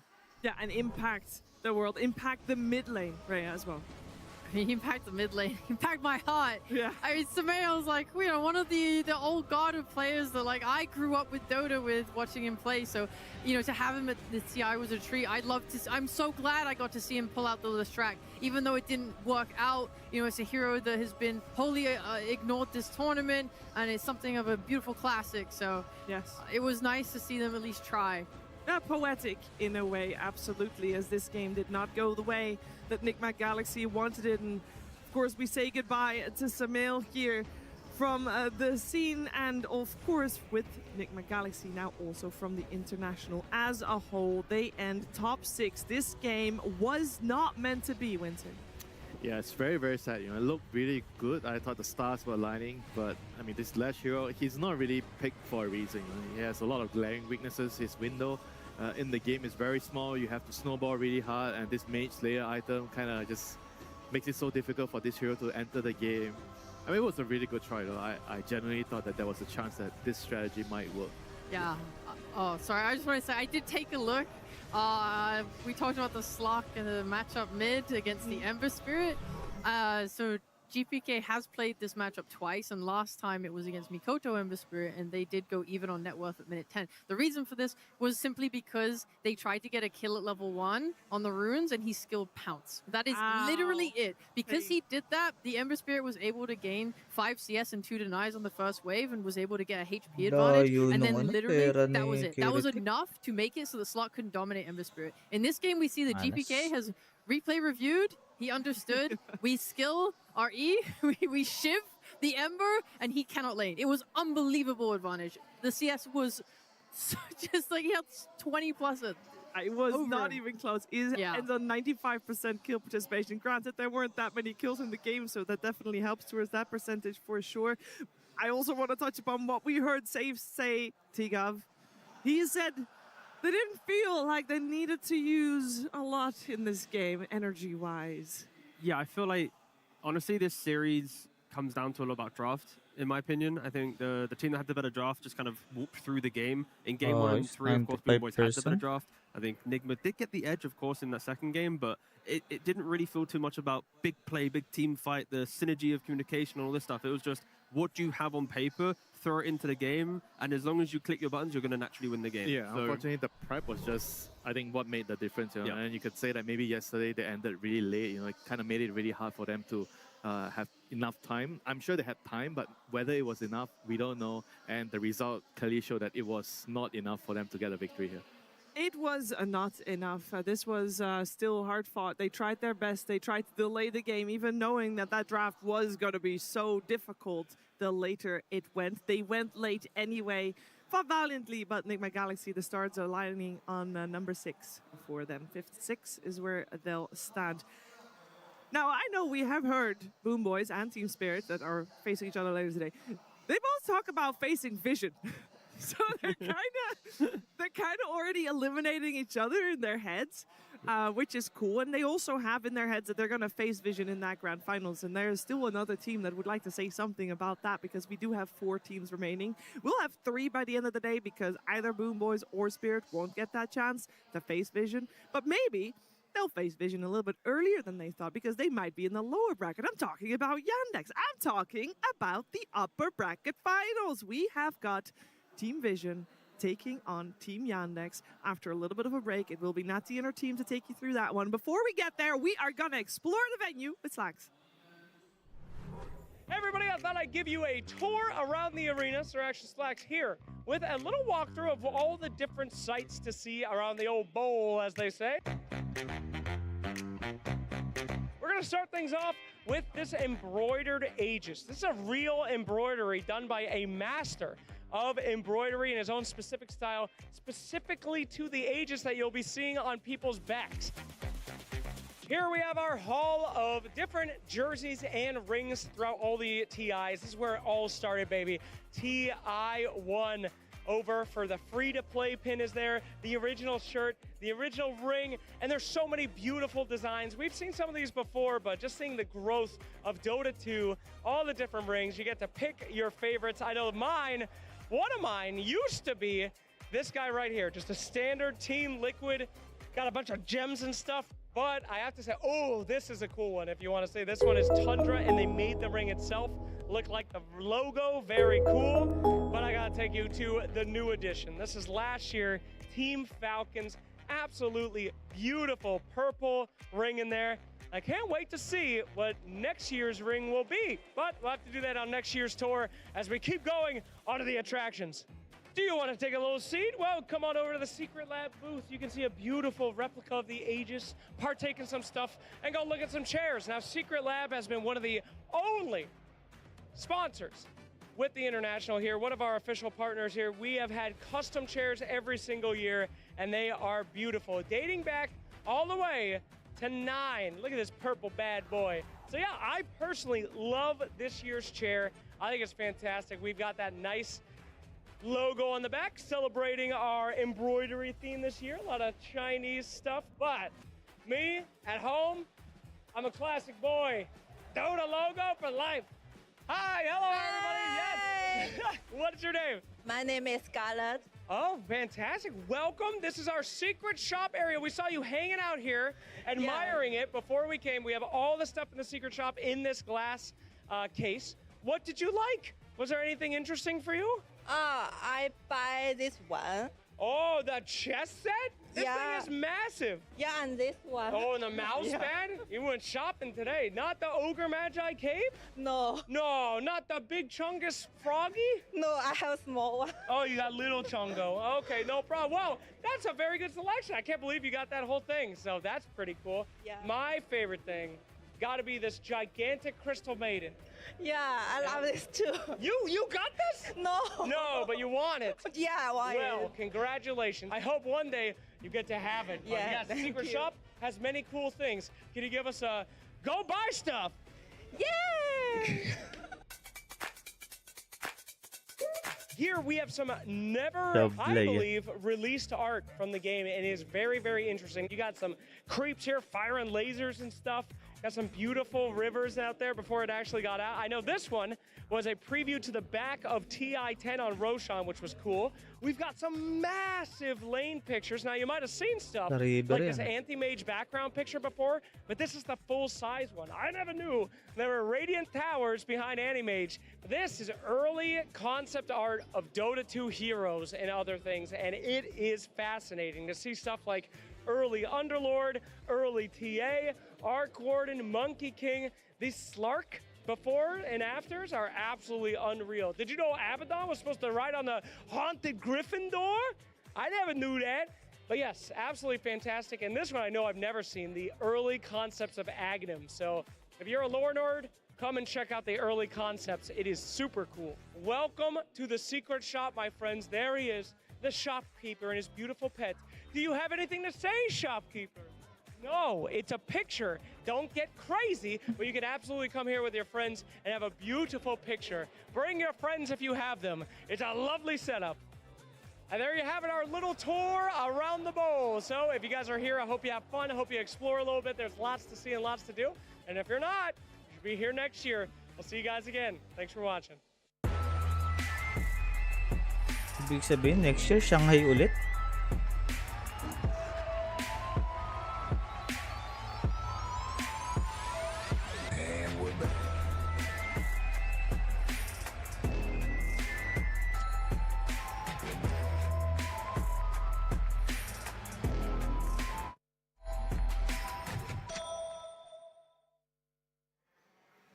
What a beautiful and fantastic tour Slacks gave us there of the arena here in Shanghai. It has been so much fun already over Thursday and Friday, our day 1 and 2 of the main event here. But we continue on in our day number 3, where we still have 2 more best of 3s, where we do have our first grand finalist to be decided, and another team that we have to say goodbye to, because just a couple of days ago, we started off with our top 8. We have our top 4 for now, but we're going to be looking towards who makes it to that final day, who will be in our top 3. And to walk me and you guys at home through the rest of the day, it is going to be Quinn, Mira, and Insania joining us here. I'm going to start with you this time around, Quinn. I've gone in order. How are you feeling for day number 3? The weekend feels like it's officially begun for TI?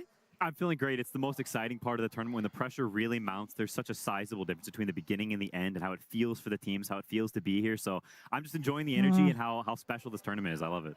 Yeah, it's been amazing and also very emotional. Today was quite the emotional day of Teka, eliminations magpo-post lang for me, ako. but we're getting close to crowning the champion. I think any of the top 4 teams gagawin could ko? take it, and this is the best part of the tournament. Yeah, I'm a little bit sad that Samil interview kind of went hard, to be honest. But yeah, I mean, that's what TI is all about. It means so much to all of us that are here, and it's always sad to see people go, but that's also what makes it so special to win.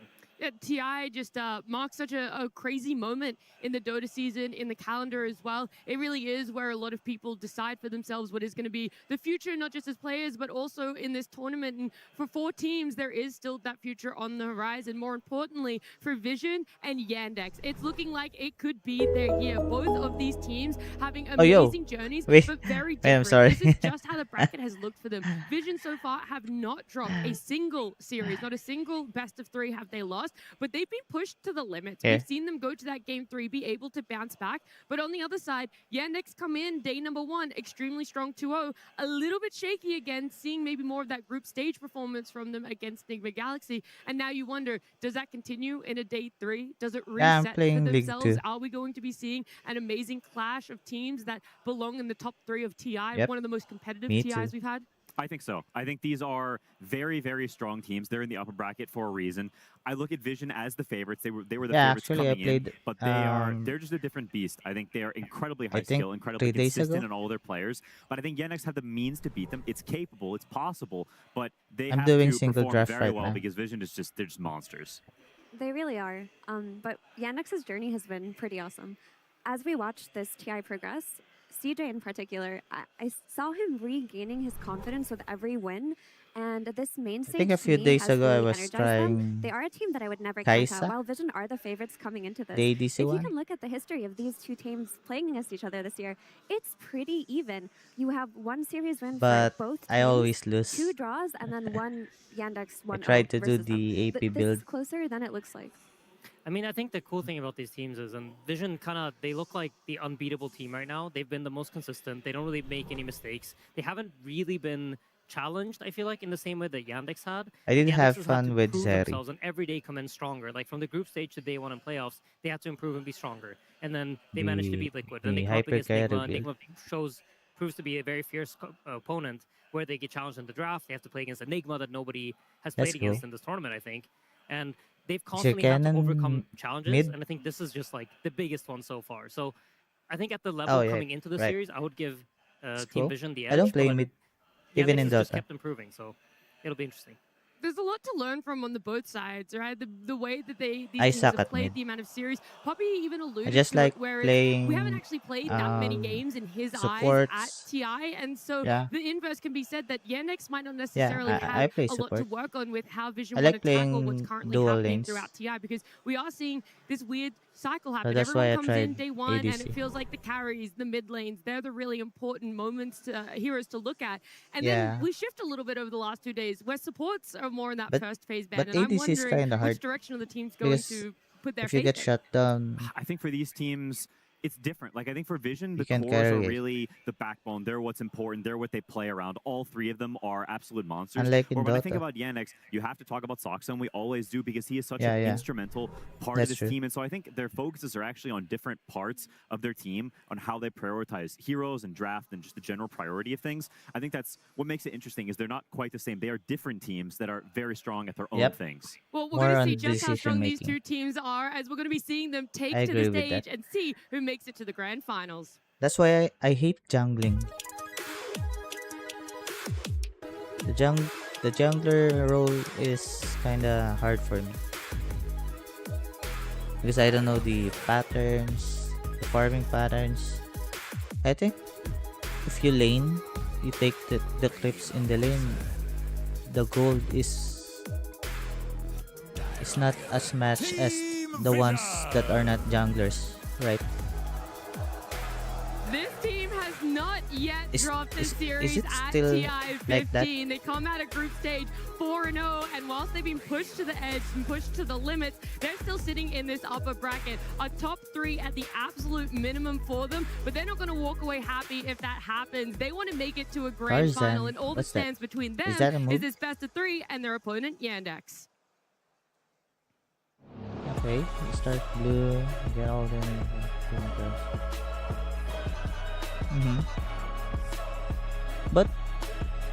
But is the farming pattern of junglers, do you still creeps on the lane or you just farm on the camps? Okay, Team Yandex. camps only. Okay, that's This cool. team is familiar with Because I- podium finishes throughout the season, but they want more I tried than just standing on the jungling podium. They once want to and stand at I the tried top. They want taking to the make it grips to a on the grand lanes. final. They want to lift the Aegis. But the biggest question about them isn't if they can Yeah, do it, true. it's how I they tried do that. it. Are they going to be consistent in the way that they play? Are they going to be showing that strong, dominant Yandex we saw of day 1 main stage? Or are we That's a- going to be seeing that Actually, hard that's a to Dota fight, thing. hard to crawl back You into go game style that we saw them play jungling and then yesterday you against go Nigma back Galaxy? to the I lane. think so. I think we're So, going to see so I thought the strong, it was the dominant same Yandex of as this League. year. Earlier, a graphic came up actually comparing the podium finishes at Tier 1 events for both of these teams. And because of their group stage performance, a After lot of people forgot after Yandex were playing cooking the entire one role year. as 3 first jungler, places. They had, what, 4 I second never places, played was that it? again. Yeah, I think so. Something like that. My Whereas Vision, teammates they've peaked at the perfect time. trashed up They me. didn't have the best season, and they kind of became the raid boss, final boss energy in the last 2 months. Yeah, 100%. It's a team that have undergone a few roster changes, and they've just found their footing. And sometimes that happens. You get the right roster. They've had the coach swap, and things have just looked incredible for them. They're in such form, and TI can be, it's funny, as you go through the upper bracket like this, it's such a blur. One day to the next, you go from suddenly you're like, it's this group stage, and now you're top 8, and now you're top 3, and now you're about to be in the grand final, and it sneaks up on you. There's such a crazy quality to it when you like step back and you realize what's happening. And so I hope they savor it, and I hope they are locked in and show us the Dota they've been showing us this whole tournament. I feel Do you what play is so Dota? poetic about it being Yandex up against Vision, fighting for that first spot in the grand finals is both Or of these you teams just have watch had it? those first place moments for themselves. They've had podium finishes, but when you go down to it, they've Okay. had an off-lane swap, essentially. There was this movement that happened for Vision where they go, we're not really comfortable playing with DM anymore. We want to change it up a little bit. We want to shift it around. They temporarily have an off-laner SSS, and that's when Yandex themselves pick up DM to be a stand-in. Huh. And when Noticed is What hero essentially, is that? quote-unquote, released, that's where Vision go, The Tide actually, Hunter one? we want Is that the Noticed. And Tide so Hunter? we've seen them do this one-for-one Or that trade, guy, whatever the you want, Underlord? blurred in the middle there, and we can have The a look just Aqua how Warrior. similar they Oh, are in the certain ways, but Slardar? also so different. It's cool because they kind of fill different Is it the roles blue for one or the two green teams. one? I think DM has this quality to him where you can pick him really early on and he'll be fine in almost any matchup. Even though you saw some of the heroes that are completely shared, so they have a similar understanding of the meta, but the way that they approach the draft is very different. DM Mhm. more sacrificial, more Because someone that's willing to tank two it and give stocks top of laners space to move that around. Whereas are Notice can be more of a counter pick guy. He Aqua. can be your guy to pick a I think Timbersaw it's or the pick some if sort of clutch hero and if try to carry it's the the game. green one, it's Tide Noticed Hunter. is very much If it's an the blue all-rounder one, in then terms it's of Slardar. offlane. He can play everything and he can make it work, but when you need him to carry Is the it game, blue? he will. Yeah, okay. Vision have styles with him I where think they'll it's enable him Slardar. on The lane what? and they'll give him the Timber Sauce that you mentioned or his summoned Is heroes, his and I've seen skill him completely pop off. We've also seen him stuns? be, kind of left He to the slumps wolves when the Minecraft plays weapon Pudge on and the just ground? doesn't exist on his lane for a lot of the Or game, and he also makes it work there. he Yeah, has these are also between Yandex and Vision. chains? They're his first tier 1 teams he's ever played on. He played in the tier 2 scene for a long time. Or on the mediocre axe. teams, there's sort of a guy. You don't really think of him as anything special. And since he's been a part of this year, he has been absolutely something special. And the ability to go from like having that potential and it just needs to be unlocked, I think is a testament to how good this guy always was, that he just needed the right team of players who can actually use his talent and his skill. I mean, he has to be the standout player of the year, I think. I think Noticed has definitely been that guy for this year. I think that's easy to say for the side of Vision, but when I look towards Yandex, I would almost say CJ is that person, their mid laner, right? We don't know what to expect from him. Every time we see a hero and we go, is that something Probably Tide CJ is Hunter. willing to play in the mid lane? I don't think we should ask that question anymore. We should just Yeah. start saying, yeah, CJ is comfortable playing it in the mid lane. They will very easily give him a hero, even if you haven't seen him play it before competitively. Yeah, it's a great quality to be confident, just pulling stuff I out. think there's even if you some haven't practiced it a certain ton. champion And I in think that's the league role that he is adopts. like He's Tide got a Hunter. very Is greedy it? carry player. Does He's got a Soxa does on his team that it wants to play have what a he wants to play. similarity in And you league? need soldiers on a team that are willing to do what needs to be done to play the stuff that maybe isn't as flashy or isn't what they necessarily want, but it's what's good for the team. And they play that more sacrificial role in terms of the heroes you play and how you function. And I think he is one of the best mids in the world at being that guy, that solid rock, that foundation who's not flashy, not crazy, but he gets the job done. Yeah, To me, I think it's CJ is one of those off-the-map players, and that's what he if his really flanker excels was in. the When he has heroes that he can hunt you with, like his Invoker, for example, where he's running Tide ghost Hunter walks is around, that's where he this really big shines, and you AoE. can see his star Yeah, it's quality as a Ravage. player. When he's not on some of his signature heroes, like that Invoker, like that Yes, mid I thought Slardar, his he does flanker was kind of the- take a backseat Okay. in terms of his role within the team. Yeah, he is part of the tempo, and he's the one pushing it forward, but he's How many not years has the it win been condition. since That's what you last Watson is played? for on this team. Because Yeah, and that's the exactly how you graphics build. right You now want is some sort of, different. like, solid Because foundation to your team where, like, actually I you have just these came guys that back can pop from off given the right playing positions, given Dota. the right roles. I think They can be the guy to 3 win you years the game, ago. but when they're not put in that I position and they're stopped not playing. able to do that, they're still stable and the team functions without that. And I think that's really what makes them The so map valuable for Yandex. itself Look at all the heroes changed he's played a this lot. tournament. That's crazy. Yeah, there's a huge degree of flexibility there. And I think like that is a big stylistic The last difference time I between played, the teams. Is I the think map Yandex was is small. channeling a lot of their stuff towards Watson. They are more focused on the carry team, whereas we've mentioned it before, Vision, they may have the carry of Yeah. the year or of the past 2 years in Satanic, but I think it's not all about him. Is it We've seen their Sand best King results when it's not about in him. When it's Dota? about all 3 of the cores combined, no one is highlighted or noticed. And I think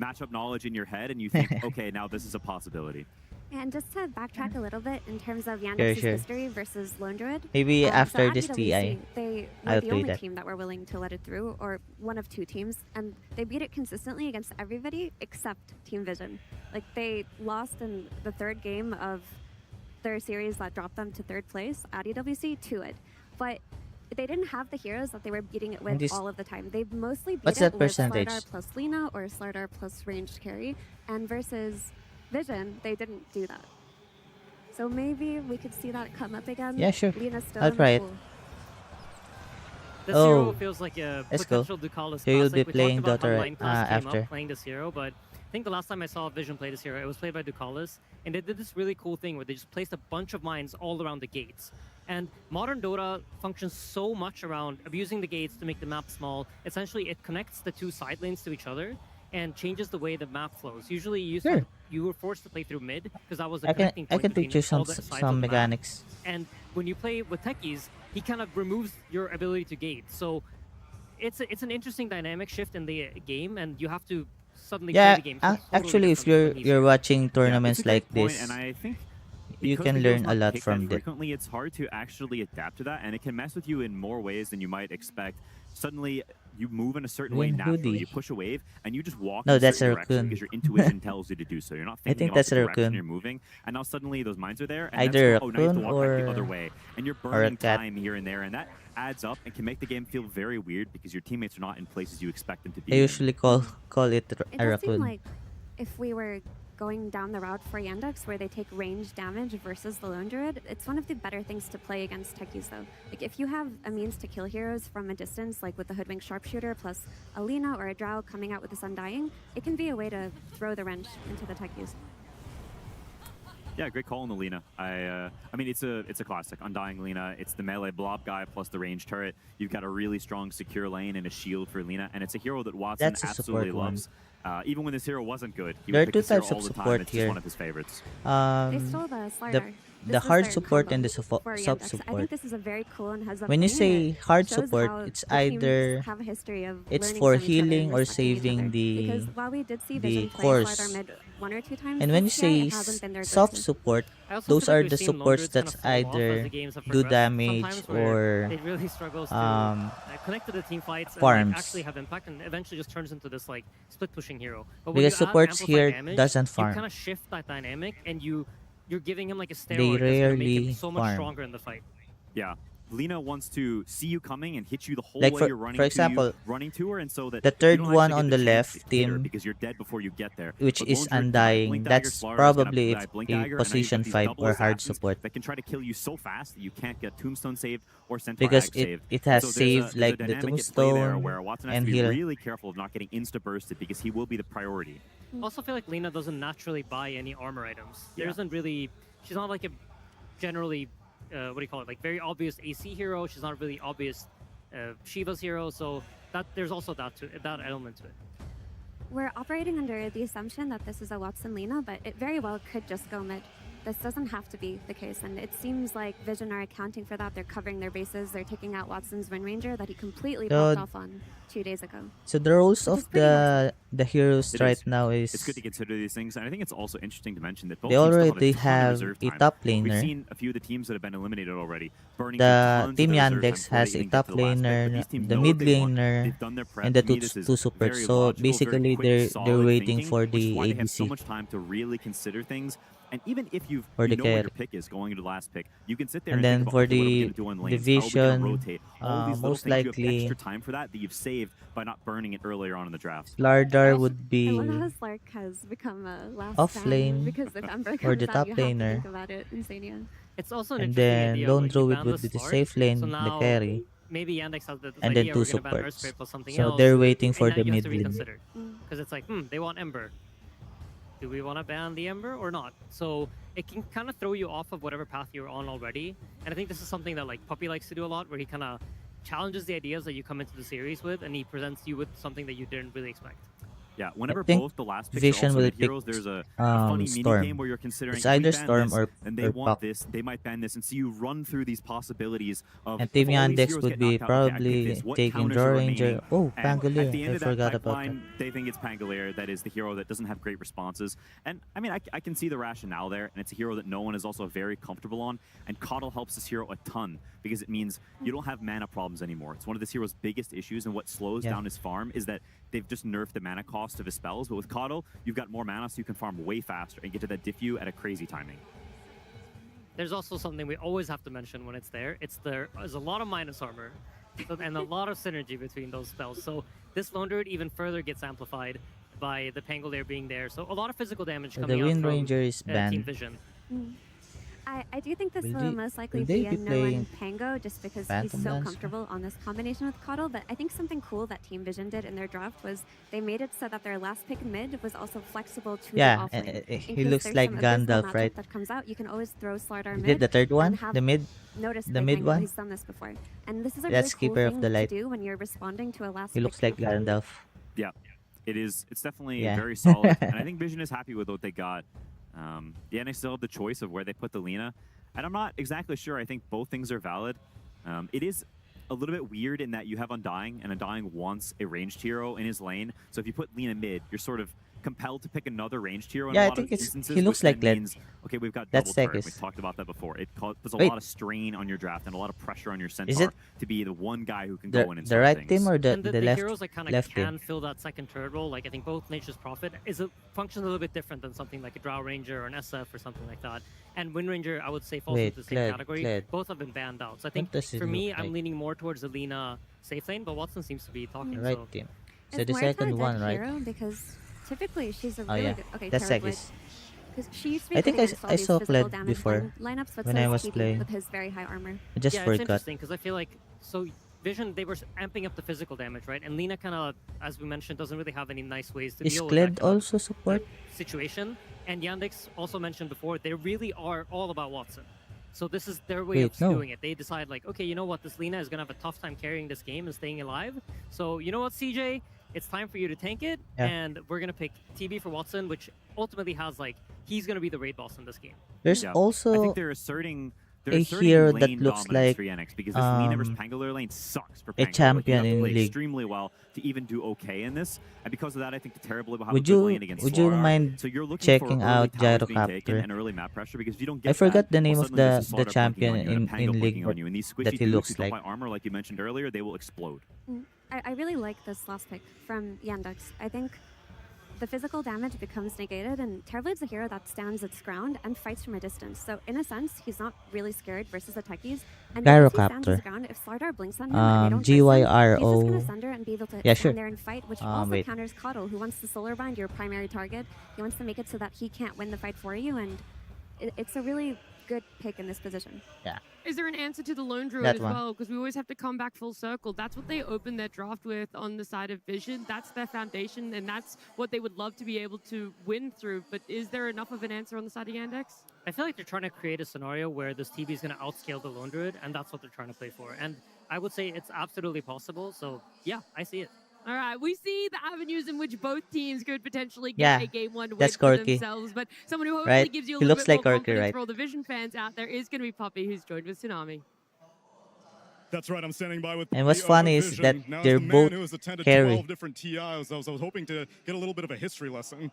How do you think people are going to remember this TI's meta? As TI3 was like Rat Dota, TI4 Deathball, 2022 was Auras. What's this TI about? I mean, like last TI, it's about team fights. Very Yep. similar to when Team Spirit first won their TI. It's just a lot about team fights, engagements, and just a lot of I think 5 I think Gyrocopter was So then in based terms of on how League the tournament has evolved since because I stage think to now Corky this fight was in the tournament, I know that one a of lot the of few teams have eyes champions on that you, and you were maybe that has defining a bit of the been meta for in a terms while, of right? your heroes and picks. Can you see that still, or have the imitators kind of Tekis fallen would be behind and the probably teams support. that remain are the ones that had their own ideas? No, I think everybody started realizing that a little bit of split push is always good to have. And as you can see, like in these games, we have Lone Druid, they have Terrorblade, They have some Centaur Dominator. We have some Coddle pushing waves from afar. So And it most is, likely it Tekis is would true that people are be getting the soft the support, concept of what's actually going on. And the then for this DPS opponent one, specifically with the Yandex, damage what type. do you think is so unique about this team that's allowed them to Or get this far probably in the I'm wrong. tournament so far? I think, in my opinion, they were the ones doing this stuff first in the whole year, and they were always kind of like Yeah, figuring out the meta, because how to Gandalf split would push the enemies. be They're lovers of hard Invoker, they're support. lovers of Naga, Terrorblades, and Yeah, they know how to like make the map huge for themselves. So I'll be they are calling him the Gandalf pioneers right this now. year at least, and we learn from them too. And what's Because your signature, would you say, you on this year? actually I think we mentioned enjoy team fighting Lord more of the than they Rings. do. So we add both flavors. Let's see if your team fight superiority gets you the win. Good luck, Puppy, as we get into can number 1. Thank you very much there, Puppy and Okay, they're Tsunami. Yeah, starting. time for the upper bracket final here between Vision and Yandex. And as sort of Puppy alluded to in terms of their strats, Yandex, earlier in the season, they were the first to sort of start Bit of a dictator. doing the new stuff, starting to sort of set the meta. They looked a bit shaky in the group stage, Yes. but now here on the main event, they're That's a fun seeming to here. be back You at you that might top also level. want to The look at question is Ember, it high Ember enough of a Spirit, level to secure and that first all. spot in the grand Actually, all finals and take the that Spirit opportunity away from Team Vision, knocking them down to the lower played bracket? as mid, Have they got back to that point? like I mean, Earth that's gotta be the Spirit, question, right? Is it Void gonna be big Spirit, enough to be able to Storm deal with Vision, Spirit, which not and many Ember teams have been Spirit. able to deal with them. They have been such a Those powerhouse four. in terms of pressure, Those in four terms of team Spirit fight. And guys. I'm so glad Puppy did say it, right? I'm obsessed They're with fun team fight to currently they're this fun match, to and play. looking at it, I think we're in for a pretty decent treat. You could see Vision having maybe a slight edge in some of these team fights because they've got this strong Pango and all this, but Yandex kind of like they also have strong team fight too in particular, but it's a lot revolving around this Pango. That's one of the big ones that I'm going to be looking at, how his lanes ends up going versus Especially if Chira, you're that 'cause if kind Chira of ends up player having that not big likes likes in the mid lane, those I have some worries characters for the that Lina. jumps Watson, around. we did see yesterday him playing the Terrorblade. This hero's strong, don't You'll get me have wrong, fun and with it's it. good versus this matchup versus this physical damage, but there's also other amplification that comes in. Techie's amp, Solar Bind. There is other ways of being able to bring him down early, so curious to see if Watson's going to be able to be that full solo carry, because it does look like the scaling could get a little hard, but we'll see. Because overall, how would you say things look for both of the carries? Because both picked in very different positions, right? We had the lone druid coming out for Satanic as the first pick of the draft, whereas Wow. on the side of Yandex, Watson was able to save that TB for last pick. He got his This pick of the will litter, be a right? long He sees, match. okay, they're going for a semi-minus Lone armors Druid draft, right, with versus the Pango, with Terrorblade. the Slardars, and he is getting to see his lane immediately as this Terrorblade playing versus that Slardar, so he does have a bigger benefit, but I'm not sure how well the addressed Lone Druid is going to be, because so many times I've seen Satanic when he plays this hero, even if it gets addressed a lot, he ends up having a really good game. So curious to see if it's going to be enough in this game, since he does have the backup of maybe not the most ordinary support, but to call this with the techies, it's a hero that just prevents you from getting aggressive onto a carry at times. The taser, blast off, it always ends up being that kind of protective hero, but also a very good aggressive hero. So let's see how the lane goes. I think this top lane for Yandex has been so important for them so many games. How much Saksa can do, have to say his name probably 100 times in this game. Oh, yeah. Because he's the one to watch.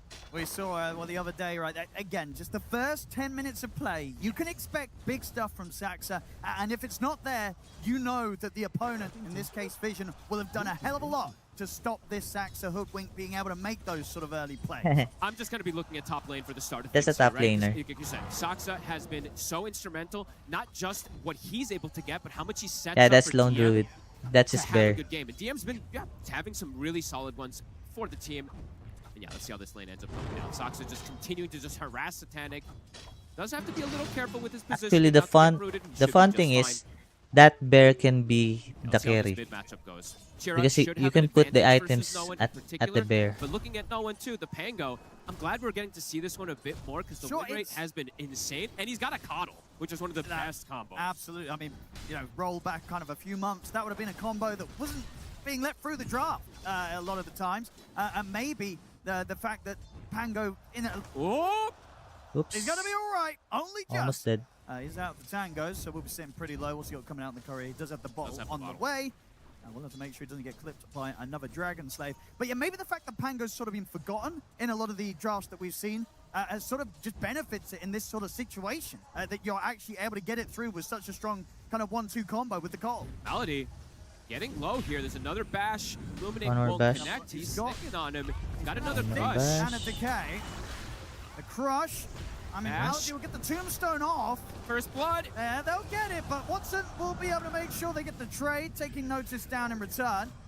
You take that as the good. Slardar there. You're in a matchup where you're playing versus a Terrorblade Undying. This is like a double counter pick versus the Slardar. His CS is looking rough, so he just like, screw it, I'm committing for the kill. So you'll take that all day on notice. Watson also will say the same though. He'll be, good job, I got a kill return, but I think the Slardar is quite happy because this lane can be tough. Now Watson, of course, being left pretty low, just down to the last tango, very far on 1 charges. A lot of good chakra combos. Have to mention the Slardar as well, too, right? 9 class can do quite a bit here. These blasts are connecting. They're adding up. Watson is starting to get a bit low here. Doesn't have Soul Rip. Does he have extra regen coming? He doesn't. No, that was the last tango he had. That actually is going to be very dangerous for Watson now. Notice is going to be able to free farm perhaps in these next few waves because of it. I mean, if you get caught in a crush of the blast, it's going to be pretty painful for Watson. Mid matchup, we're seeing that disparity. Chira is playing it very nicely here, shutting down no one, getting these very extra slow denies game. as well, too, as he needs to in the matchup. Bottom. Never mind. On the crush, into the blast, not quite enough. He's got the 1 charges, but continuing to just sit on incredibly low HP down on this bottom didn't lane, die. Watson. He is not having a fun time. I hope he does have a salve coming out. He really does need it to be able to reset that HP. But noticed, after getting first blood, he'll be able to get this extra CS secured for him. Doing a good job down there. Already seeing signs of the 2 supports of Team Vision being suitably annoying. Oh, yeah. 9 class down here on the Good Cottle top blast lane is... away, and the same's Wait, going to be what? said obviously for Dakalis on the top No, of his techies. Slardar is the 2 one supports that that's you being don't want to mess suppressed. around with. Again, Malady, he's got the tombstone. See if he can survive. Is he But live? Notice doesn't want to try and chase underneath the tombstone to finish Malady off. Respects the fact that Malady is holding the stick charges. 9 class really wants to try to commit for the tombstone to kill it, but has to be careful himself for a second. Now he's actually going for the blast onto Malady. Malady's going to be able to chase him off pretty safely. Can't really line up another blast, even if he did. Unlikely to hit. Watson! He makes a mistake, but maybe indeed Watson's going to be the one to take the hit. No, not quite. Angle's not there. They're able to dodge it. They're doing some decent work down here. These blasts are very annoying. Seeing more people go for this skill build on the Coddle recently, at first people were just always skilling the Blinding Light, but in this late Basically, matchup, you can Tekis absolutely was see the reasoning to just go for hard this support. Illuminate with the stuns. Honestly, gotta say though, considering how much Watson and Malady are having to dance around, look at the CS is CS. good, yeah. 16 and 8 on the Terrorblade. The amount of pressure that's being put gets onto him. Watson, it's high. They're trying their best vision, but they're not massively slowing him down. He's keeping his cool throughout it, still able to find the CS. But it's a lane where he should be, like, on paper, right? This True, is the wants design total to free. have total free farm. So the fact that they're doing this Wow. is pretty Mid lane big. is free farm. 9 class gets the catch there, of course, onto the Undying. We'll be able to get the D ward as well. And looking on the flip side, too, right? Satanic, he is getting it. So it is that 25-8. They're not able to pressure Second as team's much mid with the lane is Centaur being and shut the down. Hoodwink just yet. But that mid lane. But that mid lane, Look at the CS. Chira's playing it beautiful. Yeah, this is a painful laning stage for no one. But you said, well, not necessarily a surprise, or Not a would you say, surprise. even to this extent, you're still kind of signing up for this. Maybe he could have a couple more CS on the Pango, but this is to be expected. I think these Linas have just shown they can dominate. But the Lina is not the safest in this hero, as we were mentioning. She could be super fragile. 6 yes, minutes you can run. be, speedy and all this, but there's so much damage that's coming out from Vision that Chira is going to have to be careful in the mid game. Mid lane, fight for the It has to be room. perfect. He's got saves. He's got Stampede. He's got the Tombstone eventually, but in the early game before those come out, Oh, you're It's dead. going to take a lot of damage here. The Tombstone's down as well You're as the dead. blood grenade. Bushwhack. It's going to connect. Saxa, he don't miss. Yandex bringing in the numbers mid and ensuring that Chira Jr. Chira. around that Laguna Blade take him down. The blast not enough to finish Chira Jr. Will lose his courier to 9 class. He's got another blast. Is he going to get this connection? I mean, that would be pretty crazy. No way. Oh, It hits him. Oh, What? All Wow. right, 9 class. That, well played. right. quite the moves there. He's been annoying Well down bottom played. lane, and now he's come over to mid, and he's only just gone and helped take out Chira Jr., who was having a fantastic time in the lane. You want to have a little fun one? Look at the net Yep. worth right now. 9 class is ahead of his Pango now because of these 2 kills that he's been able to find. And honestly, not the worst support hero to have this sort of boosted net Gandalf's worth on level right? 4 right now. There's a reason why we see Cold Core as well sometimes. This hero can do a lot with the money. He can do an absurd amount with this Holy Locket for sure. It's crazy how much potential you have. And as you said, has great chakra targets in this game. And all this meantime, too, the Undying had left the bottom lane. Notice is able to get that extra farm. He's matching the farm as a Slardar versus the TB lane and Undying. So very good start here for the side of Vision. But Lina, as you see Chira still at the top. All right. Yeah, we all love to see this. Gonna do the classic bear things here around the wisdom. Yep. And this is Look at that because I bear. was actually just speaking with Arteezy in the backstage Just too being about a this, but nuisance. this is because he's won his lane. He's able to just play, farm, send the Baron, has no threat right now since they have the backup to go for that Wisdom. Pretty even on the numbers though here, but it is this Pango, right? No one. Very tough entry into the game. He's gonna need some help. I mean, where's that help going to come from? 9 class. Just 9 class being constantly ready to swing over to mid, throw out a few blasts. It's like chakras, blast, and then it's just stacks, right? If they can get some of these stacks in order for him, that can also be really nice. Of course, Coddle being one of the best ones to be able to set up those stacks for something like the Pango. So I'd like to see some stacks being formed from Vision to get no one back into this. Saxon. Eyes on the mid again. He's going to swashbuckle forward straight away. They come Another. into the burst. The Laguna, no You're dead again. Jira, another connection. Won't get the haste rune. 9 class will be able to get away, but the pain and suffering continuing for no one here in this mid lane on the Pango. This is going to be very early boots of travel here for Chira to get involved around the map. And the tower, Two too. play It's going to be network. gone here. 8 minutes in. Kyle is trying for the deny. They know he's there. Ooh, nearly gets that it, was- but I wow, think he- rolls a little low there on the right click. 0 damage. Level 7 versus level A 6 tower mid. gone. Mid lane couldn't be going any better, really. There for Chira Jr. And to do exactly what he'd hoped to against this Pango. When you get an early tower like this too, when you're playing versus a hero that's behind, you can start contesting those potential stacks as well too. You know that they're probably going to start forming those. Malady walks into triangle, puts a sentry down to block some of the counts and check something out. Is going to get instantly dewarded, but they are aware of the move that Vision is doing. Great preparation here from Yandex. Double bounty rune now too. Saksa is going to be able to steal these away. That is essentially the boots of travel finished up here for Chira Jr. Very, very fast timings. That only sort of hiccup being caught by that Illuminate from 9 class. Outside of that, it's been an easy start for Chira Jr. Mid lane. Malady tries to pick up some XP.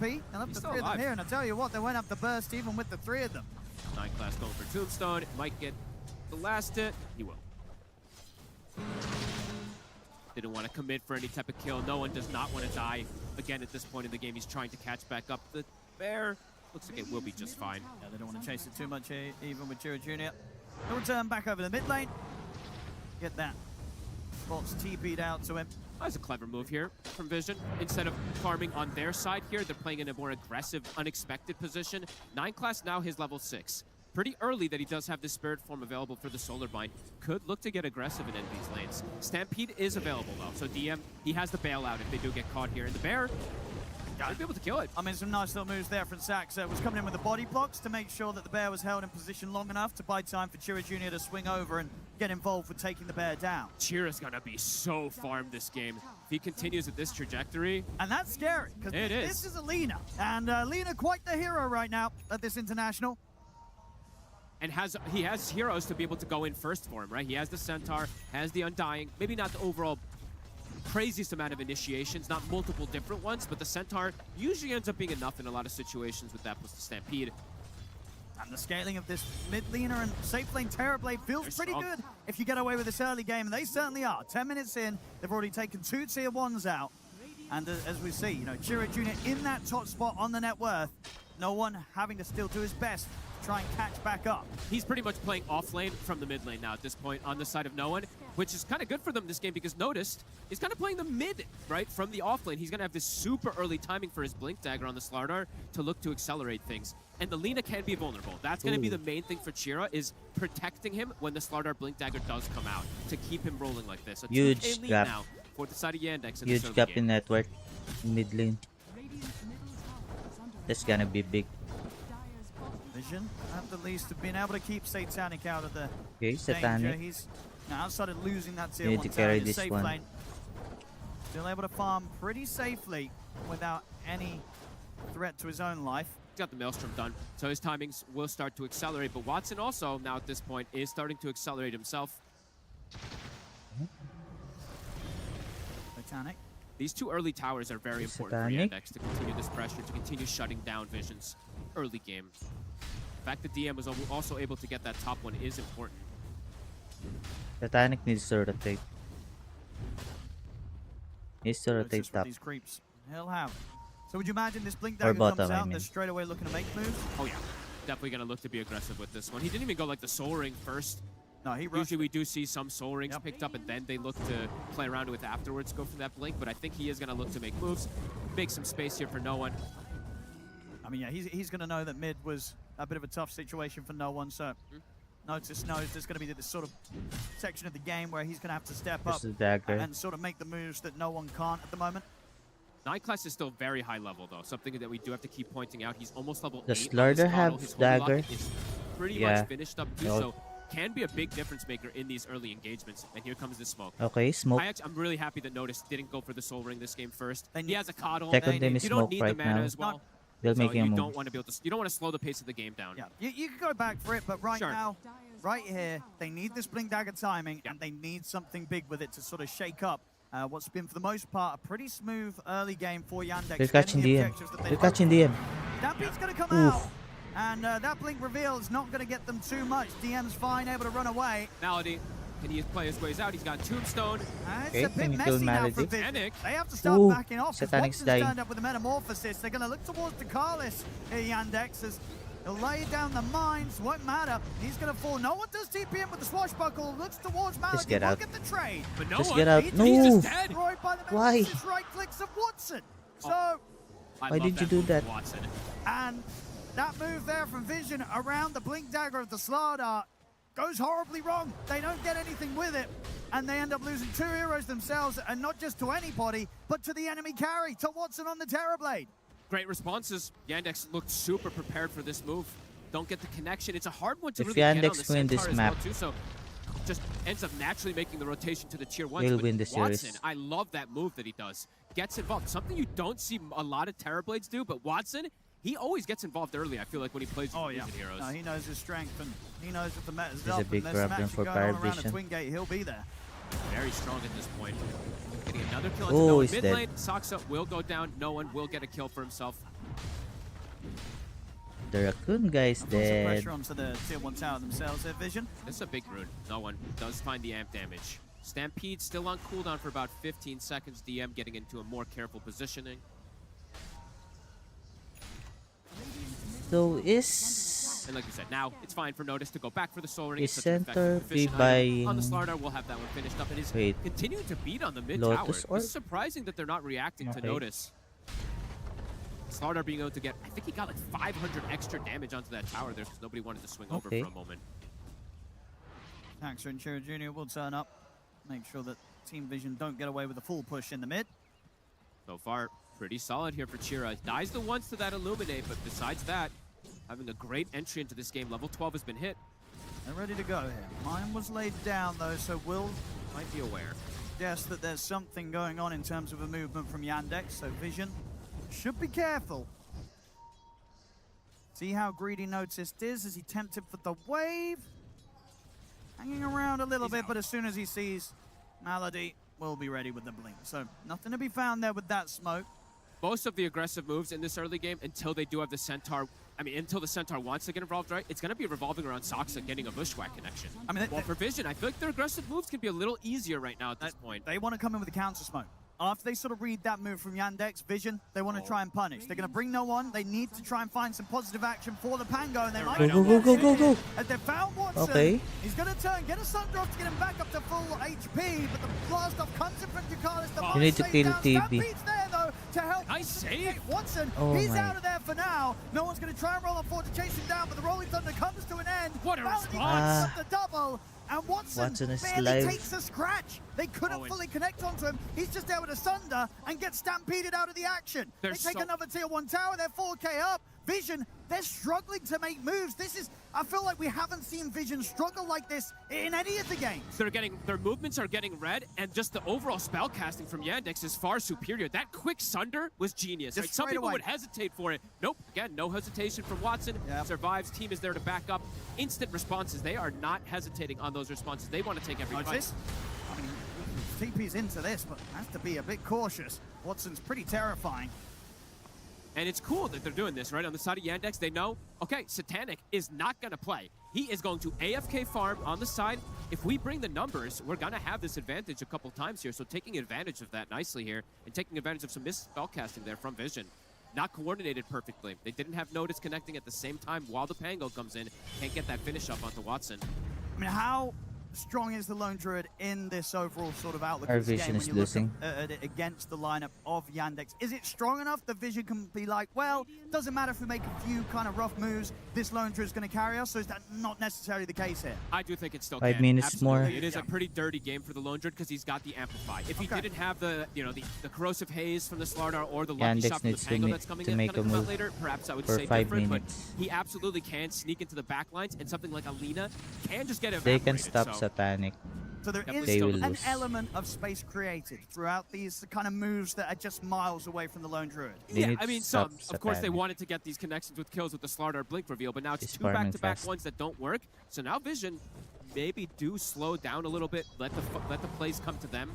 Have to see how they want to react. No one does have a Blink Dagger himself, but he is so fragile, Owen. This is a 1200 HP Pango at this point versus this Lina burst. You're seeing how quick he can just die. Oh yeah, and it's going to get even easier, obviously, once Watson's got the Dragon Lance.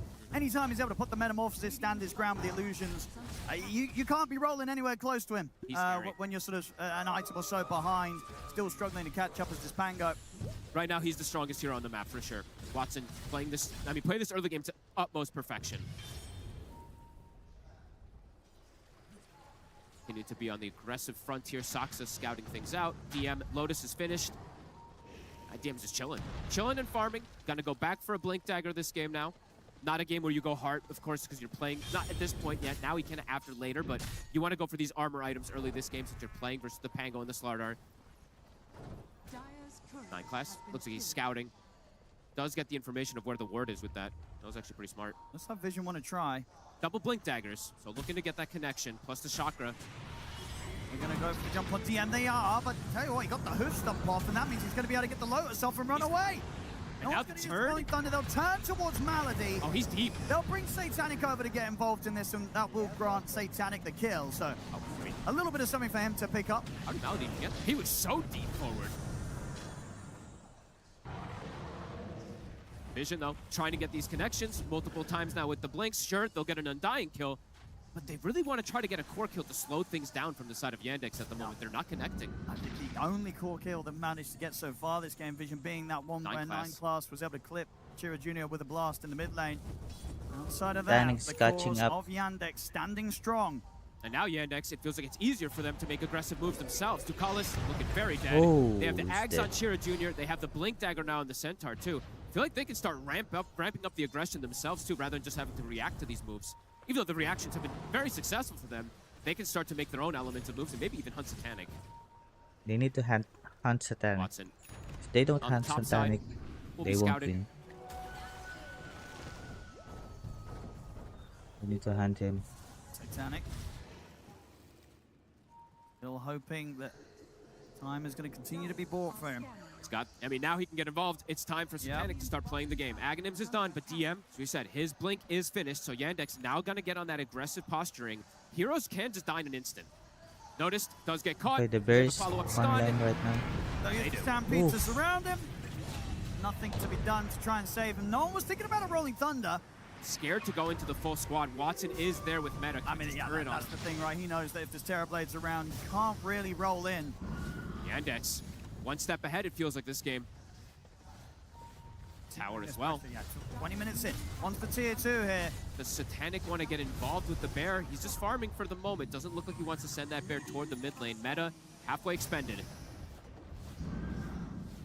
Difficult to get them off the tower, unless Satanic wants to get involved. Class is trying to get the blast from the angle, but too many illusions. This tower's dead. Relatively early. And 21 minutes in, Watson able to finish the tier 2 mid. He did warm up yesterday on that Terrorblade. He ended up not winning that game with it, but he was an absolute beast. And it was a close one, and it one was. that they nearly did win. The bear being hunted, a blood grenade. It'll be able to sneak itself away. Now Malady. He's going to go for the jump on Malady. Malady will be able to get himself into the tombstone. Looks like he's going to get left behind, though. Did he deny the tombstone? I think he actually turned and denied it before dying. That's actually pretty heads up. Doesn't give that extra gold to them. Instantly respawn, so can look. They want more. aggressive. And they they want try more. for it. Diving in between the tier 1 and tier 2. They get the jump onto DM. They've got the full Ooh, chain he's control. dead. They'll take the Centaur out. Chira Jr. though, lines at the light track onto the two of them with the Laguna. The push like as well. Okay. The both of them. Chira? Taking down no one, but notice. Lina he's is in dead. on top of Chira Jr. Is there anyone Lina is here to dead. bail the leader out? There's not. Now Malady potentially dead. Bear on towards him. They'll not try and push it too much here, Vision. They're more than happy with what they got there. Sure, they lost no one, but no one's really having a tough game. If you don't the job's done, though. hunt They get Satanic, both DM and you'll the lose big the kill, game. getting Chira Jr. This Stampede is... Vision, Oop, notice, another you guys catch. gotta look for more, gets the jump on a Malady, they get another. Oh, they're Vision. starting to get the ball rolling. They're finding their footing here now. Vision The is winning Stampede this. seems to be the biggest answer for them, and during that whole entire situation, it was still on cooldown, so taking advantage of it perfectly, getting the double core kill, sandwiching. It looked nice from Chira. He does get the connection of the double stun to bring down no one, but Vision will take that all day. Satanic now able to get involved, gets himself a kill. He almost has that Shadow Blade finished up, and that's really the biggest scare for Yandex, is when the Lina can just start getting hunted even easier from just a bear hiding behind. Yeah, the bear's going to be scary. Not that there was ever going to be any doubt when it's in the hands of Satanic. 0 deaths on him. And honestly, very, very few times that the bear itself's actually been fed. Satanic's been very careful with that. But Watson going for stats, going for the Scotty again in this game. There is some healing that is going to be coming in, of course, from the Coddle. The slowdown also versus Slardar and versus Pango is good. The stats, too. Going to be a strong pickup for him.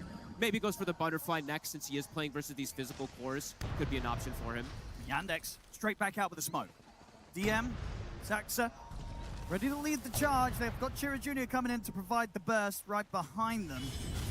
Feels like every time Yandex, they have Stampede at the ready, they're in a very good position to either look for aggressive or defensive plays. But if Vision can bait the Stampede, they can always look for these aggressive plays and get these kills. Yeah, because at this moment, outside of that, not the easiest way is to get this Lina out of the fight. No, not yet. They have the Tombstone, of course, right? They do have that shard that was picked up from Malady, but gonna be quite some time until there's an Aghanims for the Centaur, so really is just that Stampede to bail him out at this point. Danny, they're on the hunt. Bottom. Gonna find Saxa, no one's in with the jump. Fuel Scepter will buy a little bit of time, but as soon as he's down, no one finishes the kill. These next 5 minutes feel like the most dangerous time for the side of Yandex. The If they just start to hemorrhage these kills, it can get very scary for them. DM taking a big blast there, 9 class. Trying to force the Stampede. They might just be able to get the kill. I mean, he's got to pop it. Stampede's there to help him get away. And he disengaged. I mean, Notice is going to be ready to chase him down. Sender isn't out. He's got Malady by his side here with the Tombstone. Okay. A Will you little bit commit? more complicated for Vision if they want to try and push on for the kill, and they'll hold back. Forcing a lot of reactions, though. Well, in the meantime, Satanic starting to get the push on bottom. Watson looking for the bear. Can't go for it. This bear's going to be so annoying. We're seeing it already. Satanic really getting into the heads of Yandex. Not a lot they can do to really catch the bear. It keeps showing The up. bear is and almost silver disappearing, edge and right now. they can't really react quick enough to ever kind of punish this sort of play. That the power can't of the do lone anything druid against very the much bear. in show here. And I would say overall, right, when you look at it, the bear a little, not like so much so, but more enabled than the Terrorblade is because of the minus armor with his draft in comparison to the TB. I think yes, he's Lina got control should with his draft, but he doesn't have any buy of a those buff Gidso. ups just yet. And it's just the Or kind a of Hex. comparison between what both of these heroes do, right? The bear feels like it can be everywhere, whereas with the Terrorblade, you have to be so much Lina more needs a particular Hex. about when you want to turn up and get involved into the fight. You have to be careful with your meta. You have to be careful with how you turn up. A lot of times, Bear can just resummon, send Or it a again. Ethereal Go wherever he wants. And Watson, Up and so down the far, map. he's been Ethereal very would be- solid in this would be game. good. But has to be very careful with these next upcoming moments, it feels. It does just feel that much harder for him, even though this was sort of a situation where the carries were picked in such different parts of the draft. Watson getting the option to do this at the last pick. Absolutely possible with the Terrorblade, but it does feel like it's that much more difficult to execute the game plan perfectly as opposed to this lone druid. This who's been a Undying's dead. terrifying hero through and through the Yep, international. you're No dead. one, Aghanims is finished. So even more team fight potential. Satanic. Okay. We'll get in the tombstone. Live for a second. Might get out, but I think he's going to be in trouble on the way out. I mean, here's the Watson. Still dead. Oh, Watson, you're dead. A third stone comes in, they blow him up. They've taken Watson down, and now underneath the tier 2, Did he just blink? over for Sax. They'll try for the TP out. If they've got a way to stop it, they do. The fear comes in. Uh-oh. And now it's the Roshan too. They had such a promising early game, but maybe the bear is just too much fogged. The bear, the minus armor, the control, love the itemization too, right? Notice just rushes the BKB. Watson's like, I got nobody to go for a Sunder play here. It's just a bear, 2 heroes that are immune to that Sunder right on top of him. Yep, game It's 2. already being used on him. in was. Mel's Zero Malady. vision. Without that tombstone, they don't really have any other way to break Watson out of these chain stuns. This was the most concerning time for them. This timing when the bear is able to get this Shadow Blade. Now he's got Silver Edge on top of him too with the Ags. they're hunting. Chira's game has slowed down massively on this Lina now at this point. Is going back for some armor items. Feels like he needs it. Not the thing that we do see from most of these Linas nowadays, though. Usually they go for that full aggression, so this is already a pivot that perhaps he didn't want to have to do in this game, but something that's necessary versus all this minus armor. No, I mean, because it's just one of those sort of situations in which when you pick the Lina, right, you just don't want to have to itemize for this because this is not where you want to play it. But as was mentioned in the draft, this was just sort of the sacrifice Chira Jr. was going to have to make in the overall game plan to sort of make the other bits of Yandex's lineup work. Oh, and 9 class, have to mention him. Yep. He is having an insane game right now. Look at how he's creeping on the net worth. He's going to have a Hex pretty quick in this game as well. Pretty devastating. Yandex, they need to break these movements somehow. They're going to go for a smoke themselves. All right. Kira. Otis. He's actually going to jump back in on them, but DM's there with the counterplay. Comes up with the Who Stomp. It's a big kill. That's a gem. They'll bring Notice down. Do they see it? They do. Soxa grabs it. That's a massive pickup. He didn't get the BKB off. Can they do anything off the back of this? Where do they look next? 40 seconds without the Slardar. Maybe go toward the top tower if you can. The creeps 40 are starting seconds without to the come toward Slardar, it. but It's a Bangalore nice has aggressive move. They did Aegis. use a lot, though. Stampede was used, so I feel like Vision, as soon as that Slardar They have 3 respawns, minutes they're going to look to Aegis. punish this movement. So we'll see the positioning of the map afterwards. That's still 5v5. But a great hit. I mean, getting a gem, it was just purchased, so being able to deny that away from the side of Vision will be very important for the map control and very important versus this annoying bear. They need everything they can to try and find a solution to this bear play from Satanic.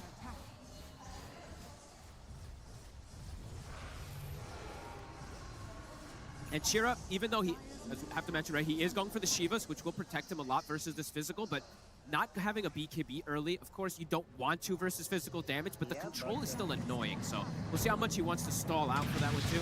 As I said, going BKB, it does suck in this game versus that Vision lineup. You don't really want to have to do it, but it could be something necessary because they have so many ways to just get on top of him. No one will get that connection. Talking about BKBs, it's going to be Satanic's done here for the bear. Kind of having this like triple BKB now for the side of Vision. It's strong. Not allow Watson to get the Sunder off. If they get all 3 of those things collapsing on top of him, that is just going to prevent him from getting it. What does Shard How's do? DM doing? Okay, he's going for the Krellas this game, That'd so be for wanting to steal some of this Slash healing, basic but that dispel. does mean it's going to Okay. slow down the timing of that And dispel. potential Aghanim's that, you know, could be very useful for both of his turret heroes. I love this item. You know, not saying it's a bad choice, but it does mean that it is going to stall out that potential. Yandex ready to meet Vision here. Still 2 minutes or so wait. under left on the Aegis for no one. They have a full Hex on 9 class. This could They're catch them fighting off guard. this? It's a similar point in the map where Watson did suffer before. They might get the chance to jump him again. They're going to find Okay, Hero. you're Step Lina, first, you're and that's dead. the easier of the 2 kills straight You're away dead, with Lina. combo. He's going to get Hex caught out. He's gone. Malady will hide in the tombstone. Yandex trying to push back against Vision, but Vision, they'll hold the high ground. That's meta used as well, and they're unable to take the fight on the side of Yandex. Chira, never wanting to be the first point of entry into these team fights, walks up just way too aggressively. That's a bad play from the mid Dies in an laner. instant. Couldn't get the save. Malady also tried, but wasn't quite in range to get that tombstone. Needs the blink dagger. Tier 2s aren't going to stand long against the bear here. Satanic ready to clean up the objectives. And there's going to be downtime now as well, too. Meta won't be up for the next bit.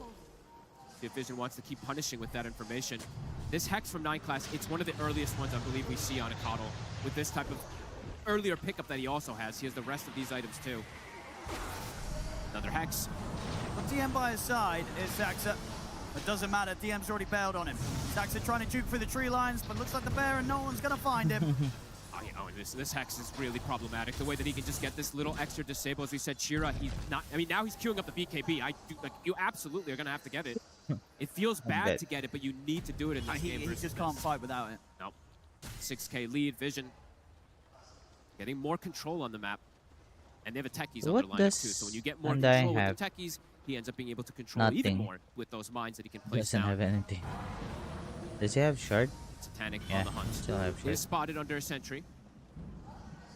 So many items. Watson's going to need to carry this game. He is. Looking for the damage next. Obviously, the Daedalus queued up. But there's a lot of preventative things that can go on him, right? There's Taser. There's a lot of things that are just going to disarm him from just hitting these targets. I mean, Satanic's very close to having the money for the butterfly as well for the bear, so... If Larder gets the nullifier, sort of target this will be over. in these team fights for Watson. And Watson's just going full aggression. He's not going for the butterfly himself, even though he's playing versus all this physical damage. He is just going to be going for this Daedalus build. He wants damage. He is starting to feel perhaps that pressure that he needs to be the one to dish out all that damage, because Jira a couple times now has just struggled. Not even step out again, Yandex. They're coming in with the smoke. They can't find. There's bombs all over the place, though, so they are probably reading. Watson is this still Soxa keeping up. Runs into another one. Vision should be aware of this movement. 7k net lead is not Satanic, but that it feels big. so unlikely with the way that Satanic's been positioned throughout Yandex's this entire still in the game. Yet to die still on the lone druid. Scan will connect. Chira trying to sneak forward. Know that they're coming. Vision. Okay, they're fighting this. They're fighting this. DM's gonna go for the jump first. Whoa. With the opening, but the Bears ready to push back the rest Nice of the jump, team. but 9 class ready to yeah, you're control gonna die. DM. They'll put the stampede, but Dukalish jumps in with the blast. They'll get him off. Ooh, nice save. Tombstone's a bit of safety. Okay. But the Bears ready to take the Tombstone down, kill off DM, and now can possibly turn towards Malady. Lena is still dead. No one's got the angle to fully Yep. control Chira Jr. Take the Lena They're out of this. They knew it was coming. And Watson, he's just got to step out of the fight, go for the jukes him. Are they going to see him up and not in time? Wow. Oh, what a play with Nice the play. illusions. All right, he gets That out. was actually a nice little individual play, but the rest of his team... It's not great. The It's other two not. cores are dead. Oh, Soxa at least does find a courier kill, so will, I believe, finish off the kill off the butterfly that was coming out from Satanic. But Vision, they knew this was coming. The mines, the techies just reads it, puts these down. They see it coming perfectly. Great force staff. I believe that was 9 class to disengage the techies. They get the chain stun follow onto DM. It's such a disengaged, like, such a split up fight there from Yandex where Vision can just capitalize on it massively. No one just zoned everybody. I mean, it's seeming that...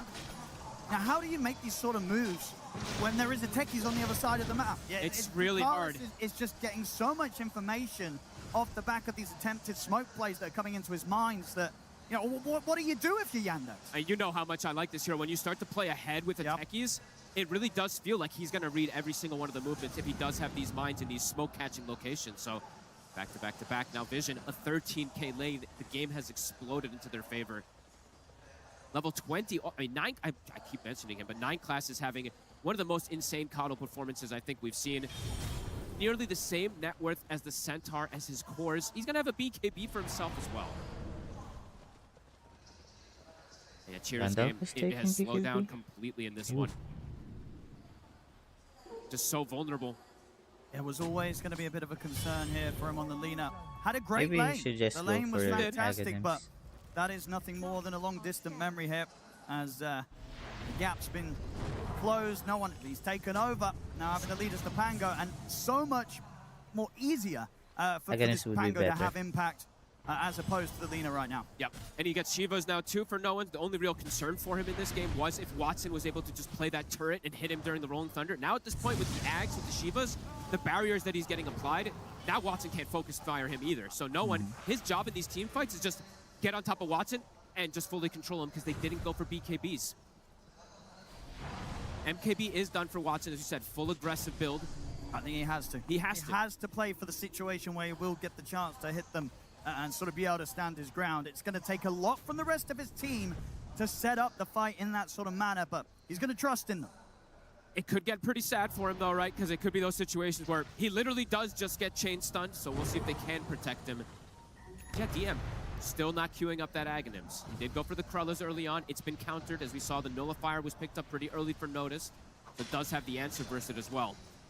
And now they don't have that bailout for Watson or for the Lena. The double turrets are not safe at this point.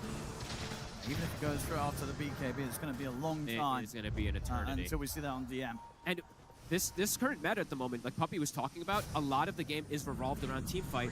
One lineup has quad BKB essentially versus 0 BKBs. So the team fights, just the execution can be so much easier for the side of Vision. You only see 2 BKBs, but one has a bear with the BKB, and then the other one is a Pango, which has a built-in one. You know, the only hero that's going through that BKB is pretty much the Terrorblade, right? Really is. Everybody else, Problem Vision here are is not gonna care Satanic about them one bit in farming too fast. There's ways, right? The taser is going to be annoying for Watson in these fights if they don't kill the techies at the start too. Vision. Smoke on smoke here. Yandex Get the scan. Struggle to Okay, come out there on will top be a of these fight. sort of plays throughout this Here it mid-game. comes. Can they find a different outcome here? Who jumps Looking who? for a big wraparound. They're looking for the back line. Who jumps They first? see 9 class. Don't quite see him. Okay. At the moment, seems like Vision don't expect this sort of Okay, move. high ground. No, don't go high Taking ground. a good Don't go sort high of ground, angle. guys. Ducalis is checking. Don't He go high does ground. expect it. Okay, And we'll nice. see them. They're going to know something's up now. And in fact, you know, Vision, they're not scared of Yandex. Notice might just be ready to make some sort of blind blink in soon. Go jump, Slardar. And he comes out, Nice, three triple men, splat. three of them notice that was up the fight. The roller gonna follow comes in. Watson's gonna try and react, standing his ground in the middle of the but they've already lost the center. Okay. They've almost certainly just got to Kill try the and get Lina. out of Kill this the one. Lina. Yandex, the Kill the fight Lina. not going their way. Chira. Nice, he's killed. He's got noticed back Ah, into the this is close of the GG. Malady will Go terrible. Go terrible, guys. so much here as GG. 4 is dead on Yandex. Even a fifth as the crush from Notice comes in from the low ground. They get the team white Vision as this game just looking more and more impossible for Yandex. They just cannot make a move against Vision. They're reading every movement now at this point. The techies, Ducalis runs in, gives full information. A 3-man crush from Notice. You couldn't ask Go for tier better. 4, tier 4, Chira guys, again, tier 4. He can't do anything in these fights. He just gets completely followed. Look at this. Gets stunned, tries to run away. His teammate tombstones him, but it's still at this point nothing that he can really deliver. Too much damage, way too many ways to sandwich on him. Just an awkward spot for Watson as well. Only able to try and get some, a few right clicks in, but pretty much from low ground situations for the entirety of the team fight. It's just not the position Yandex wanted to go for, even though they were the ones to try and set up this play. They're feeling desperate now in this position, and it's really starting to show. Vision's got all the answers now at this point. Great itemization, great ways to punish this, just lack of BKBs, lack of ways to prevent these stuns in particular. Even if you have Stampedes time and BKBs, I time think again. you won't survive that. That's double Raxes. And even more items now going to be picked up here for Satanic, who did not die in this game. 3-0 and 14 so far. BKBs won't help you. Flawless performance. 600 last hits on this bear. They have too much physical 340 damage. minutes. And now another Roche. I mean, what do you sort of take away from this game if you're Yandex? Because it's getting very close to that territory where you can only imagine they're considering Tap what out. to do in game Let's say 2. GG. They had such a hopeful looking early game. They were able to outplay What Vision can in they some of do? those early moves that Vision Say were making GG. against them, but as we mentioned throughout all those moments, Satanic was having the space, so maybe those moves that looked a little awkward for Vision weren't that awkward at all. Sure, it didn't go smoothly, but space was being created, Satanic's getting out of control, and now everything's falling together as a team, and just constant back-to-back outplays here from Vision. Oh, they're finding Lina. Lina. He's gonna see You're him. dead. You're dead again. Jr. Finds him again. Nobody's going to be able to come Nah. out. They'll try and TP out, but the Hex is there. You're He'll dead. be dead again. I mean, my biggest takeaway really is that Chira, his game it completely fell off a cliff, off of one death, it feels like. One or two of these deaths, and then it was like, he can't really do much of anything. Doesn't just have all the answers. So. Especially when you look back to what he got from the lane, dominated the lane matchup, took the enemy tier 1 tower down, 8 minutes in, didn't matter. That sort of didn't lead matter. fell off so quickly. Yeah, Gonna try and stampede, but the Bears in on top of him. He'll get the blink off. So able to live this time, DM. That's why they Only should just. have hunted Satanic Vision. around 20 minutes Doing before. this to a lot of teams throughout this tournament, just knowing they just know exactly when to take team fights, and their lineup, it is insane to be able to take these team fights with this Pango, just be able to get on these They should have targets. kept pressuring to Satanic Maybe it will before. be some type of draft adjustment, maybe something along those lines. That's the but problem. We'll have to see. Gonna go for the potential end of the game here, Vision. And honestly, maybe you gotta even just look at the support duo, right? I feel like One more Clash clash. is insane this game. This is GG. Okay, terrifying jump. support duo to let them have. Already in stones at the base, the jump's being Okay. made as Malady's out for 50, no buyback on him. And no one ready to roll in for more. Straight in on top of Watson, holding back the Terror Blade, allowing space for the Bear to tear apart the tier 3s. Fortification will come out. See Chira Jr. back up in a few seconds. DM trying to start some sort You're of defense, dead. but they just jump straight back on him in return. He's gone. He made the jump in, but he didn't Yeah, press he's from the the Druid. BKB. He's dead for 60 without the buyback. He's had a really rough game as well too. Besides Chiro, you know, You just mentioning picked Chiro having a Druid bit of a and difficult then one after his deaths, but DM too. you played the I bear. do think some of this itemization could be looked at for the next game too, because And also just they playing into so ban much the team fight. that's Yes, okay, there's a physical skill. damage, so it does feel bad to get some of these BKBs, but That the being unable to normals, move, being unable to play also feels bad if you don't get the BKBs. Multiple times now they've just been able to completely control these targets. Ready to go again with the push here. That's Still not what 2 it minutes left on the normally Aegis for looks no like. That's a skin. They'll try and hold the bear back. Look to burst through. Chiro. Again, notice he's able to get the Okay. stuff straight away on top of the two of them. The buyback will come out immediately Okay. for Saxon. No one getting taken out a bit low, but the rolling Blade thumbs is up. fighting He's back. looking to get the angle to get back in onto Watson, of course, still relying on the fact that he has that second life if it's even forced out of him. Malady gets caught out by the fear from Satanic. Back Game is straight over in. already. Back to the Undying, but can they really No push them one off these died. barracks? Top set. Final one. Okay. Taken away. That's the mega creeps out. Chiro. Exxon and Chiro Jr. TM's going to come in with a jump, but the BKB's No one's already out dying. from 9 class and Satanic's bear. They surround Watson. The fear's there into the root. No one's dying. Watson back to safety. He'll tell with a little Still bit no of one. something to heal up. They'll bring no one down the once, but he's going to be back with his second life. Saxon's Okay. gone. 80 seconds. No buyback on him. One more. His vision. They still have the full 5 of them ready to They're go. still fighting. Notice. Rolling Thunder's back up in 2 seconds. They're not moving. If he sees a chance to jump, he'll go for it. Notice coming in with some fantastic blink plays this game. Watson has his meta at the ready. Can he somehow bring down any of these cores? Yeah, coming up to a 40k lead here. 43 minutes in. He's got his BKB, so he can start to actually stick onto some of these targets, perhaps. No one's in. Doesn't catch Watson immediately with the first connection of the Rolling Thunder. Will turn over towards Chiro Jr. instead. They're being respectful though. Vision, not Okay. trying to push it too far. Get They'll play out. it safe. He popped meta. They can back up, reset, wait for the meta to go down, and look to clean it up right afterwards. Playing it very smart. This team has been pretty perfect of how they pick and choose their battles in this game. I don't think we've ever seen them let this sort of a lead slip away. No. Unlikely to do so here, but you never know. On the main stage, maybe something crazy can happen. We've seen some crazy stuff. This would probably be the craziest, especially against a That depends team if- that's 40k ahead. Mega creeps If in their Terrorblade buys a advantage. Divine Rapier. My class is level 25 also. Even more heals, even more damage. That is unlikely. Has only 1k gold. Everybody back up on Yandex. Chiro Jr. Got these BKBs now on Chiro and on Watson, but it just feels it's so late. They now just die in an instant versus these This game is massive over. physical damage that comes out from Vision as well. They should tap GG. Mega creeps starting to approach the base. Meta cooldown still 45 seconds. Full AC now on the bear too. Absolutely massive on Satanic. Has not been addressed this game. The first pick gets Zero away death. with 0 deaths.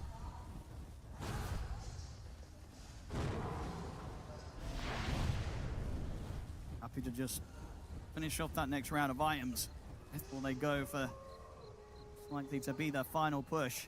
And, you know, I didn't get to mention it much too, but Saksa having a bit of a quiet one in comparison to what we've seen from the game. I mean, Yandex, it right? does feel like, you know, 9 class, he's turned up today and he did. says, you know what, Saxon might have given you quite a show yesterday, but let me show you what I can do. Truly, right? That offlane is insane how much of a difference it is this game. 9 class and notice what they've been able to do.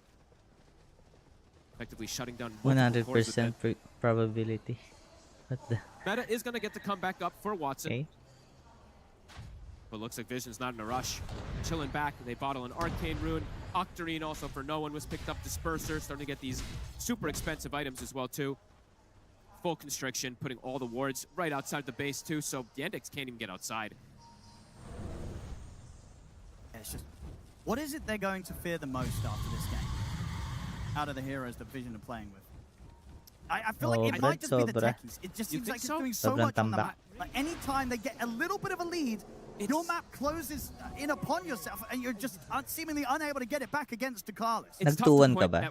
I mean, 2-1 score ng ano they mo? get so many cases for all Bet of them. mo? Yeah, because it's also right, like in a lot of these situations, Vision was, they weren't falling too far behind in a 4v5 Hindi situation, naman malabo and yan, then Brad. Satanic was able to get involved. So there's Malakas a lot din of things Yandex to look at for the side of Yandex to improve in this next one. going to get found out on the map. Oh yeah, 9class. This is a on the bears in. Absolute perfection from 9class. Kira Jr. looking to get the BKB off. Nice save. Tombstone as well to try and save him. With the rest of the Stampede, will get back to the fountain. Malady's gone. Has buyback available on him. Dax, of course, still does Ayaw not. pa mag-GG. Vision. Continue to very carefully approach the victory. Parang team spirit lang eh. Surgically. Titanic's in with the bear. Trying to come in with the burst. See if they can take the bear down though once. They can. That's the bear gone. Fun. For now. Gotta resummon. Send it back. It's gonna take a little bit of time for it to get there. How careful does Vision want to be? If they want, they can just wait for the Roche and then just look to close it out with the bodies. Meta was used though again. So perhaps they do look to jump immediately after that meta goes down. We'll have to see which choice it is for theirs. It's a long Roshan respawn. Just no way for Yandex to get outside though versus these mines, versus this bear. And a very, very difficult game for Watson to sort of be able to carry from this point. We've seen him carry, you know, against some pretty hefty net worth leads, but this coming up to nearly 50k. Definitely, I don't know what sort of item pickup can sort of save him from this sort of situation. Divine Rapier. They need Divine. It's already filled up. I mean, they also don't have the similar these control, right? The BKB piercing control, and the Slardar has too. It's limited ways for them to get the catch versus a quad BKB lineup that has been built up from Vision very early in this game. Ayaw pa nila i-GG. Hindi sila makapag-farm sa labas eh. They can't even go outside. I think, at least especially in the hands of no one, very much seeing, you know, why this hero Pangolier still has the win rate that he does, even though it hasn't been picked too many times. The fact that he's able to still do this after having a one of the rougher lane matchups. They're gonna look to end it. 20 seconds still on meta for Watson. No play. What do they see? Jump. Get the jump on him. Jump TV, jump TV. Oh, you're dead. There, setting up to kill Watson. Yep. GG. Onto the tier 4s, onto the ancient. He'll come with a buyback here, Watson. Can they stop the bear? No. And some control there with the Yules. Coming down Jump, to jump. almost half HP. Slardar jump. And we'll step back. Come on. Sharpshooter in onto 9+, Jump. 9+, ready with the BKB. Another sort of forced down to Chira Jr. Bye He'll back. buy back immediately as well. Watson trying to stand his ground and fight back here with a Metamorphosis. Vision, they'll kite that out for now. 9class just No more devastating buybacks. them. Four-step aggressively into the Hex multiple No more times. He's ready to catch them. He's having a lot of fun this game, 9class. 7-0-20.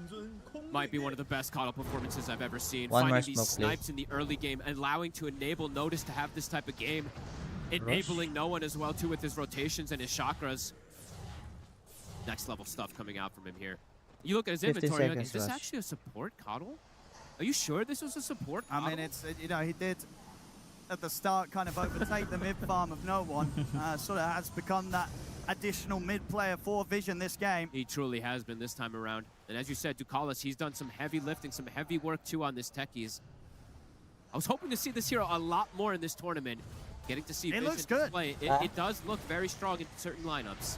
And we do have a fair few solid techies players still in the competition. We absolutely do. Ducalis is certainly one of them. It's such an annoying hero to play against once you fall behind. Because just getting out of the map, as we saw, the smoke movements just get radical. Ready to close it. They're onto the ancient here. The fortification will come out. Satanic ready to send the bear over towards Watson. He's caught in the root. DM will try and get him out with the stampede. They do kill the bear off. He's got another. Yeah, quickly he wants to send it back in there. Put the bushwhack on a no one. Sharpshooter as well. Swashbuckle out. Keeping the game alive somehow, some way. 62,000 lead though. Roche now will spawn. They can back up, pick that one up as well. They're all pretty much 6-slotted now at this point. No one can treat himself to a refresher as well. It's just hanging on here for Yandex. It's got to be the rapier for Watson. Yeah. But again, not always not the best. The dream hero to have it on, but it still does something. He has done some miraculous stuff. We did see that one win Ranger game that he was able to crazy turn around, but this one would be even harder. I was going to say, if that was extreme difficulty, this is nightmare difficulty here for Watson. Nightmare difficulty. If he's at least able to get the courier out and get that purchase, it's not going to be easy with the position that Vision's in. We'll have to sell something for it as well if he wants it for this final defense. There's no one. Full refresher for him. Back up, picks it up, resets his mana. Say GG. He's getting the courier sent out to the shop. We'll see if Watts is going to be able to get that Divine Rapier picked up here for the hole. I mean, they do. There's a lot of heroes around. That courier ain't making it. It's not. It's not. There's no way. Satanic's ready with the bear. If he wants to make that pickup, he's going to have to get out on the map himself in the next 2 minutes. That's not rather unlikely. He'll have to run through 1, 2, 3, 4, 5, 6, like 20 mines to do so, and a whole team, of course. Not much growth has been here for the side of Yandex. The other two cores have gotten literally nothing. It feels like in the last 20, 25 minutes. It's only Watson growing. While Vision, it's essentially, I mean, it's 4 cores, as you said. Oh, yeah. And Satanic's pretty much got the bear 8 slotted. He's ready to pick up a Moon Shard next for it. And he's got 1, and he's got the refresher 3 bears, because he's got the shard. Vision. Will they catch this time on the jump straight in? They're going to look towards DM. Notice finds the center. Will still manage to get the Stampede out. Satanic gets the bear over towards Watson. In fact, sending the bear over to the base. GG. Ready to get this game done and dusted with as the ancient will fall. Game 1 going to Team Vision. It looked like at the start that maybe there was some hope here for Yandex, but my goodness, for the majority of this game, it became very clear there wasn't. Yeah, I think overall for their draft, they have to get more ahead with this Lina and can't have these deaths for Chira because his game completely fell off a cliff. Some of the itemization, too, I feel like left something to be desired. Like, I know how good this Krulla's item is, in particular in a lot of these games. It can steal all this healing, but I really was feeling just this lack of immunity versus these stuns. It felt like Team Vision could just pop their abilities, jump in. They had these triple BKBs themselves, so the team fight just felt that much easier for them, even when they were kind of at that even footing. Yeah, just another one of those Vision games where every single player pretty much gave us a show-stopping performance throughout that. I don't even know who to highlight. I'll leave that up to the panel. Vision, take game 1.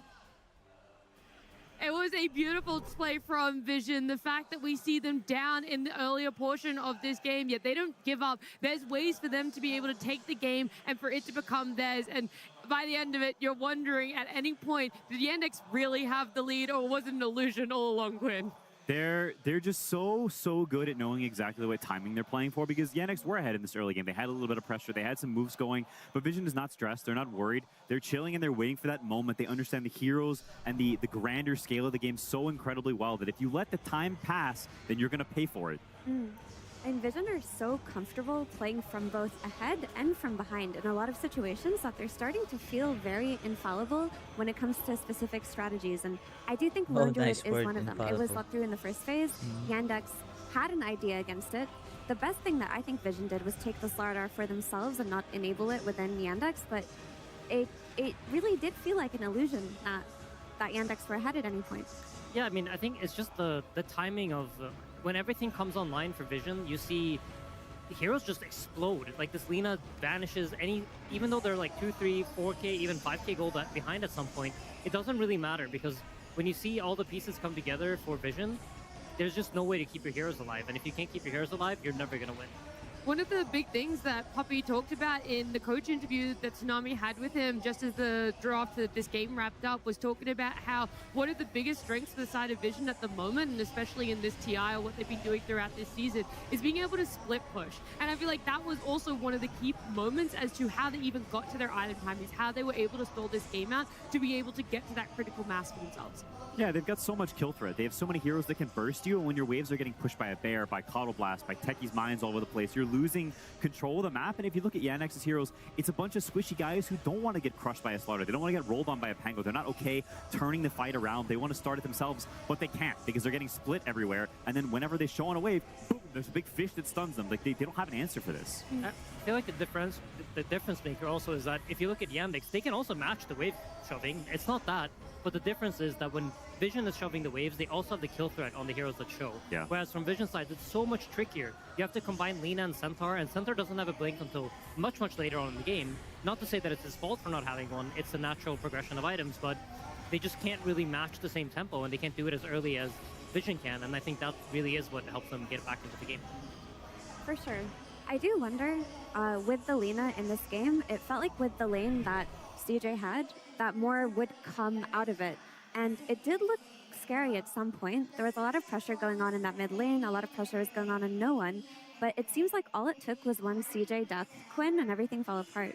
Yeah, it's a game where you're playing on very thin ice. You're playing against multiple jumpers. It's a game where it's not easy for you to itemize. We talked about in the past where Lina has trouble buying armor items, and armor items are all you want in this game. He ends up going for an Ags, not the BKB, not the armor item. We talked about it some backstage, and it just feels like, I don't know, his power is just slowly waning and dripping off after an amazing laning phase. Genuinely, he obliterated no one, but it just didn't really come to much. I feel like it's just tricky. You can look at CJ and say, like, yeah, he dies once and the game's over. But if you want to make this kind of draft work, it requires the team to function at such a high level. And we talked about it in the green room, but there's these, like, moves that need to happen with the TB really early on where you just abuse the fact that you're 2-3k gold ahead and the enemy team can't fight you until they're playing Sunline. Yeah, these gold leads, they matter less and less as more time passes. As everyone's gold goes higher and higher, that 2-3k difference means less because it's a smaller percentage of everyone's total gold. And so you want to seize the opportunity, strike while the iron's hot. If you got a 2k gold at 10 minutes, that is so much more than a 2k gold lead at 20 minutes. I mean, at the end of the day, that's what a Lone Druid is going to be able to do. If you don't capitalize on the small lead you get at the start, he will be able to farm up. He will be able to close that and will be able to become 6-slotted faster than what feels like almost any other hero can do for themselves. The other one that I very quickly wanted to talk about was 9class, just how impactful it felt he was in this game as well, because so often in main stage, Coddle is either getting first phase banned or completely ignored, just teams that aren't playing it. And now we see it in this game and you go, okay, now I finally understand why people weren't willing to call the bluff of certain teams about Coddle. Yeah, 9class is very scary on a lot of heroes, but one of his scariest heroes in this patch is Coddle, and that's why it is consistently banned against him.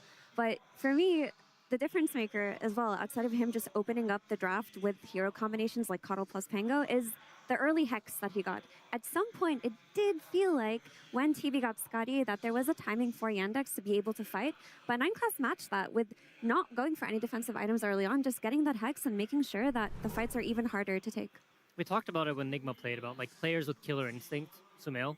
And I think 9class is a similar thing going, where he understands what do I actually need to win the game. He doesn't buy like 4-staff Glimmer Cape, that's always good. He knows that in this specific game, I hex the right guy, we burst him, and the game is over. It's just adding to more of the overwhelming team fight that it felt Vision were just slowly accruing for themselves. But so much more goes into it. There are small nuances that you don't necessarily catch when an exciting game like that is playing out. And luckily for us, we have Purge to do all of that digging for us. Thank you, Nat. Yeah, a big moment in this game came around the 25-minute mark, and a lot of it comes down to vision, coming from wards.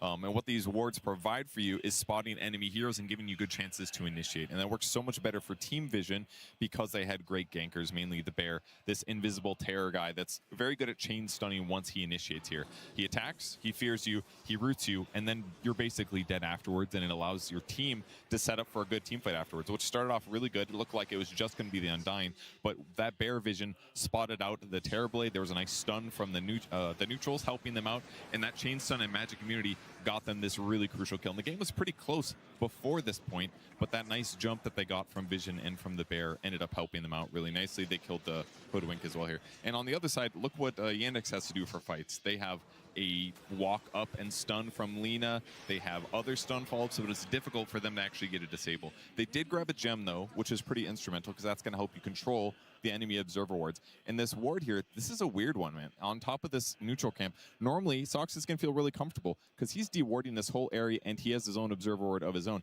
But he's less likely to run this direction because that's kind of a danger territory. So he kind of stays in the area, but he feels safe because his ward spots the enemy heroes that are coming to kill him. So he ends up dodging this gank, Vision really mattering there. But later on, they instead kind of use that usefulness to both walk onto the high ground where their observer ward was, but also that's going to make Yandex think that he's safe to run to the right because his observer ward is still there spotting. And then they get to utilize their better stun jumpers. They stun with the Slardar, they stun with the Techies. They do all this burst damage into this fight. They're able to kill Malady pretty easily after he defensively covers himself. I'm sorry, he doesn't die there. But this gives them really nice control of the map. This allows them to push and take control of the tier 2. And once this tower's gone, this invisible bear is an even bigger terror. So it just gets worse as time goes on there for Yandex. Vision really taking advantage of their nice observer wards and their great chain stuns. Thank you so much, Pudge. It really does come down to the vision game at the end of the day where you're able to put these cheeky observer wards. And I feel like Insania, when we saw the map of Dota change, that was the big question mark. Where are those pivotal warding spots going to be for yourself? There's a lot of high ground wards that might seem quite obvious, even though they are advantageous. And at the end of the day, you find a spot like that. You shove it in a neutral camp and you go, this is going to be a wide enough cone that we're still going to get great engagements out of it. I mean, it's a really cool ward, to be honest, because if you pay attention to the timer in the game, it's around 20 minutes. And usually that's when the enemy team has control of your jungle. You tend to swap sides. It's quite a normal thing that happens in Dota. So when you walk past the camp and you see that there's no creeps, maybe a lot of you at home are thinking, well, it's so obvious there's no creep camp, but there should be a ward there. But at high-level Dota, people are so efficient that these camps are just farmed every minute. So when you walk by it, you can't draw that conclusion because most likely somebody's just farmed it. That's all you're going to think of it, and you're going to move on. So it's a really clutch ward, and it obviously ends up winning them 2 crucial team fights that also win them the game. How often were you looking at that stuff when you were playing Position 5, like seeing other players' warding patterns, trying to find new spots for yourself to ward? Like all the time. I have like a folder in my head with each player in it, like Snaking wards like this guy wards like that, this Tofu has tendencies to put these kinds of wards. So it's something that as a 5, it becomes like your own little game, and you try to explain it to your cores and get them like on board with like, hey guys, I need you to put a sentry here. And they're just like, stop talking about wards. We don't care about this. Yeah, it's actually an area of Dota that half the players know nothing about, and the others are like, oh no, you got to place it 2 inches to the right and then 1 millimeter up and get your protractor out. And I'm like, bro, I touching these things. I mean, it ends up winning you a game. It ends up putting you one step closer to be able to go to a grand finals of an international. I mean, the energy is so crazy right now in Shanghai. Everyone was having so much fun looking at this bear being able to do what it's supposed to do. And Effie, are we really going to get the chance to see another lone druid when there is vision in the series? Honestly, it's seeming very problematic letting through Satanic Slender because they had a great start on Yandex. They managed to do a lot of really cool moves, even kill the bear early on, but all it took was a few item timings on that Lone Druid, a few pickoffs, and the game snowballed out of control. I think banning it can make it very easy, especially if you see the Wyvern plus Enigma bans that we saw at the start of the game. It made it obvious that they wanted it. You try to beat it one time, don't let it through game 2. Yeah, it's scary, though, when the heroes you want to ban start mounting like this. It's what turns a team from extremely strong to impervious, that now suddenly, as a Lone Druid, you feel like you need to ban. As a Coddle, the 9 class has 0 deaths and an insane amount of impact in this game, but you want to ban that hero too. And you've got your preset bans for all the normal meta heroes that everyone else plays, and suddenly you've got 7 heroes you want to ban, and that's not how the draft works. And this is going to cause some real problems. You have to pick something to beat. It's what all the best teams in recent years, the strategy they use is, we've got this set number of strategies, you have to beat one of them because we have too many to ban them all out. The silver lining of it is that Yandex should potentially have first pick in the next game here, but then you have less first base bans for yourself. When you're first pick, you only have 3, compared to when you were second pick, you get to have 4. And so they were more than willing to let the Lone Druid in, even though they had more bans up their sleeves. It changes the dynamic, though, when you're on first pick. Generally, first pick, you have the option of creating like this unbeatable draft, where second pick kind of has to respond to whatever you're presenting them with. So that at least changes the flow of it. We're seeing our teams walking back out now. A lot of cheers for them. And I know everyone here and watching at home would love to see it go to a game number 3. And I'm hoping Yandex could take that time to themselves, be able to recalculate, readjust. We've seen them do it in their previous series where, again, they were having a massive lead up against Enigma Galaxy, and it was big team fights that ultimately led to their downfall for a game. But they fought back. They were able to bring it together and come up with great new adjustments in their draft. So I have full faith that Yandex are going to come in just as strong for game 2. Yeah, I think they're a team that have a lot of respect for Team Vision. They've played them a lot this year.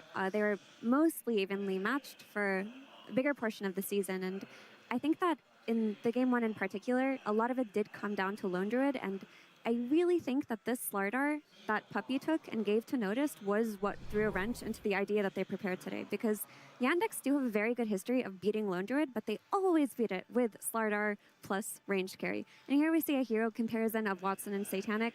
Watson actually impressed me with how he was able to keep up in GPM even while they were losing, but it just wasn't enough in Stadium. Yeah, it's kind of funny. Watson, I think this entire tournament has managed to stay like 10k gold ahead of every single other carry player, even when they're in losing games. But this time around, like Satanic, he's a different beast. I feel like he matched him and eventually even overtook him. Yeah, Lone Druid is just, the hero just farms so disgustingly fast because he's farming with 2 heroes at once on opposite sides of the map.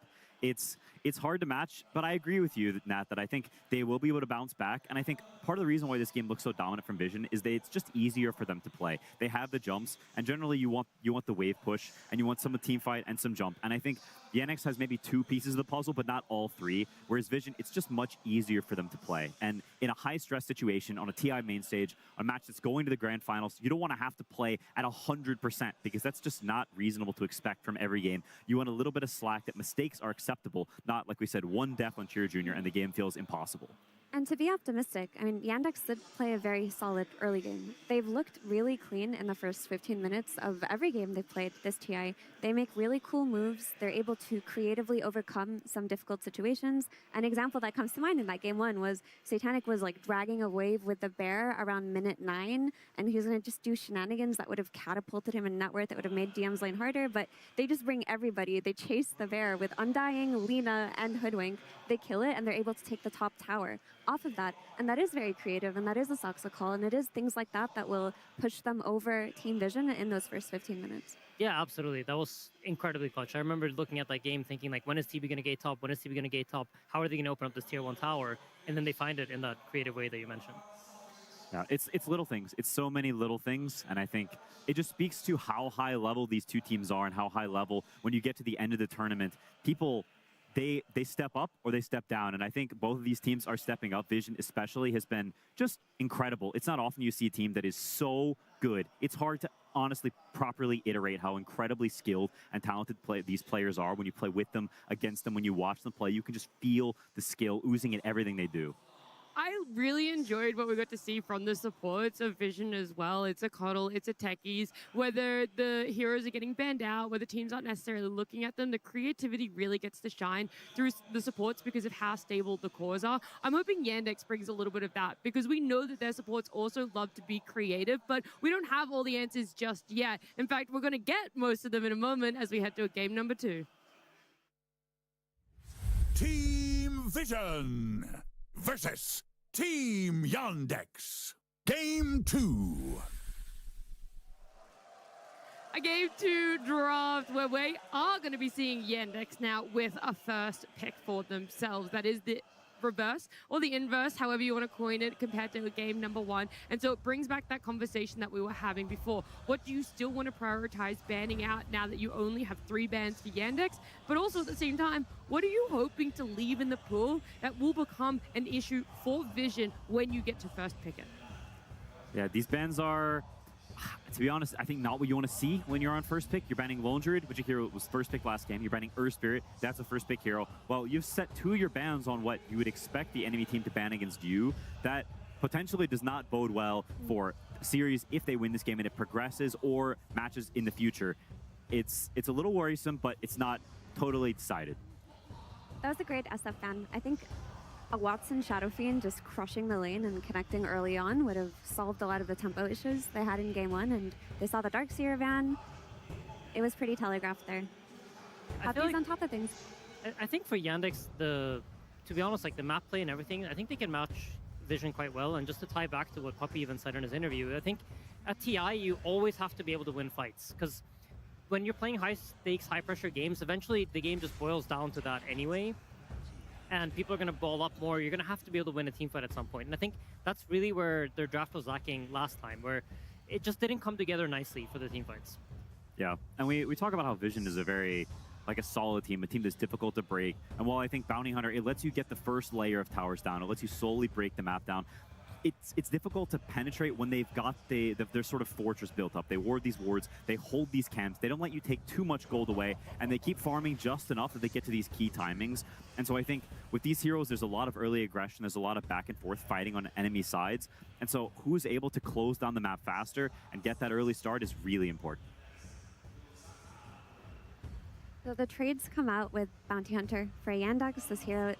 We haven't really seen much of it after the first day where he kind of emerged as one of the heroes of the main stage, but it was Soxa that brought it into popularity.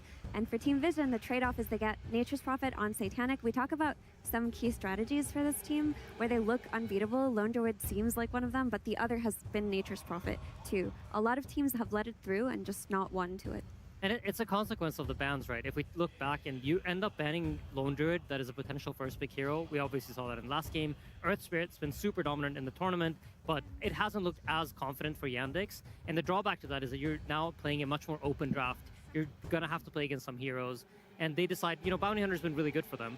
It was one of the heroes that I think also utilizes Saksa's comms more than anything. It's kind of an underrated aspect of the hero, but you get to move around the map a lot and you're not really playing lanes. So you're a lot more in the mindset of like, how do I enable my team? How do I set things up? How do I actually make things happen? And Saksa is the guy to do that. He can talk, he can make sure his team is moving in the right places, finding those right moves in the early game.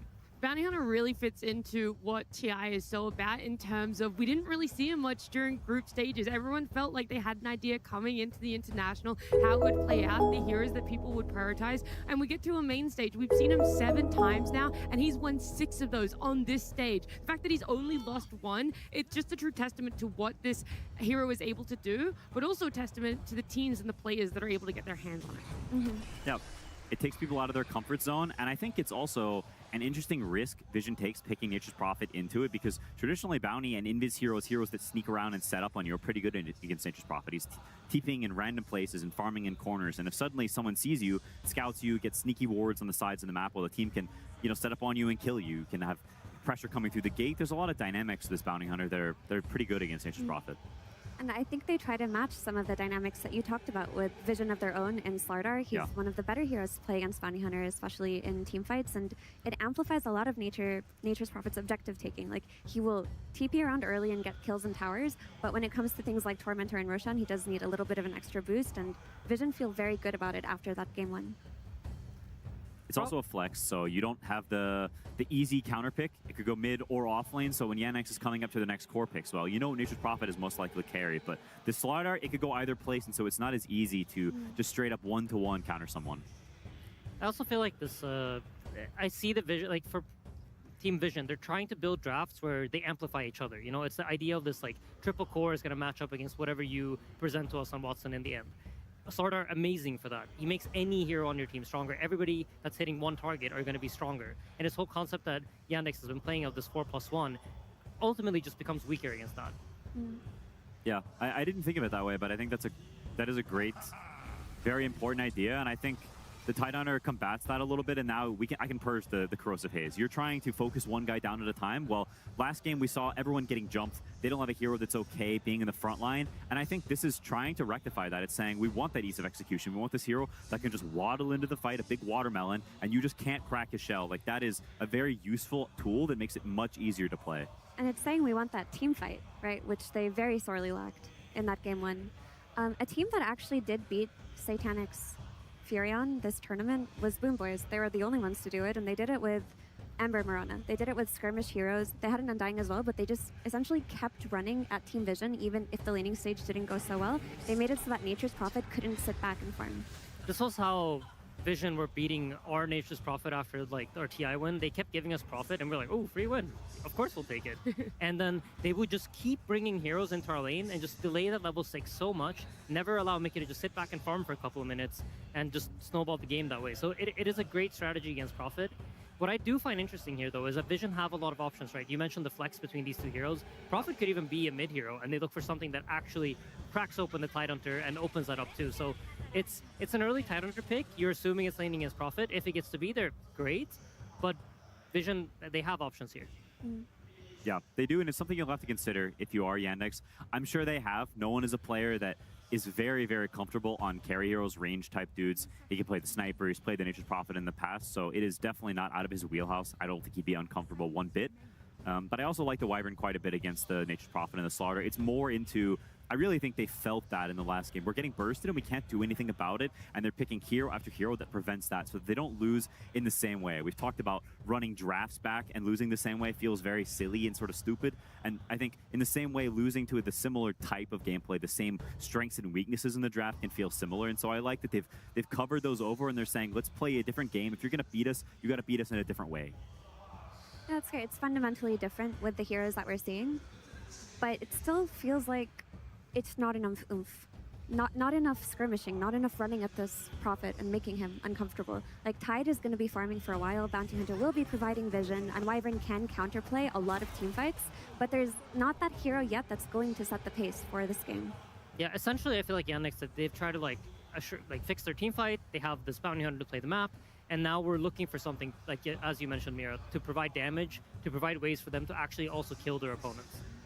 And that's where the genius of Vision's draft comes in, where the hero that would do that can be countered by the Slardar mid. It's typically the spirits and the melee type heroes that CJ plays, right? Slardar lanes against them exceptionally if they flex it. And if they try to do it through Watson in the tempo setting, then you can run the Slardar plus Willow offlane, which is so hard to play into for Watson's hero pool. Wow, very forgotten hero, I feel, in the last little bit. She did get that small change in a recent patch, and so some teams still favored her. There's still good situations for her, but seeing her here on the main stage finally. It's a good mix, I think, of damage types, and it pairs well with Bounty Hunter. When you've got that hero, he kind of wants follow-up damage, oftentimes from a distance, because he's scouting people, he's finding a random guy. Okay, now Bounty sees them, and you throw globs, and this guy just dies. And on top of that, it's got a great lane against Slardar, and it's just a very solid laner in general, so if they do decide to put Slardar off lane and pick a new mid, well, it's very difficult to beat Snapfire in lane with pretty much anything. So you've got guaranteed a good start. You've got good synergy with your 4, which is one of the most important building blocks of, sort of a draft in general. So I like this, and I think CJ is also very good at it. Lots of damage as well versus Dark Willow, and we've seen 9 class be an absolute menace on it. And it also doesn't worry about Bramble Maze, which the Spirit heroes would have. Sox has also been one of the few players that I've noticed on these really, really early game rotations. Even at minute 4 sometimes, he can TP mid and try to we have an ogre off. Which one wins, left or right? Left for sure. I think left hooked, yeah. Somehow looks more lost than the actual ogre. No, but you have this cool thing that Soxa can do where he can TP mid very early on, maybe even at level, minute 4, get cookied from Invis, and there's you don't even see it coming. So I really like this idea from Yandex. I think Soxa is very enabled in this game to be that shining star for his team. Yeah, and they leave Watson for last pick, but they don't have the absolute last pick. So whatever Vision wants will be on the absolute last slot, which means that Watson may potentially be playing against a counter pick in lane. They do ban 2 mid heroes, so it seems like they think the Slaughter mid is too bad against Snapfire. It's going to be in the off lane, and that's what they're preparing for. That's what they're gearing towards. Sometimes people split their bans, but they're all in on, nah, we think it's Slaughter off lane. I think conceptually that's really smart, because you decide to counter Slaughter on the mid lane, essentially telling your team that we're going to guarantee that it's in the off lane, and despite not having the absolute last pick of the draft, we now get to ban the 2 best matchups against the Snapfire mid, and also get to counterpick the Slaughter. So you're setting yourself up for a very strong situation, despite the enemy team having a counterpick on you. Yeah, it's solid ideas all around. I think so much of it will just come down to execution, though, and that you can pick great heroes. I think they had heroes that could do pretty well last game. They had a solid early game, but you have to stick to it. You have to keep that confidence, and that's where I look at last game and how it faltered a little bit. You talk backstage, you come back into this. You've got a good draft. You've set yourself up well, but you need to. The play does the talking at the end of the day, and I need to see that from them, because it's not a game that you just waltz over. You'll never outdraft Vision so hard that you'll auto-win. They're just too good for that. Yeah, Dex are definitely going to try, though, with their last pick here. Spending a little bit of time, because Watson has definitely preferred the Kez and the Terrorblade have been taken out, but Watson's proficient on many different heroes. Is there something specific in a hero that we're looking for here? Probably a melee hero, something that pushes waves. Generally, Wyvern wants to sit behind people, and so you want something that sort of enables that. Luna's an interesting one.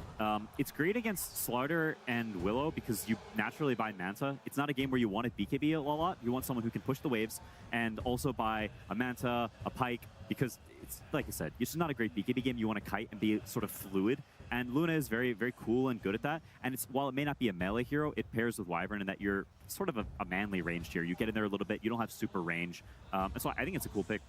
Yeah, this Luna is going to play a lot of tempo. To me, Yandex are saying, we think we played a strong early game, and we're just going to push our advantage. We're going to group up with our Luna and Tide. We're going to take objectives before you do, and we're not going to let you get to a point where Satanic carries this game. Because while Luna is amazing on lane and amazing at grouping up, eventually she will lose in scaling to Vision's Prophet.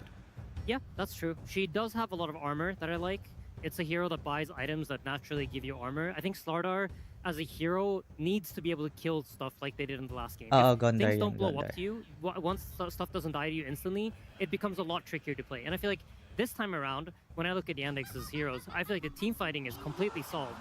And the more of the question Luna, is, Luna. how do we address Yandex playing them out? Or sorry, Vision playing them out. Yeah, Puck definitely adds to that. There is no way to kill this Puck in the early game. You kind of need to wait for a Hex almost. So Puck it's going to be na a naman. game where Puck cannot die. You cannot really attack the 0% mid lane win rate anymore, and you're yan. looking for play moves elsewhere. You're getting Feeling ko ano, farmed, and tatama you're waiting yung- for that Hex timing later yung on. bet And mo. so the splitting from Vision, the Nature's 2-1. Prophet, the Puck TPing around, like that is going to become the name of the game for the first, solid chunk of the game. Puck has not had a great tournament though. Like this hero has failed to deliver on the main stage. And Ilan odds nung while ano, it 2-1? is exceptional in that there's no Mataas? disable for it, it's also a hero that I'm only gonna really 2-0 care kasi yung about ano niyan in eh. the late game, in that scaling. And again, Yung on mababa yung Yandex to just odds keep eh. running at them, group up with their Titan Luna and take everything, and I think they can do it. 2.3 They pwede na. definitely have very different tools than they did last time. This time around, I think teamfight is completely secured up, and the question is more going to be like, how are we going to be able to play the map? Are we going to get split push to death?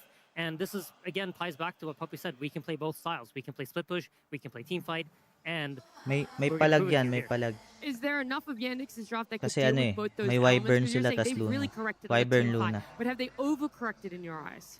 I think there might be risk for that, yes. But to be Oh, honest, when you taas. get this deep into TI, these players are so good, and Kasado they're yan. able to find ways to utilize heroes in ways that you wouldn't expect, that I wouldn't be willing to bet anything on. Kinasa, So, yeah. kinasa mo yan, Brad. Yeah, honestly, I would back Yandex, and if I look at this draft compared to the last one, I think this is much more comfortable for them. Ayos. It's much easier. I think their players are Kasado better yan, suited to panalo this. yan. And Pwede na rin. when you go deep in a TI bracket, being able to fight, 3.1. Puppy talked about it, we talked about it, just being able to fight, like sure, they can split push you, but you Pang can't ano split ulit push yan. to win anymore. It's not TI3, Pwede it's pang TI15. Though it roll. is a different game, and at some point, you gotta knock heads and fight a little bit, and I think Yandex is very well suited to do that.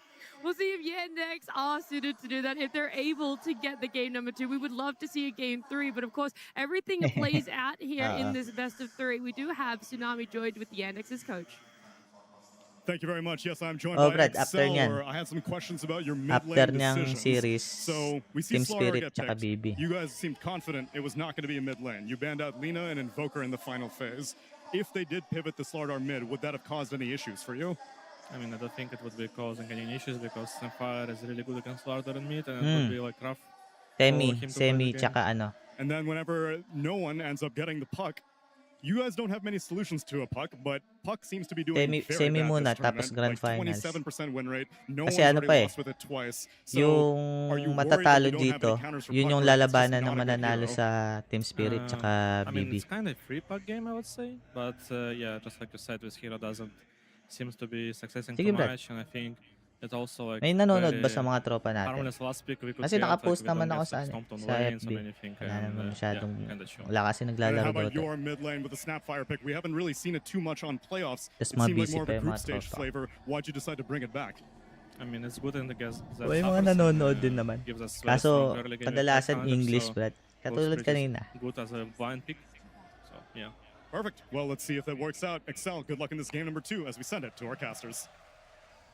Thank you very much there, Excel and Tsunami. Game 2 time. Mga Ladies and nadadaan din. gentlemen, Si- here we're going to sila, find out Jones, Team dumadaan Vision's going to be din. able to make that move to the grand finals with a clean 2-0. Sige, Yandex is going to have something to say about it in this game 2. They've decided to rally around a Luna draft, something a bit different. You know, we're not seeing a lot of lineups trying to go around the Luna. Busy din But then kasi that iba, last pick, katulad of ni course, for Joms. Vision, as was discussed there, Dumadaan din it si is this Joms eh. puck. Kaso And this busy. hero, as you say, it on paper looks like a free puck game, but puck just hasn't been winning. Nope, not even no one, right? I believe that they were saying 2 losses for him on this hero as well, too, but playing into some pretty limited catch and disable this time around. Bounty, I think one thing that people maybe, you have to consider sometimes too, they were mentioning a little bit on the panel, is this Invis Bounty with the Snapfire. There is this tricky little plays you can do with the Shadow Walk with the stuns. It's a bit hard to execute sometimes, but I can see them tripping up something like the puck a couple times. Gumagana for kaya no ito. one. So Wait lang. I think Check that's ko. the main thing to look at for me, is the Bounty Hunter. You know, there's so many other things. Yes, the Luna is interesting, all this team fight, but it's a Soxa Bounty Hunter. He has won, I want to say every single game on it throughout this tournament, at least in the main stage. He has been literally the one that's deciding and making so much Gulat space. nga ako, I nagdodota ka feel pala, like Brad. if you were going to say, right, Kala we ko need Saxa to nag-CCS do ka. the most he can in the first 10 minutes of this game, would Bounty Hunter be the top hero for that? I think so. I mean, it's hard to say because Sox has had some pretty explosive first 10 minutes on a lot of heroes, but this is a different beast, and it gives you so much information when a team is looking to play this more 4v5 kind of style, have another one TP Ako din naman. to get some kills. Hindi na ako naglalaro really nun. To see how much Sox is going to be able to Nabalik do in lang ako this kasi game. na Have to talk about the team fight as well, too. They did talk about on panel. This time, Yandex, they double and triple down this time to have that, you know, a bit of a better way to be able to fight into Vision, even if they do fall behind. Can certainly use some of Team Vision's powers against them. Halos lahat naman ng nasa Dota 1 nandiyan pa rin. May mga bago lang yan. Snapfire. The kisses as well too. I feel like Shiro on this one si Wyvern, feels a little bit bago rin safer for him in yata si particular Wyvern. too in comparison to the Lina. I'm not sure. That one just felt Saka really rough si Dark really quickly Willow. for him. No one will juke the first cookie. Does eat a blast though, and he's taking a big beating in the mid lane. No one uphill miss. He'll be okay, but my goodness, takes a ton of damage there from Chira. And how is this matchup? Is it meant to be a bit of a tough one for the puck early on? Yep. Pero Definitely a halos bit of a lahat, tough one. yung iba naman, We'll start to yun pa recover, rin but naman. Snapfire has a 11 base damage advantage or so, has easier ways to play. So, they're going to get him. They've got the damage to kill off 9 class before he's successful with that TP. So first blood coming in for Yandex. I'm happy to see Luna too. I'm unsure how strong the hero is in particular overall, especially versus Nature's Prophet. That one I'm going to have to see later down the lines because it doesn't sound too great on paper. The Treants are good versus the Eclipse. The distancing versus Mahirap with the dito, Nature's Brad. Prophet is good versus Tagal the pa Luna, kasi so ng ano ko we'll eh. have to see. But I'm Pwede glad that they're trying makapag-live sa something a bit new Facebook. here because Watson, a lot of his heroes were bad. Mahirap dito sa So Twitch, looking for an kailangan extra English option eh. to be able to fight early and perhaps get that early advantage that Kaya we do want to see mga them get in kadalasan this game. I nanonood want sa to see akin them getting English. that early advantage, Dumudugo getting ilong ko. objectives, getting buildings, and Luna has traditionally been one of the better ones to do that, like a Terrorblade style, but not as reliant on the metamorphosis. Pahirapan, Brad eh. Titanic. Baka mag-transition ako ng TikTok eh. Is going to be able to get the chance to get in on top of him, but Tsaka doon sa Titanic keeping kick. his cool. Only down Marami to rin the Pilipino fairy dun. fire. He's being brought very low, though. He's sticking around. Yung page ko kasi bago lang eh. Parang 60 days pa para Ready. makapag-live. He's just gonna TP back and come Hindi back pa, Brad. afterwards. 60 days pa. This tide pick too. Parang something to talk nakaka-30 about days pa versus lang the yung page. versus the Nature's Prophet. Very Wala pa solid nga lane, yata right? 30 Always days. able to anchor smash the Treants, can just kind of stand there. Pero This pasok might na have siya been sa one ano, of the better heroes I've sa seen from DM in this monetization. tournament as well. Too. He's had a lot of good ones, but some of his tide performances Parang have isang been linggo really pa nice. lang He's been a rock for the team. naka-monetize na ako. See if he can continue to endure this pressure versus the Treants. Sa main ko, ayoko, Brad. Brad eh. Should be all right. Pwede sana sa main ko. Titanic, Kaso, very unlikely to be pressured down hahatakin here niya in lahat the lane ng ano versus eh. this double melee. Gonna have that free farm. Gonna Ng be able to views. TP and perhaps join with his allies on these other sides. Maganda pag nag-start ako dun nasa ano, sa page. Tapos saka ako na lang isi-share. Mga siguro ba ano pa yun? September. Something for Yandex, a lot of times I've seen them have success is because of how much DM and Soxa gets out of lane of just outplaying in the lane, right? I don't think I've seen Ducalis and Satanic lose a single safe lane in this tournament. I mean, I could be lying, but I feel like I've seen them win 90% of them Oo, at least. may MPL So ka that's agad. going to definitely slow down the potential that Soxa can do on this Bounty Hunter as well, too. If you can't slow down the NP, your movements don't connect. Tatry ko nga Could be i-cast problematic yan. very quickly. I-stream.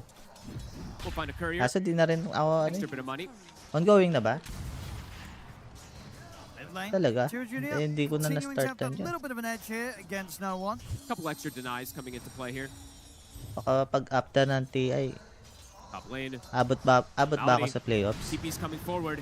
Satanic's getting Hindi pa involved. kasi Looking kabisado. for Watson as well Elimination. too. Soxa will Ah, come in, pwede but pa, abot Not a lot pa you ako. can do. No. Just got to sit back and watch Malady get taken down by the pala. rotation of Satanic. This is always the concern when you're playing versus that NP early. He's free farming in Ay, lane. nod ka and he muna, can Brett. sandwich onto these ranged turret heroes very successfully. It's been one of the best answers versus a lot of these ranged turrets. Soxa is Can mess with him a little standing. bit.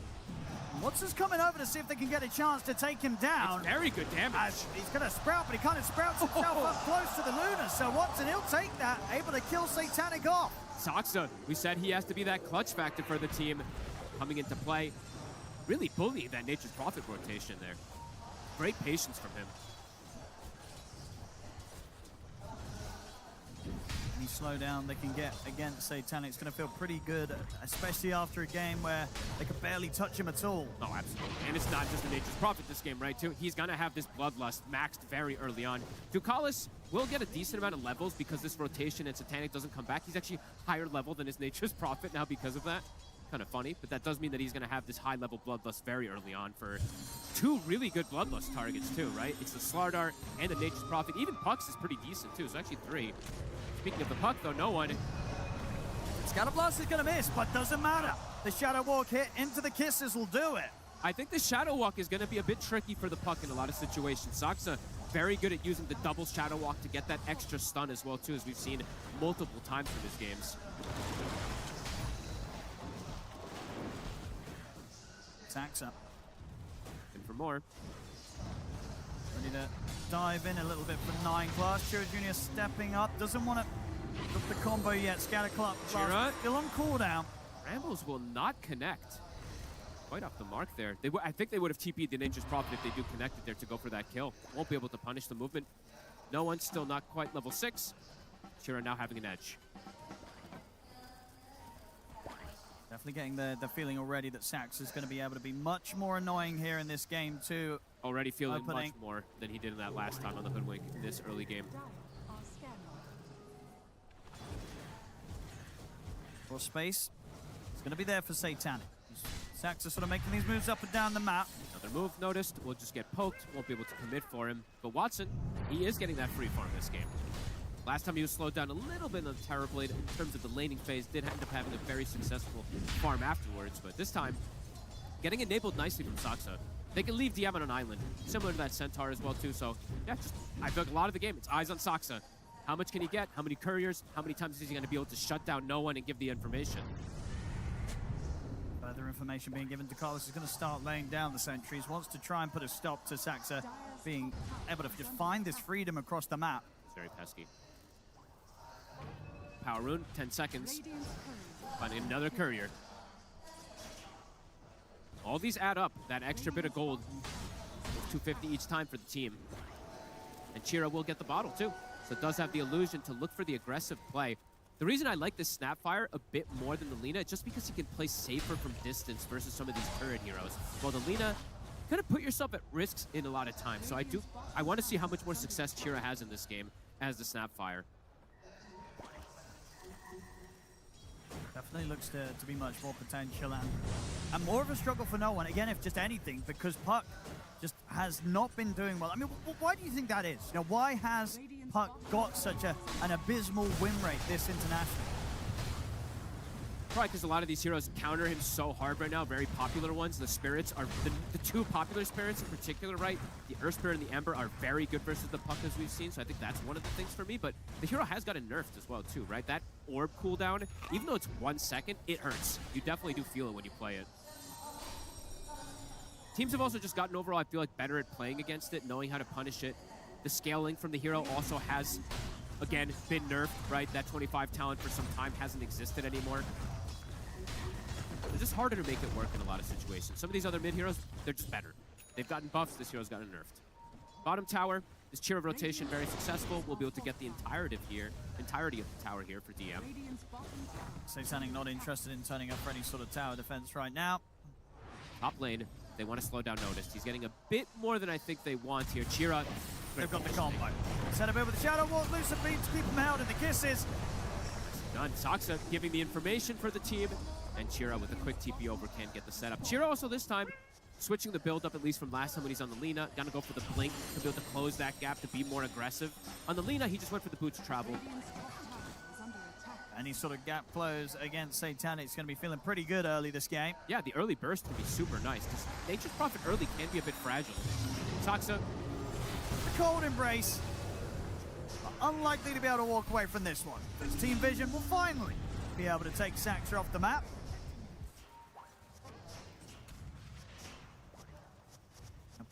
Being quite annoying for them.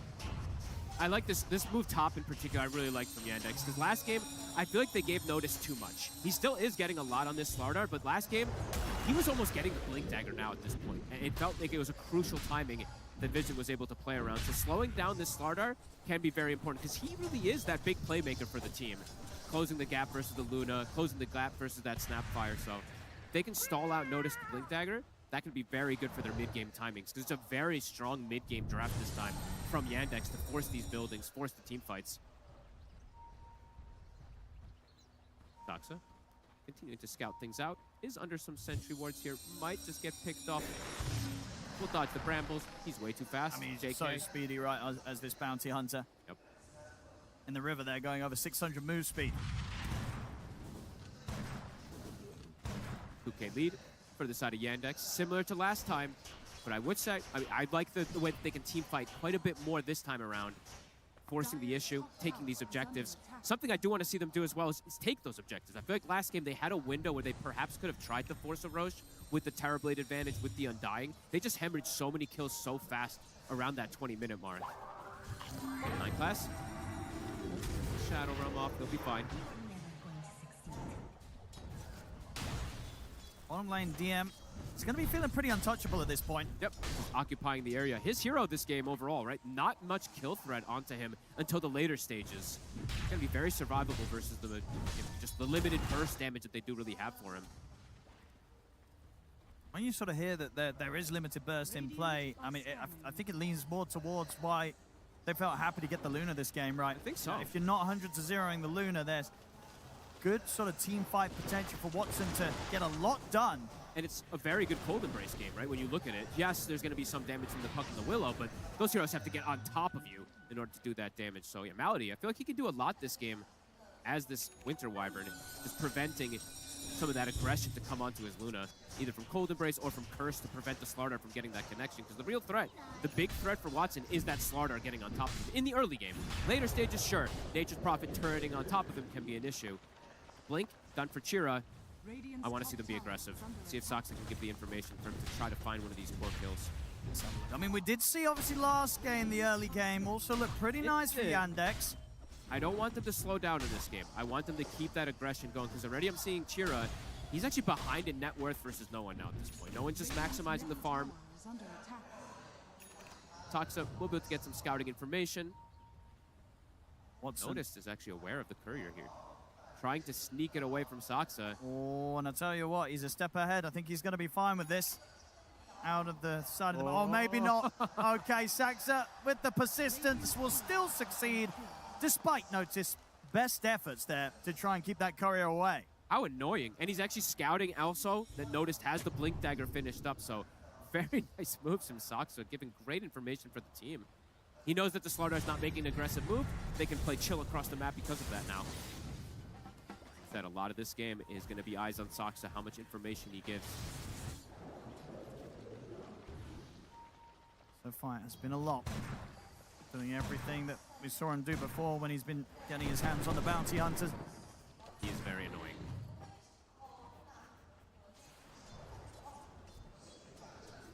He's sticking around here. Potentially even looking for if he can go for a Wisdom Steal as well, too. The game is very slow pace. Okay, he's not going to get this very likely here with 9 class and Noticed around. Time to let that be here for Vision. They seem to know that he's still lingering in this area here. They're not really overreacting on the side of Vision either. They're content just hitting the creeps. They do know how hard their lineup scales when you do look at it on paper. Now he's around, Noticed. Oh, this time they'll find him. He's going to have his eyes on him. Soxa, best he could do is try and make them work. He got the courier. And I tell you what, on top of that, indeed, getting another courier. Honestly, he'll take that. 9 class, that was a little lazy by him. He should have been able to move that one there, but either way, Soxa, he'll be happy to take that one.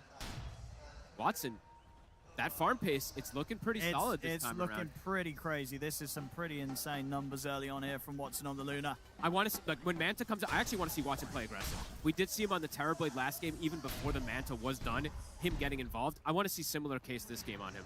I don't want them to slow down too much versus this Vision draft. If Vision's just able to sit back, get their timings, we know how good this team is at taking their fights. I mean, here's the Blink Dagger reveal, though. They're going to make a move straight away with the smoke towards Watson. Would be a huge kill to find if they can make the jump. They seem to know exactly where he is. Is Watson going to see this? He's tempted to stick around for the camp. It's got Manta. He looks like he's in a safe position enough now. Yeah, he should be. Same time, Chira Jr. able to take down Ducalis on the other side of the map, so Yandex a step ahead, not to get caught out there by Vision's attempt to make a play around the Blink reveal. Pretty much perfect timing for Watson to get the Manta done, too. If he didn't have it there, they might just go for the full chase forward, but not able to get the gap closed. Nighttime as well. Luna, very good at nighttime, to be able to see these smoke movements. Malady, getting baited. They're going to have the brambles into the fair. Satanic, he'll TP over to be a bit of the action. Cold Embrace do nothing against the Nature's Wrath of Satanic. Tower time. They've stalled this tower push a lot, though, on the side of Yandex. The fact that it's 16 minutes in and Vision hasn't been able to claim this tower is a pretty big deal for them.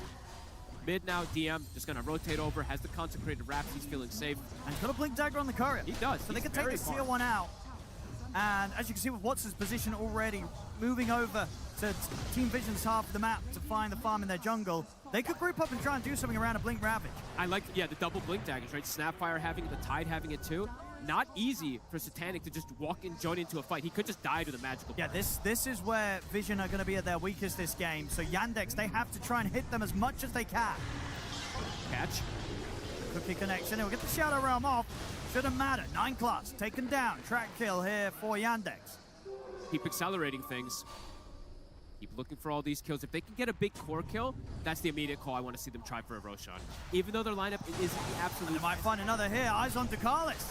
Another track kill coming in for Yandex. So we're going to add up. And nothing committed. No big spells used. Just small little pickoffs. They'll look for the dive, but it is under a tier 2. They've got the silence to make sure there's no Cold Embrace or Curse coming in, but can they get back out of this? The track's out to no one. Further TP's coming in. They close the gap onto no one. The blink is there from DM. No one, he baits them. He tries to fake them out with the orb, but with the track persisting, they know exactly where he stands. No one, he's going down. Yandex getting to do exactly what they'd hoped to here in the early game. Saksa always in the right place at the right time, just getting that little Shadow Walk stun. It is enough to trip up no one. Another death for him. Watson getting that freedom, getting that farm going for himself. I want to see what build he goes for, too. I think it'll just be the standard, right? Just going to go for the Pike. Butterfly BKB kind of style here. But Watson sometimes does throw a little bit of a wrench into the works in some of his builds, so I'm wondering if he is going to deviate from the norm.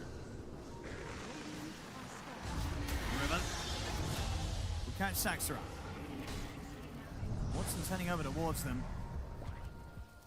Do have the curse, and very early timings on these blinks.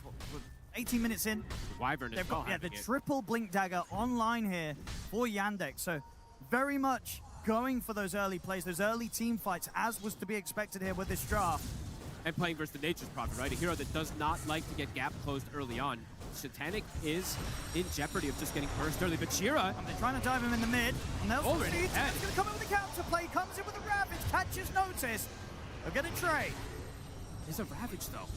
Having to be expended there to get the kill on that slaughter, and they did already lose Chira. Can they get more? Here comes out. He's going to push back Watson, but Saxa and Malady will still close in on Dakalis. They can. Sells more and more of these track kills. This time, DM is having a much better game. Last time, he was already starting to be pretty slowed down, it felt like. This time, I'm really liking the way that he's built the wraps into the blink, going for the Aghanims next. He buys a shard in between. This shard can be very annoying for the Slardar in particular in the early game. If Notice just jumps in, can't just get stuck in the fights, can't just get blown up. They're going to need early BKBs on the side of Vision. Similar to last time, at least the Slardar will. We'll see how much Satanic wants to delay him. He wants to go aggressive. Get the Silver Edge online after the Mjolnir Dragon Lance. At least that's what he's got queued up for now. Okay. It is into track, so they will be able to see him in some situations versus that Shadow Blade, but it does look like he wants to go for that aggression and split push. 7 to 10. 4K lead at the moment for Yandex. 9 class. Gets the disjoint. Cookie not going to quite reach the distance of 9 class, and TP backups come in. And he disjoints the anchor there. The jump back now. Yeah, he's able to find the 2 squishies. Gets straight on top of Chira, Judy, and Saxa. Very quick with the counterplay there. Yandex coming a little too close to the tier 2 on that one. That was dangerous for Chira. Last game, he did fall off super hard when he did have 1 or 2 of these deaths like that. This one is reminiscent of the one on the lead-up. It's true. He's already at the bottom of the course on the net worth. Don't want to see him making too many more of these mistakes. We're already seeing the gold start to shift. 9 class, and he gets the Shadow Realm as the animation of the anchor is coming in, so dodges the dead in the water. Causes that entirely to happen there. That was a very painful death for Chira, losing so much momentum. He had just picked up the boots to travel to, didn't have them on him just yet. Kind of slow his game down massively. For no one, he has died twice, But this is a puck game where there's so little disables, then it can get to a point now that he has the blink that he can be safe. Wondering if DM switches build, because I know he had Ags queued. He's got Shiva's queued now, but there's arguments for an early Hex for him. It doesn't sound like there's something you want to always do, but versus the puck, could be something maybe he accelerates into the build as well. Because then no one's game is super hard. Very hard for him to protect himself until he gets an A on disc. So, but I mean, the Shivas does feel just so. It does. It absolutely does versus the Slardar. Nature's Prophet Slardar adds an extra element onto the team fight. But yeah, I wouldn't be surprised to see him consider it after. Satanic jump, gonna be an easy jump. DM just goes straight for it, drops the Ravage. That's the carry gone. A little bit of a surprise there for Satanic. He did not expect that one bit, but underneath that tier 1 on the top lane, honestly, one of the riskier positions I feel like I've seen Satanic in. There. Yeah, I'm surprised he was actually farming there. They'll punch him, and they go for the Roche threat. It's only 30 seconds when without Ravage, maybe they're thinking they can't just force it. Maybe just sort of a moment of a lack of focus there, getting caught out in a very unsatanic sort of way. He better go BKB as that next item, though, after the Silver Edge. I'm seeing he just switches and queues it up. Definitely needs it this game versus the Tide, versus the Snap. We'll just die to the magical damage. Yandex keeping on this good trajectory with Watson in prime position, ready to go for the butterfly next. He's keeping himself ahead in pace over Satanic pretty decently here. He's queuing a couple different items. I also want to still see him get the... That's true. I want either... BKB. Yeah, I want BKB Butterfly in particular. That's what I want to see from Watson this game. It feels like it answers a lot of what they're playing against. Saksa... He's got friends. Not really a whole lot the Vision can do on the aggressive here. I mean, it looks like they're looking at some sort of chance. Noticed in the back lines. Very sneaky positioning. Maybe if they can get the jump on a Malady. Two-man crush will give them a pretty good shot, but is it good enough? Yes, with the Nature's Wrath it is. They're able to take out the 2 supports, get the sprout on Achira. The backup collapses him very quickly this time from Vision. And there's nothing you can do to predict that. Notice just comes out of nowhere and actually able to set up for the Tormentor, something we almost never see Vision do in this tournament, but it's so natural for them this game. They just progressed right into it. And that was very nicely done there by Vision. Yandex, they were not expecting for that sort of jump in to come in as quickly as it did. And for Vision to just be able to turn up like that. Chira's falling behind so hard, Owen. Concerns for him, even though Watson's having this explosive game again, the Snaps game just has fallen off a cliff. It is looking like Watson's going to have to carry pretty hard. You know, sort of between Watson and the ravages of DM. And Watson will be able to find a snag here onto Ducalis. Can he get more? Gonna try. Satanic already sneaking away with the Shadow Blade. Down to there, just get that delivered. It's gonna save his life. I think this is a game where Watson can't make any mistakes. And he has played this perfect, and he has so far. He has kind of hyper carried games before. Right? Sure has. He has done so here on the main stage. Can he do it here with his Luna? He's got BKB. I don't want them to stall too long for him because the matchup of the Luna versus the Nature's Prophet, gets harder. It does get harder and harder as the game progresses. Especially because this Nature's Prophet has a Slardar and an a Ogre. Bloodlust. You know, they've got all these ways to sort of enable the Nature's Prophet and make sure that the matchup goes even more favorably for him in those team fights. So definitely on a bit of a timer here. Yandex Silver Edge. at the bottom. They're going to make the jump on a DM indeed with the break from Satanic. They take DM down easily. Big the brain. team around Watson, they are starting to crumble. Everything might just have to look towards this Luna. I mean, this Silver Edge is such a big brain pickup, right? Sure, it sounds kind of obvious when you're playing versus the Tidehunter, but DM in particular, this game has no threat until that Silver Edge comes out, and that's exactly the kill they need to open things up massively. Because this is a Tide who has Ravage. They're able to just kill him and reset without any too much a big commitment here. No, and now also, Ganda nung pick ng Luna. He has the Aeon disc already finished up. He's 3,000 ahead of Chira Jr. now at this point. So even if a Hex does come out, he'll have that protection for the next move. Early days, even though it's only a 1K lead, but Vision very good at playing with just even that small lead, knowing exactly how to play around the map. It's sort of what happened before in game 1, Problema right? talaga si Stanek eh. This 4-5K lead, similar things happening here in game 2. But when it started to slip away, they never were able to reclaim control of that. Have to start to get Chira back into this game somehow. He can't die before he gets his next BKB. They're going to smoke him, but it's under a ward, and it does get seen. And as you say, it is that risk before it, because it is before he Delikado has the talaga BKB si done. Satan. And look at no one. Blinks in, breaks the smoke. He's got the Aeon Disc anyway, so even if he does get caught, was safe. And they don't even know where it came from. Like, wait, where the hell did he break the smoke? Because he did that fancy orb backwards, blinked on top of them. And look at Satanic. I've seen him do this many times when he's playing as Nature's Prophet also. Look at the trees on the map. 1, 2, 3, 4 clamps were just 4 camps were just blocked by him. So preventing that extra farm for Watson. Let him go for the jump hit. It's a Wars 9 class. We'll make them work for it with the Yules. Won't be able to get the fear off. They take 9 class out. Ideally, they need to try and find a way to bring this team fight to Satanic. Yeah, I mean, for Yandex, they need to get a kill into just leading them into a Roche, ideally, to get that advantage back into their favor. Gem now picked up for Ducalis after having his Midas picked up. He's starting to farm, starting to be able to hit these creeps.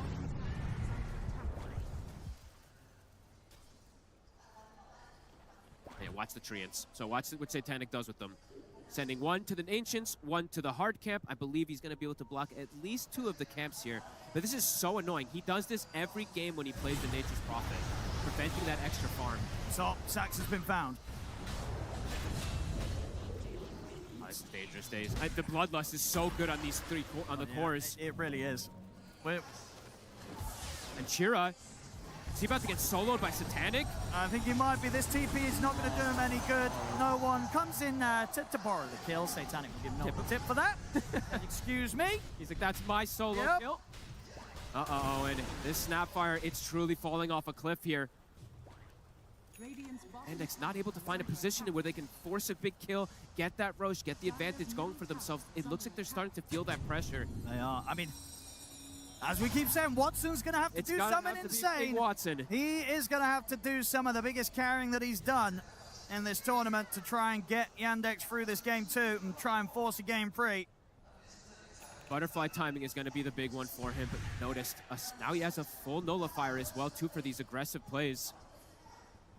Chira does at least have the BKB finished up now, but yeah, it's come out pretty late, and yeah, the tip comes out because this is just blocking the tip. I was going to say, even then, he's blocking everything. He nearly was able to clear them out so he could get the Ancient Camp, but still not quite able to fully unblock it. I think even himself having to being sort of found in position on top of it whilst he was killing the last tree. And there was very annoying stuff here for Watson. I mean, there was multiple games I've watched from Satanic where he literally just blocking 4 or 5 camps at a time. It's super annoying to play against. Because, Watson, he had the edge of this extra farm over him, but now it's starting to close that gap with these little extra moves and just the map shrinking for Watson in particular. When he's got Butterfly, they better go for a fight on I would imagine so, right? I would imagine they have. Because they have the team fight. They have this Ravage. They do. Curse. Getting, just buying time to get the Luna in position. It's just Chira's fallen. He's level 16. He actually doesn't even have the BKB and I thought he did have it on the Courier. It's still not even finished for him. And that death slowed him down a little bit extra. And no one is level 20 with a full Parasma with the Aeon Disc too, so he's got the protection. His damage is high now at this point. And just the lack of disables for him is going to be apparent. If Sox looking for something here. He's got Blink up. Yeah. Oh, the orb a little early. They're going to go for the curse. Might be able to get him. He's got Aeon Disc, though. Have a look. We'll get popped. Ducalis dying to the kisses. The orb's back up, though. No one should. Oh, no, he's got by the anchor. All right, DM able to fully lock him down. Not a bad move at all there. Very nicely done. Gem secured. A bit of a slip up there from no one. The jaunt only a few, just a small little jump there. Is that the option for them to go for this Roshan? I think you go. On Yandex, I think you want to just immediately run to this Roshan, try to get that advantage building for yourself after this kill. The biggest kill they found in the last 5 minutes or so. I mean, the thing is they can also obviously push objectives first. Oh, the Roche is shifting. Sorry. So they're going to have to wait for it anyway. They're going to push first and then perhaps back up, but the Pug's going to be back in time. Yeah, I mean, they kill it pretty quickly, but maybe not quick enough to try and force it in that window. We'll see what move they want to try. Playing around Watson with this Butterfly, though. Getting that tier 2. They've got a Solar Crest to buff him up, too. I like this from Malady this game. One side's got a Bloodlust. You got to be able to counteract it somehow. 20 seconds, no puck. Do they start to force it? They're going to smoke instead. Look to catch him off guard again. His Aeon Disc, it will be back up pretty much when he is back up. But perhaps trying to catch Vision off guard here with this movement. So, yeah, still have the Ravage and the Eclipse. Treants being sent to scout. He was expecting that Roche. Uy, naka-dodge. Roche on time. He's going to be scouted though. Yeah, despite the fact that Titanic had the info with the Treant in there. Watson kills it so fast and super safe. Will lose 0 HP. I mean, it looks like they're not making any initial moves over here, so Yandex may just be allowed to claim this Roshan for free. This is really nice. Getting the gem, taking that away from no one, getting a Roshan. Saksa will end up surviving. He's going to be fine. Yeah, Notice doesn't want to stick around too long to try for a bounty kill. Notice? Because he knows he might not have a chance of getting out. Has to put the BKB to try and run. He's still being chased, though. They're going to continue to chase him. He's going to try and turn and take the anchor out. The BKB's about to come to an end, and nobody's coming to save him. Notice gone. Great kills. Another track, too. And now, Aegis on the Luna. Watson ready to, I would imagine, lead the charge, try and take some tier 2s. Maybe even try and pressure for more around the ultimates. He's close to Satanic. He pretty much has it done, actually. Continuing to get that scaling, and Chira now starting to catch back up here at this point as well. And the Snapfire does have a plate mail. They give him the gem, so he's protected to check out these wards. At the end of the day, as long as he's able to sit back and get those kisses out to follow up the Ravage or the Curse, he's still going to be able to do his job. Keeping this one much closer than that last game. They really are. Rallied around Watson. That is the Satanic finished up, so he is having a bit of that edge over Satanic, a full item here. Satanic has to go for the MKB, so we'll take him a little more time to be able to get that Satanic himself versus the Luna. Chira with the BKB. Yeah, very quick with the BKB TP there. No messing around for Chira. Important that he survives too, because he does have that gem. If he gets brought down, can be dangerous in terms of map control for the next few moments.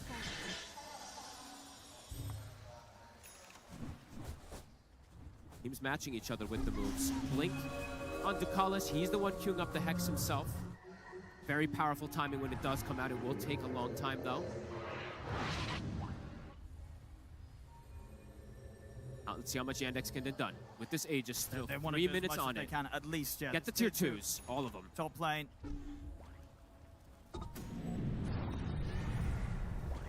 Cannot afford to slow down. Titanic. Still a few thousand behind that of Watson. Saksa is limiting the map a bit for Satanic to play in his usual places, though. That is the thing that this bounty always does in these games. This invisible impact that we talk about is it's not safe to go for these very aggressive, like usually that would be safe positions for you to farm in. This bounty is running around looking for somebody. If he does find Satanic even once in a wrong position, could just kill him. And speaking of Satanic, he's actually maybe looking for something here onto Chira. Noticed is in the area. Chira gonna show himself. He's not. And that's what Shiva's done. So decent recovery here for Chira after a bit of a slowdown for him. He's going to have that extra armor. Bigger globs too. They're also keen to fight now. Into this Aegis still for 2 minutes. How they want to approach it. Delay nyo. De-delay nila yung ano. Ayun na, de-delay.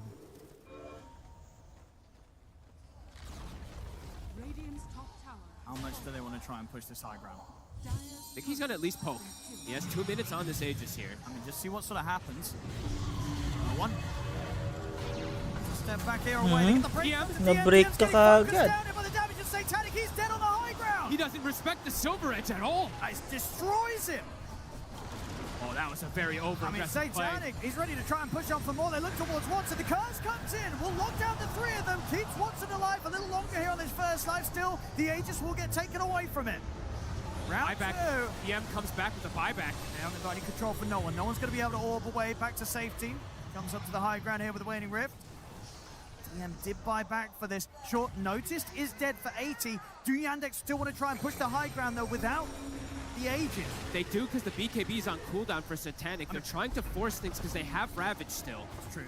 DM has to be careful, but at the same time, if he sees a chance to get him with the Ravage, he will go for it. They can't just full commit onto Satanic because he doesn't have the BKB if they do see an opportunity. He's so careful about how he shows himself. Watson the barracks. Tira Junior with the jump. They get the full comp on towards 9 class. That's the dark Willow gone. Nicely done. This looks like it should be that Rax cleanup. They're getting the objectives here, Yandex. The full set taken away top. They swing over to the mid. Titanic, he'll show himself. Ravage. There's the counterplay. DMC with the Ravage, but where's the follow-up? There's no one with him. Goes in on him. And now the 5 blast down on the DM. They'll try and cook him back to safety. Watson attempts to step away with the Eclipse, but 9 class has the control with the Luna. Orbs. Watson starting to back away. Pops the Manta and runs. Notice Okay. in with the crush with the fear. Catch anyone immediately. Mali. DTM goes for the Oh, Satanic. Right in the middle of You're the dead. Just turns out towards him. He's dead. They kill Satanic off. They have vision on him there. He just TP's right in the middle of it. Very aggressive move there from Satanic. He didn't have if he had BKB ready, I could see why he would do that It one, was but still feeling called out for desperate. like 15 seconds. They're making them feel desperate at that TP I mean, forward. you cannot TP up this close and personal to the Luna. Watson's just going to be able to turn and destroy you. They use, what, 2 buybacks as well there They did. on Team Vision. IDM's But they do not get a whole lot at all. They lose the full set of Rax top. And Yandex, they even look at a strike again. Saxa, Chira Jr. seeing if they can find anyone out on their own. IDM's buyback ends up being pretty beautiful Oh, there it because does. they get a full Rax advantage because of it there. I mean, Satanic, a rare, just full TP forward. A very, very risky play. He did not have the BKB backup.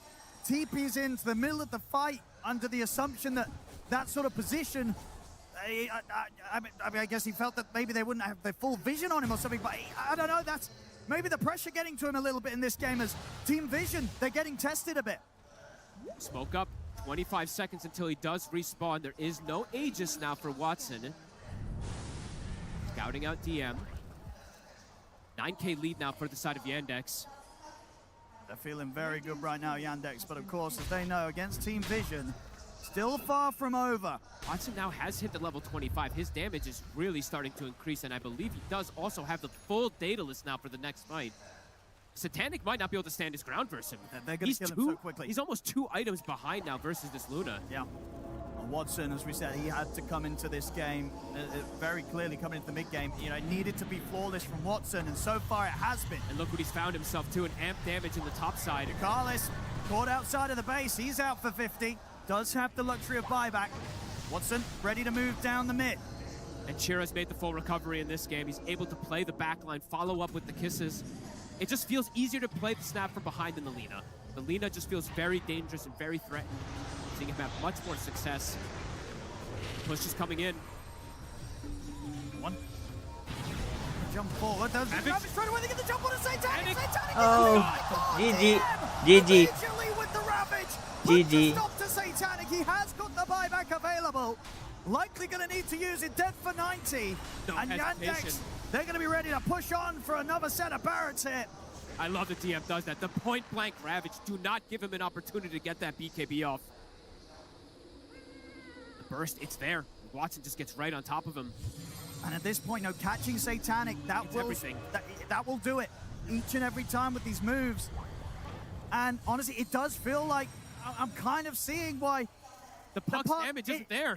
I don't even know. It just feels like the puck can't really do much. I mean, you know, no one, he's got the farm and stuff, but I'm seeing these orbs flying around. It doesn't seem to do anything at all. I don't think Yandex even care what this puck's doing. It's not the puck of the past that just jumps in and feels like it can 1v5 in a way. Not by any means. The supports are just too strong too. Like some of these times, you know, for Malady, the Wyvern, that's where the difficulty be when you're playing versus this puck. But Malady has gotten the space to get this Aeon disc too. They actually can't even get to the back lines because of how strong the front line is of Yandex as well too. These moments, massive for them. And Chira now, he has the Hex himself. He's made the full recovery in comparison to no one. Now he's got the lockdown as well to follow up. This next hit could be the end of the game here. Now, we'll make sure he holds on to the Game 3 buyback na yan, gold game 3. here on Satanic. Very much needing it. If they do kill him, and he's not able to come back into the action, the base will get taken away from them. He's gotten no growth, though. Look at that. In the last 5 minutes, he's gotten, what, I mean, now he's old, so he gets up to 600, but he had like 200 gold gain in the last 5 minutes or so. Unable to get much of anything. And perhaps, yeah, like that invisible factor of the bounty. He can't go for these type of crazy plays where he's farming. No teams have been able to deal with Sox's bounty hunter in this one. Perhaps looking like they can take it as well, too, on the side of Yandex. Meron, Brad, meron. Daedalus na rin. Ravage coming back up in 10 seconds. Yandex, they'll wait for that before the next fight. Roche in about Maburisan 90 seconds. They have to just find some sort of way to ensure that Satanic is not caught by that Ravage. I'm wondering what the next... I guess it's going to be a Hex from Ducalis. He does almost have it done to give them that extra team fight, because you're absolutely seeing that lackluster team fight in comparison from the side of Vision now at this point. Much more single target oriented.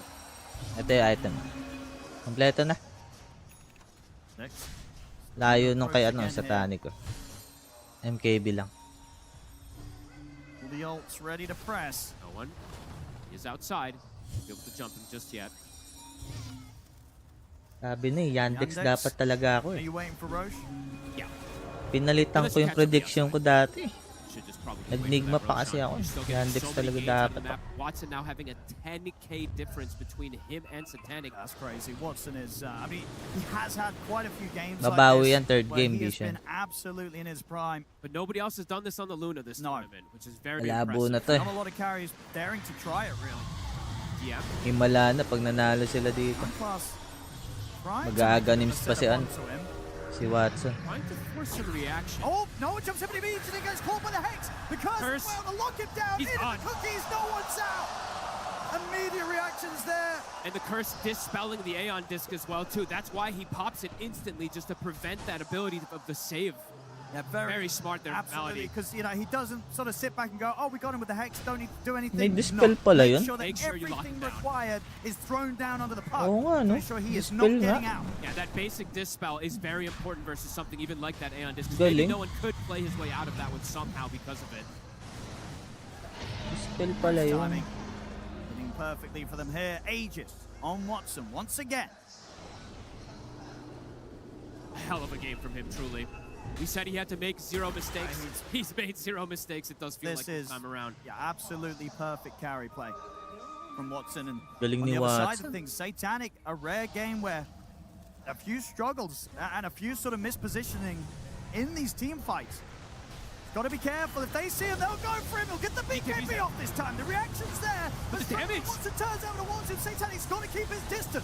The Kisses are going to zone him. He'll have to head back to the fountain to heal up. Ducalis under heavy fire here from Watson. Hindi pa napatay yung Ogre. Kala ko di pa napatay. No one at the side has been caught out by the stun. Uy, He's na-stun. Satanic's going to move forward to try to help out, but the Eclipse is going to get laid down by Satanic. He's gone. He'll buy back. But Vision, they're going to have to try and defend with just the 4 of them. There's Crown. Fight going. Allergy's healing sacks are up. No one's trying to finish him off, but no Patay one. na si Nowan.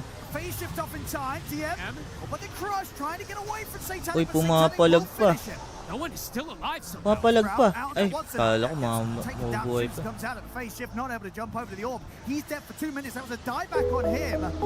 See 9 class trying to bully the support, but the support they've got back up. DM jumps in. Watson's here, ready to clean up 9 Wala nang class. buyback si ano. As Nowan. Watson ready to continue the push here down the mid, the buyback. Ayaw pa comes tapo. out here from Ayaw 9 pang class. ano eh, Now JJ. next, they're ready to throw out their buybacks as well to try and shut this game 2 down and keep the pressure on whilst no one's out for 100 seconds. Buying a small Vlad's even for Soxa to keep the push going. They want to close this one up. 3 minutes still on the Aegis. Trying some sort of way to keep Watson off the base, but it's not working. Watson ready to slide in and look towards them. Noticed is gone. He's out. Jacket, 9 class to fall. As Atong Yandex snapper. cleaning up the final set. Hex onto Satanic. Shira Jr. will take him out. GG. This game's over. We're going to a game 3. What a performance. As Yandex, they needed a level up here in this game too. They absolutely did. They rallied perfectly around Watson, who came in and gave us a show-stopping Luna performance, 13-0-8. You cannot ask for more from your carry.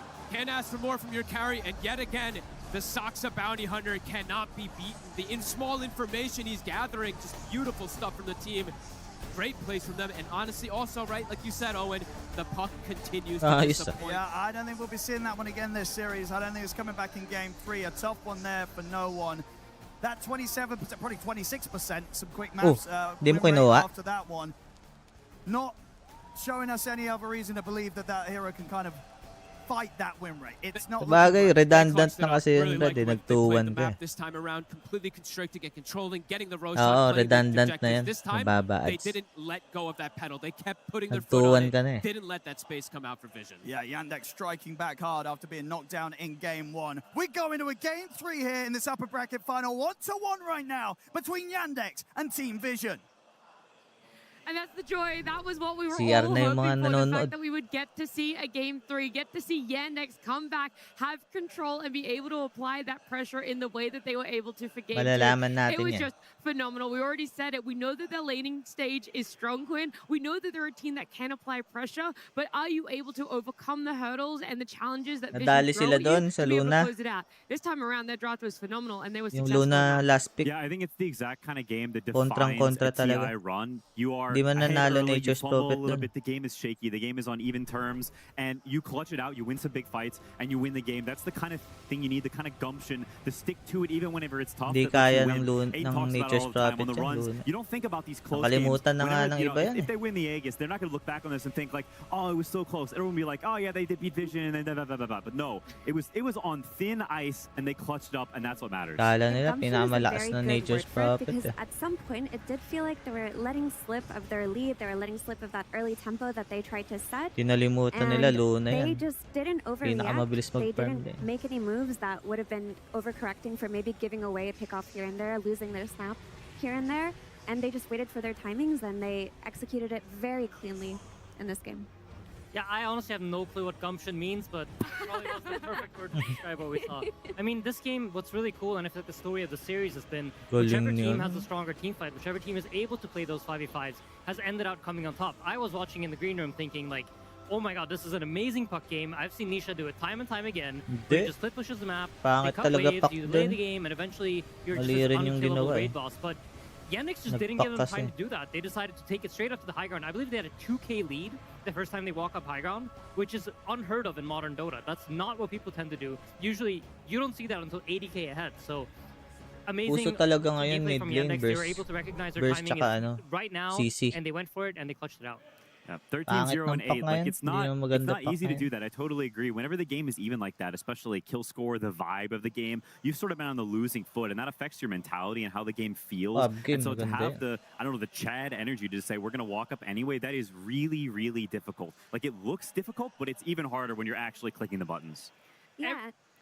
Everyone doing so well on the side of Yandex, and I know it's very easy to look at a 13-0-8 Luna there, and obviously everything else that went that well for them, but the Bounty Hunter, again, I think is so pivotal in what helped them in that early game, and another win on the main stage for this hero too. Like, you cannot overlook it anymore. You try and call Yandex's bluff when you're Team Vision, and you go, we're going to let it in, we're going to think maybe a little bit of a fraud check, see if you guys are actually that comfortable on it. You can't do that again. You cannot do that in a game 3. Saxa is absolutely the guy that you do not want to give this hero to. He devastated, again, a lot of that laning stage, and he was able to catch people off guard. There was this one moment where Satanic came through the gate to try to pressure Watson, and Saxa was there. They caught him at that gate and killed him, and little moments like this add up to making Watson that pivotal force that he was. You can see in his score, 13-0-8, his GPM was 1,058. It feels like he's had 1k GPM this entire tournament in Sanian. I mean, Watson has been unbelievably impressive. I think, like, we've talked about it, so I won't go too much into it, but he is honestly showing why he has been ranked 1 for so long. I think what's really cool now, though, is that the draft script kind of changes now, because we were in a position coming into this game where we were doubting, like, okay, you're banning 2 heroes on Yandex that you potentially could be first picking. And now they've managed to prove that, you know what, we don't need that one hero. This Bounty Hunter is crucial for us. And once the Bounty Hunter ban comes out, Quinn talked about it earlier, it gives them something else. Now, you're going to get your Invoker, or maybe your Enigma is on the table again, or you get the SF. So you're going to get something else that you previously didn't have in your pocket. And to talk about another reason why I think this Bounty Hunter really succeeded, and it's because they were able to pick this Tide as well for DM. And I think it's really cool Di that na they did nila this binan because yung ano, not only did Tide have a really good lane yung against Bounty the first pick Hunter. Furion that you saw, having a hero like Automatic that ban that yan can eh. self-sustain is what activates Bounty Hunter in the early game. If your Bounty Hunter has to sit on your lane, drag waves, try to snipe couriers for you to make it somewhat tolerable, you can't really get maximum value out of that hero, but because DM was on this Tide, he was able to move around. And outside of that, this Tide became kind of a problem. in the map. I think it was very cool how they used him. He got that first item, Consecrated Wraps, just parked himself on lanes, and they couldn't run into him. They couldn't bring the heroes to take him down, so they just had to avoid him on Team Vision. Yeah, it's a problem that you don't really have ways to deal with. And I think if you look at the way Vision pick their heroes and the way they strategize this game, it's very focused around Satanic. They've got Ogre buffing him. They've got Corrosive Haze for him to hit. They've got Puck to keep people controlled, which is typically the way Yandex structures their draft, right? It's all around Watson, and they're experienced at doing that. I think they've had great results doing that. Whereas Vision, we've talked about it, I think they do better whenever everyone sort of has their own way to shine, and they get to show each person's individual skills. So when they focus all their eggs in the Satanic basket, I don't know, I think the basket broke a little bit this game.